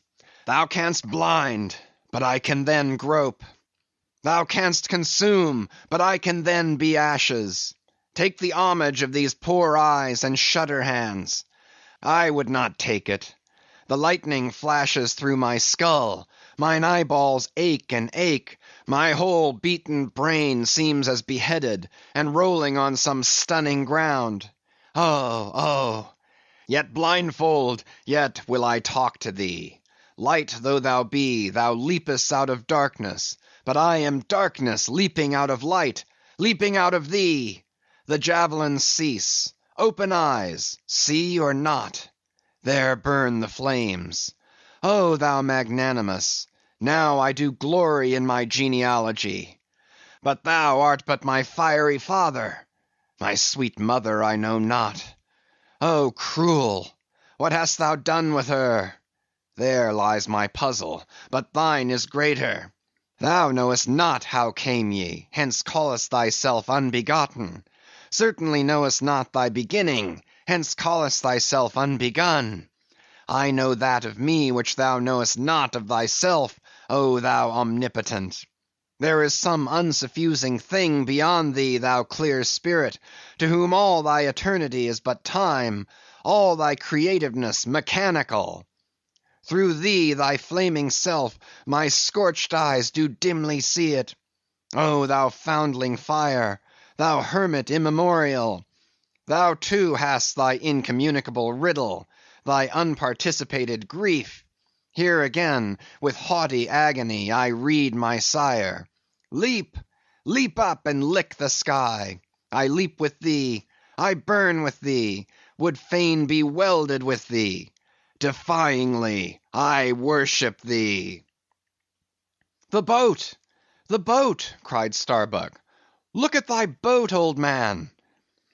Ahab's harpoon, the one forged at Perth's fire, remained firmly lashed in its conspicuous crotch, so that it projected beyond his whaleboat's bow; but the sea that had stove its bottom had caused the loose leather sheath to drop off, and from the keen steel barb there now came a levelled flame of pale, forked fire.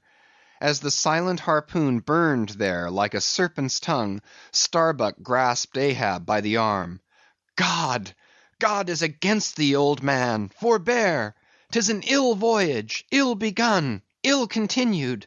Let me square the yards while we may, old man, and make a fair wind of it homewards, to go on a better voyage than this. Overhearing Starbuck, the panic-stricken crew instantly ran to the braces, though not a sail was left aloft. For the moment all the aghast mate's thoughts seemed theirs. They raised a half-mutinous cry, but dashing the rattling lightning links to the deck, and snatching the burning harpoon, Ahab waved it like a torch among them, swearing to transfix with it the first sailor that but cast loose a rope's end. petrified by his aspect, and still more shrinking from the fiery dart that he held, the men fell back in dismay, and Ahab again spoke. All your oaths to hunt the white whale are as binding as mine, and heart, soul, and body, lungs and life, old Ahab is bound. And that ye may know to what tune this heart beats, look ye here, thus I blow out the last fear. And with one blast of his breath he extinguished the flame. As in the hurricane that sweeps the plain, men fly the neighborhood of some lone gigantic elm, whose very height and strength but render it so much the more unsafe, because so much the more a mark for thunderbolts. So at those last words of Ahab's, many of the mariners did run from him in a terror of dismay. Chapter 120. The deck towards the end of the first night watch. Ahab standing by the helm, Starbuck approaching him. We must send down the main topsail yard, sir. The band is working loose, and the lee lift is half stranded. Shall I strike it, sir? Strike nothing. Lash it. If I had skysail poles, I'd sway them up now. Sir, in God's name! Sir? Well? The anchors are working, sir. Shall I get them inboard? Strike nothing and stir nothing, but lash everything. The wind rises, but it has not got up to my tablelands yet. Quick, and see to it.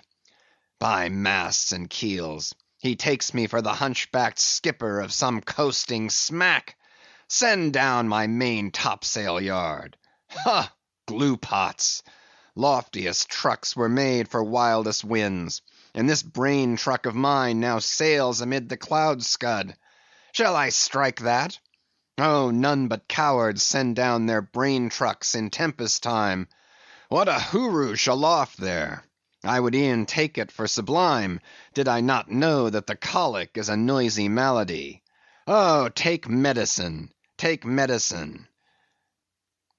Chapter 121. Midnight, the forecastle bulwarks. Stubb and Flask mounted on them, and passing additional lashings over the anchors there hanging. No, Stubb, you may pound that knot there as much as you please, but you will never pound into me what you were just now saying. And how long ago is it since you said the very contrary?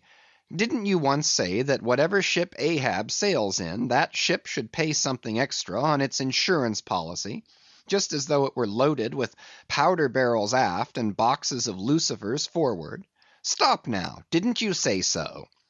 Well, suppose I did. What then? I've part changed my flesh since that time, why not my mind? Besides, supposing we are loaded with powder barrels aft and lucifers forward, how the devil should the lucifers get afire in this drenching spray here? Why, my little man, you have pretty red hair, but you couldn't get a fire now. Shake yourself. Your Aquarius or the water-bearer Flask might fill pitchers at your coat collar. Don't you see, then, that for these extra risks the marine insurance companies have extra guarantees? Here are hydrants, Flask. But hark again, and I'll answer you the other thing. First take your leg off from the crown of the anchor here, though, so I can pass the rope. Now listen. What's the mighty difference between holding a mast lightning rod in the storm and standing close by a mast that hasn't got any lightning rod at all in a storm? Don't you see, you timberhead, that no harm can come to the holder of the rod unless the mast is first struck? What are you talking about then?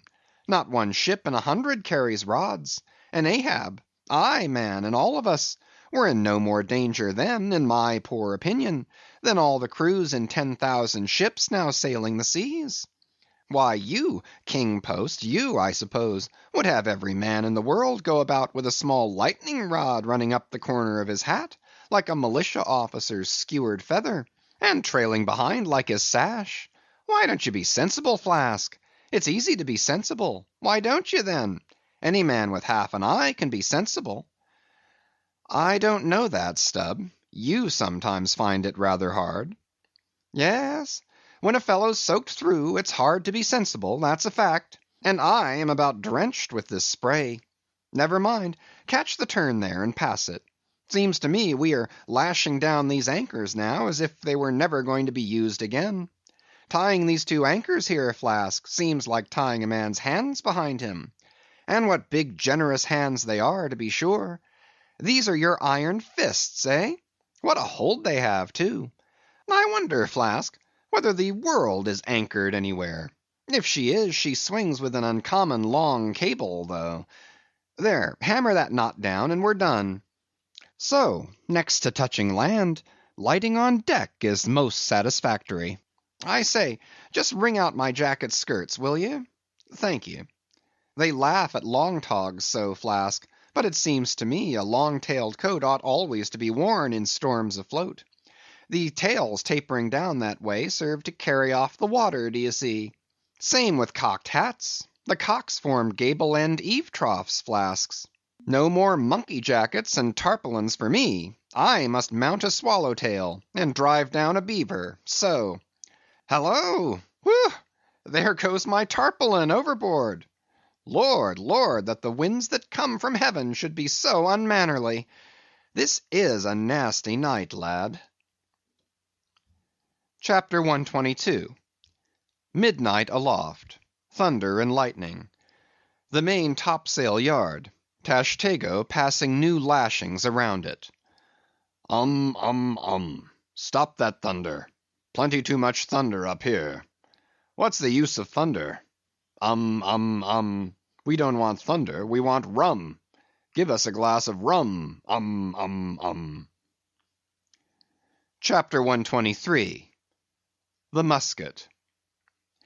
During the most violent shocks of the Typhoon, the man at the Pequod's jawbone tiller had several times been reelingly hurled to the deck by its spasmodic motions, even though preventer tackles had been attached to it, for they were slack, because some play to the tiller was indispensable. In a severe gale like this, while the ship is but a tossed shuttlecock to the blast, it is by no means uncommon to see the needles in the compasses at intervals go round and round. It was thus with the Pequods. At almost every shock the helmsman had not failed to notice the whirling velocity with which they revolved upon the cards. It is a sight that hardly anyone can behold without some sort of unwonted emotion. Some hours after midnight the Typhoon abated so much, that through the strenuous exertions of Starbuck and Stubb, one engaged forward and the other aft, the shivered remnants of the jib and fore and main topsails were cut adrift from the spars, and went eddying away to leeward like the feathers of an albatross, which sometimes are cast to the winds when that storm-tossed bird is on the wing. The three corresponding new sails were now bent and reefed, and a storm trysail was set further aft, so that the ship soon went through the water with some precision again, and the course, for the present east-south-east, which he was to steer, if practicable, was once more given to the helmsman. For during the violence of the gale he had only steered according to its vicissitudes; but as he was now bringing the ship as near her course as possible, watching the compass needle meanwhile, lo, a good sign! The wind seemed coming round astern. Aye, the foul breeze became fair. Instantly the yards were squared. To the lively song of "Ho, the fair wind, O ye ho cheerily, men," the crew singing for joy, that so promising an event should so soon have falsified the evil portents preceding it. In compliance with the standing order of his commander, to report immediately, and at any one of the 24 hours, any decided change in the affairs of the deck, Starbuck had no sooner trimmed the yards to the breeze, however reluctantly and gloomily, than he mechanically went below to apprise Captain Ahab of the circumstance. Ere knocking at his state-room door, he involuntarily paused before it a moment. The cabin lamp, taking long swings this way and that, was burning fitfully, and casting fitful shadows upon the old man's bolted door. A thin one, with fixed blinds inserted in place of upper panels. The isolated subterraneousness of the cabin made a certain humming silence to reign there, though it was hooped round by all the roar of the elements. The loaded muskets in the rack were shiningly revealed, as they stood upright against the forward bulkhead. Starbuck was an honest, upright man. But out of Starbuck's heart, at that instant when he saw the muskets, there strangely evolved an evil thought, but so blent with its neutral or good accompaniments, that for the instant he hardly knew it for itself. "He would have shot me once," he murmured. "Yes, there's the very musket that he pointed at me. That one with the studded stock. Let me touch it. Lift it. Strange that I, who have handled so many deadly lances, strange that I should shake so now. Loaded? I must see. Aye, aye. And powder in the pan. That's not good. Best spill it. Wait. I'll cure myself of this. I'll hold the musket boldly while I think. I come to report a fair wind to him. But how fair? Fair for death and doom. That's fair for Moby Dick.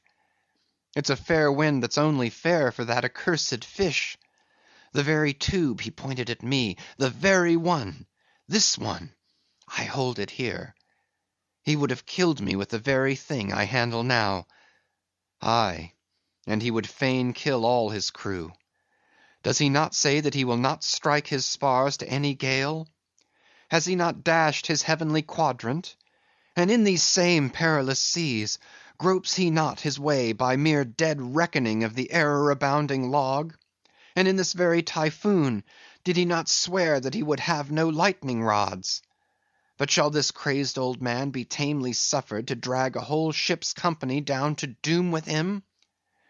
Yes, it would make him the wilful murderer of 30 men and more, if this ship come to any deadly harm.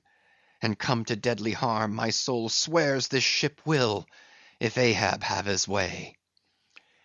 If, then, he were this instant put aside, that crime would not be his. Is he muttering in his sleep? Yes, just there. In there he's sleeping. Sleeping, aye, but still alive, and soon awake again. I can't withstand thee, old man. Not reasoning, not remonstrance, not entreaty wilt thou hearken to. All this thou scornest. Flat obedience to thy own flat commands. This is all thou breathest. Aye, and sayest the men have vowed thy vow. Sayest all of us are Ahab's. Great God forbid. But is there no other way? No lawful way? Make him a prisoner to be taken home? What? Hope to wrest this old man's living power from his own living hands? Only a fool would try it. Say he were pinioned even, knotted all over with ropes and hawsers, chained down to ring-bolts on his cabin floor. He would be more hideous than a caged tiger then. I could not endure the sight, could not possibly fly his howlings. All comfort, sleep itself, inestimable reason would leave me on the long, intolerable voyage. What then remains? The land is hundreds of leagues away, and locked Japan the nearest. I stand alone here upon an open sea, with 2 oceans and a whole continent between me and law. Aye, aye, 'tis so. Is heaven a murderer, when its lightning strikes a would-be murderer in his bed, tindering sheets and skin together? And would I be a murderer then, if... And slowly, stealthily, and half sideways looking, he placed the loaded musket's end against the door. On this level Ahab's hammock swings within, his head this way. A touch, and Starbuck may survive to hug his wife and child again. Oh, Mary, Mary, boy, boy, boy! But if I wake thee not to death, old man, who can tell to what unsounded deeps Starbuck's body this day week may sink, with all the crew? Great God! Where art thou? Shall I? Shall I? The wind has gone down and shifted, sir. The fore and main topsails are reefed and set. She heads her course. Stern all! O Moby Dick, I clutch thy heart at last. Such were the sounds that now came hurtling from out the old man's tormented sleep, as if Starbuck's voice had caused a long dumb dream to speak. The yet levelled musket shook like a drunkard's arm against the panel. Starbuck seemed wrestling with an angel, but turning from the door, he placed the death tube in its rack, and left the place. "He's too sound asleep, Mr. Stubb. Go thou down and wake him and tell him. I must see to the deck here.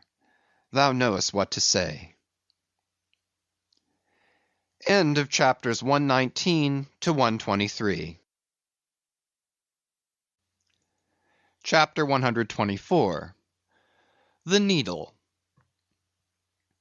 Next morning, the not yet subsided sea rolled in long, slow billows of mighty bulk, and striving in the Pequod's gurgling track, pushed her on like giants' palms outspread. The strong, unstaggering breeze abounded so, that sky and air seemed vast outbellying sails; the whole world boomed before the wind. Muffled in the full morning light, the invisible sun was only known by the spread intensity of his place, where his bayonet rays moved on in stacks. Emblazonings as of crowned Babylonian kings and queens reigned over everything. The sea was as a crucible of molten gold that bubblingly leaps with light and heat. Long maintaining an enchanted silence, Ahab stood apart, and every time the teetering ship loweringly pitched down her bowsprit, he turned to eye the bright sun's rays produced ahead; and when she profoundly settled by the stern, he turned behind and saw the sun's rearward place, and how the same yellow rays were blending with his undeviating wake. Ha! ha! my ship, thou mightest well be taken now for the sea chariot of the sun.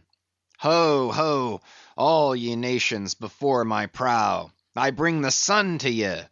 Yoke on the further billows, hallo! A tandem, I drive the sea. But suddenly, reined back by some counter thought, he hurried towards the helm, huskily demanding how the ship was heading. "East sou east, sir," said the frightened steersman. "Thou liest," smiting him with his clenched fist. "Heading east at this hour in the morning, and the sun astern." Upon this every soul was confounded, for the phenomenon just then observed by Ahab had unaccountably escaped every one else, but its very blinding palpableness must have been the cause. Thrusting his head halfway into the binnacle, Ahab caught one glimpse of the compasses; his uplifted arm slowly fell; for a moment he almost seemed to stagger. Standing behind him, Starbuck looked, and lo! the two compasses pointed east, and the Pequod was as infallibly going west. But ere the first wild alarm could get out abroad among the crew, the old man, with a rigid laugh, exclaimed, "I have it! It has happened before. Mr. Starbuck, last night's thunder turned our compasses, that's all. Thou hast before now heard of such a thing, I take it?" "Aye, but never before has it happened to me, sir," said the pale mate, gloomily. Here it must needs be said, that accidents like this have in more than one case occurred to ships in violent storms. The magnetic energy, as developed in the mariner's needle, is, as all know, essentially one with the electricity beheld in heaven. Hence it is not to be much marvelled at that such things should be. Instances where the lightning has actually struck the vessel, so as to smite down some of the spars and rigging, the effect upon the needle has at times been still more fatal, all its lodestone virtue being annihilated; so that the before magnetic steel was of no more use than an old wife's knitting needle. But in either case the needle never again of itself recovers the original virtue thus marred or lost; and if the binnacle compasses be affected, the same fate reaches all the others that may be in the ship, even were the lowermost one inserted into the kelson. Deliberately standing before the binnacle, and eyeing the transpointed compasses, the old man, with the sharp of his extended hand, now took the precise bearing of the sun, and satisfied that the needles were exactly inverted, shouted out his orders for the ship's course to be changed accordingly. The yards were hard up, and once more the Pequod thrust her undaunted bows into the opposing wind, for the supposed fair one had only been juggling her. Meanwhile, whatever were his own secret thoughts, Starbuck said nothing, but quietly he issued all requisite orders, while Stubb and Flask, who in some small degree seemed then to be sharing his feelings, likewise unmurmuringly acquiesced. As for the men, though some of them lowly rumbled, their fear of Ahab was greater than their fear of fate. But as ever before, the pagan harpooneers remained almost wholly unimpressed, or if impressed, it was only with a certain magnetism shot into their congenial hearts from inflexible Ahab's. For a space the old man walked the deck in rolling reveries, but chancing to slip with his ivory heel, he saw the crushed copper sight tubes of the quadrant he had the day before dashed to the deck. Thou poor, proud heaven-gazer and sun's pilot, yesterday I wrecked thee, and today the compasses would fain have wrecked me. So. But Ahab is lord over the level lodestone yet. Mr. Starbuck, a lance without a pole, a top-maul, and the smallest of the sailmaker's needles. Quick! Accessory, perhaps, to the impulse dictating the thing he was now about to do, were certain prudential motives, whose object might have been to revive the spirits of his crew by a stroke of his subtle skill in a matter so wondrous as that of the inverted compasses. Besides, the old man well knew that to steer by transpointed needles, though clumsily practicable, was not a thing to be passed over by superstitious sailors without some shudderings and evil portents. Men, said he, steadily turning upon the crew as the mate handed him the things he had demanded. My men, the thunder turned old Ahab's needles, but out of this bit of steel Ahab can make one of his own that will point as true as any. Abashed glances of servile wonder were exchanged by the sailors as this was said, and with fascinated eyes they awaited whatever magic might follow. But Starbuck looked away. With a blow from the top-maul, Ahab knocked off the steel head of the lance, and then handing to the mate the long iron rod remaining, bade him hold it upright, without its touching the deck. Then, with the maul, after repeatedly smiting the upper end of this iron rod, he placed the blunted needle endwise on top of it, and less strongly hammered that several times, the mate still holding the rod as before.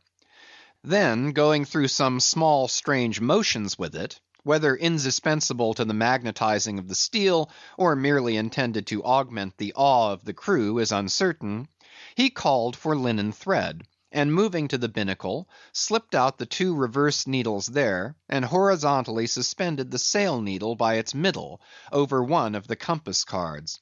At first the steel went round and round, quivering and vibrating at either end, but at last it settled to its place, when Ahab, who had been intently watching for this result, stepped frankly back from the binnacle, and pointing his stretched arm towards it, exclaimed, Look ye for yourselves if Ahab be not lord of the level lodestone. The sun is east, and that compass swears it. One after another they peered in, for nothing but their own eyes could persuade such ignorance as theirs, and one after another they slunk away. In his fiery eyes of scorn and triumph, you then saw Ahab in all his fatal pride. Chapter 125. The Log and Line. While now the fated Pequod had been so long afloat this voyage, the log and line had but very seldom been in use. Owing to a confident reliance on other means of determining the vessel's place, some merchantmen and many whalemen, especially when cruising, wholly neglect to heave the log, though at the same time, and frequently more for form's sake than anything else, regularly putting down upon the customary slate the course steered by the ship, as well as the presumed average rate of progression every hour. It had thus been with the Pequod. The wooden reel, an angular log attached, hung, long untouched, just beneath the railing of the after bulwarks. Rains and spray had damped it, sun and wind had warped it, all the elements had combined to rot a thing that hung so idly. But heedless of all this, his mood seized Ahab, as he happened to glance upon the reel not many hours after the magnet scene, and he remembered how his quadrant was no more, and recalled his frantic oath about the level log and line. The ship was sailing plungingly, astern the billows rolled in riots. "Forward there! Heave the log!" Two seamen came, the golden-hued Tahitian and the grizzly Manxman. "Take the reel, one of ye. I'll heave." They went towards the extreme stern on the ship's lee side, where the deck, with the oblique energy of the wind, was now almost dipping into the creamy, sidelong rushing sea. The Manxman took the reel, and holding it high up by the projecting handle ends of the spindle, round which the spool of line revolved, so stood with the angular log hanging downwards, till Ahab advanced to him. Ahab stood before him, and was lightly unwinding some 30 or 40 turns to form a preliminary hand coil to toss overboard, when the old Manxman, who was intently eyeing both him and the line, made bold to speak. "Sir, I mistrust it. This line looks far gone. Long heat and wet have spoiled it." "'Twill hold, old gentleman. Long heat and wet, have they spoiled thee? Thou seemst to hold.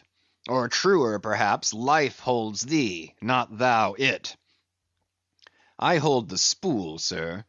But just as my captain says, with these grey hairs of mine, 'tis not worth while disputing, specially with a superior, who'll ne'er confess. What's that? There now's a patched professor in Queen Nature's granite-founded college, but methinks he's too subservient. Where wert thou born?" "In the little rocky Isle of Man, sir." "Excellent. Thou'st hit the world by that." "I know not, sir, but I was born there." "In the Isle of Man, hey? Well, the other way, it's good. Here's a man from man. A man born in once independent man, and now unmanned of man, which is sucked in. By what? Up with the reel. The dead blind wall butts all inquiring heads at last. Up with it, so." The log was heaved. The loose coils rapidly straightened out in a long, dragging line astern, and then, instantly, the reel began to whirl. In turns, jerkingly raised and lowered by the rolling billows, the towing resistance of the log caused the old reelman to stagger strangely. "Hold hard!" Snap! The overstrained line sagged down in one long festoon. The tugging log was gone. "I crush the quadrant. The thunder turns the needles, and now the mad sea parts the log line. But Ahab can mend all. Haul in there, Tahitian. Reel up, Manxman. And look ye, let the carpenter make another log, and mend thou the line. See to it." There he goes now. To him nothing's happened, but to me the skewer seems loosening out of the middle of the world. Haul in, Tahitian. These lines run whole and whirling out, come in broken and dragging slow. Ha, Pip! Come to help, eh, Pip? "Pip? Whom call ye Pip? Pip jumped from the whale-boat. Pip's missing. Let's see now if you haven't fished him up here, fisherman. It drags hard. I guess he's holding on. Jerk him, Tahiti. Jerk him off. We haul in no cowards here. Ho! There's his arm just breaking water. A hatchet! A hatchet! Cut it off. We haul in no cowards here. Captain Ahab, sir, here's Pip, trying to get on board again." "Peace, thou crazy loon!" cried the Manxman, seizing him by the arm. "Away from the quarter-deck." "The greater idiot ever scolds the lesser," muttered Ahab, advancing. Hands off from that holiness. Where sayest thou Pip was, boy? Astern there, sir, astern. Low, low. And who art thou, boy? I see not my reflection in the vacant pupils of thy eyes. O God, that man should be a thing for immortal souls to sieve through. Who art thou, boy? Bell boy, sir. Ship's crier. Ding, dong, ding. Pip, pip, pip. 100 pounds of clay reward for Pip. 5 feet high. Looks cowardly. Quickest known by that. Ding, dong, ding. Who's seen Pip, the coward? There can be no hearts above the snow line. Oh, ye frozen heavens, look down here. Ye did beget this luckless child, and have abandoned him, ye creative libertines. Here, boy, Ahab's cabin shall be Pip's home henceforth, while Ahab lives. Thou touchest my innermost centre, boy. Thou art tied to me by cords woven of my heartstrings. Come, let's down. What's this? Here's velvet shark skin. Intently gazing at Ahab's hand and feeling it. Ah, now, had poor Pip but felt so kind a thing as this, perhaps he had ne'er been lost. This seems to me, sir, as a man-rope, something that weak souls may hold by. Oh, sir, let old Perth now come and rivet these 2 hands together, the black one with the white, for I will not let this go. Oh, boy, nor will I thee, unless I should thereby drag thee to worse horrors than are here. Come then to my cabin. Lo, ye believers in God's all goodness, and in man all ill. Lo you, see the omniscient gods oblivious of suffering man, and man, though idiotic, and knowing not what he does, yet full of the sweet things of love and gratitude. Come, I feel prouder leading thee by thy black hand, than though I had grasped an emperor's. There go 2 daft ones now, muttered the old Manxman. One daft with strength, the other daft with weakness. But here's the end of the rotten line, all dripping too. Mend it, eh? I think we had best have a new line altogether. I'll see Mr. Stubb about it. Chapter 126. The Life-Buoy. Steering now southeastward by Ahab's levelled steel, and her progress solely determined by Ahab's level log and line, the Pequod held on her path towards the equator. Making so long a passage through such unfrequented waters, descrying no ships, and ere long sideways impelled by unvarying trade winds, over waves monotonously mild, all these seemed the strange calm things preluding some riotous and desperate scene.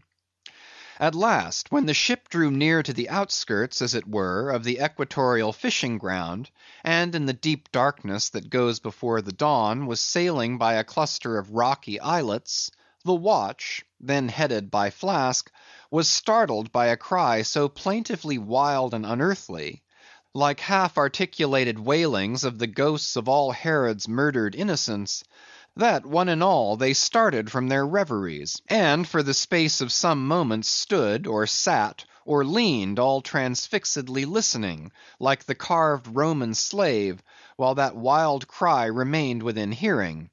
The Christian or civilized part of the crew said it was mermaids, and shuddered, but the pagan harpooneers remained unappalled. Yet the grey Manxman, the oldest mariner of all, declared that the wild thrilling sounds that were heard were the voices of newly drowned men in the sea. Below, in his hammock, Ahab did not hear of this till grey dawn, when he came to the deck. It was then recounted to him by Flask, not unaccompanied with hinted dark meanings. He hollowly laughed, and thus explained the wonder. Those rocky islands the ship had passed were the resort of great numbers of seals, and some young seals that had lost their dams, or some dams that had lost their cubs, must have risen nigh the ship and kept company with her, crying and sobbing with their human sort of wail. But this only the more affected some of them, because most mariners cherish a very superstitious feeling about seals, arising not only from their peculiar tones when in distress, but also from the human look of their round heads and semi-intelligent faces, seen peeringly uprising from the water alongside. In the sea, under certain circumstances, seals have more than once been mistaken for men. But the bodings of the crew were destined to receive a most plausible confirmation in the fate of one of their number that morning. At sunrise, this man went from his hammock to the masthead at the fore, and whether it was that he had not yet half waked from his sleep, for sailors sometimes go aloft in a transition state, whether it was thus with the man, there is now no telling, but be that as it may, he had not been long at his perch when a cry was heard, a cry and a rushing, and looking up they saw a falling phantom in the air, and looking down, a little tossed heap of white bubbles in the blue of the sea. The Life-Buoy, a long slender cask, was dropped from the stern, where it always hung obedient to a cunning spring, but no hand rose to seize it, and the sun having long beat upon this cask, it had shrunken, so that it slowly filled, and that parched wood also filled at its every pore, and the studded iron-bound cask followed the sailor to the bottom, as if to yield him his pillow, though in sooth but a hard one. And thus the first man of the Pequod that mounted the mast to look out for the white whale, on the white whale's own peculiar ground, that man was swallowed up in the deep. But few perhaps thought of that at the time. Indeed, in some sort they were not grieved at this event, at least as a portent, for they regarded it not as a foreshadowing of evil in the future, but as the fulfillment of an evil already presaged. They declared that now they knew the reason of those wild shrieks they had heard the night before. But again the old Manxman said nay.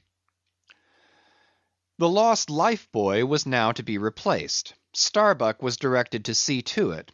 But as no cask of sufficient lightness could be found, and as in the feverish eagerness of what seemed the approaching crisis of the voyage, all hands were impatient of any toil but what was directly connected with its final end, whatever that might prove to be, therefore they were going to leave the ship's stern unprovided with a buoy, when by certain strange signs and innuendos, Queequeg hinted a hint concerning his coffin. "A Life-Buoy of a coffin!" cried Starbuck, starting. "Rather queer that, I should say," said Stubb. "It will make a good enough one," said Flask. "The carpenter here can arrange it easily." "Bring it up; there's nothing else for it," said Starbuck, after a melancholy pause. "Rig it, carpenter. Do not look at me so; the coffin, I mean. Dost thou hear me? Rig it." "And shall I nail down the lid, sir?" moving his hand as with a hammer. "Aye." "And shall I caulk the seams, sir?" moving his hand as with a caulking iron. "Aye." "And shall I then pay over the same with pitch, sir?" moving his hand as with a pitch-pot. "Away! What possesses thee to this? Make a Life-Buoy of the coffin, and no more. Mr. Stubb, Mr. Flask, come forward with me." Off he goes in a huff. The whole he can endure, at the parts he balks. Now I don't like this. I make a leg for Captain Ahab, and he wears it like a gentleman. But I make a bandbox for Queequeg, and he won't put his head into it. Are all my pains to go for nothing with that coffin? And now I'm ordered to make a Life-Buoy of it. It's like turning an old coat. Going to bring the flesh on the other side now. I don't like this cobbling sort of business. I don't like it at all. It's undignified. It's not my place. Let tinkers' brats do tinkerings. We are their betters. I like to take in hand none but clean, virgin, fair and square mathematical jobs. Something that regularly begins at the beginning, and is at the middle when midway, and comes to an end at the conclusion. Not a cobbler's job that's at an end in the middle, and at the beginning at the end. It's the old woman's tricks to be giving cobbling jobs. Lord, What an affection all women have for tinkers. I know an old woman of 65 who ran away with a bald-headed young tinker once. And that's the reason I never would work for lonely widow old women ashore when I kept my job shop in the vineyards. They might have taken it into their lonely old heads to run off with me. But hi-ho, there are no caps at sea but snow caps. Let me see. Nail down the lid, caulk the seams, pay over the same with pitch, batten them down tight, and hang it with the snap spring over the ship's stern. Were ever such things done before with a coffin? Some superstitious old carpenters now would be tied up in the rigging ere they would do the job. But I'm made of knotty aroostook hemlock. I don't budge. Cruppered with a coffin, sailing about with a graveyard tray. But never mind.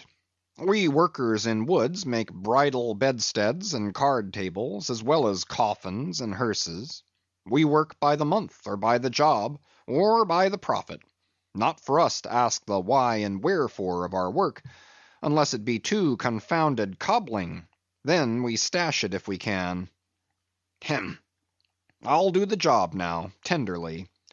I'll have me, let's see, how many in the ship's company, all told, but I've forgotten. Anyway, I'll have me 30 separate Turk's-headed lifelines, each 3 feet long, hanging all round the coffin. Then, if the hull go down, there'll be 30 lively fellows all fighting for one coffin, a sight not seen very often beneath the sun. Come, hammer, caulking iron, pitch pot, and marling spike. Let's to it. Chapter 127. The Deck. The coffin laid upon 2 line tubs, between the vice bench and the open hatchway, the carpenter caulking its seams, the string of twisted oakum slowly unwinding from a large roll of it placed in the bosom of his frock. Ahab comes slowly from the cabin gangway, and hears Pip following him. Back, lad. I will be with you again presently. He goes. Not this hand complies with my humor more genially than that boy. Middle aisle of a church. What's here? Life-Buoy, sir. Mr. Starbuck's orders. Oh, look, sir, beware the hatchway. Thank ye, man. Thy coffin lies handy to the vault. Sir? The hatchway. Oh, so it does, sir, so it does. Art thou not the leg maker? Look, did not this stump come from thy shop? I believe it did, sir. Does the ferrule stand, sir? Well enough. But art thou not also the undertaker? Aye, sir. I patched up this thing here as a coffin for Queequeg, but they've set me now to turning it into something else. Then tell me, art thou not an arrant, all-grasping, intermeddling, monopolizing, heathenish old scamp, to be one day making legs, and the next day coffins to clap them in, and yet again life-buoys out of those same coffins? Thou art as unprincipled as the gods, and as much of a jack of all trades. But I do not mean anything, sir. I do as I do. The gods again. Hark ye! Dost thou not ever sing working about a coffin? The Titans, they say, hummed snatches when chipping out the craters for volcanoes, and the grave digger in the play sings, spade in hand. Dost thou never? Sing, sir. Do I sing? Oh, I'm indifferent enough, sir, for that. But the reason why the grave digger made music must have been because there was none in his spade, sir. But the caulking mallet is full of it. Hark to it. Aye, and that's because the lid there's a sounding board. And what in all things makes the sounding board is this: there's naught beneath. And yet a coffin with a body in it rings pretty much the same, carpenter. Hast thou ever helped carry a bier, and heard the coffin knock against the churchyard gate going in? Faith, sir, I've... Faith? What's that? Why, faith, sir, it's only a sort of exclamation like. That's all, sir. Go on. I was about to say, sir, that... Art thou a silkworm? Dost thou spin thy own shroud out of thyself? Look at thy bosom. Dispatch and get these traps out of sight. He goes aft. That was sudden now. But squalls come sudden in hot latitudes. I've heard that the Isle of Albemarle, one of the Galapagos, is cut by the equator right in the middle. It seems to me some sort of equator cuts yon old man, too, right in his middle. He's always under the line. Fiery hot, I tell ye. He's looking this way. Come, Oakum, quick. Here we go again. This wooden mallet is the cork, and I'm the professor of musical glasses. Tap, tap. Ahab to himself. There's a sight. There's a sound. The grey-headed woodpecker tapping the hollow tree. Blind and dumb might well be envied now. See, that thing rests on two line tubs full of tow lines. A most malicious wag, that fellow. Rat, tat, so man's seconds tick. Oh, how immaterial are all materials! What things real are there but imponderable thoughts? Here now's the very dreaded symbol of grim death, by a mere hap made the expressive sign of the help and hope of most endangered life. A life-buoy of a coffin. Does it go further? Can it be that in some spiritual sense, the coffin is, after all, but an immortality preserver? I'll think of that. But no. So far gone am I in the dark side of earth, that its other side, the theoretic bright one, seems but uncertain twilight to me. Will ye never have done, carpenter, with that accursed sound? I go below. Let me not see that thing here when I return again. Now then, Pip, we'll talk this over. I do suck most wondrous philosophies from thee. Some unknown conduits from the unknown worlds must empty into thee. End of chapters 124 to 127. Chapter 128. The Pequod meets the Rachel. Next day a large ship, the Rachel, was descried, bearing directly down upon the Pequod, all her spars thickly clustering with men. At the time the Pequod was making good speed through the water, but as the broad-winged windward stranger shot nigh to her, the boastful sails all fell together as blank bladders that are burst, and all life fled from the smitten hull. "Bad news, she brings bad news," muttered the old Manxman. But ere her commander, who with trumpet to mouth stood up in his boat, ere he could hopefully hail, Ahab's voice was heard. "Hast seen the white whale?" "Aye, yesterday. Have you seen a whale-boat adrift?" Throttling his joy, Ahab negatively answered this unexpected question, and would have fain boarded the stranger, when the stranger captain himself, having stopped his vessel's way, was seen descending her side. A few keen pulls, and his boat-hook soon clinched the Pequod's main chains, and he sprang to the deck. Immediately he was recognized by Ahab for a Nantucketer he knew, but no formal salutation was exchanged. "Where was he? Not killed? Not killed?" cried Ahab, closely advancing. "How was it?"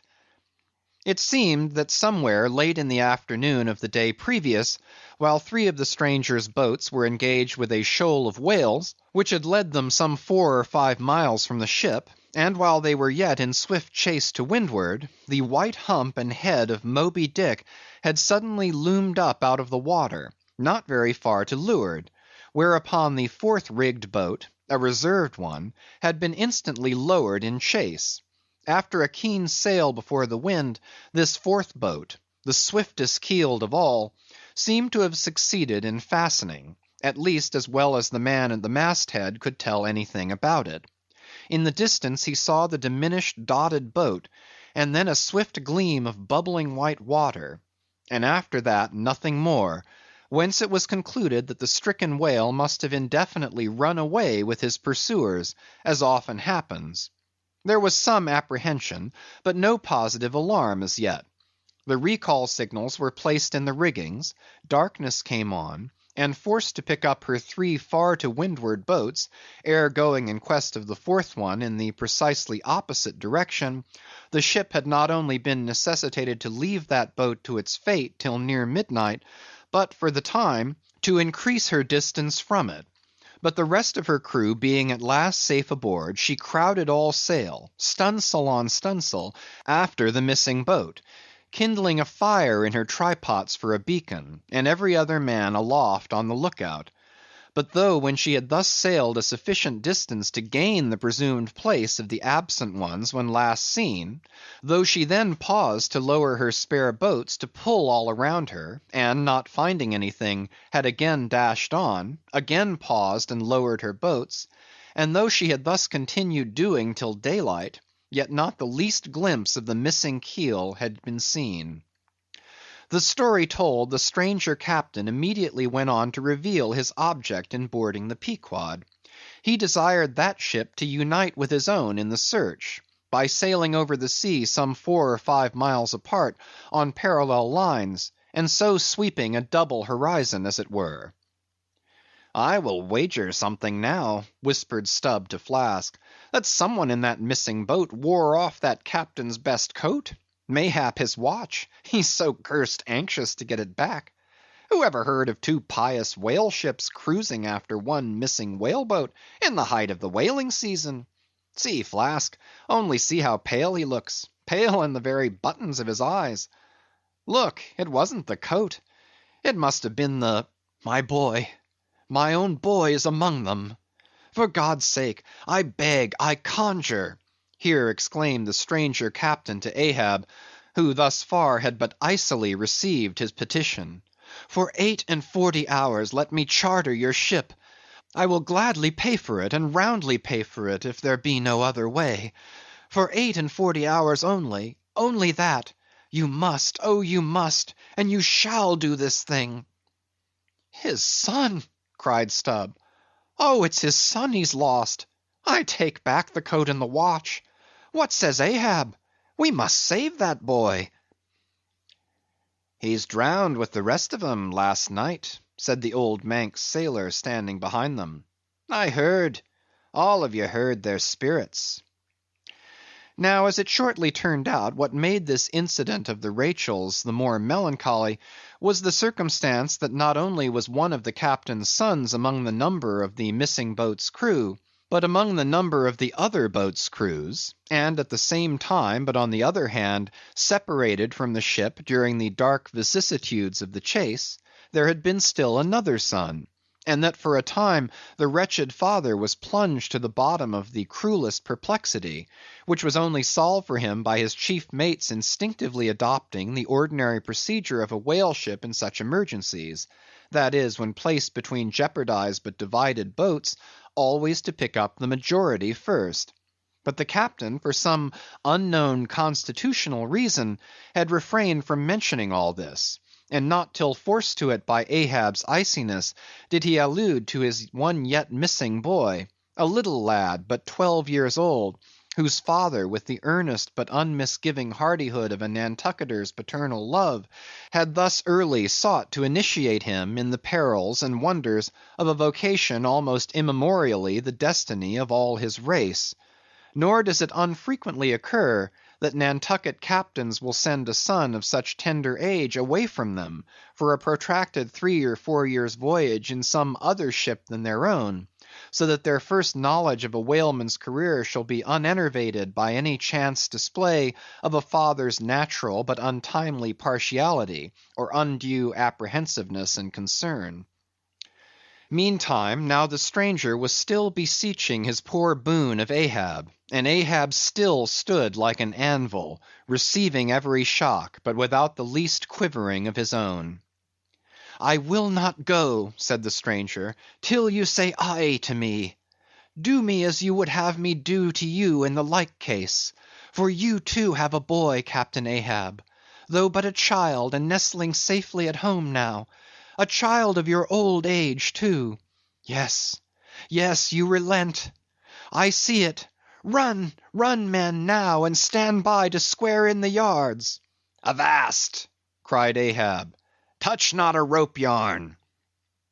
Then in a voice that prolongingly moulded every word, Captain Gardner, I will not do it.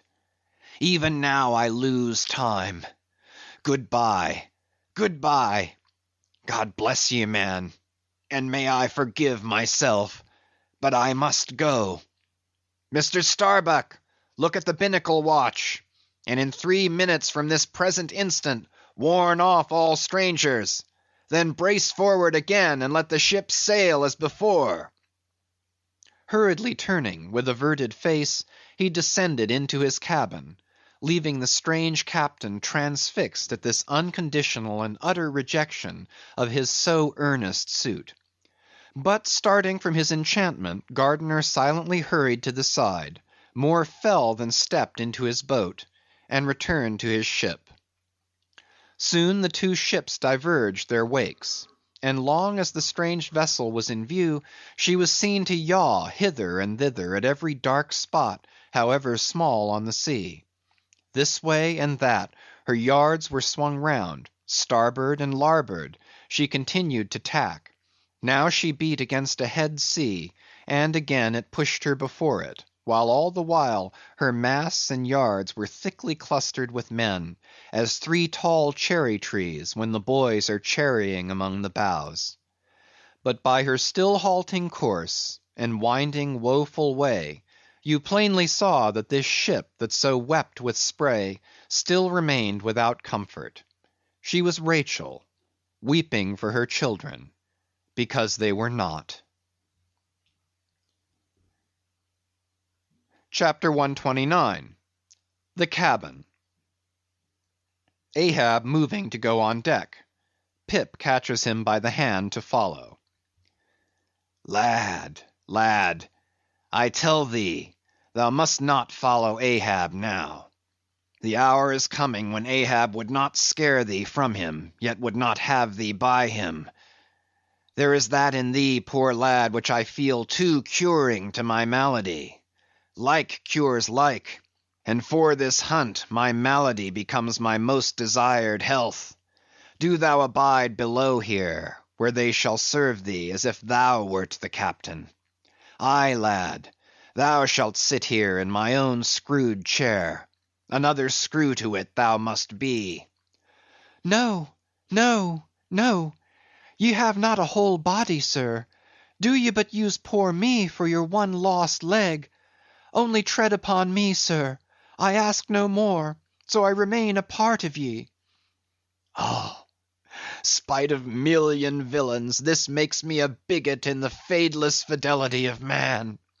And a black, and crazy. But methinks like cures like applies to him too. He grows so sane again. They tell me, sir, that Stubb did once desert poor little Pip, whose drowned bones now show white for all the blackness of his living skin. But I will never desert ye, sir, as Stubb did him. Sir, I must go with ye. If thou speakest thus to me much more, Ahab's purpose keels up in him. I tell thee no, it cannot be. Oh, good master, master, master. Weep so, and I will murder thee. Have a care, for Ahab too is mad. Listen, and thou wilt often hear my ivory foot upon the deck, and still know that I am there. And now I quit thee. Thy hand met. True art thou, lad, as the circumference to its centre. So God for ever bless thee, and if it come to that, God for ever save thee, let what will befall. Ahab goes. Pip steps one step forward. Here he this instant stood. I stand in his air, but I'm alone. Now were even poor Pip here I could endure it, but he's missing. Pip, Pip, ding dong ding, who's seen Pip? He must be up here, let's try the door. What? Neither lock, nor bolt, nor bar, and yet there's no opening it. It must be the spell. He told me to stay here, aye, and told me this screwed chair was mine. Here then, I'll seat me against the transom, in the ship's full middle, all her keel and her 3 masts before me. Here our old sailors say, in their black 74s great admirals sometimes sit at table and lord it over rows of captains and lieutenants. Huh, what's this? Epaulets, epaulets, the epaulets all come crowding. Pass round the decanters, glad to see ye, fill up, messieurs. What an odd feeling now, when a black boy's host to white men with gold lace upon their coats. Messieurs, have you seen one Pip? A little negro lad, 5 feet high, hang-dog look, and cowardly. Jumped from a whale-boat once. Seen him? No? Well then, fill up again, captains, and let's drink shame upon all cowards. I name no names. Shame upon them. Put one foot upon the table. Shame upon all cowards. Hist! Above there. I hear ivory. Oh, master, master, I am indeed downhearted when you walk over me. But here I'll stay, though this stern strikes rocks, and they bulge through, and oysters come to join me. Chapter 130. The Hat.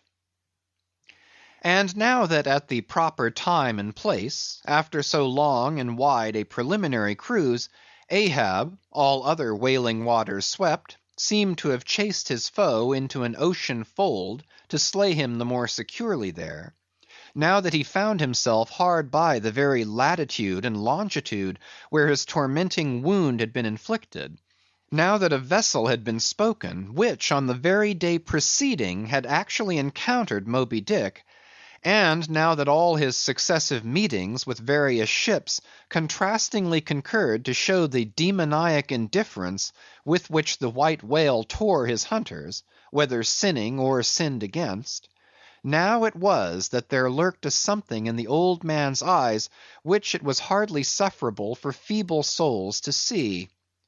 As the unsetting polar star, which through the livelong Arctic 6 months' night sustains its piercing, steady, central gaze, so Ahab's purpose now fixedly gleamed down upon the constant midnight of the gloomy crew. It domineered above them so, that all their bodings, doubts, misgivings, fears, were fain to hide beneath their souls, and not sprout forth a single spear or leaf. In this foreshadowing interval, too, all humor, forced or natural, vanished. Stubb no more strove to raise a smile. Starbuck no more strove to check one. Alike joy and sorrow, hope and fear, seemed ground to finest dust, and powdered for the time in the clamped mortar of Ahab's iron soul. Like machines, they dumbly moved about the deck, ever conscious that the old man's despot eye was on them. But did you deeply scan him in his more secret confidential hours, when he thought no glance but one was on him, then you would have seen that even as Ahab's eyes so awed the crew's, the inscrutable Parsee's glance awed his, or somehow at least in some wild way at times affected it. Such an added, gliding strangeness began to invest the thin Fedallah now, such ceaseless shuddering shook him, that the men looked dubious at him, half uncertain, as it seemed, whether indeed he were a mortal substance, or else a tremulous shadow cast upon the deck by some unseen being's body. And that shadow was always hovering there. For not by night even had Fedallah ever certainly been known to slumber, or go below. He would stand still for hours, but never sat or leaned. His wan but wondrous eyes did plainly say, We two watchmen never rest.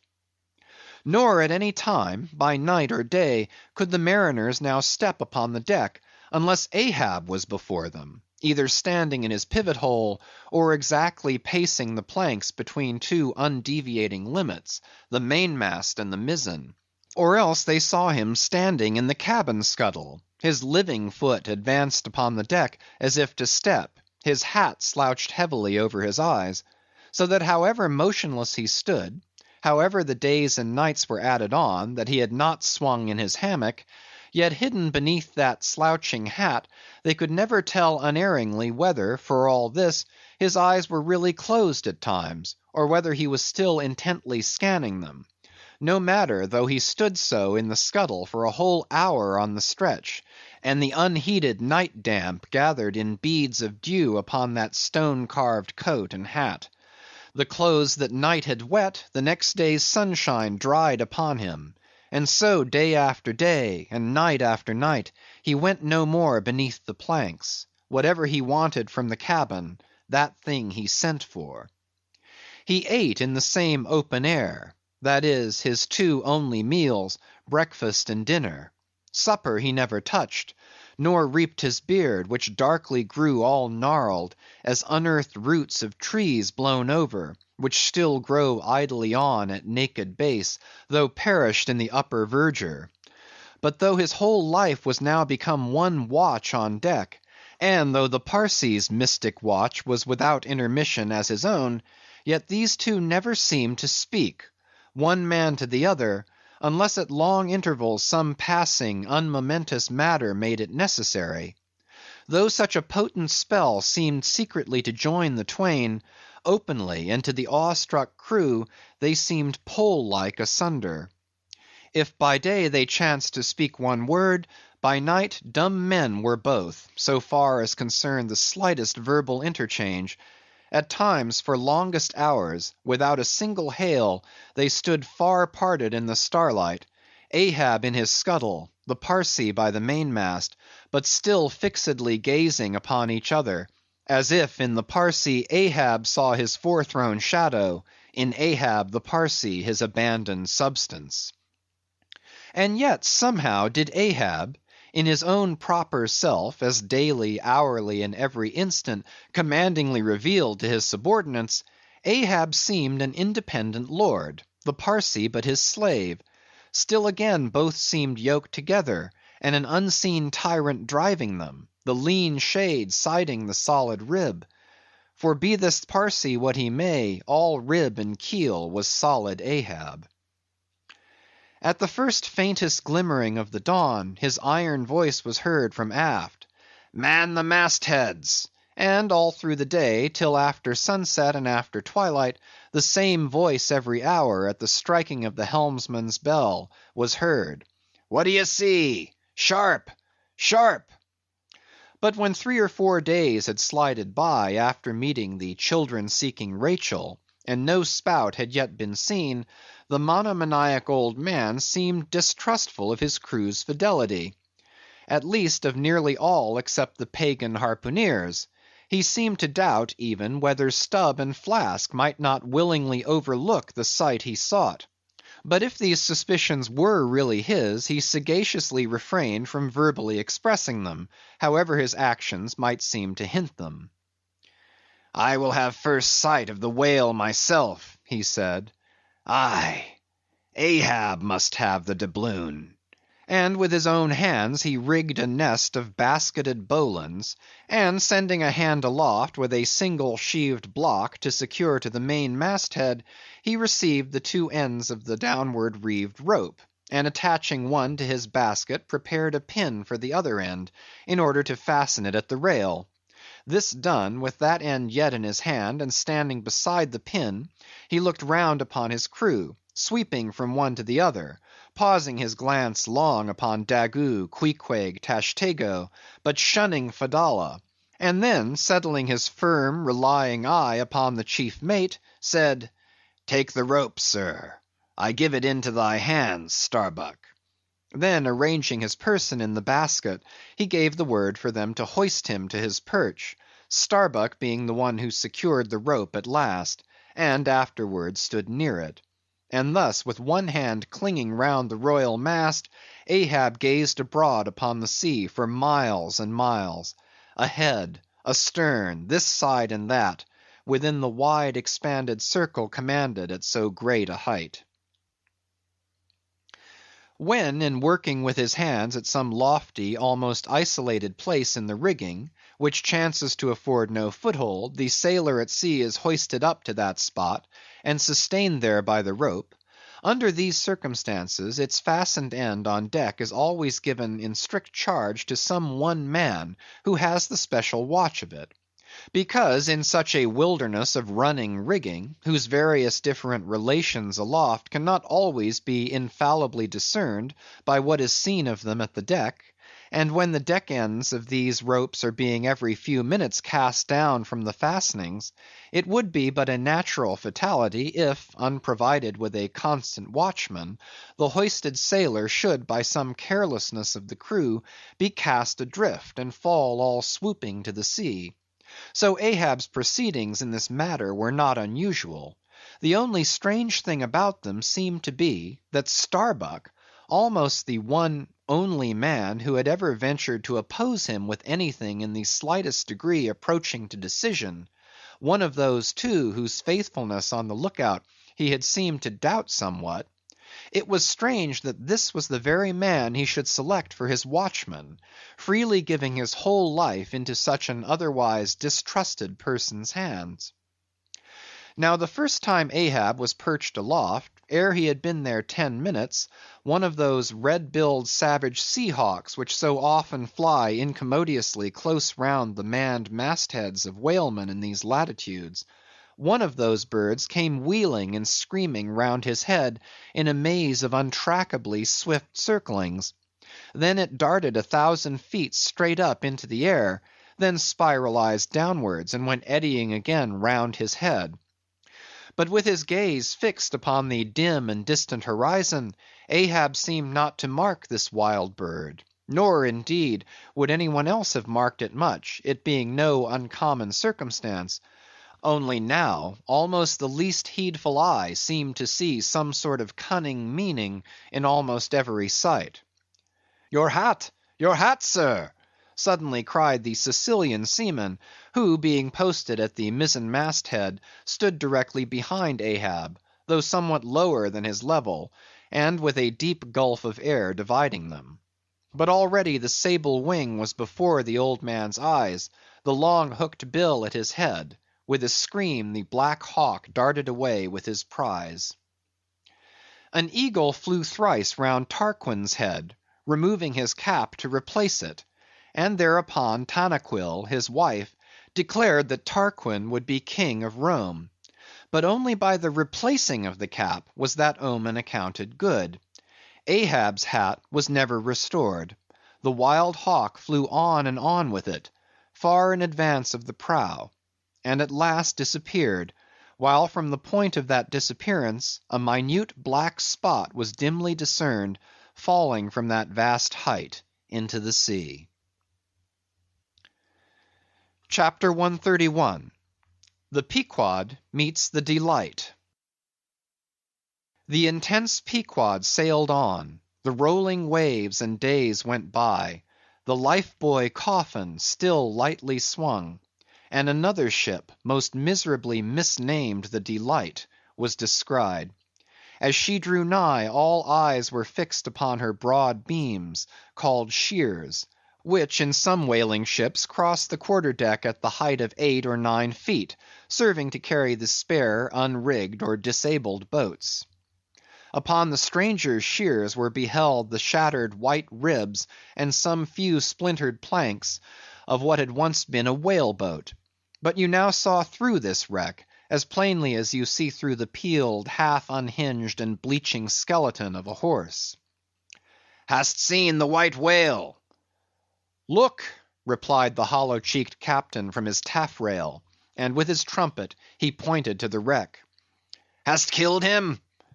"The harpoon is not yet forged that will ever do that," answered the other, sadly glancing upon a rounded hammock on the deck, whose gathered sides some noiseless sailors were busy in sewing together. "Not forged!" And snatching Perth's levelled iron from the crotch, Ahab held it out, exclaiming, "Look ye, Nantucketer! Here in this hand I hold his death. Tempered in blood, and tempered by lightning are these barbs, and I swear to temper them triply in that hot place behind the fin, where the white whale most feels his accursed life. Then God keep thee, old man. Seest thou that?" pointing to the hammock. "I bury but one of 5 stout men, who were alive only yesterday, but were dead ere night. Only that one I bury. The rest were buried before they died. You sail upon their tomb." Then turning to his crew, "Are you ready there? Place the plank then on the rail and lift the body.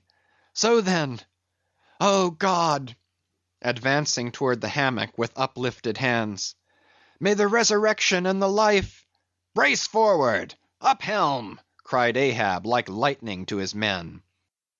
But the suddenly started Pequod was not quick enough to escape the sound of the splash that the corpse soon made as it struck the sea; not so quick indeed, but that some of the flying bubbles might have sprinkled her hull with their ghostly baptism.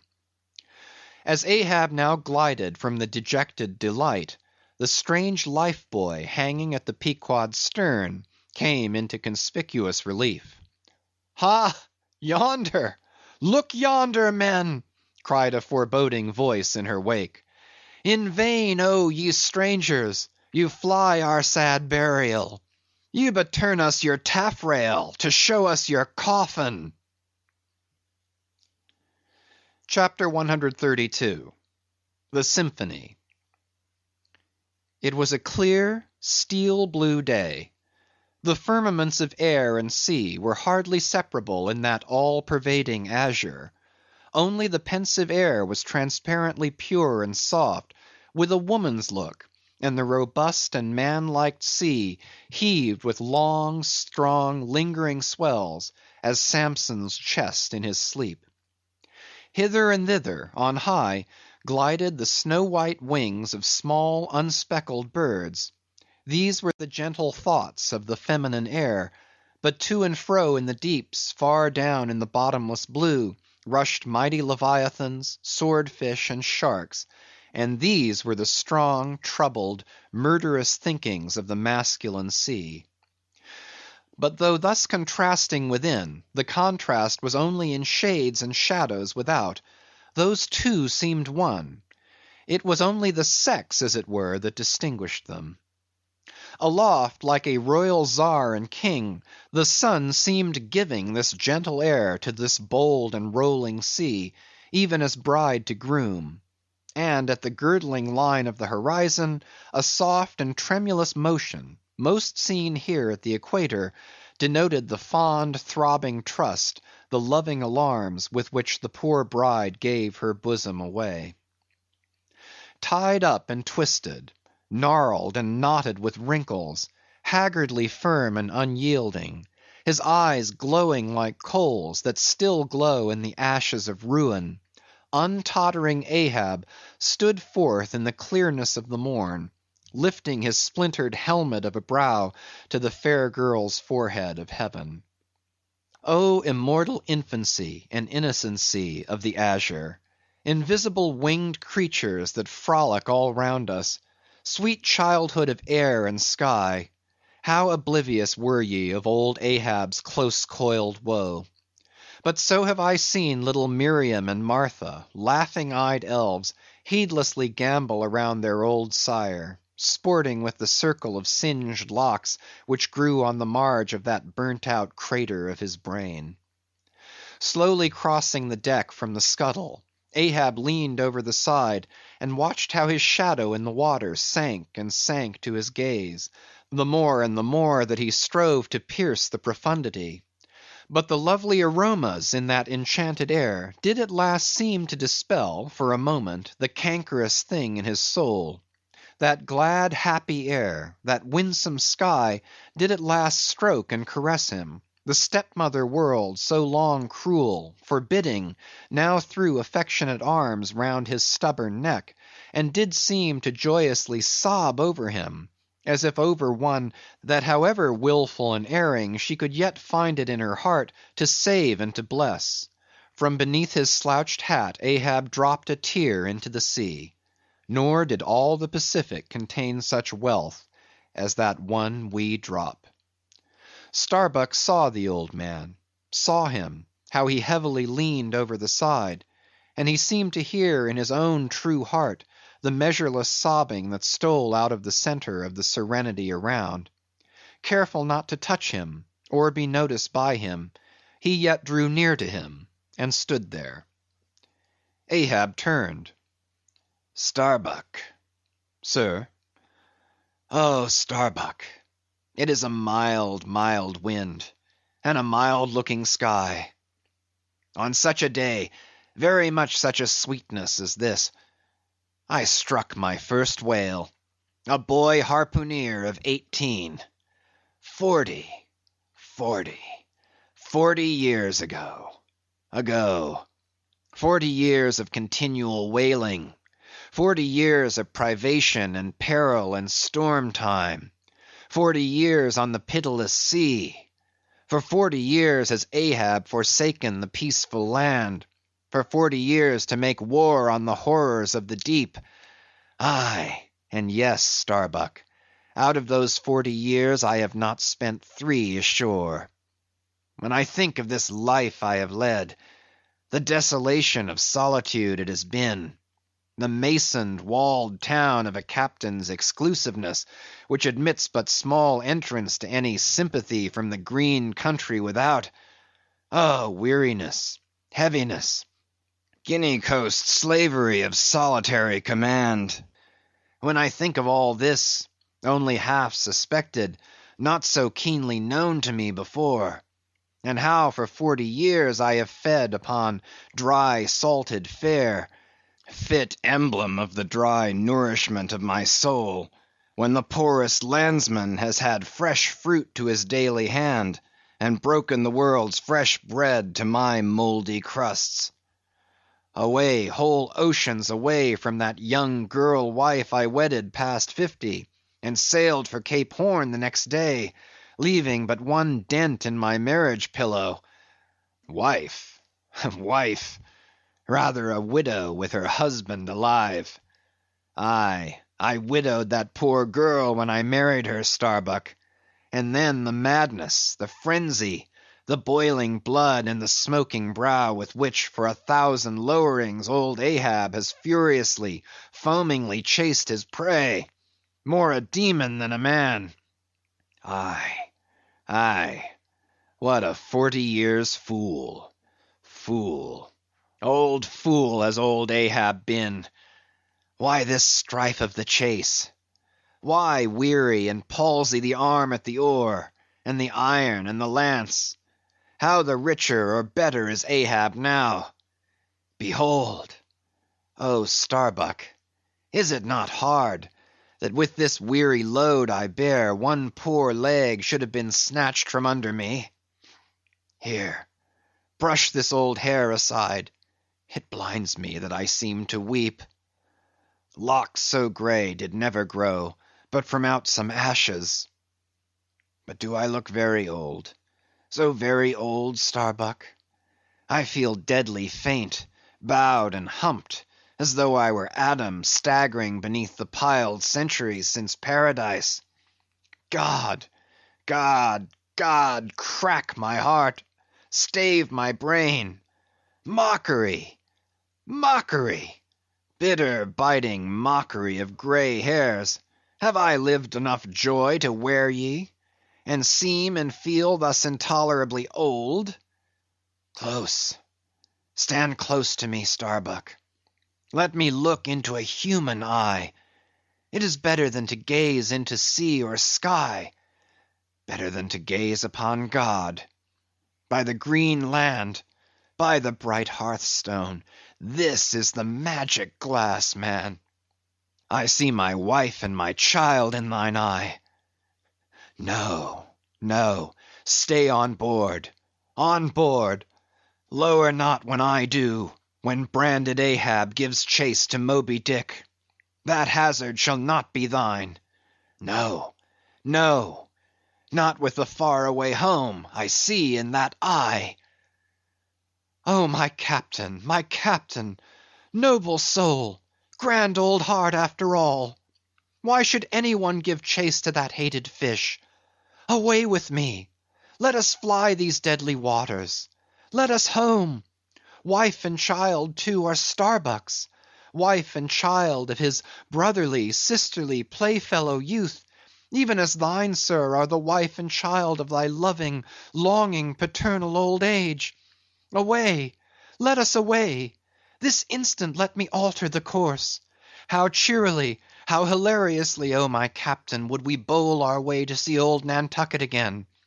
I think, sir, they have some such mild blue days, even as this in Nantucket. They have. I have seen them. Some summer days in the morning. About this time. Yes, it is his noon nap now. The boy vivaciously wakes, sits up in bed, and his mother tells him of me, of cannibal old me, how I am abroad upon the deep, but will yet come back to dance him again. 'Tis my Mary herself. She promised that my boy every morning should be carried to the hill to catch the first glimpse of his father's sail. Yes, no more. It is done. We head for Nantucket. Come, my captain, study out the course, and let us away. See, the boy's face from the window, the boy's hand on the hill. But Ahab's glance was averted. Like a blighted fruit tree he shook, and cast his last cindered apple to the soil. What is it? What nameless, inscrutable, unearthly thing is it? What cozening, hidden lord and master, and cruel, remorseless emperor commands me, that against all natural lovings and longings I so keep pushing and crowding and jamming myself on all the time, recklessly making me ready to do what in my own proper natural heart I durst not so much as dare? Is Ahab? Is it I, God, or who that lifts this arm? But if the great sun move not of himself, but is as an errand boy in the heaven, nor one single star can revolve but by some invisible power, then how can this one small heart beat, this one small brain think thoughts, unless God does that beating, does that thinking, does that living, and not I? By heaven, man, we are turned round and round in this world, like yonder windlass, and fate is the handspike. And all the time, lo, that smiling sky and this unsounded sea. Look, see yon albacore? Who put it into him to chase and fang that flying fish? Where do murderers go, man? Who's to doom when the judge himself is dragged to the bar? But it is a mild, mild wind, and a mild-looking sky, and the air smells now as if it blew from a far-away meadow. They have been making hay somewhere under the slopes of the Andes, Starbuck, and the mowers are sleeping among the new-mown hay. Sleeping! Aye, toil we how we may, we all sleep at last on the field. Sleep, aye, and rust amid greenness, as last year's scythes flung down and left in the half-cut swaths. Starbuck! But blanched to a corpse's hue with despair, the mate had stolen away. Ahab crossed the deck to gaze over on the other side, but started at two reflected, fixed eyes in the water there. Fedallah was motionlessly leaning over the same rail. End of chapters 128 to 132. Herman Melville, chapter 133. The Chase, First Day. That night in the mid-watch, when the old man, as his wont at intervals, stepped forth from the scuttle in which he leaned, and went to his pivot-hole, he suddenly thrust his face out fiercely, snuffing up the sea air as a sagacious ship's dog will in drawing nigh to some barbarous isle. He declared that a whale must be near. Soon that peculiar odor, sometimes to a great distance given forth by the living sperm whale, was palpable to all the watch; nor was any mariner surprised when, after inspecting the compass, and then the dog vane, and then ascertaining the precise bearing of the odor as nearly as possible, Ahab rapidly ordered the ship's course to be slightly altered, and the sail to be shortened. The acute policy dictating these movements was sufficiently vindicated at daybreak by the sight of a long sleek on the sea directly and lengthwise ahead, smooth as oil, and resembling in the pleated watery wrinkles bordering it, the polished metallic-like marks of some swift tide-rip at the mouth of a deep rapid stream. "Man the mastheads! Call all hands!" Thundering with the butts of 3 clubbed handspikes on the forecastle deck, Daggoo roused the sleepers with such judgment claps that they seemed to exhale from the scuttle, so instantaneously did they appear with their clothes in their hands. "What do you see?" cried Ahab, flattening his face to the sky.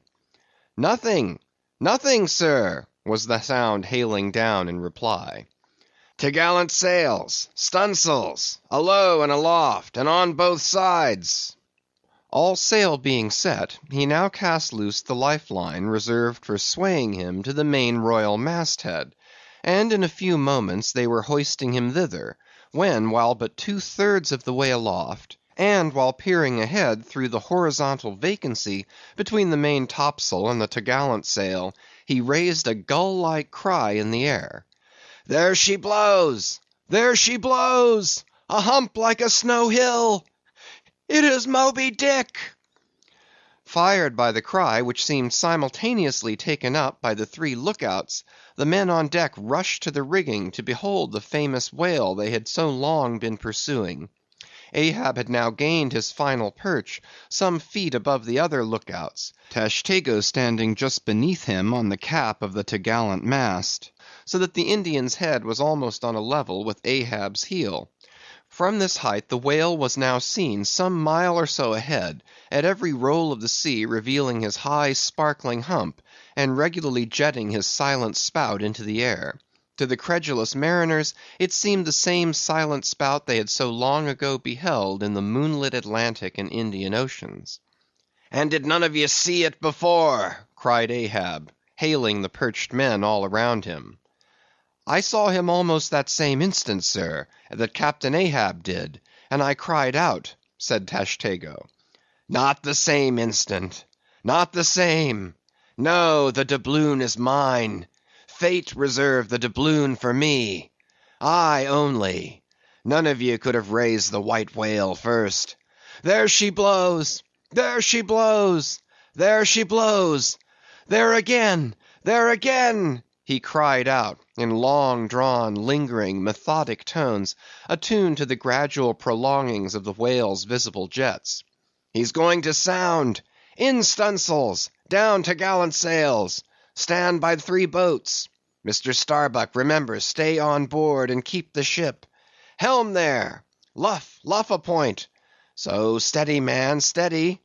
There go flukes! No, no, only black water! Already the boats there! Stand by! Stand by! Lower me, Mr. Starbuck! Lower, lower! Quick, quicker!" And he slid through the air to the deck. "He's heading straight to leeward, sir," cried Stubb. "Right away from us. Cannot have seen the ship yet." "Be dumb, man. Stand by the braces. Hard down the helm. Brace up. Shiver her, shiver her. So, well that. Boats, boats!" Soon all the boats but Starbuck's were dropped, all the boat sails set, all the paddles plying, with rippling swiftness shooting to leeward, and Ahab heading the onset. A pale death glimmer lit up Fedallah's sunken eyes, a hideous motion gnawed his mouth. Like noiseless nautilus shells, their light prows sped through the sea. But only slowly they neared the foe. As they neared him, the ocean grew still more smooth, seemed drawing a carpet over its waves, seemed a noon meadow, so serenely it spread. At length the breathless hunter came so nigh his seemingly unsuspecting prey, that his entire dazzling hump was distinctly visible, sliding along the sea as if an isolated thing, and continually set in a revolving ring of finest, fleecy, greenish foam. He saw the vast involved wrinkles of the slightly projecting head beyond. Before it, far out on the soft, Turkish-rugged waters, went the glistening white shadow from his broad, milky forehead, a musical rippling playfully accompanying the shade; and behind, the blue waters interchangeably flowed over into the moving valley of his steady wake, and on either hand bright bubbles arose and danced by his side. But these were broken again by the light toes of hundreds of gay fowl, softly feathering the sea, alternate with their fitful flight; and like to some flagstaff rising from the painted hull of an argosy, the tall but shattered pole of a recent lance projected from the white whale's back, and at intervals one of the cloud of soft-toed fowls hovering, and to and fro skimming like a canopy over the fish, silently perched and rocked on this pole, the long tail feathers streaming like pennons. A gentle joyousness, a mighty mildness of repose and swiftness invested the gliding whale. Not the white bull Jupiter swimming away with ravished Europa clinging to his graceful horns; his lovely leering eyes sideways intent upon the maid, with smooth bewitching fleetness rippling straight for the nuptial bower in Crete; not Jove, not that great majesty supreme, did surpass the glorified whale as he so divinely swam. On each soft side, coincident with the parted swell, that but once leaving him then flowed so wide away, on each bright side the whale shed off enticings. No wonder there had been some among the hunters who, namelessly transported and allured by all this serenity, had ventured to assail it, but had fatally found that quietude but the vesture of tornadoes. Yet calm, enticing calm, O whale, thou glidest on to all who for the first time eye thee, no matter how many in that same way thou mayest have bejuggled and destroyed before. And thus, through the serene tranquillities of the tropical sea, among waves whose hand-clappings were suspended by exceeding rapture, Moby Dick moved on, still withholding from sight the full terrors of his submerged trunk, entirely hiding the wrenched hideousness of his jaw. But soon the forepart of him slowly rose from the water. For an instant his whole marbleized body formed a high arch, like Virginia's natural bridge, and warningly waving his bannered flukes in the air, the grand god revealed himself, sounded, and went out of sight. Hoveringly halting and dipping on the wing, the white sea fowls longingly lingered over the agitated pool that he left. With oars apeak and paddles down, the sheets of their sails adrift, the three boats now stilly floated, awaiting Moby Dick's reappearance. "An hour," said Ahab, standing rooted in his boat's stern, and he gazed beyond the whale's place, towards the dim blue spaces and wide wooing vacancies to leeward. It was only an instant, for again his eyes seemed whirling round in his head as he swept the watery circle. The breeze now freshened, the sea began to swell. "The birds! The birds!" cried Tashtego. In long Indian file, as when herons take wing, the white birds were now all flying towards Ahab's boat, and when within a few yards, began fluttering over the water there, wheeling round and round with joyous expectant cries. Their vision was keener than man's. Ahab could discover no sign in the sea. But suddenly, as he peered down and down into its depths, he profoundly saw a white living spot no bigger than a white weasel, with wonderful celerity uprising, and magnifying as it rose, till it turned, and then there were plainly revealed two long crooked rows of white glistening teeth, floating up from the undiscoverable bottom. It was Moby Dick's open mouth and scrolled jaw, his vast shadowed bulk still half blending with the blue of the sea.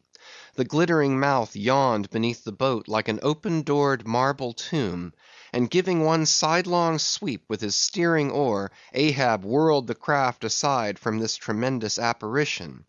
Then, calling upon Fedallah to change places with him, went forward to the bows, and seizing Perth's harpoon, commanded his crew to grasp their oars and stand by to stern. Now, by reason of this timely spinning round the boat upon its axis, its bow by anticipation was made to face the whale's head while yet under water. But as if perceiving this stratagem, Moby Dick, with that malicious intelligence ascribed to him, sidlingly transplanted himself, as it were, in an instant, shooting his pleated head lengthwise beneath the boat. Through and through every plank and each rib, it thrilled for an instant, the whale obliquely lying on his back, in the manner of a biting shark, slowly and feelingly taking its bows full within his mouth, so that the long, narrow, scrolled lower jaw curled high up into the open air, and one of the teeth caught in a rowlock. The bluish pearl white of the inside of the jaw was within 6 inches of Ahab's head, and reached higher than that. In this attitude the white whale now shook the slight cedar as a mildly cruel cat her mouse. With unastonished eyes Fedallah gazed and crossed his arms, but the tiger-yellow crew were tumbling over each other's heads to gain the uttermost stern. And now, while both elastic gunwales were springing in and out, while the whale dallied with the doomed craft in this devilish way, and from his body being submerged beneath the boat, he could not be darted at from the bows, for the bows were almost inside of him, as it were, and while the other boats involuntarily paused as before a quick crisis impossible to withstand, then it was that monomaniac Ahab, furious with this tantalizing vicinity of his foe, which placed him all alive and helpless in the very jaws he hated, frenzied with all this, he seized the long bone with his naked hands, and wildly strove to wrench it from its grip. As now he thus vainly strove, the jaw slipped from him, the frail gunwales bent in, collapsed, and snapped, as both jaws, like an enormous shears, sliding further aft, bit the craft completely in twain, and locked themselves fast again in the sea, midway between the two floating wrecks. These floated aside, the broken ends drooping, the crew at the stern wreck clinging to the gunwales, and striving to hold fast to the oars to lash them across.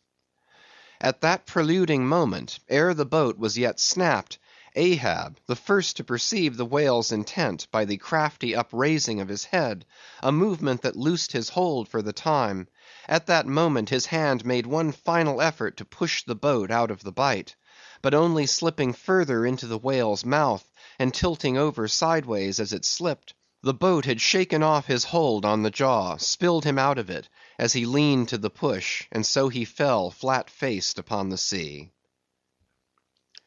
Ripplingly withdrawing from his prey, Moby Dick now lay at a little distance, vertically thrusting his oblong white head up and down in the billows, and at the same time slowly revolving his whole spindled body, so that when his vast wrinkled forehead rose, some 20 or more feet out of the water, the now rising swells, with all their confluent waves, dazzlingly broke against it, vindictively tossing their shivered spray still higher in the air. So, in a gale, the but half-baffled Channel billows only recoil from the base of the Eddystone, triumphantly to overleap its summit with their scud. Footnote: this motion is peculiar to the sperm whale. It receives its designation, pitchpoling, from its being likened to that preliminary up and down poise of the whale lance in the exercise called pitchpoling previously described. By this motion the whale must best and most comprehensively view whatever objects may be encircling him. End of footnote. But soon resuming his horizontal attitude, Moby Dick swam swiftly round and round the wrecked crew, sideways churning the water in his vengeful wake, as if lashing himself up to still another and more deadly assault. The sight of the splintered boat seemed to madden him, as the blood of grapes and mulberries cast before Antiochus's elephants in the book of Maccabees. Meanwhile Ahab, half smothered in the foam of the whale's insolent tail, and too much of a cripple to swim, though he could still keep afloat even in the heart of such a whirlpool as that, helpless Ahab's head was seen, like a tossed bubble which the least chance shock might burst. From the boat's fragmentary stern, Fedallah incuriously and mildly eyed him. The clinging crew at the other drifting end could not succor him. More than enough was it for them to look to themselves. For so revolvingly appalling was the white whale's aspect, and so planetarily swift the ever-contracting circles he made, that he seemed horizontally swooping upon them. And though the other boats, unharmed, still hovered hard by, still they dared not pull into the eddy to strike, lest that should be the signal for the instant destruction of the jeopardized castaways, Ahab and all; nor, in that case, could they themselves hope to escape.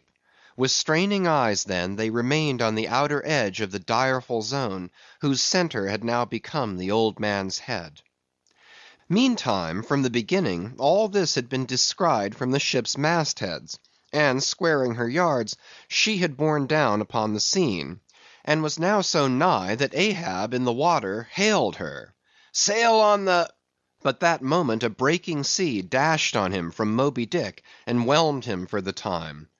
But struggling out of it again, and chancing to rise on the towering crest, he shouted, "Sail on the whale! Drive him off!" The Pequod's prows were pointed, and breaking up the charmed circle, she effectually parted the white whale from his victim. As he sullenly swam off, the boats flew to the rescue. Dragged into Stubb's boat with bloodshot blinded eyes, the white brine caking in his wrinkles, the long tension of Ahab's bodily strength did crack, and helplessly he yielded to his body's doom, for a time lying all crushed in the bottom of Stubb's boat, like one trodden under foot of herds of elephants. Far inland nameless wails came from him, as desolate sounds from out ravines.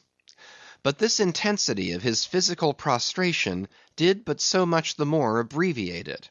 In an instant's compass, great hearts sometimes condense to one deep pang the sum total of those shallow pains kindly diffused through feebler men's whole lives. And so such hearts, though summary in each one suffering, still, if the gods decree it, in their lifetime aggregate a whole age of woe, wholly made up of instantaneous intensities. For even in their pointless centers, those noble natures contain the entire circumferences of inferior souls. "The harpoon," said Ahab, halfway rising, and draggingly leaning on one bended arm. "Is it safe?" "Aye, sir, for it was not darted. This is it," said Stubb, showing it. "Lay it before me. Any missing men?" 1, 2, 3, 4, 5. There were 5 oars, sir, and here are 5 men." "That's good. Help me, man. I wish to stand. So, I see him. There. Going to leeward still. What a leaping spout. Hands off from me. The eternal sap runs up in Ahab's bones again. Set the sail. Out oars. The helm." It is often the case that when a boat is stove, its crew being picked up by another boat, help to work that second boat, and the chase is thus continued with what is called double-banked oars. It was thus now. But the added power of the boat did not equal the added power of the whale, for he seemed to have treble-banked his every fin, swimming with a velocity which plainly showed that if now under these circumstances pushed on, the chase would prove an indefinitely prolonged if not a hopeless one, nor could any crew endure for so long a period such an unintermitted, intense straining at the oar, a thing barely tolerable only in some one brief vicissitude. The ship itself then, as it sometimes happens, offered the most promising intermediate means of overtaking the chase. Accordingly, the boats now made for her, and were soon swayed up to their cranes, the 2 parts of the wrecked boat having been previously secured by her. And then hoisting everything to her side, and stacking her canvas high up, and sideways outstretching it with stunsails like the double-jointed wings of an albatross, the Pequod bore down in the leeward wake of Moby Dick. At the well-known methodic intervals, the whale's glittering spout was regularly announced from the manned mastheads, and when he would be reported as just gone down, Ahab would take the time, and then pacing the deck, binnacle watch in hand, so soon as the last second of the allotted hour expired, his voice was heard. "Whose is the doubloon now? D'ye see him?" And if the reply was "No, sir," straightway he commanded them to lift him to his perch. In this way the day wore on, Ahab now aloft and motionless, anon unrestingly pacing the planks. As he was thus walking, uttering no sound except to hail the men aloft, or to bid them hoist a sail still higher, or to spread one to a still greater breadth, thus to and fro pacing beneath his slouched hat, at every turn he passed his own wrecked boat, which had been dropped upon the quarter-deck, and lay there reversed, broken bow to shattered stern. At last he paused before it, and as in an already overclouded sky fresh troops of clouds will sometimes sail across, so over the old man's face there now stole some such added gloom as this. Stubb saw him pause, and perhaps intending, not vainly though, to evince his own unabated fortitude, and thus keep up a valiant place in his captain's mind, he advanced, and eyeing the wreck, exclaimed, "The thistle the ass refused; it pricked his mouth too keenly, sir, ha ha!" "What soulless thing is this that laughs before a wreck? Man, man! Did I not know thee brave as fearless fire, and as mechanical, I could swear thou wert a poltroon. Groan nor laugh should be heard before a wreck." "Aye, aye, sir," said Starbuck, drawing near. "'Tis a solemn sight, an omen and an ill one." "Omen, omen! The dictionary! If the gods think to speak outright to man, they will honorably speak outright, not shake their heads and give an old wives' darkling hint. Begone! Ye two are the opposite poles of one thing. Starbuck is Stubb reversed, and Stubb is Starbuck. And ye two are all mankind. And Ahab stands alone among the millions of the peopled earth, nor gods nor men his neighbors. Cold, cold, I shiver. How now? Aloft there! D'ye see him? Sing out for every spout, though he spout 10 times a second." The day was nearly done; only the hem of his golden robe was rustling. Soon it was almost dark, but the look-out men still remained unset.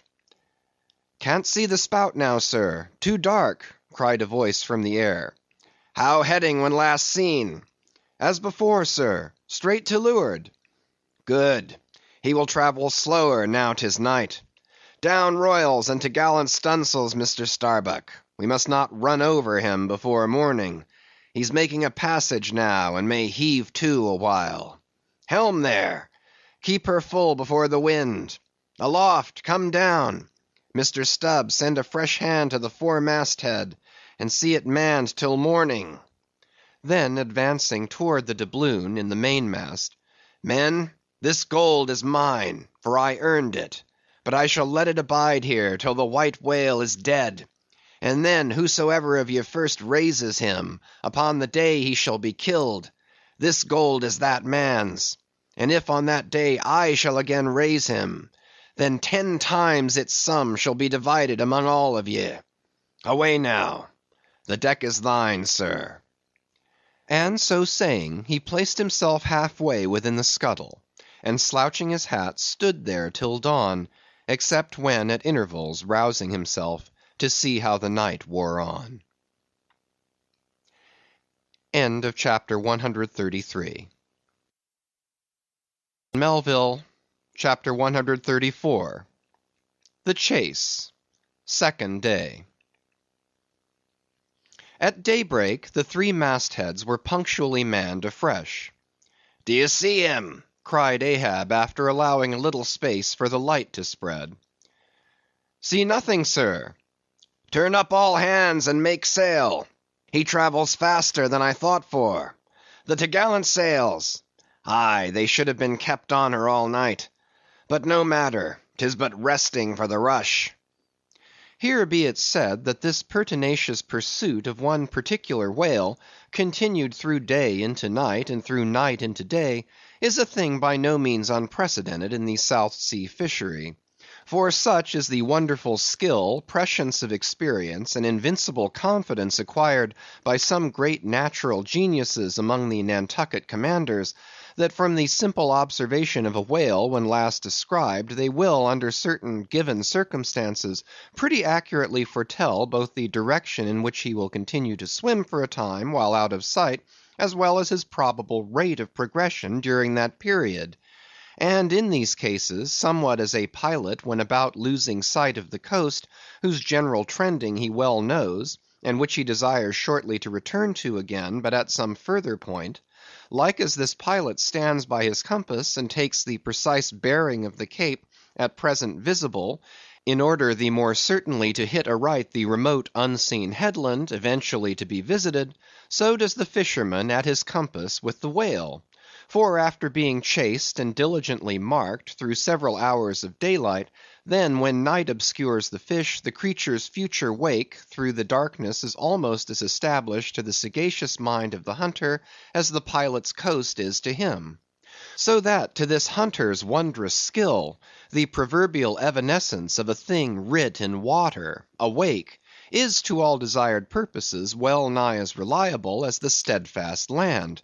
And as the mighty iron leviathan of the modern railway is so familiarly known in its every pace, that with watches in their hands men time his rate as doctors that of a baby's pulse, and lightly say of it, the up train or the down train will reach such and such a spot at such and such an hour; even so almost there are occasions when these Nantucketers time that other leviathan of the deep, according to the observed humor of his speed, and say to themselves, so many hours hence, this whale will have gone 200 miles, will have about reached this or that degree of latitude or longitude. But to render this acuteness at all successful in the end, the wind and the sea must be the whaleman's allies. For of what present avail to the becalmed or wind-bound mariner is the skill that assures him that he is exactly 93 leagues and a quarter from his port? Inferable from these statements are many collateral subtle matters touching the chase of whales. The ship tore on, leaving such a furrow in the sea as when a cannon ball, missent, becomes a ploughshare and turns up the level field. "By salt and hemp!" cried Stubb, "but this swift motion of the deck creeps up one's legs and tingles at the heart. This ship and I are two brave fellows, ha, ha! Some one take me up and launch me spinewise on the sea; for by live oaks my spine's a keel. Ha, ha! We go the gait that leaves no dust behind. There she blows! She blows! She blows right ahead!" was now the masthead cry. "Aye, aye!" cried Stubb, "I knew it. Ye can't escape.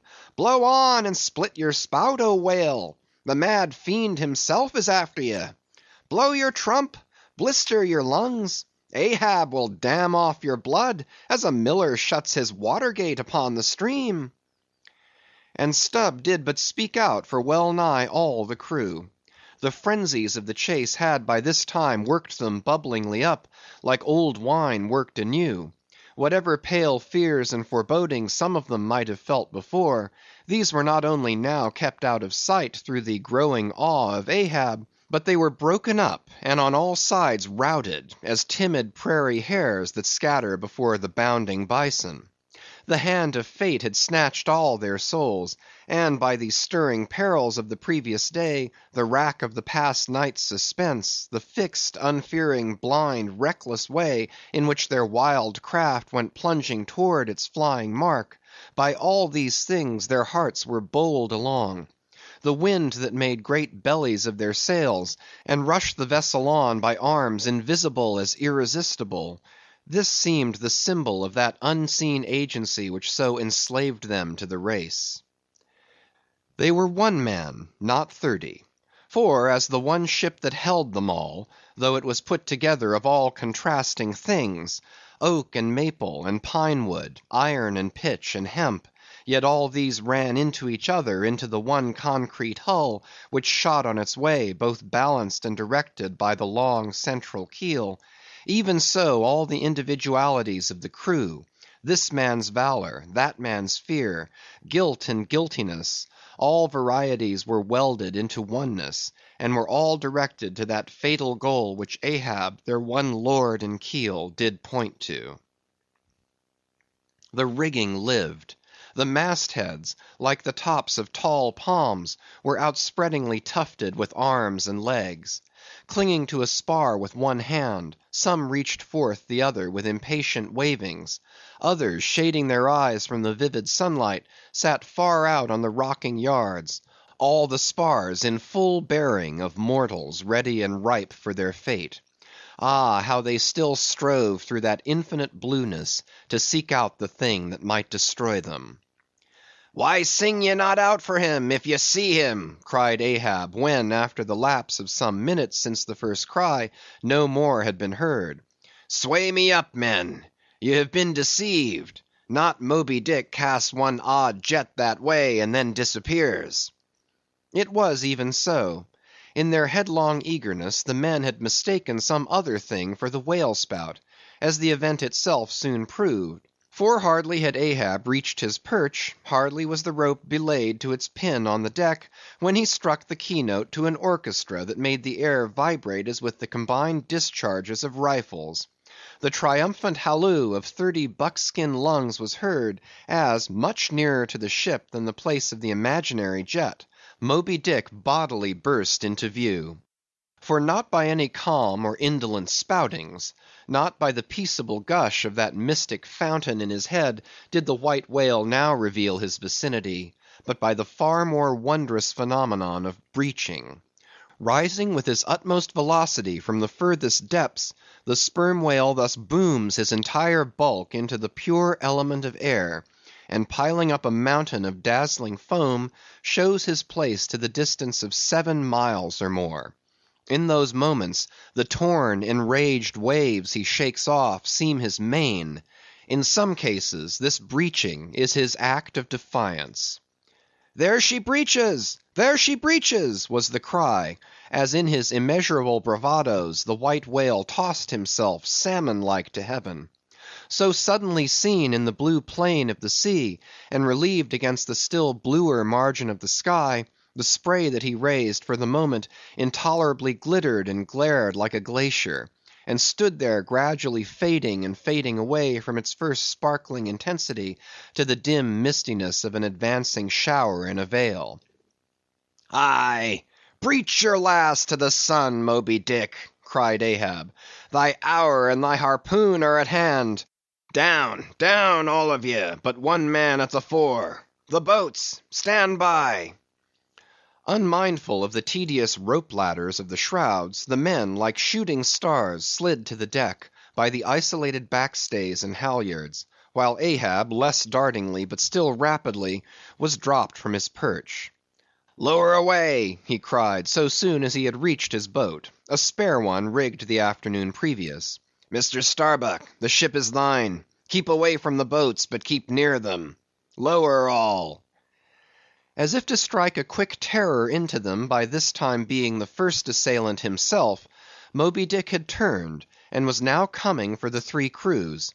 Ahab's boat was central, and cheering his men, he told them he would take the whale head and head, that is, pull straight up to his forehead, a not uncommon thing, for when within a certain limit such a course excludes the coming onset from the whale's sidelong vision.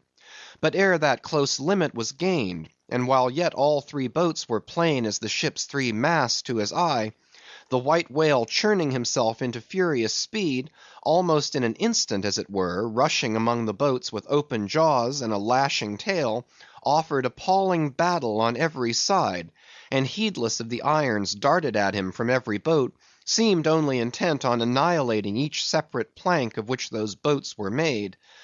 But skillfully maneuvered, incessantly wheeling like trained chargers in the field, the boats for a while eluded him, though at times but by a plank's breadth, while all the time Ahab's unearthly slogan tore every other cry but his to shreds. But at last, in his untraceable evolutions, the white whale so crossed and recrossed, and in 1,000 ways entangled the slack of the 3 lines now fast to him, that they foreshortened, and of themselves warped the devoted boats toward the planted irons in him; though now for a moment the whale drew aside a little, as if to rally for a more tremendous charge. Seizing that opportunity, Ahab first paid out more line, and then was rapidly hauling and jerking in upon it again, hoping that way to disencumber it of some snarls, when lo! a sight more savage than the embattled teeth of sharks. Caught and twisted, corkscrewed in the mazes of the line, loose harpoons and lances, with all their bristling barbs and points, came flashing and dripping up to the chocks in the bows of Ahab's boat. Only one thing could be done. Seizing the boat knife, he critically reached within, through, and then without the rays of steel, dragged in the line beyond, passed it inboard to the bowsman, and then twice sundering the rope near the chocks, dropped the intercepted faggot of steel into the sea, and was all fast again. That instant the white whale made a sudden rush among the remaining tangles of the other lines; by so doing irresistibly dragged the more involved boats of Stubb and Flask toward his flukes, dashed them together like 2 rolling husks on a surf-beaten beach, and then diving down into the sea, disappeared in a boiling maelstrom, in which, for a space, the odorous cedar chips of the wrecks danced round and round, like the grated nutmeg in a swiftly stirred bowl of punch. While the 2 crews were yet circling in the waters, reaching out after the revolving line-tubs, oars, and other floating furniture; while a slope little Flask bobbed up and down like an empty vial, twitching his legs upwards to escape the dreaded jaws of sharks; and Stubb was lustily singing out for some one to ladle him up; and while the old man's line, now parting, admitted of his pulling into the creamy pool to rescue whom he could; in that wild simultaneousness of 1,000 concreted perils, Ahab's yet unstricken boat seemed drawn up towards heaven by invisible wires, as arrow-like, shooting perpendicularly from the sea, the white whale dashed his broad forehead against its bottom, and sent it turning over and over into the air, till it fell again, gunwale downwards, and Ahab and his men struggled from out under it like seals from a seaside cave. The first uprising momentum of the whale, modifying its direction as he struck the surface, involuntarily launched him along it to a little distance from the centre of the destruction he had made; and with his back to it, he now lay for a moment slowly feeling with his flukes from side to side; and whenever a stray oar, bit of plank, the least chip or crumb of the boats touched his skin, his tail swiftly drew back, and came sideways smiting the sea. But soon, as if satisfied that his work for that time was done, he pushed his pleated forehead through the ocean, and trailing after him the intertangled lines, continued his leeward way at a traveller's methodic pace. As before, the attentive ship having descried the whole fight, again came bearing down to the rescue, and dropping a boat, picked up the floating mariners, tubs, oars, and whatever else could be caught at, and safely landed them on her decks. Some sprained shoulders, wrists, ankles, livid contusions, wrenched harpoons and lances, inextricable intricacies of rope, shattered oars and planks; all these were there, but no fatal or even serious ill seemed to have befallen any one. As with Fedallah the day before, so Ahab was now found grimly clinging to his boat's broken half, which afforded a comparatively easy float; nor did it so exhaust him as the previous day's mishap. But when he was helped to the deck, all eyes were fastened upon him, as instead of standing by himself, he still half hung upon the shoulder of Starbuck, who had thus far been the foremost to assist him. His ivory leg had been snapped off, leaving but one short, sharp splinter. Aye, aye, Starbuck, 'tis sweet to lean sometimes, be the leaner who he will; and would old Ahab had leaned oftener than he has. "The ferrule has not stood, sir," said the carpenter, now coming up. I put good work into that leg." "But no bones broken, sir, I hope," said Stubb, with true concern. "Aye, and all splintered to pieces, Stubb. Do you see it?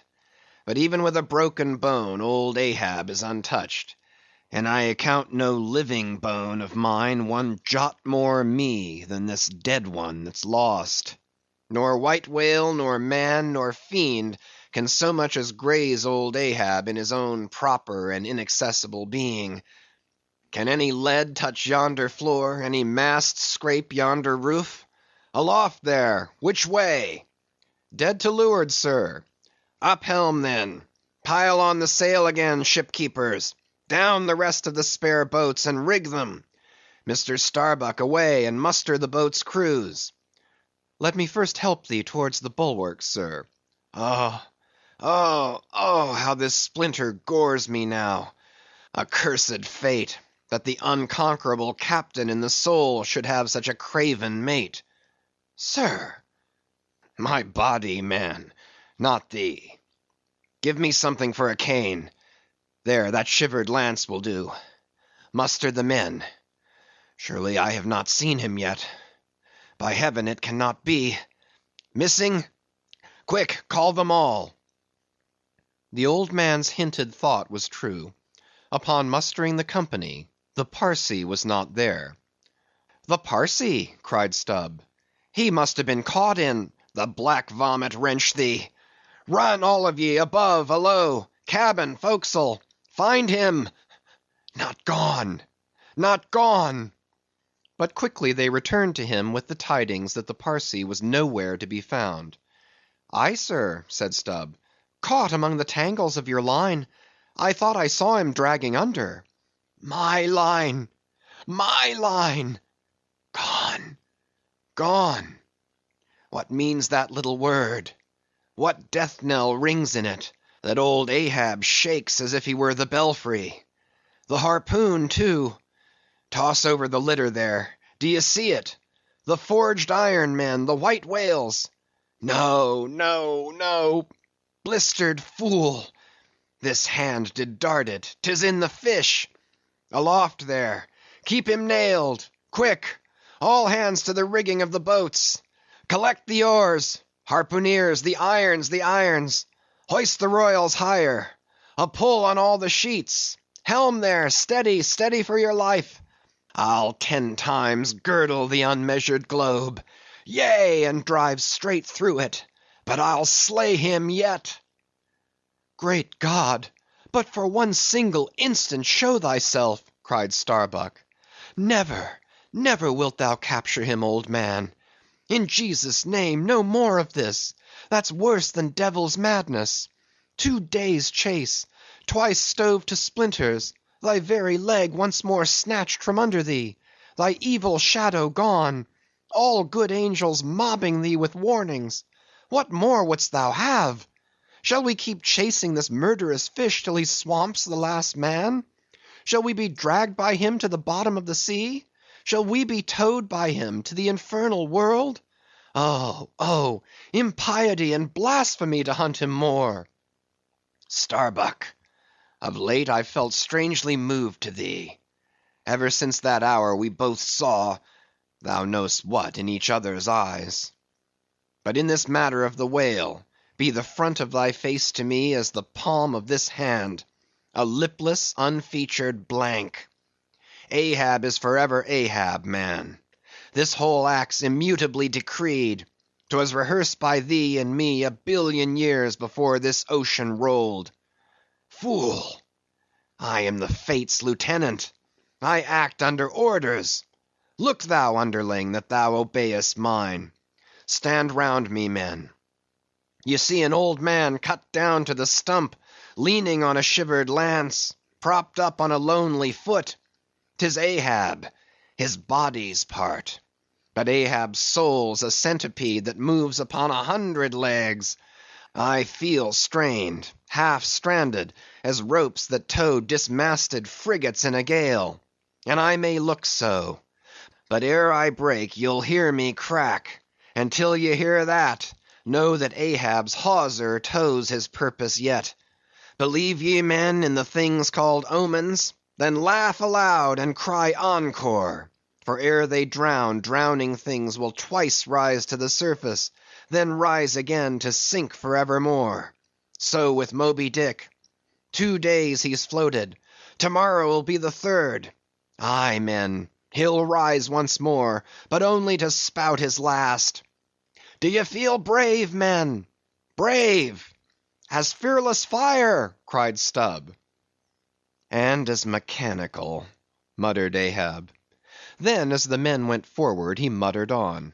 The things called omens. And yesterday I talked the same to Starbuck there concerning my broken boat. Oh, how valiantly I seek to drive out of others' hearts what's clinched so fast in mine.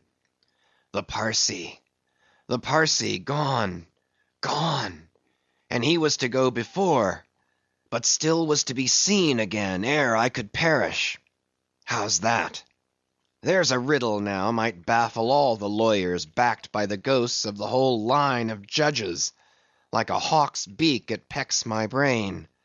I'll solve it, though. When dusk descended, the whale was still in sight to leeward.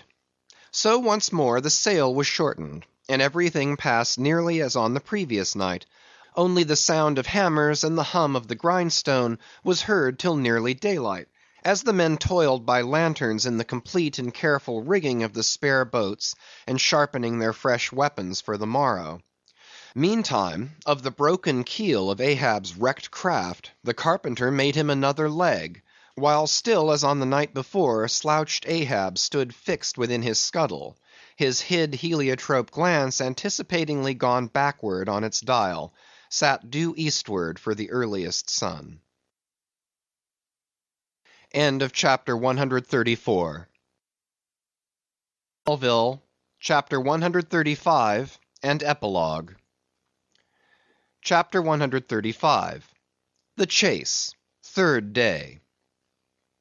The morning of the 3rd day dawned fair and fresh, and once more the solitary nightman of the foremast head was relieved by crowds of the daylight lookouts, who dotted every mast and almost every spar. D'ye see him? Cried Ahab, but the whale was not yet in sight. In his infallible wake, though, but follow that wake, that's all. Helm there, steady as thou goest, and hast been going. What a lovely day again. Were it a new-made world, and made for a summer house to the angels, and this morning the first of its throwing open to them, a fairer day could not dawn upon that world. Here's food for thought, had Ahab time to think. But Ahab never thinks. He only feels. That's tingling enough for mortal man. To think's audacity. God only has that right and privilege. Thinking is, or ought to be, a coolness and a calmness, and our poor hearts throb, and our poor brains beat too much for that. And yet I've sometimes thought my brain was very calm, frozen calm. This old skull cracks so, like a glass in which the contents turn to ice and shiver it. And still this hair is growing now, this moment growing, and heat must breed it. But no, it's like that sort of common grass that will grow anywhere between the earthly clefts of Greenland ice or in Vesuvius' lava. How the wild winds blow it! They whip it about me as the torn shreds of split sails lash the tossed ship they cling to. A vile wind, that has no doubt blown ere this through prison corridors and cells, and wards of hospitals, and ventilated them, and now comes blowing hither as innocent as fleeces. Out upon it! It's tainted. Were I the wind, I'd blow no more on such a wicked, miserable world. I'd crawl somewhere to a cave and slink there. And yet 'tis a noble and heroic thing, the wind. Who ever conquered it? In every fight it has the last and bitterest blow. Run tilting at it, and you but run through it. Ha! A coward wind that strikes stark naked men, but will not stand to receive a single blow. Even Ahab is a braver thing, a nobler thing than that. Would now the wind but had a body! But all the things that most exasperate and outrage mortal man, all these things are bodiless, but only bodiless as objects, not as agents.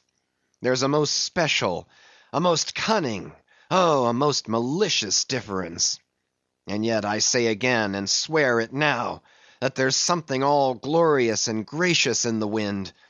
These warm trade winds at least, that in the clear heavens blow straight on, in strong and steadfast vigorous mildness, and veer not from their mark, however the baser currents of the sea may turn and tack, and mightiest Mississippis of the land swift and swerve about, uncertain where to go at last. And by the eternal poles, these same trades that so directly blow my good ship on, these trades are something like them, something so unchangeable and full as strong, blow my keeled soul along. To it! Aloft there! What do you see? Nothing, sir. Nothing, and noon at hand. The doubloon goes a-begging. See the sun! Aye, aye, it must be so. I've oversailed him. How? Got the start? Aye, he's chasing me now, not I him. That's bad. I might have known it too. Fool! The lines! The harpoons he's towing! Aye, aye, I have run by him last night. About, about! Come down, all of ye but the regular lookouts. Man the braces!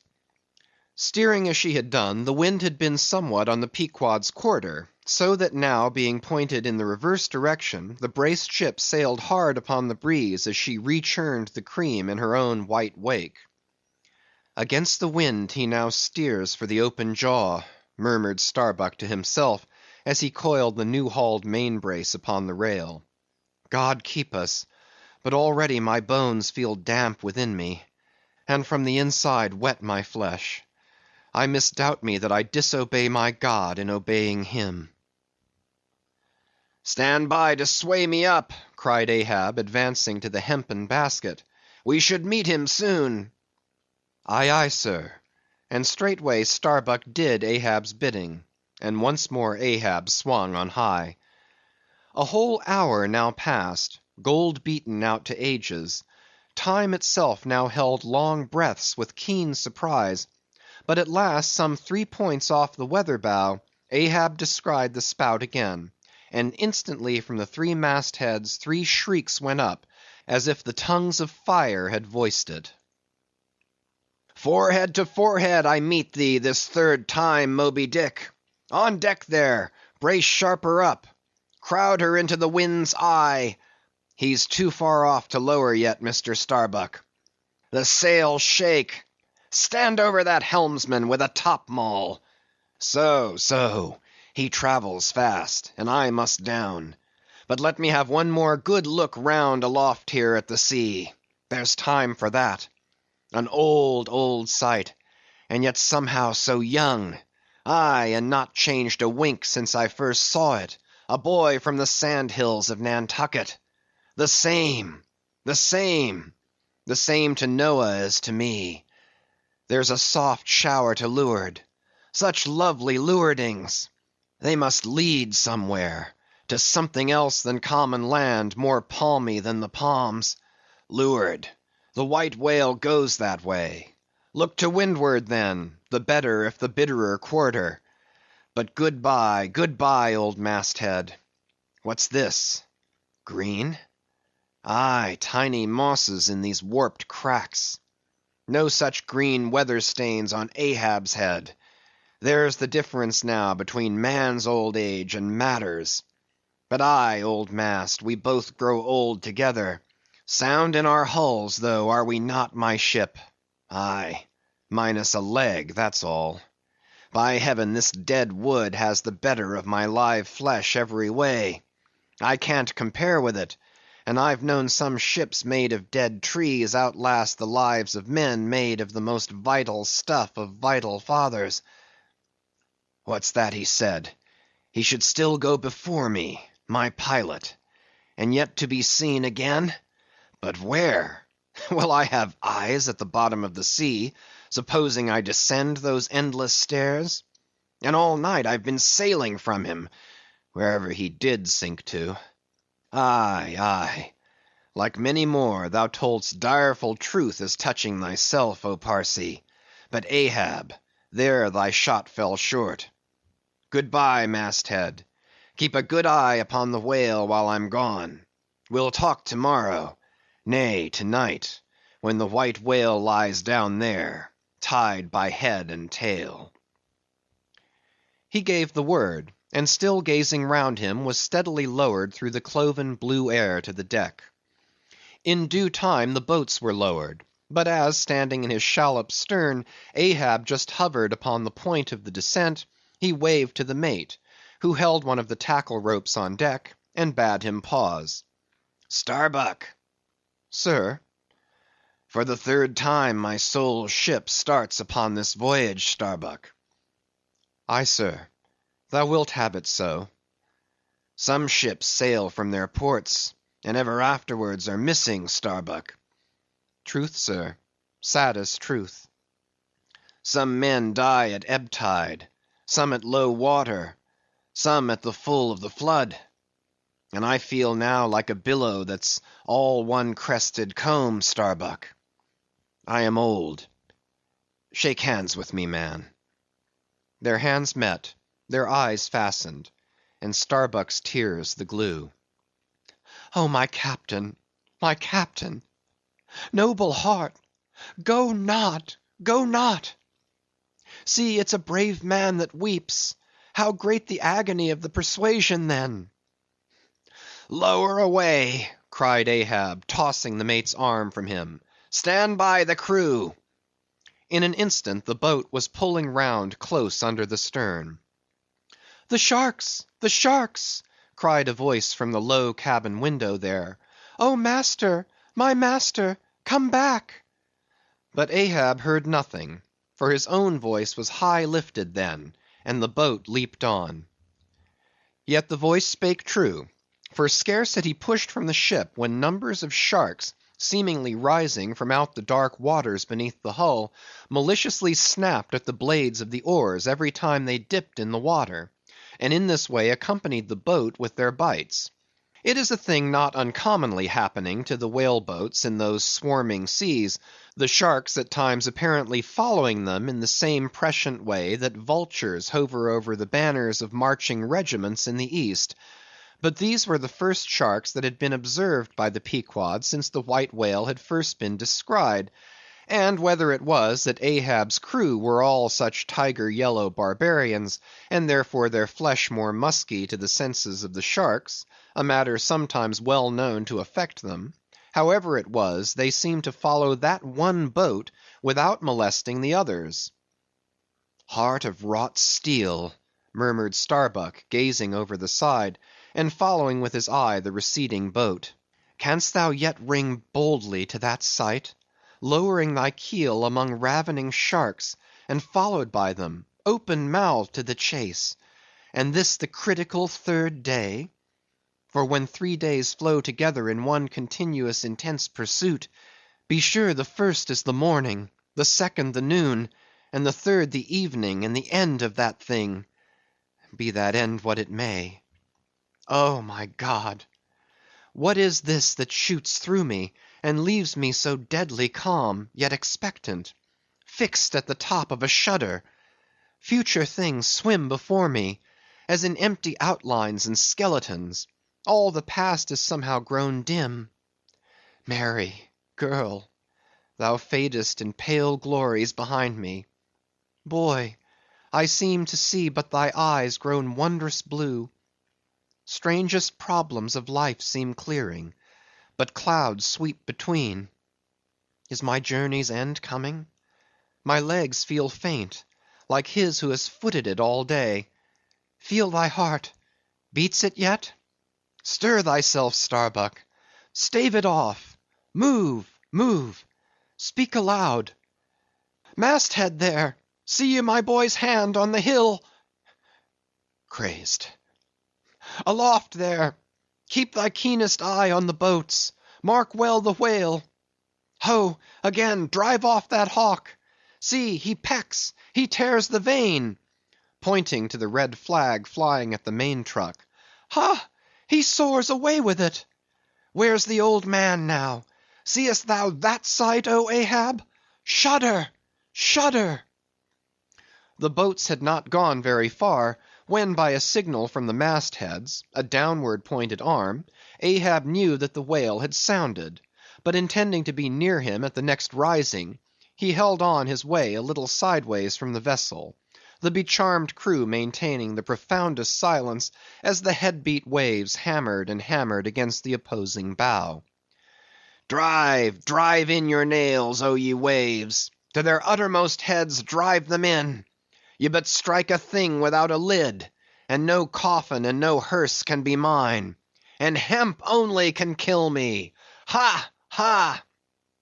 Suddenly the waters around them slowly swelled in broad circles, then quickly upheaved, as if sideways sliding from a submerged berg of ice, swiftly rising to the surface. A low rumbling sound was heard, a subterraneous hum, and then all held their breaths, as bedraggled with trailing ropes, and harpoons, and lances, a vast form shot lengthwise but obliquely from the sea. Shrouded in a thin drooping veil of mist, it hovered for a moment in the rainbowed air, and then fell swamping back into the deep.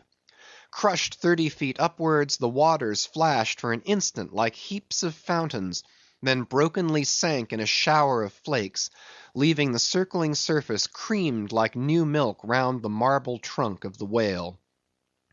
"Give way!" cried Ahab to the oarsmen, and the boats darted forward to the attack. But maddened by yesterday's fresh irons that corroded in him, Moby Dick seemed combinedly possessed by all the angels that fell from heaven. The wide tiers of welded tendons overspreading his broad white forehead, beneath the transparent skin, looked knitted together, as head on he came churning his tail among the boats, and once more flailed them apart, spilling out the irons and lances from the two mates' boats, and dashing in one side of the upper part of their bows, but leaving Ahab's almost without a scar. While Daggoo and Queequeg were stopping the strained planks, and as the whale swimming out from them turned and showed one entire flank as he shot by them again, at that moment a quick cry went up. Lashed round and round to the fish's back, pinioned in the turns upon turns in which, during the past night, the whale had reeled the involutions of the lines around him, the half-torn body of the Parsee was seen, his sable raiment frayed to shreds, his distended eyes turned full upon old Ahab. The harpoon dropped from his hand. "Befooled, befooled," drawing in a long, lean breath. "Aye, Parsee, I see thee again. Aye, and thou goest before, and this then is the hearse that thou didst promise. But I hold thee to the last letter of thy word. Where is the second hearse? Away, mates, to the ship! Those boats are useless now. Repair them if ye can in time, and return to me. If not, Ahab is enough to die. Down, men!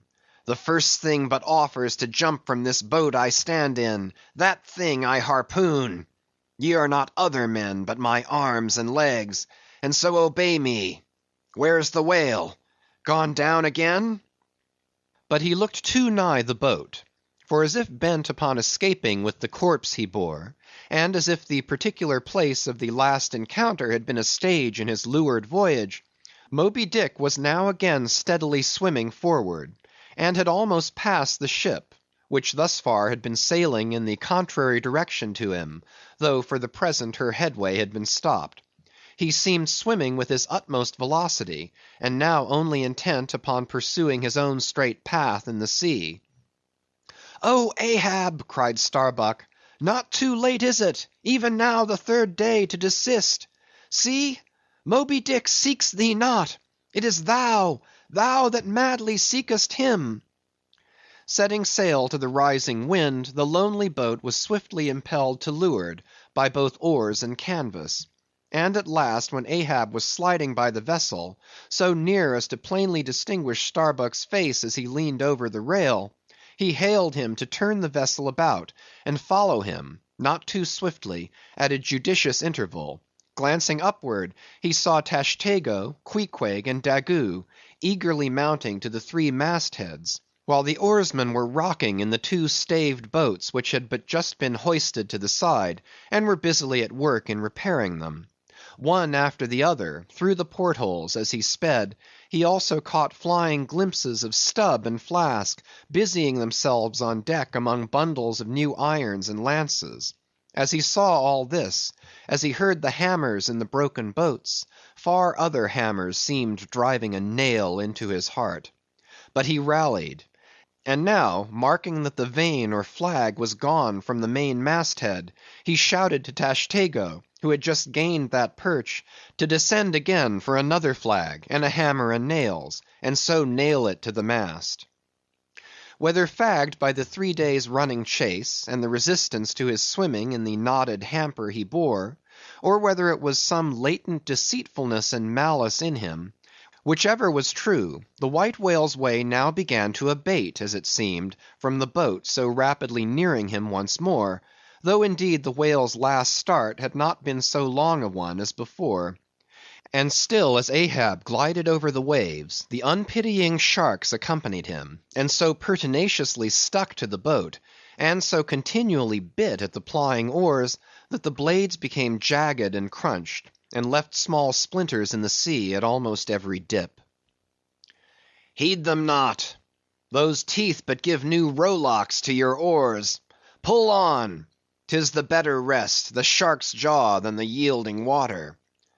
But at every bite, sir, the thin blades grow smaller and smaller. They will last long enough. Pull on. But who can tell, he muttered, whether these sharks swim to feast on the whale or on Ahab? But pull on. Aye, all alive. Now, we near him. The helm. Take the helm. Let me pass. And so saying, two of the oarsmen helped him forward to the bows of the still flying boat.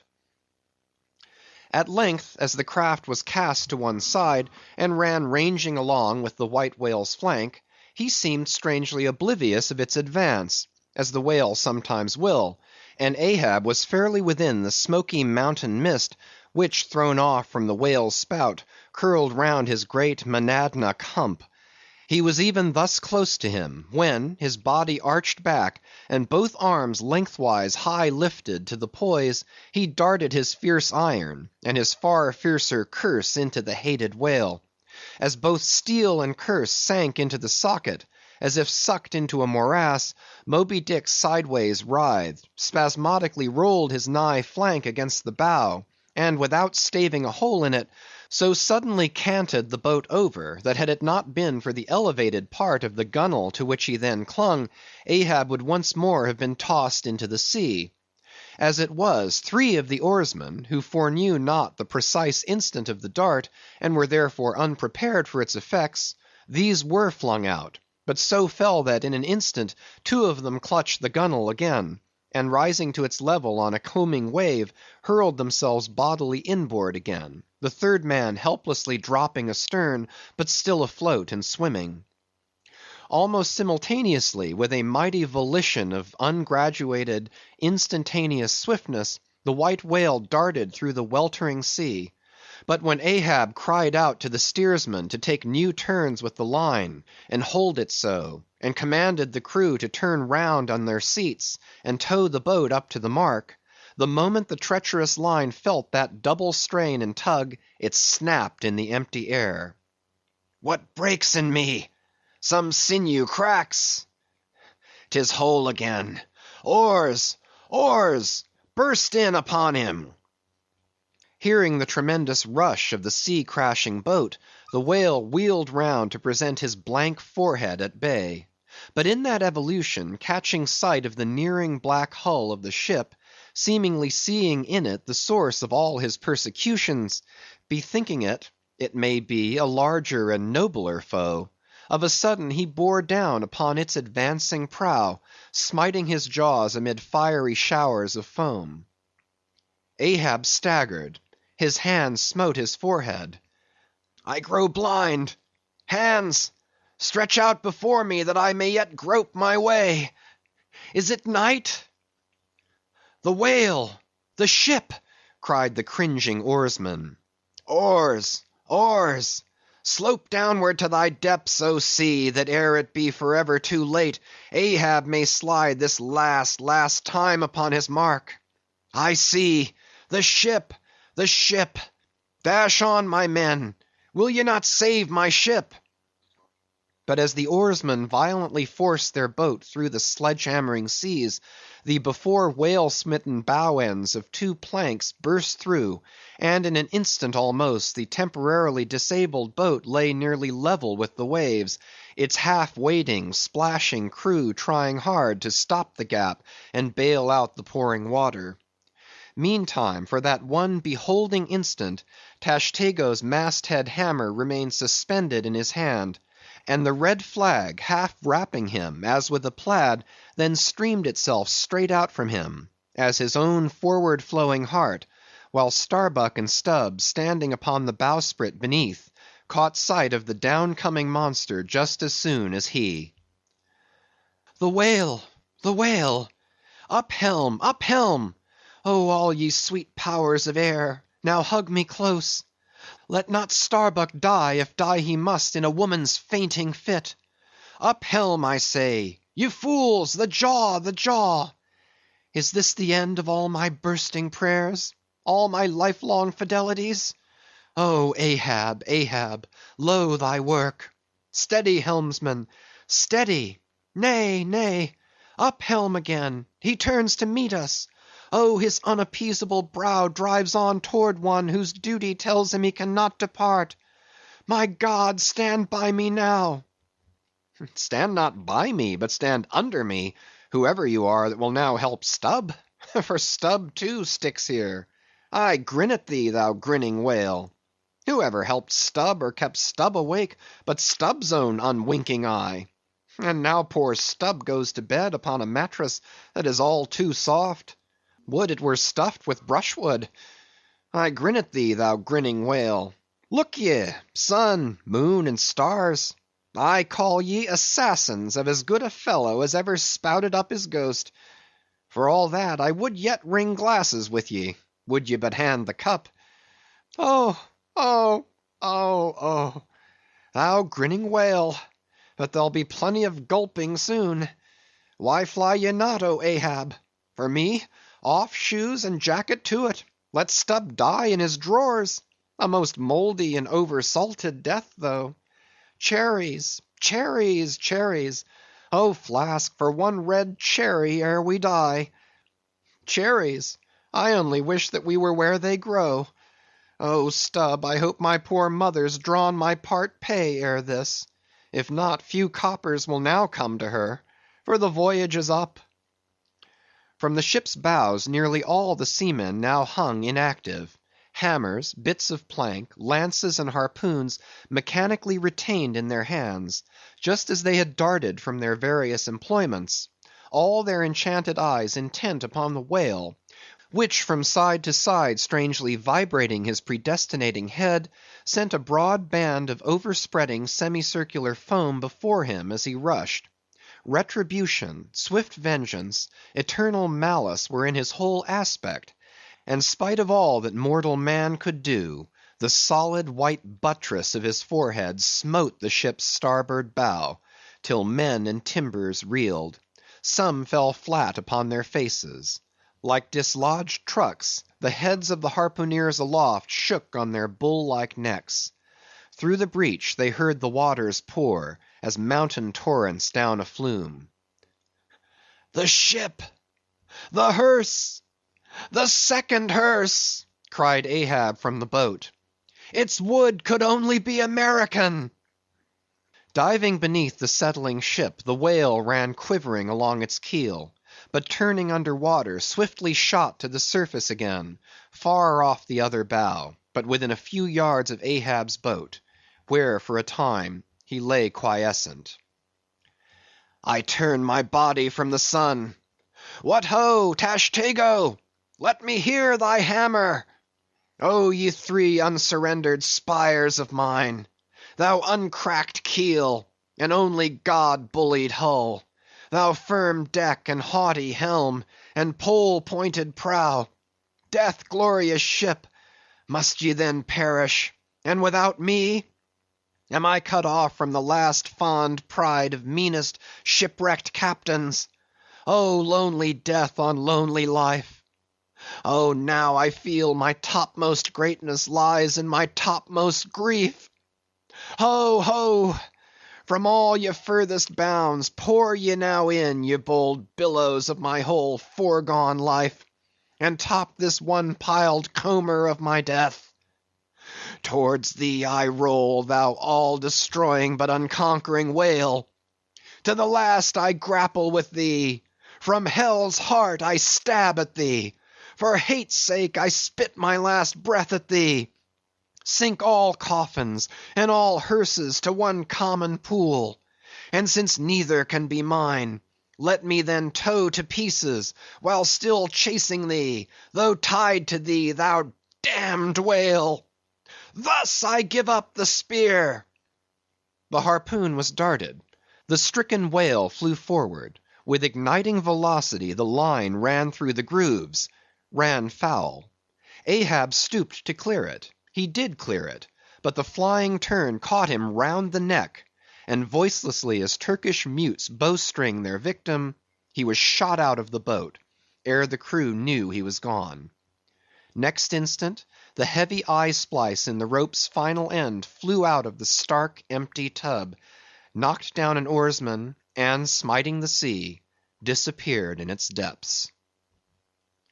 For an instant the tranced boat's crew stood still, then turned. The ship! Great God, where is the ship?